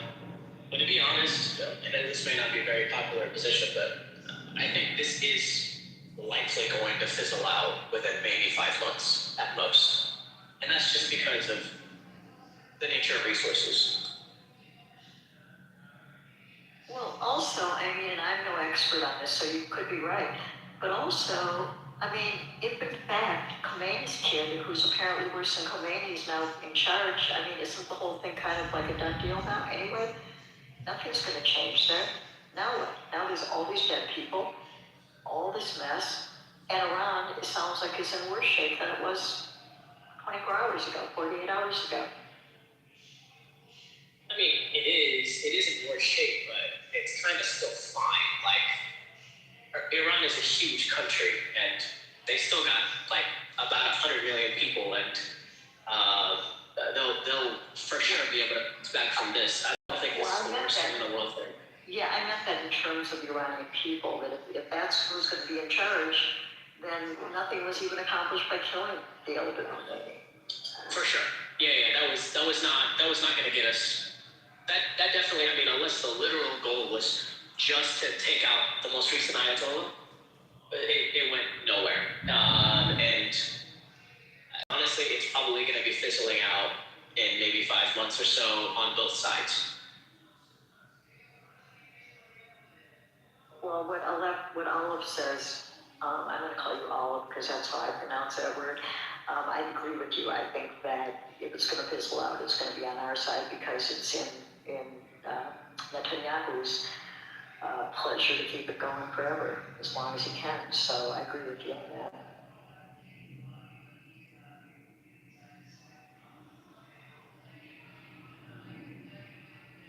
The middle management doesn't matter. Iran's been preparing for this for a long time. What they're going to do is they're going to go for total war. So they're going to let the generals and captains run their own ships from their locations. So it doesn't matter who we really take out, because Iran already knew that we would take out their leadership, because we know where their leadership is, and they know that we know where their leadership is, because we've demonstrated it. So is Israel. Israel took out their freaking Qasem Soleimani not too long ago. So they know about it, So it doesn't matter who we take out, they're going to keep fighting. That's why it's going to be a little bit protracted.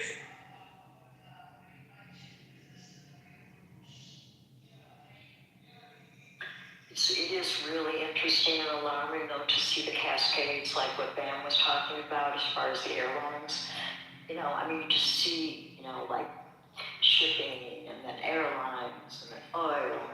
It's just cascade after cascade after cascade in a world that was already a bit in shambles.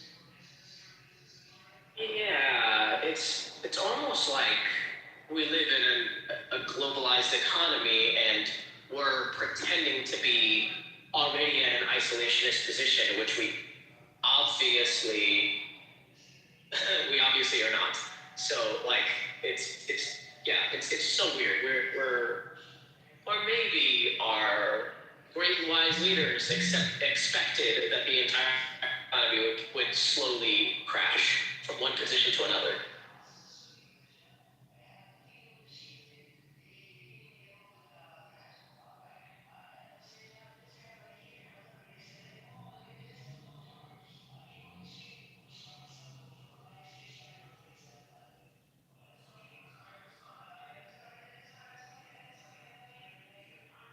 Either way, we've already hit a desalination plant in Iran, and we're probably going to target a few more, and they'll probably target a bunch in the GCC countries, and that'll completely destroy the GCC countries.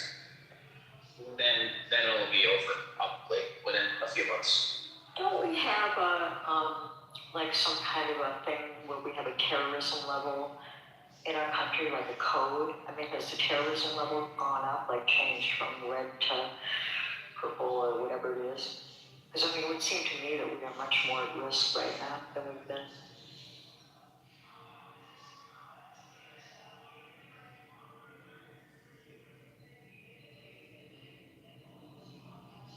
Michael says no colors, but I really believe that there are already sleeper cells in this country, and I would be more surprised if there isn't serious attacks coming our way, or attempts at least.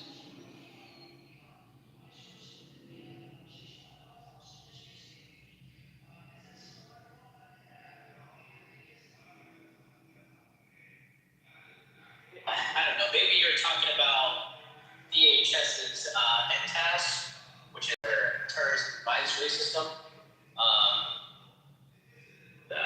There's no news from NTAS, so I think obviously, yes, we're under some threat of terrorism. That wouldn't be surprising right now. Probably an elevated level of terrorism. That wouldn't be surprising, I don't think, to most people. I don't think anything's being broadcasted, though, to be honest, aside from Fox News or something.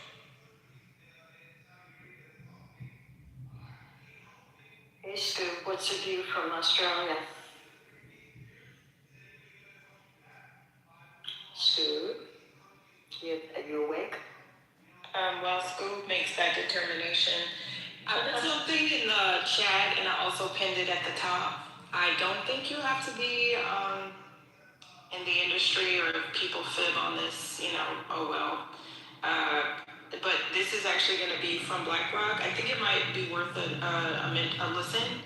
And they do this all the time, by the way.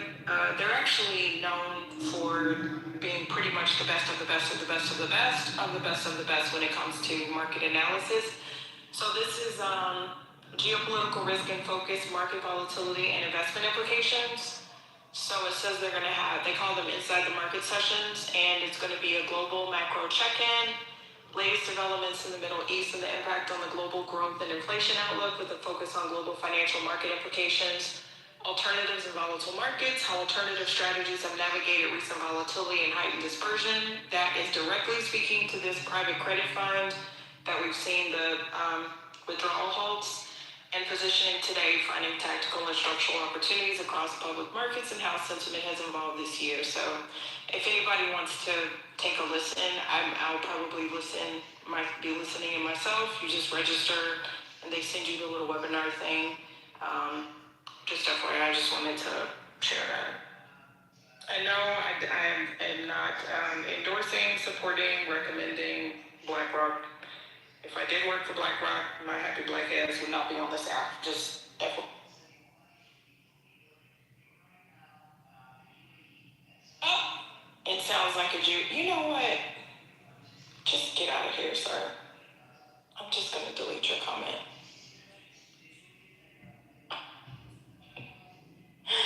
If BlackRock is a Jewish scam, your mama bitch. Sorry, I had to get that out. I'm like, you've been doing really good. Thank you. But he's the one that's talking about calling names. Crackhead.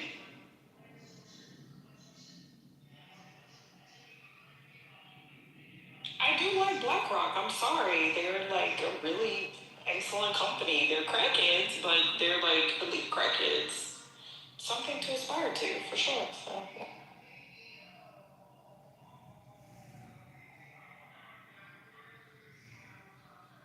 Oh, sorry, Bill, I was away from the mic earlier when you asked me a question. I think the sentiment in Australia is pretty much what the hell's going on? What is this all about? etc.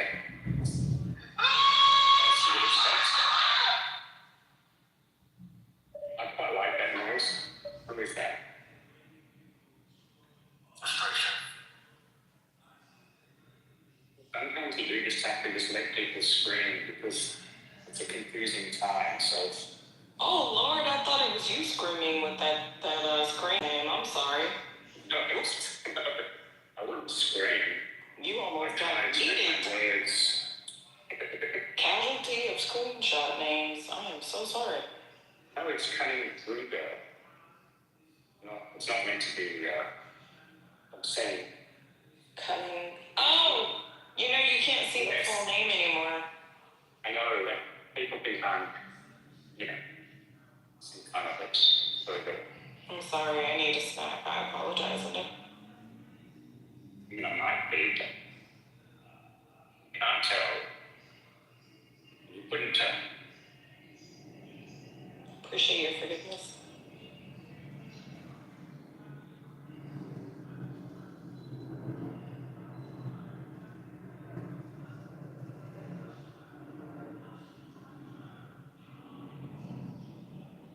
Yeah, so I was just asking Scoop, like, what the kind of view is from where you are. Kind of a general sentiment. Yeah, it's just that I think it probably reflected in most parts of the world is that it's highly destabilizing. It's not going to achieve anything. It seems to be a deflection and distraction from so many other things that are going on in the world. It's probably going to, it could potentially kill any chance that he had in the midterms, etc. Yeah, there's not many people that think it's a smart move.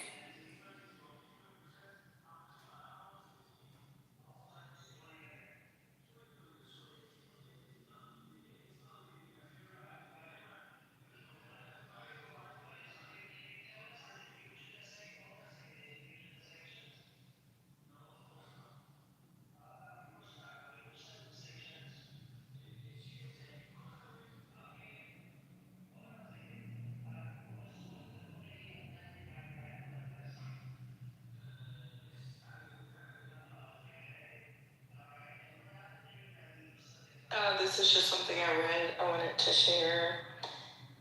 We're in uncharted territory. WTI crude holds these gains tomorrow. The current rise of 29.9% or $27.16 would be the largest single day price jump in both percent and amount ever. So, gotta it's Trump. He does like to break records, doesn't he? Have you guys spoken at all about the fertilizer issue, which is probably the larger issue over and above short-term fluctuations in oil price? But the fertilizer thing is actually critical and won't show up for 3 or 4 months, so worth looking into. We've talked about it. We talked about it yesterday as well as a little bit earlier today as well. Wonderful.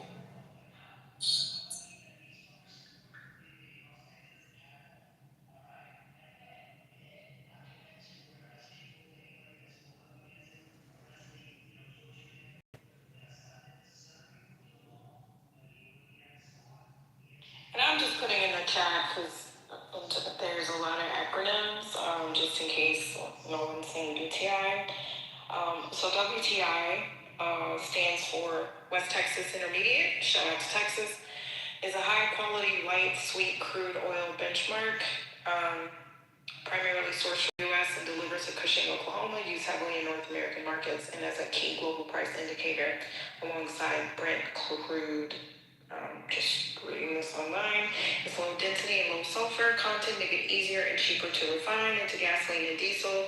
WT oil is the underlying commodity for futures contracts traded on the CME group. So just wanted to put that there. The ticker symbol is CL. Fun facts, it is the most actively traded crude oil futures contract with more than 1 million contracts traded every single day. So just a little context there. Michael says, no shout out to Texas. This is all for Texas. West Texas. Now all of a sudden I want to go watch the Beverly Hillbillies. Anyway, sorry.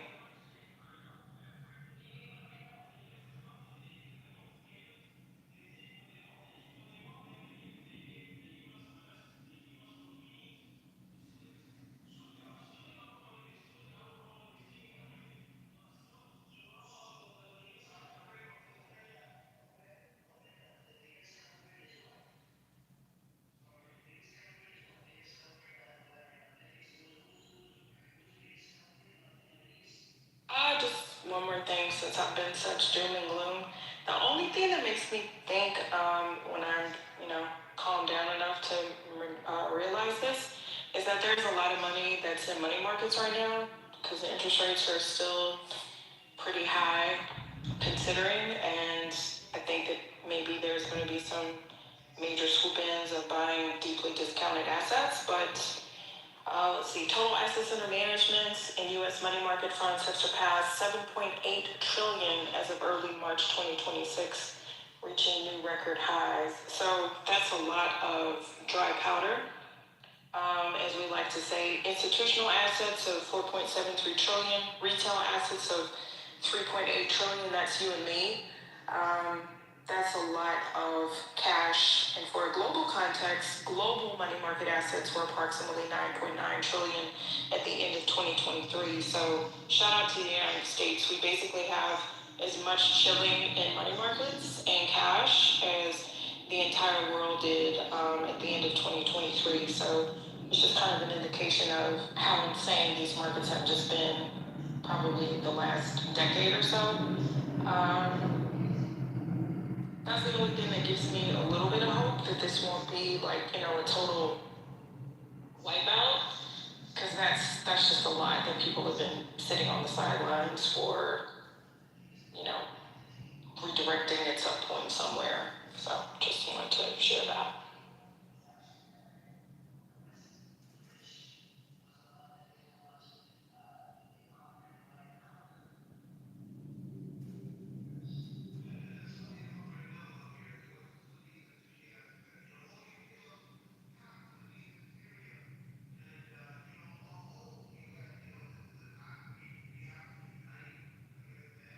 That's good, Mohamedou. So think it's money market, right? So it's just cash. It's extra cash. No, Michael, I read retail. That's us. I mean, yeah, it is mostly high net worth individuals, but still, high net worth individuals are typically the most exposed to the market anyway, right? It's not like a small family of four that's, median income of $50,000 is heavily invested in the stock market. So it's kind of good. It's a great thing, actually. It's not a bad thing at all. It's a great thing.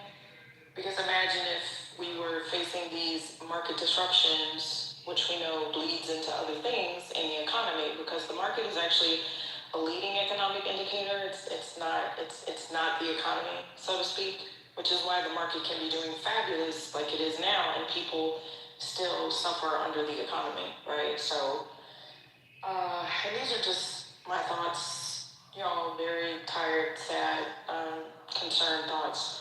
This much cash sitting on the sidelines is excellent. It's the best position we could be in if we were facing a major market correction.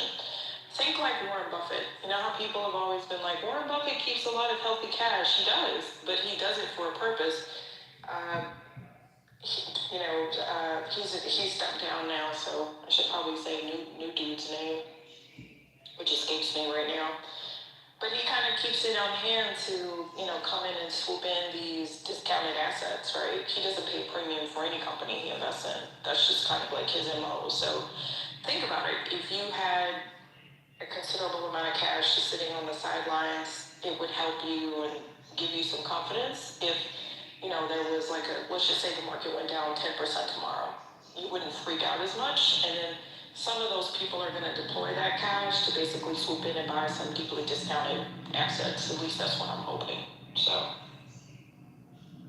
my final prediction about what invest until Jesus comes. That's what I always say. And if Jesus comes, it doesn't matter because we're going to heaven or hell. I mean, one monkey don't stop no show. It would take a lot to disable the U.S. markets. Like, we have a lot, and our companies are good. Are people saying that there's potentially an AI bubble? Every time there's a major sector and a lot of retail investors flock to it, everyone says that there's a bubble, but I believe that these companies are sound. I don't particularly like to listen to earnings calls. I think they're a bit boring and a little bragging, but that's just me. Nikki, can you say more about what you meant about Japan?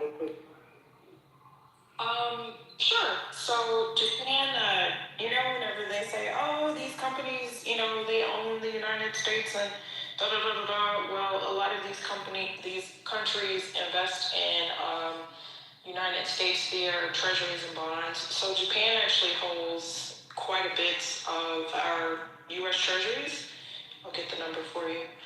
And the concern is if there are some disruptions in their markets, which basically means that anytime the market goes down, it just means that people are fearful about the future. So you take your cash out now, right? If I own, if I have a portfolio of $100,000 and I'm fearful of the market, let's just say I think it's going to go down, down, down. A lot of people's inclinations is to take that money out so that you kind of, shepherd your losses, right?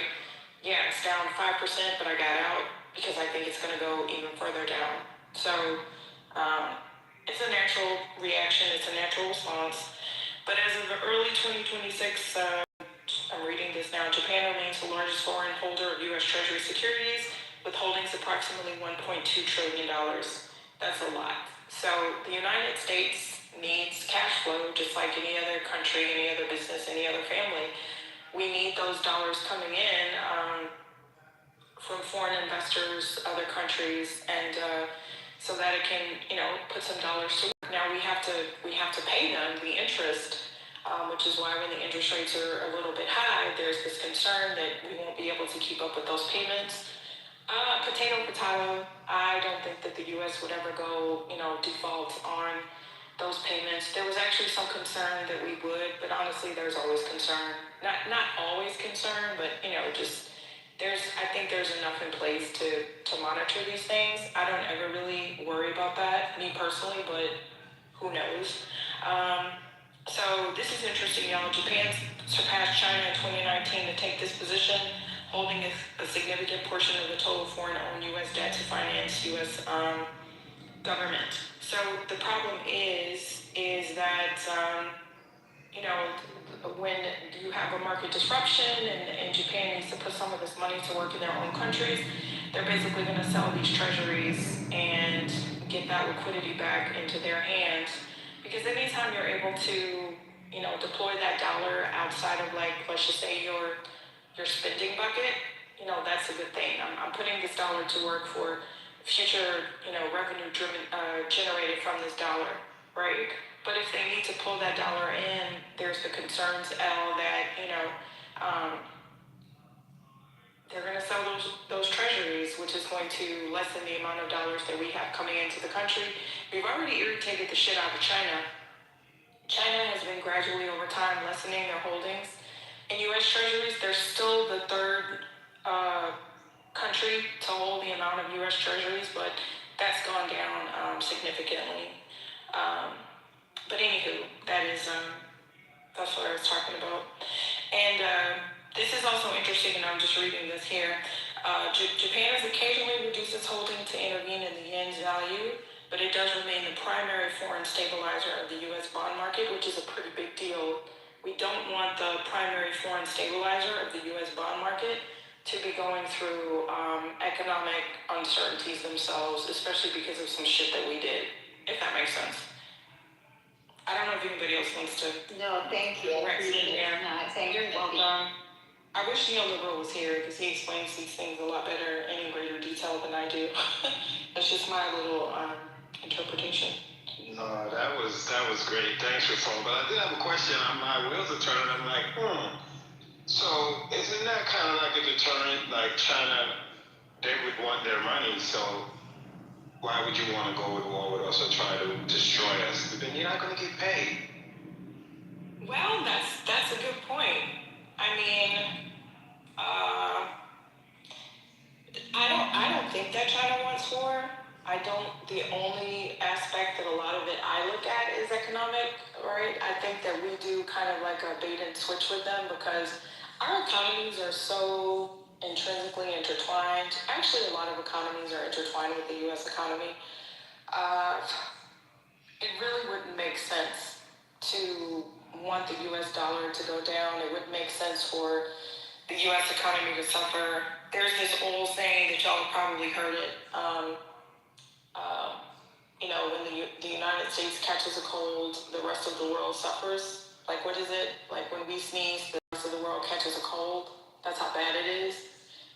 And we've seen so many indications of this because we really are a juggernaut of a country. We are the world's largest economy by far. California by itself is what? The fourth largest economy in the entire world? Is it the fourth largest world? Like, if we literally... I think it's the third. The third. If we extracted California... Oh, sorry, go ahead. Fourth. So I think we don't appreciate, I criticize this country all day, every day, but I mean, we really are that country, right? If you have one state in our nation that is literally the world's fourth largest economy, that's a pretty big effing deal. So we are a juggernaut. We're a juggernaut when it comes to business. We're a juggernaut when it comes to all of these industries, all of these sectors. We have a lot of discretionary funds, we can all attest to, the resilience of the U.S. economy. We actually saw this during COVID because I certainly thought we were going to crash, but for some reason, we were, re-incentivized to go out there and just spend. 70% of U.S. GDP is what you and I spend every day, but we've been able to uphold that, which is why we haven't really seen GDP decline. It's kind of gone down.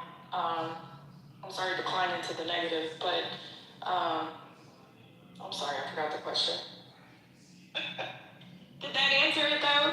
But yeah, basically, you're right, Divine. So I don't think China will ever actually just go there unless they're forced to. And when I say forced to, I mean they really have no choice but to. So it's kind of going to be playing footsies under the table, right? Like, who's really going to be the dominant one at the end? We still have major corporations that manufacture in China. it's like, you kill one, you kill the other. So what are they really gonna do? But what they can do, like they have been doing, Devon, is lessening their U.S. Treasury loads, right? Which Donald Trump pissing off the entire world as if we're not the best outfit in town. And this is another thing, guys. Our economy is on a downward cycle right now, right? Economies are cyclical. Economics is cyclical. What goes up must come down. Sometimes we're not in a period of expansion, which is very normal. Recessions are very normal, right? You kind of need it to reset. You can't just go. What goes up must come down. So you have a lot of other countries that are actually a better bang for the buck. We've just been, let's just say, the easiest outfit in town, right? We're like I was gonna make a terrible reference. I won't. Keep it PC. But that's what Trump is acting as if we're the only outfit in town, and we're literally not the only outfit in town.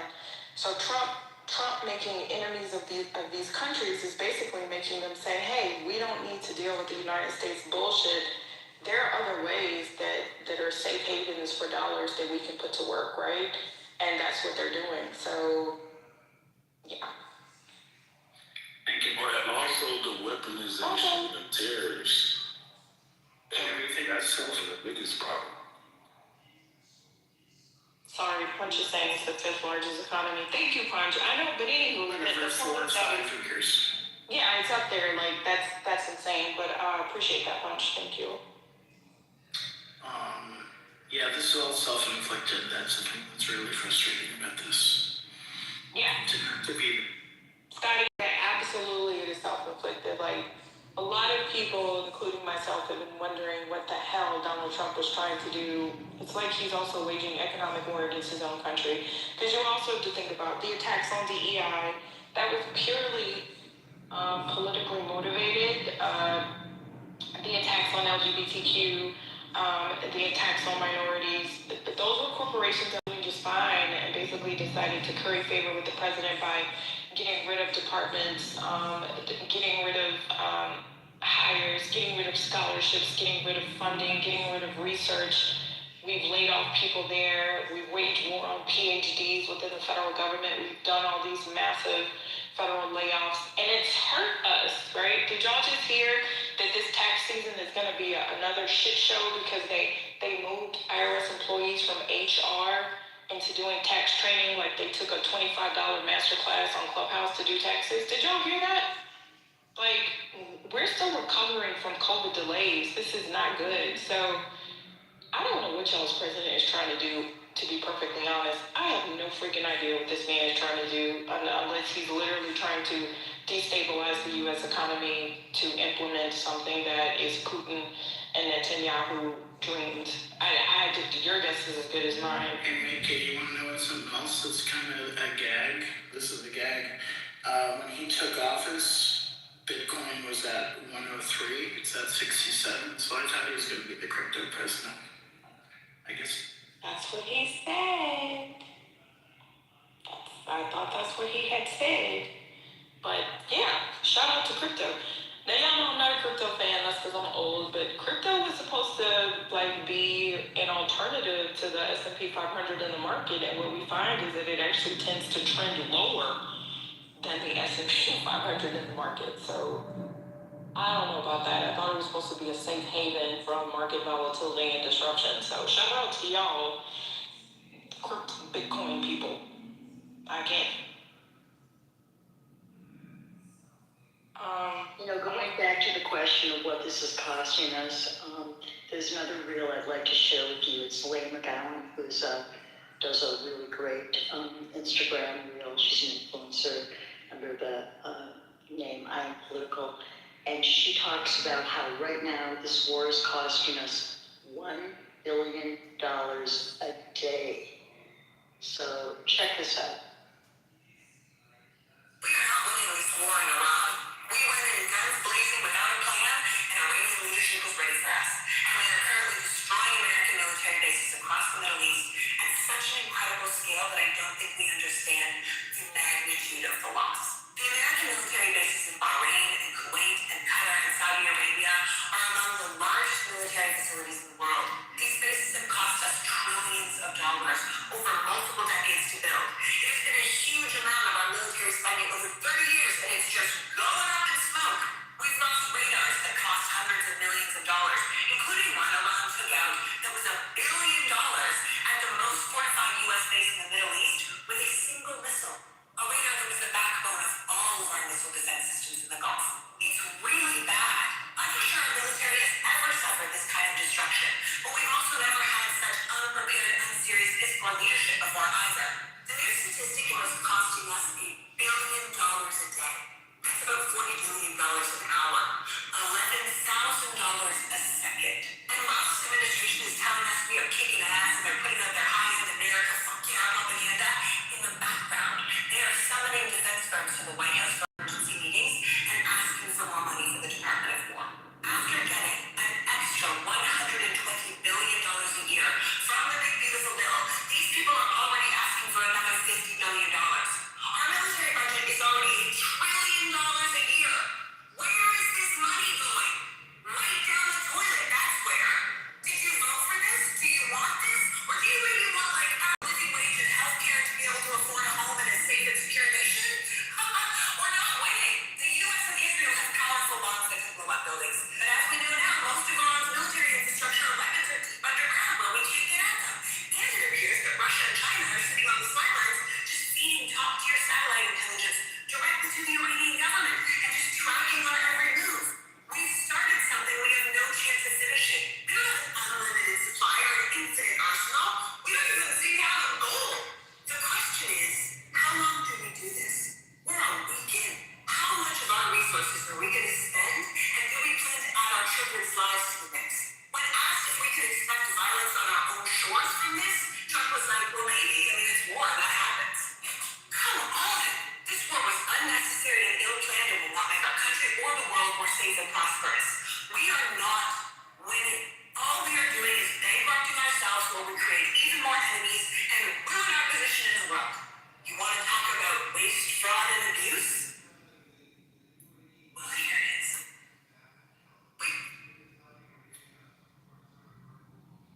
Yeah.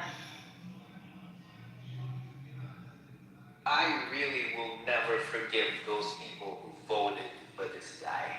Who gives a fuck if you forget? What is going on with this "I'll never forgive you"?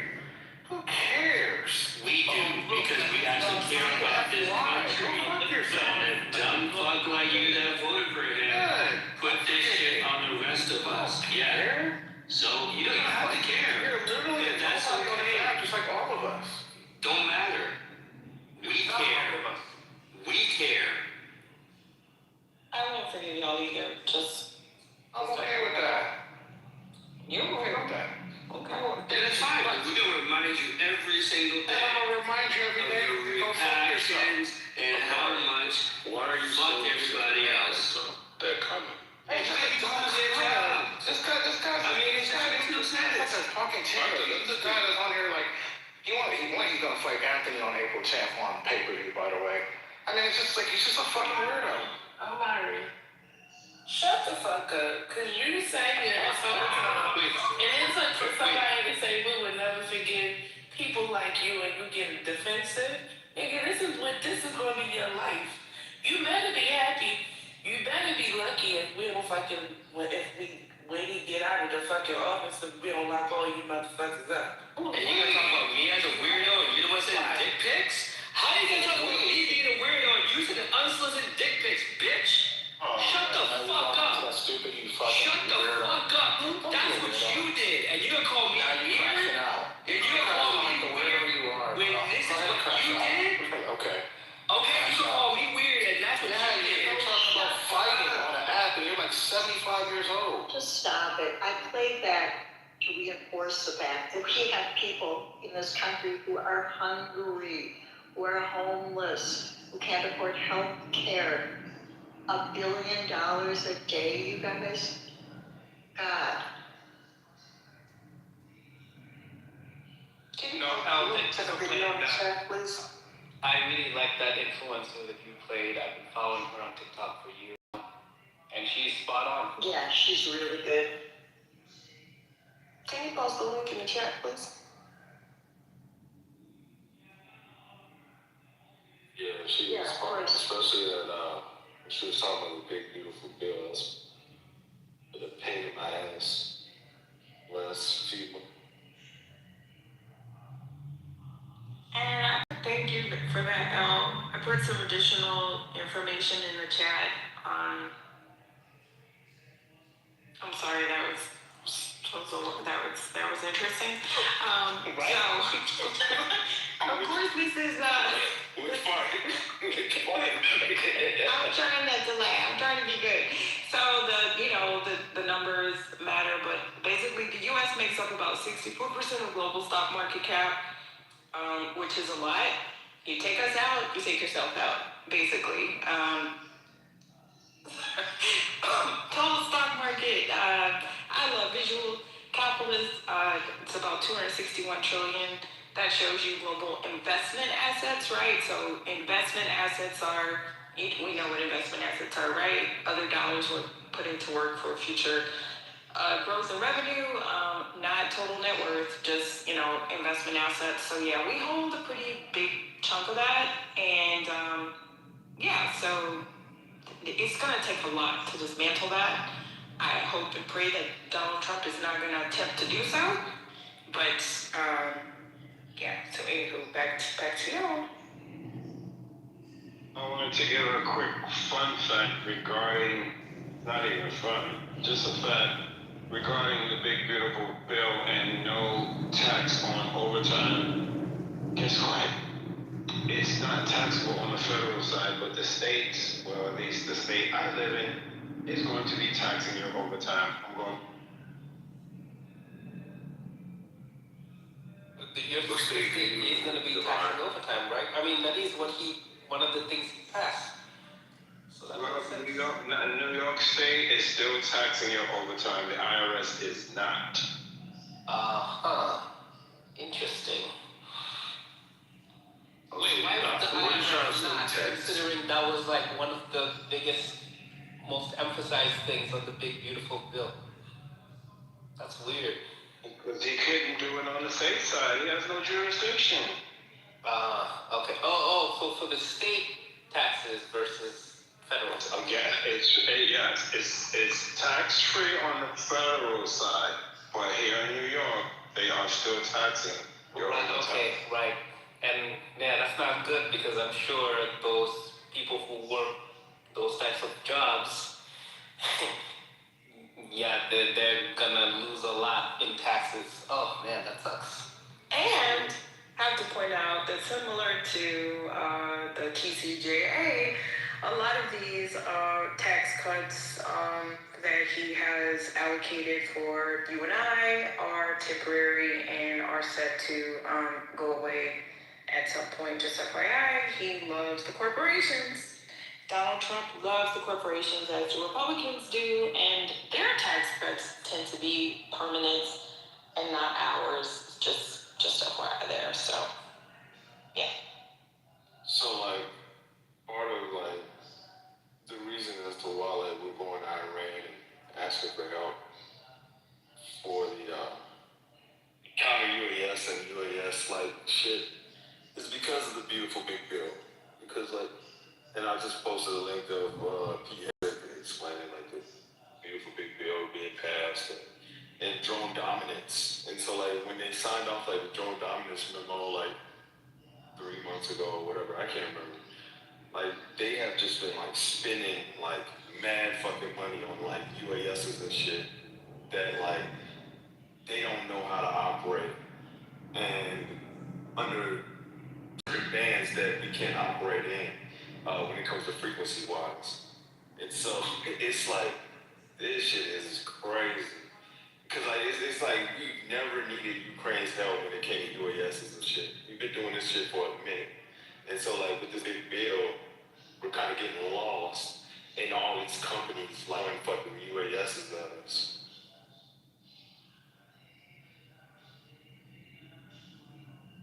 So you could thank the beautiful big bill for that shit too. That's right. So you think that you said that's why we're getting I I don't think I work in SoCom, like I know. So it's like why we're in this shit that. Wait, I'm sorry, can you say that again? Hey, I work in SoCom Special Operations Command. Oh, no, not that part. I don't want you to doubt yourself. Yes. Oh, no, that's all good. I don't give a shit. I don't know. Nothing's gonna ever happen to me. Well, but like, okay, we should all. but that's like one of the big reasons as to why like a lot of companies are like throwing next gen equipment at soldiers, and they don't know how to utilize this equipment because like it's moving rapidly. Like commanders have the right to just go and buy shit that we technically can't operate in another person's country or in our country. And it's like there's tons of regulations that like we have to abide by. And it's like we're just saying fuck it, let's just buy it. We think it's, and then we go around to another person's country and it doesn't work because they won't allow us. So it's a lot of like training that's like that we're not set up and ready for. Okay.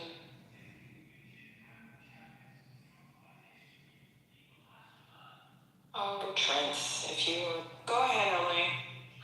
No, I was just gonna say, like, when you was talking about the taxes per state, like the state I'm in right now, they tax, they have the state tax and they have a county tax as well. Like, so depending on where you're located, it's a different rate of tax depending on the county.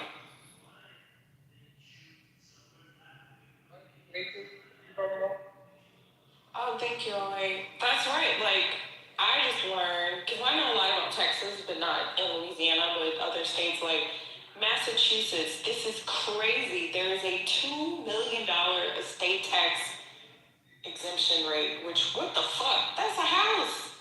That is a house. I can't wait till what's his name come back on this app so I control it. $2 million? No wonder people are fleeing Massachusetts. But anywho, Trent, have you, do you have some breaking news? Because that's why you're in here at 10:50 for 1 p.m. Central on a Sunday night. Go ahead. I don't know if it's breaking news because I can't.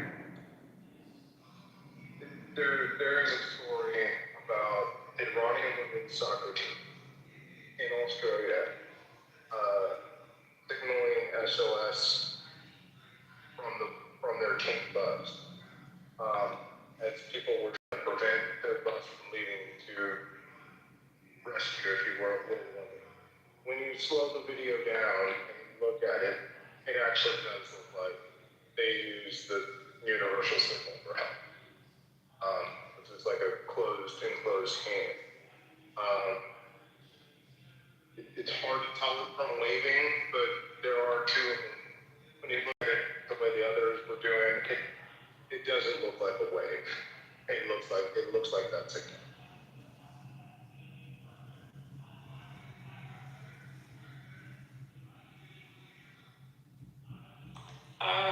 Thank you from our TNN correspondent, Trent News Network. We appreciate that. So another thing, would they factor in the tariffs as a tax as well, like a separate type of tax that adds in to what we're already being taxed, or no? Where is neoliberal? I was just wealth management. I don't know. Where is neoliberal?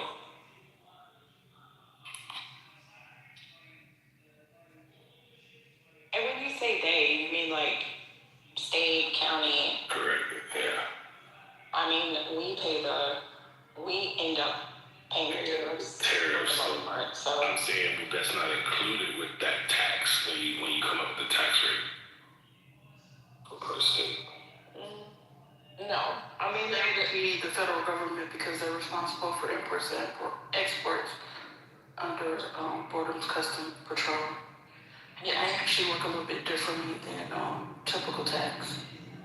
But when they're setting the tax rates, LA, like, they're going to look at whatever I mean, you know what? I've never actually thought about what guides them to set the tax rates. That's a really good question. I've never thought about that a day in my life. Like, why are Texas rates the way that Texas's rates are? Louisiana has a state income tax. Texas doesn't, but we have high property tax rates. California has a state income tax. I know New York has a state income tax. I know New Mexico. Doesn't New Mexico have a state income tax? Like, this is just a fun random fact, y'all. It's like, when y'all are R&D age eligible, required minimum distributions for your retirement funds, like your 401ks, 403bs, all that. Some states, the state income tax is so mandatory, like you can't defer that tax. Fidelity or Schwab or whatever system you're using, they won't let you default the tax. Like, some people like to just pay their tax at the end of the year or whatever. And some people, when they do mandatory withholding, they like to send a little bit off to the Fed, or they like to send a little bit off to their state. There are some states that are like, nah, F that shit. We want our 10%, 8%, whatever percent now. And that was always kind of interesting to me that, damn, you don't even give the citizen the ability to make a determination of when to pay their tax, treat it like some sort of paycheck or something. But that's all I got. Yeah, the state argument does that. You can't be exempt from the state tax and the county tax. Only that. Not for the most part. This is not everything. And I'm specifically related to automotive because that's where a lot of them were paid. Volkswagen and Audi were different. I believe they segregated them and put the tariffs on the Maroni stickers. That's the MSRP sticker. For the most part, your major companies absorb the tariffs.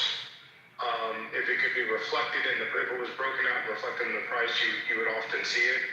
But for the most part, that was part of the write-down, what many companies did, and absorption for cost, so that it didn't raise prices.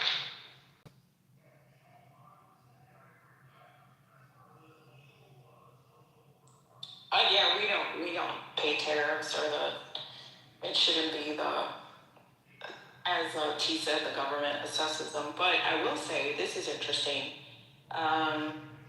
U.S. state income tax rates vary from 0% in 9 states. So there's only 9 states that have 0 state income tax? I didn't realize that. Tennessee is one of them, but they typically have local taxes that are higher, as well as sometimes additional county taxes, where states who have other, like, income tax, they don't have necessarily those rates at the local and county levels. Now, I know some of the reasons given for Texas and Florida is because they rely so much on tourism and people traveling there. They just get funded that way from just like sales tax and higher property taxes for people who live there. But didn't they just pass a law in Florida about no property tax? Am I wrong? I think they're all kind of flouting that around. Governor Hot Wheels tried to say that in Texas. I don't know how that's going to work. And yeah, they are records, or Governor Crankhead over there is saying that in Florida as well. I think they're just yapping, to me, in my opinion. But I did not realize there were only 9 states: Alaska, Florida, Nevada, New Hampshire, South Dakota, Tennessee, Texas, Washington, Wyoming, to a top rate of 13.3% state income tax in California. Y'all really love California to pay 13.3% as the top rate. Other high tax states include Hawaii at 11%, New York is up there at 10.9%, New Jersey at 10.75%. There are also aggregated brackets and graduated brackets, I should say. Similar to our federal income tax, right? We don't pay a flat rate. So flat tax rates include Arizona's 2.5%, all the way up to North Carolina 3.99%. Michigan has a state income tax? I didn't know that. I never thought about it.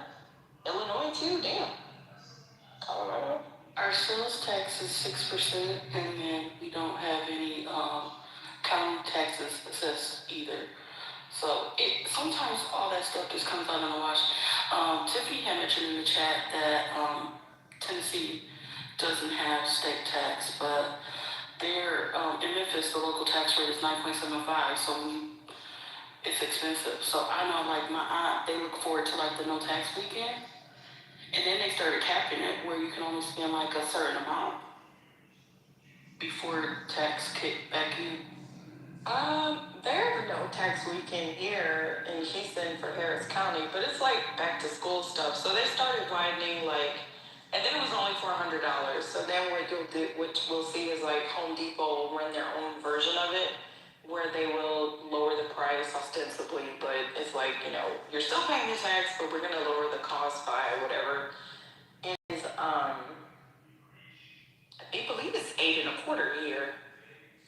Is no tax all the taxes? I don't pay attention to that anymore since my kids aren't in school. But I was like, it's not very much on $100. When I used to be an office manager at a furniture store, we used to learn that sale will pay your sales tax, and trying to explain to people that their bill could not say zero was like, it was so frustrating.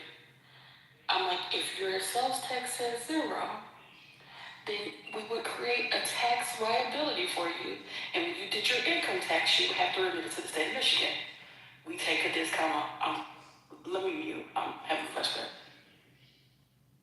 It's weekend, it's a state, it's statewide. Oh. I've never really given much thought to this. So in Texas, the state rate is 6 1/4. Counties, cities, and special districts can add up to 2%, making the maximum combined rate 8 1/4. So we pay 8 1/4. We paid 8 1/4 for years. Because I mentally add up. If somebody's like, oh, it's $500, I'm like, okay, that's going to be like, a little bit under $550 with tax. 125 counties in Texas impose their own sales and use tax for property tax relief.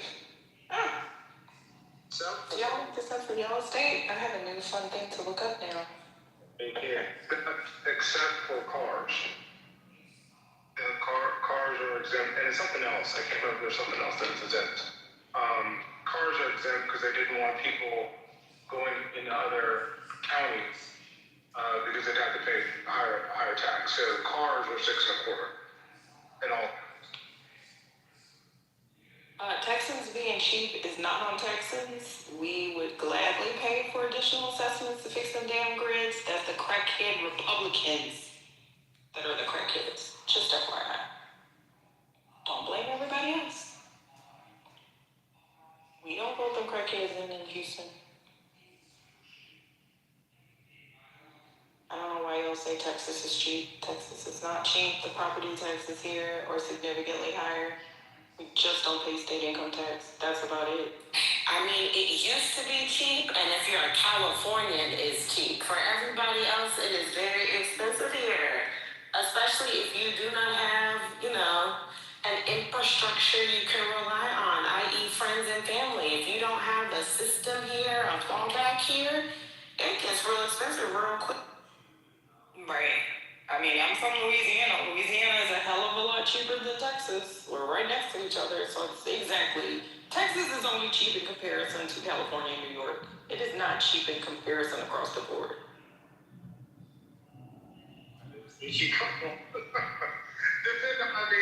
Maybe not Houston, maybe not certain parts of Houston, certain parts of Austin. The rest of the state is damn near dirt cheap. Please, Dallas-Fort Worth, it is not dirt cheap to live here. Your average median home is going to be about $300,000 to $400,000. Okay, it's very hard to find very nice single-family homes that are like maybe between $150,000 to $250,000 that are in the nice neighborhoods that everybody wants to be in or in NewCo. So please. Let's remember, you live in McAllen, so yeah, everything is cheap to you because you're in the valley and nobody wants to live there. People could probably find something cheap in Midland or Odessa, but people don't want to live there. People could find something cheap in Mount Pleasant and in Sulphur Springs, but people do not want to live there. When people think of Texas, they think Dallas, they think Houston, and they think of Austin. That's it. You'd be lucky if they think of Fort Worth or if they think of San Antonio. And Dallas is actually more expensive than Houston, I do want to point out. I tell people that all the time. Dallas has more old money. Dallas is way more expensive than Houston. And Austin is expensive as shit, especially the last years. So just real quick, just FYI, I used to be the director of marketing for Claypool Lake. So I know Dallas very well. Midland is actually the most expensive, I think it's the most expensive city in Texas. But I know what you mean, but it's the most expensive city in Texas. So yes, Dallas is more, certain parts of Dallas and Grapevine and Highland Park, yes, more expensive. But when you look at the Metroplex on a whole, right? When you look at it on a whole and you cost compare it to the rest of the nation, I grant you, and most people, a lot of people, when you say $300,000 for a house, they don't think that's that expensive in the rest of the nation. By the way, houses are actually close to $300,000 here, even in McAllen now. So the costs have risen everywhere. But on a whole, Dallas is less expensive. The reason Houston is more expensive is because of the floodplains, because we've had multiple floods, and it's costs more now to build a house there than it used to when you're talking about living closer to the city. So, you know, I'm with you. I know the state pretty well. But you're not the only person who lives in the state. Just because you worked for Clay Cooley doesn't mean that you know more than anybody else. I literally watched a damn news cast, well, not a full cast, but I did watch a newscast clip about how at this point in time, in 2026, here in Dallas, right, our housing costs have risen comparative to the Northeast. At this point, the only persons for whom Dallas is a cheap place to come and live are Californians. That's the news. That's actual experts who are here in the state talking, who are in the city, not in McAllen talking about it. Right. I used to live in Las Vegas, okay? And I live in Tarrant County. I lived in Tarrant County. I live in Dallas County. We all live somewhere. You're not special because you lived in Las Colinas. I've been in Dallas. I know Dallas very well. We look at. So does everybody else. So do I. I don't care about what you know. I said what I said. Okay. All right. But again, when you look at them, I said what I said. We're done. We're done. It's done. I said what I said. You're not the only one. There's more recent data that's talking about it. That's not what you are, that is in contention with what you are saying. You don't live here now, so don't act like you live here now and you can speak to what the market is here now. You live down south. Ma'am, it doesn't matter where I live. So then why do you keep bringing up that you lived here if it doesn't matter? Right. Why would you bring it up if it doesn't matter? Why? I lived in Las Colinas. I worked for Clay Cooley. Why would you bring that up if it doesn't matter? You're using it to appeal to authority, so you seem like you know everything. Okay. So you seem knowledgeable. Well, we look at all metros in terms of cost, right? Dallas is obviously, if you're looking at domestic automotives, it's actually the prime market. I'm not saying what you're saying is not true. The cost of homes, the reason I was mentioning Las Colinas, the home that we were living in Las Colinas was about $400,000 in 2017. That same house now is about $800,000. And so I'm agreeing. I was actually agreeing with you. Yes, that things have risen tremendously in certain parts of Dallas over the past, 7 years.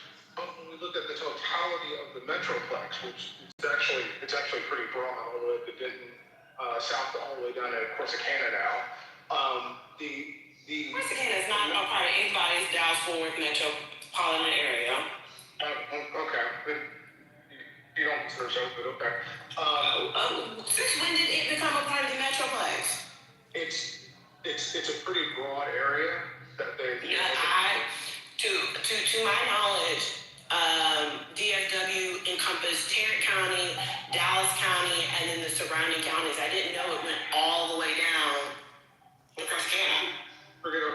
about Corsicana. When you consider the broadness and the breadth of DFW, Dallas-Fort Worth, it's a huge metro. And metros are defined by, it's actually, people don't recognize, it's not defined by county. It's defined by the broadcast area of the television stations. But anyway, it's a loose term. But when you look at it, there are places that are actually pretty affordable. I know, like, it doesn't feel like it, but it actually is when you compare it to other metros, like San Francisco, like Miami, like San Francisco. Other large metros aren't as cost effective as Dallas. I'm just gonna read this. No, the official Dallas-Fort Worth Arlington Metropolitan Statistical Area (DFW) Metroplex does not typically include Corsicana. Shout out to Corsicana. I've heard that. I think I have a friend that's from there. While located in Navarro County, just about an hour south of Dallas, considered outside the core 11 to 13 county definition of the Metroplex, acting instead as a neighboring city in North Texas. Just FYI. Like, I was born and raised in Dallas-Fort Worth. To assume I don't know what the fuck Dallas-Fort Worth Metro is, as someone who was born here, went to high school here, nuts.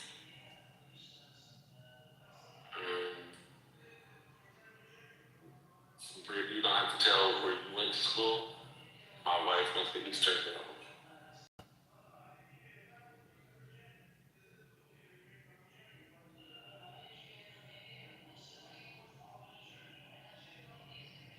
My apologies, I did say Corsicana. I was thinking Waxahachie. That's my fault. Okay, but it's the definition of the metro is broad. But anyway, the point that it's less expensive than it was. I mean, it's less expensive when you compare it to major metros. I know. Do you go into other rooms and you trigger people like this? I don't know. I didn't mean to trigger her. I'm just saying, just everywhere, every time you come in here, you trigger people. And I didn't even. No, I mean, we live in a good state. I mean, it is a good state. It is less expensive to live here than it is a lot of places. It doesn't matter, Trent. The people who are living there still are living within, like, there's a cost of living. And if the amount that it costs to live there outpaces what they make, it doesn't matter. Like, there's a point of comparison you're making that doesn't make sense for the conversation that you're actually having. It doesn't matter that San Francisco is actually like more expensive if we're talking about a numerical value. They don't live in San Francisco and they don't make the money there.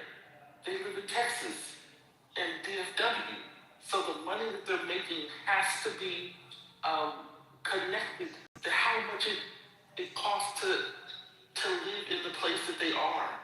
You're not getting that is weird. I take it back. Texas is one of the most expensive places. So it's ridiculous. I mean, it is. To Britt's point, Texas is big as shit, Trent.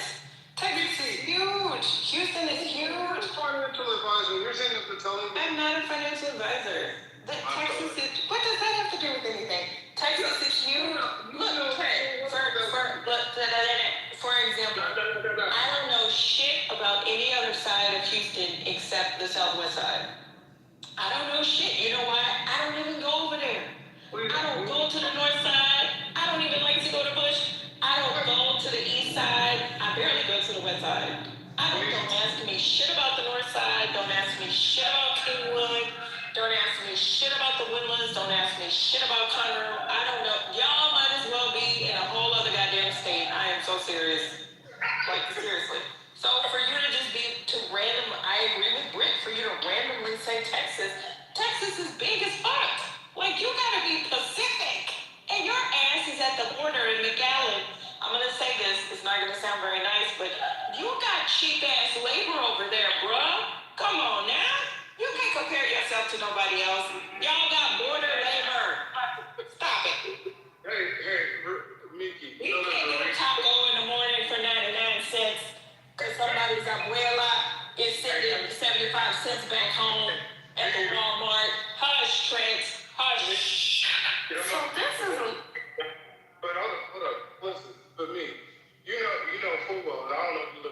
City or Sugar Land or where you live, okay?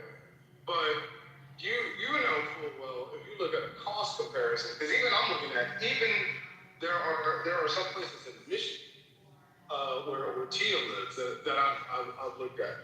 And our cost comparison to their cost comparison is still better. And for the most part, like I said, Austin is high coming down. Austin high as fuck.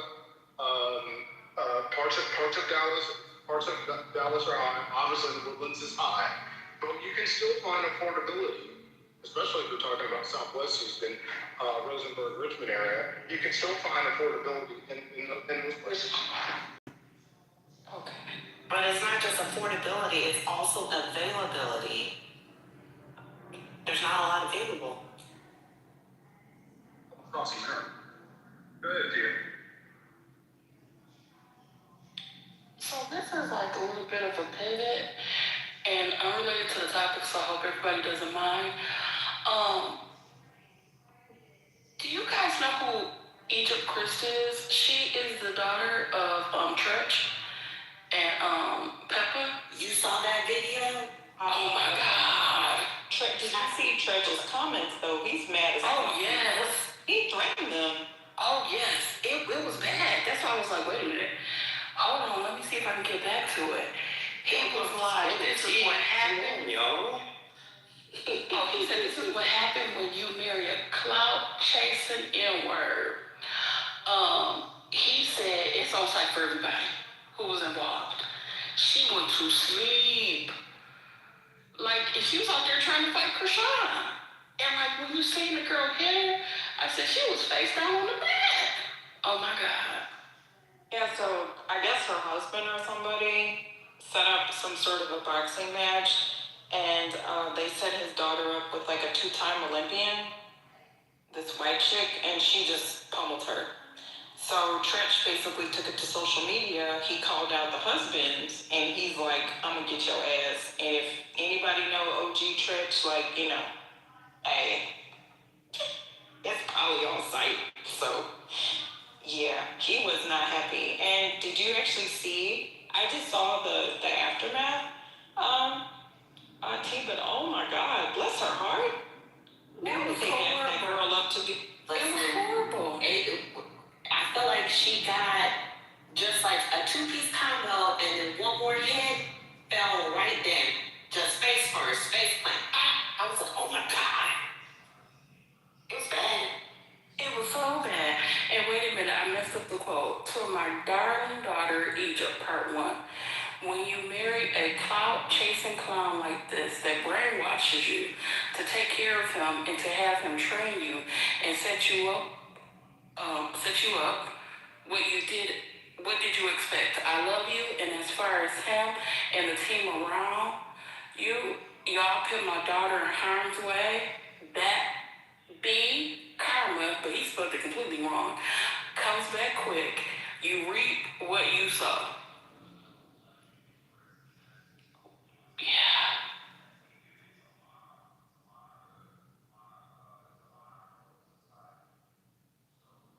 That's crazy. Let me put the clip in the chat.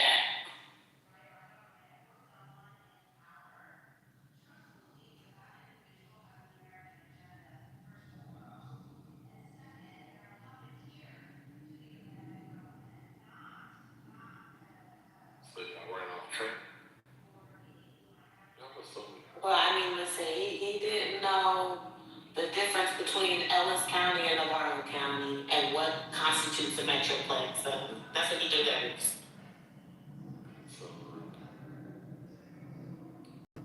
Brother, don't worry. He'll be back once we have more breaking news. He'll let us know the latest developments and movements in Edon. He had to report to this post. Here's another random. Good job of running off train to go ask some people in Dallas about where Corsicana is located. You know that's what he's going to do. This is just somebody to watch. If y'all haven't heard of this guy, Edward Pollard. He's a member of Houston City Council.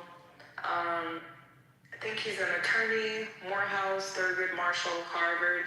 He's definitely one to watch in the future. He's a good-looking guy, tall dude, black wife, gorgeous family, well-respected locally, I'm just saying. So you said Morehouse man, graduated from Thurgood Marshall School of Law, and what else? Harvard. And Harvard? So Edward Ballard, yep. Two-time HBCU and Ivy League. Good-looking tall guy. Because I went to look at the church thing, and I love Threads, y'all. I don't know why I love Threads. Not that I needed to be addicted to another social media app, but I'm just saying, you're gonna hear about this dude. I think he's gonna quickly move up the ranks, but yeah, he's definitely one to watch. So just wanted to share that. I like him already. He has a black wife. Hey, Miss Lynn. Yeah, he's I've been paying attention to him a little bit. There's another one. The Chris dude that was fighting for, what was Chris's position? He was fighting the Republicans when what's his name was in office for because they did like the remember the drive-by voting? Janet, I don't know if y'all did that in Dallas, Britt, but they did it here in Harris County during COVID. You could go in and turn in your ballot and let somebody pick it up, and they had a shit fit about that because so many people were voting. Boy, Sylvester Turner cut up with them Republicans, y'all. I missed that. He was funny as shit. He didn't give the Republican, the Texas National Party a permit to like have a conference here or something. It was funny as hell. They got so petty for a while. I'm sorry, I just remembered that. Shout out to Sylvester Turner. May he rest in peace.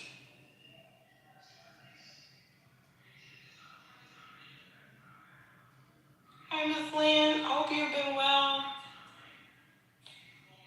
I'm kind of sobering up at all of this news, y'all, because if they said they're going to start doing random targets, I mean, I am in Houston, the oil and gas capital of the world, like, I mean, maybe I just won't go out to the Galleria for a minute.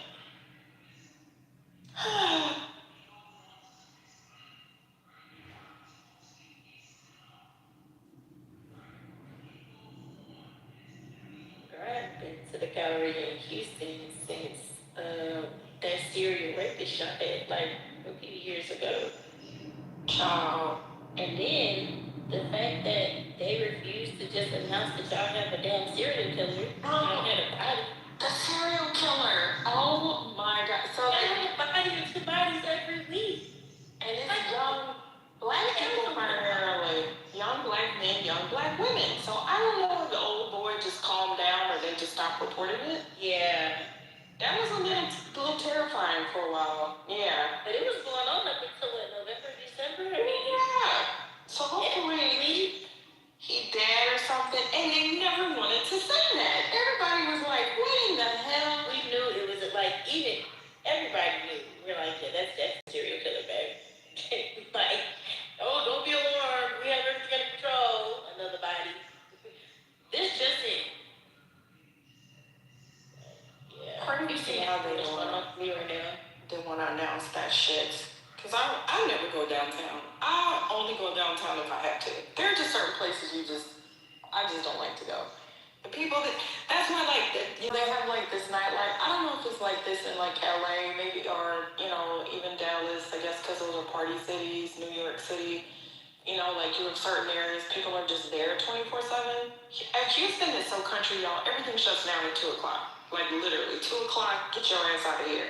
So these people are partying downtown. You gotta walk 10 minutes to the parking garage to get your vehicle. I ain't never did that shit. Absolutely not. That's probably how they be snatching people up downtown. There's no partying going on in New York. Whoever told you that? We don't do that kind of thing. Y'all never take no ass to sleep. What are you talking about? It's funny because when I first went to New York, I thought it was amazing seeing the parking lot, how the cars stack on top of each other. Like they have like the different machines that go up and down to move the cars. It was amazing to see. New York City is not a real place, and neither is LA. I said what I said. It's just.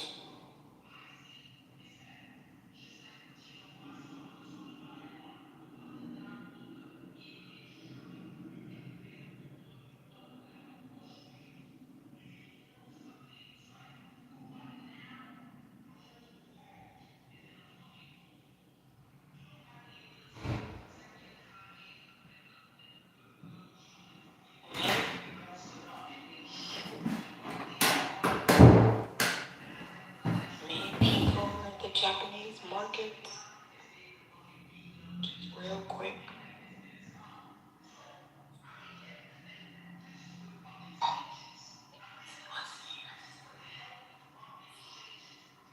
It's amazing, 'cause that's like a thing that like people never do. They buy it, buy it, and they leave it on fucking Coinbase or whatever. Maybe I have more persuasive capacity than I realized.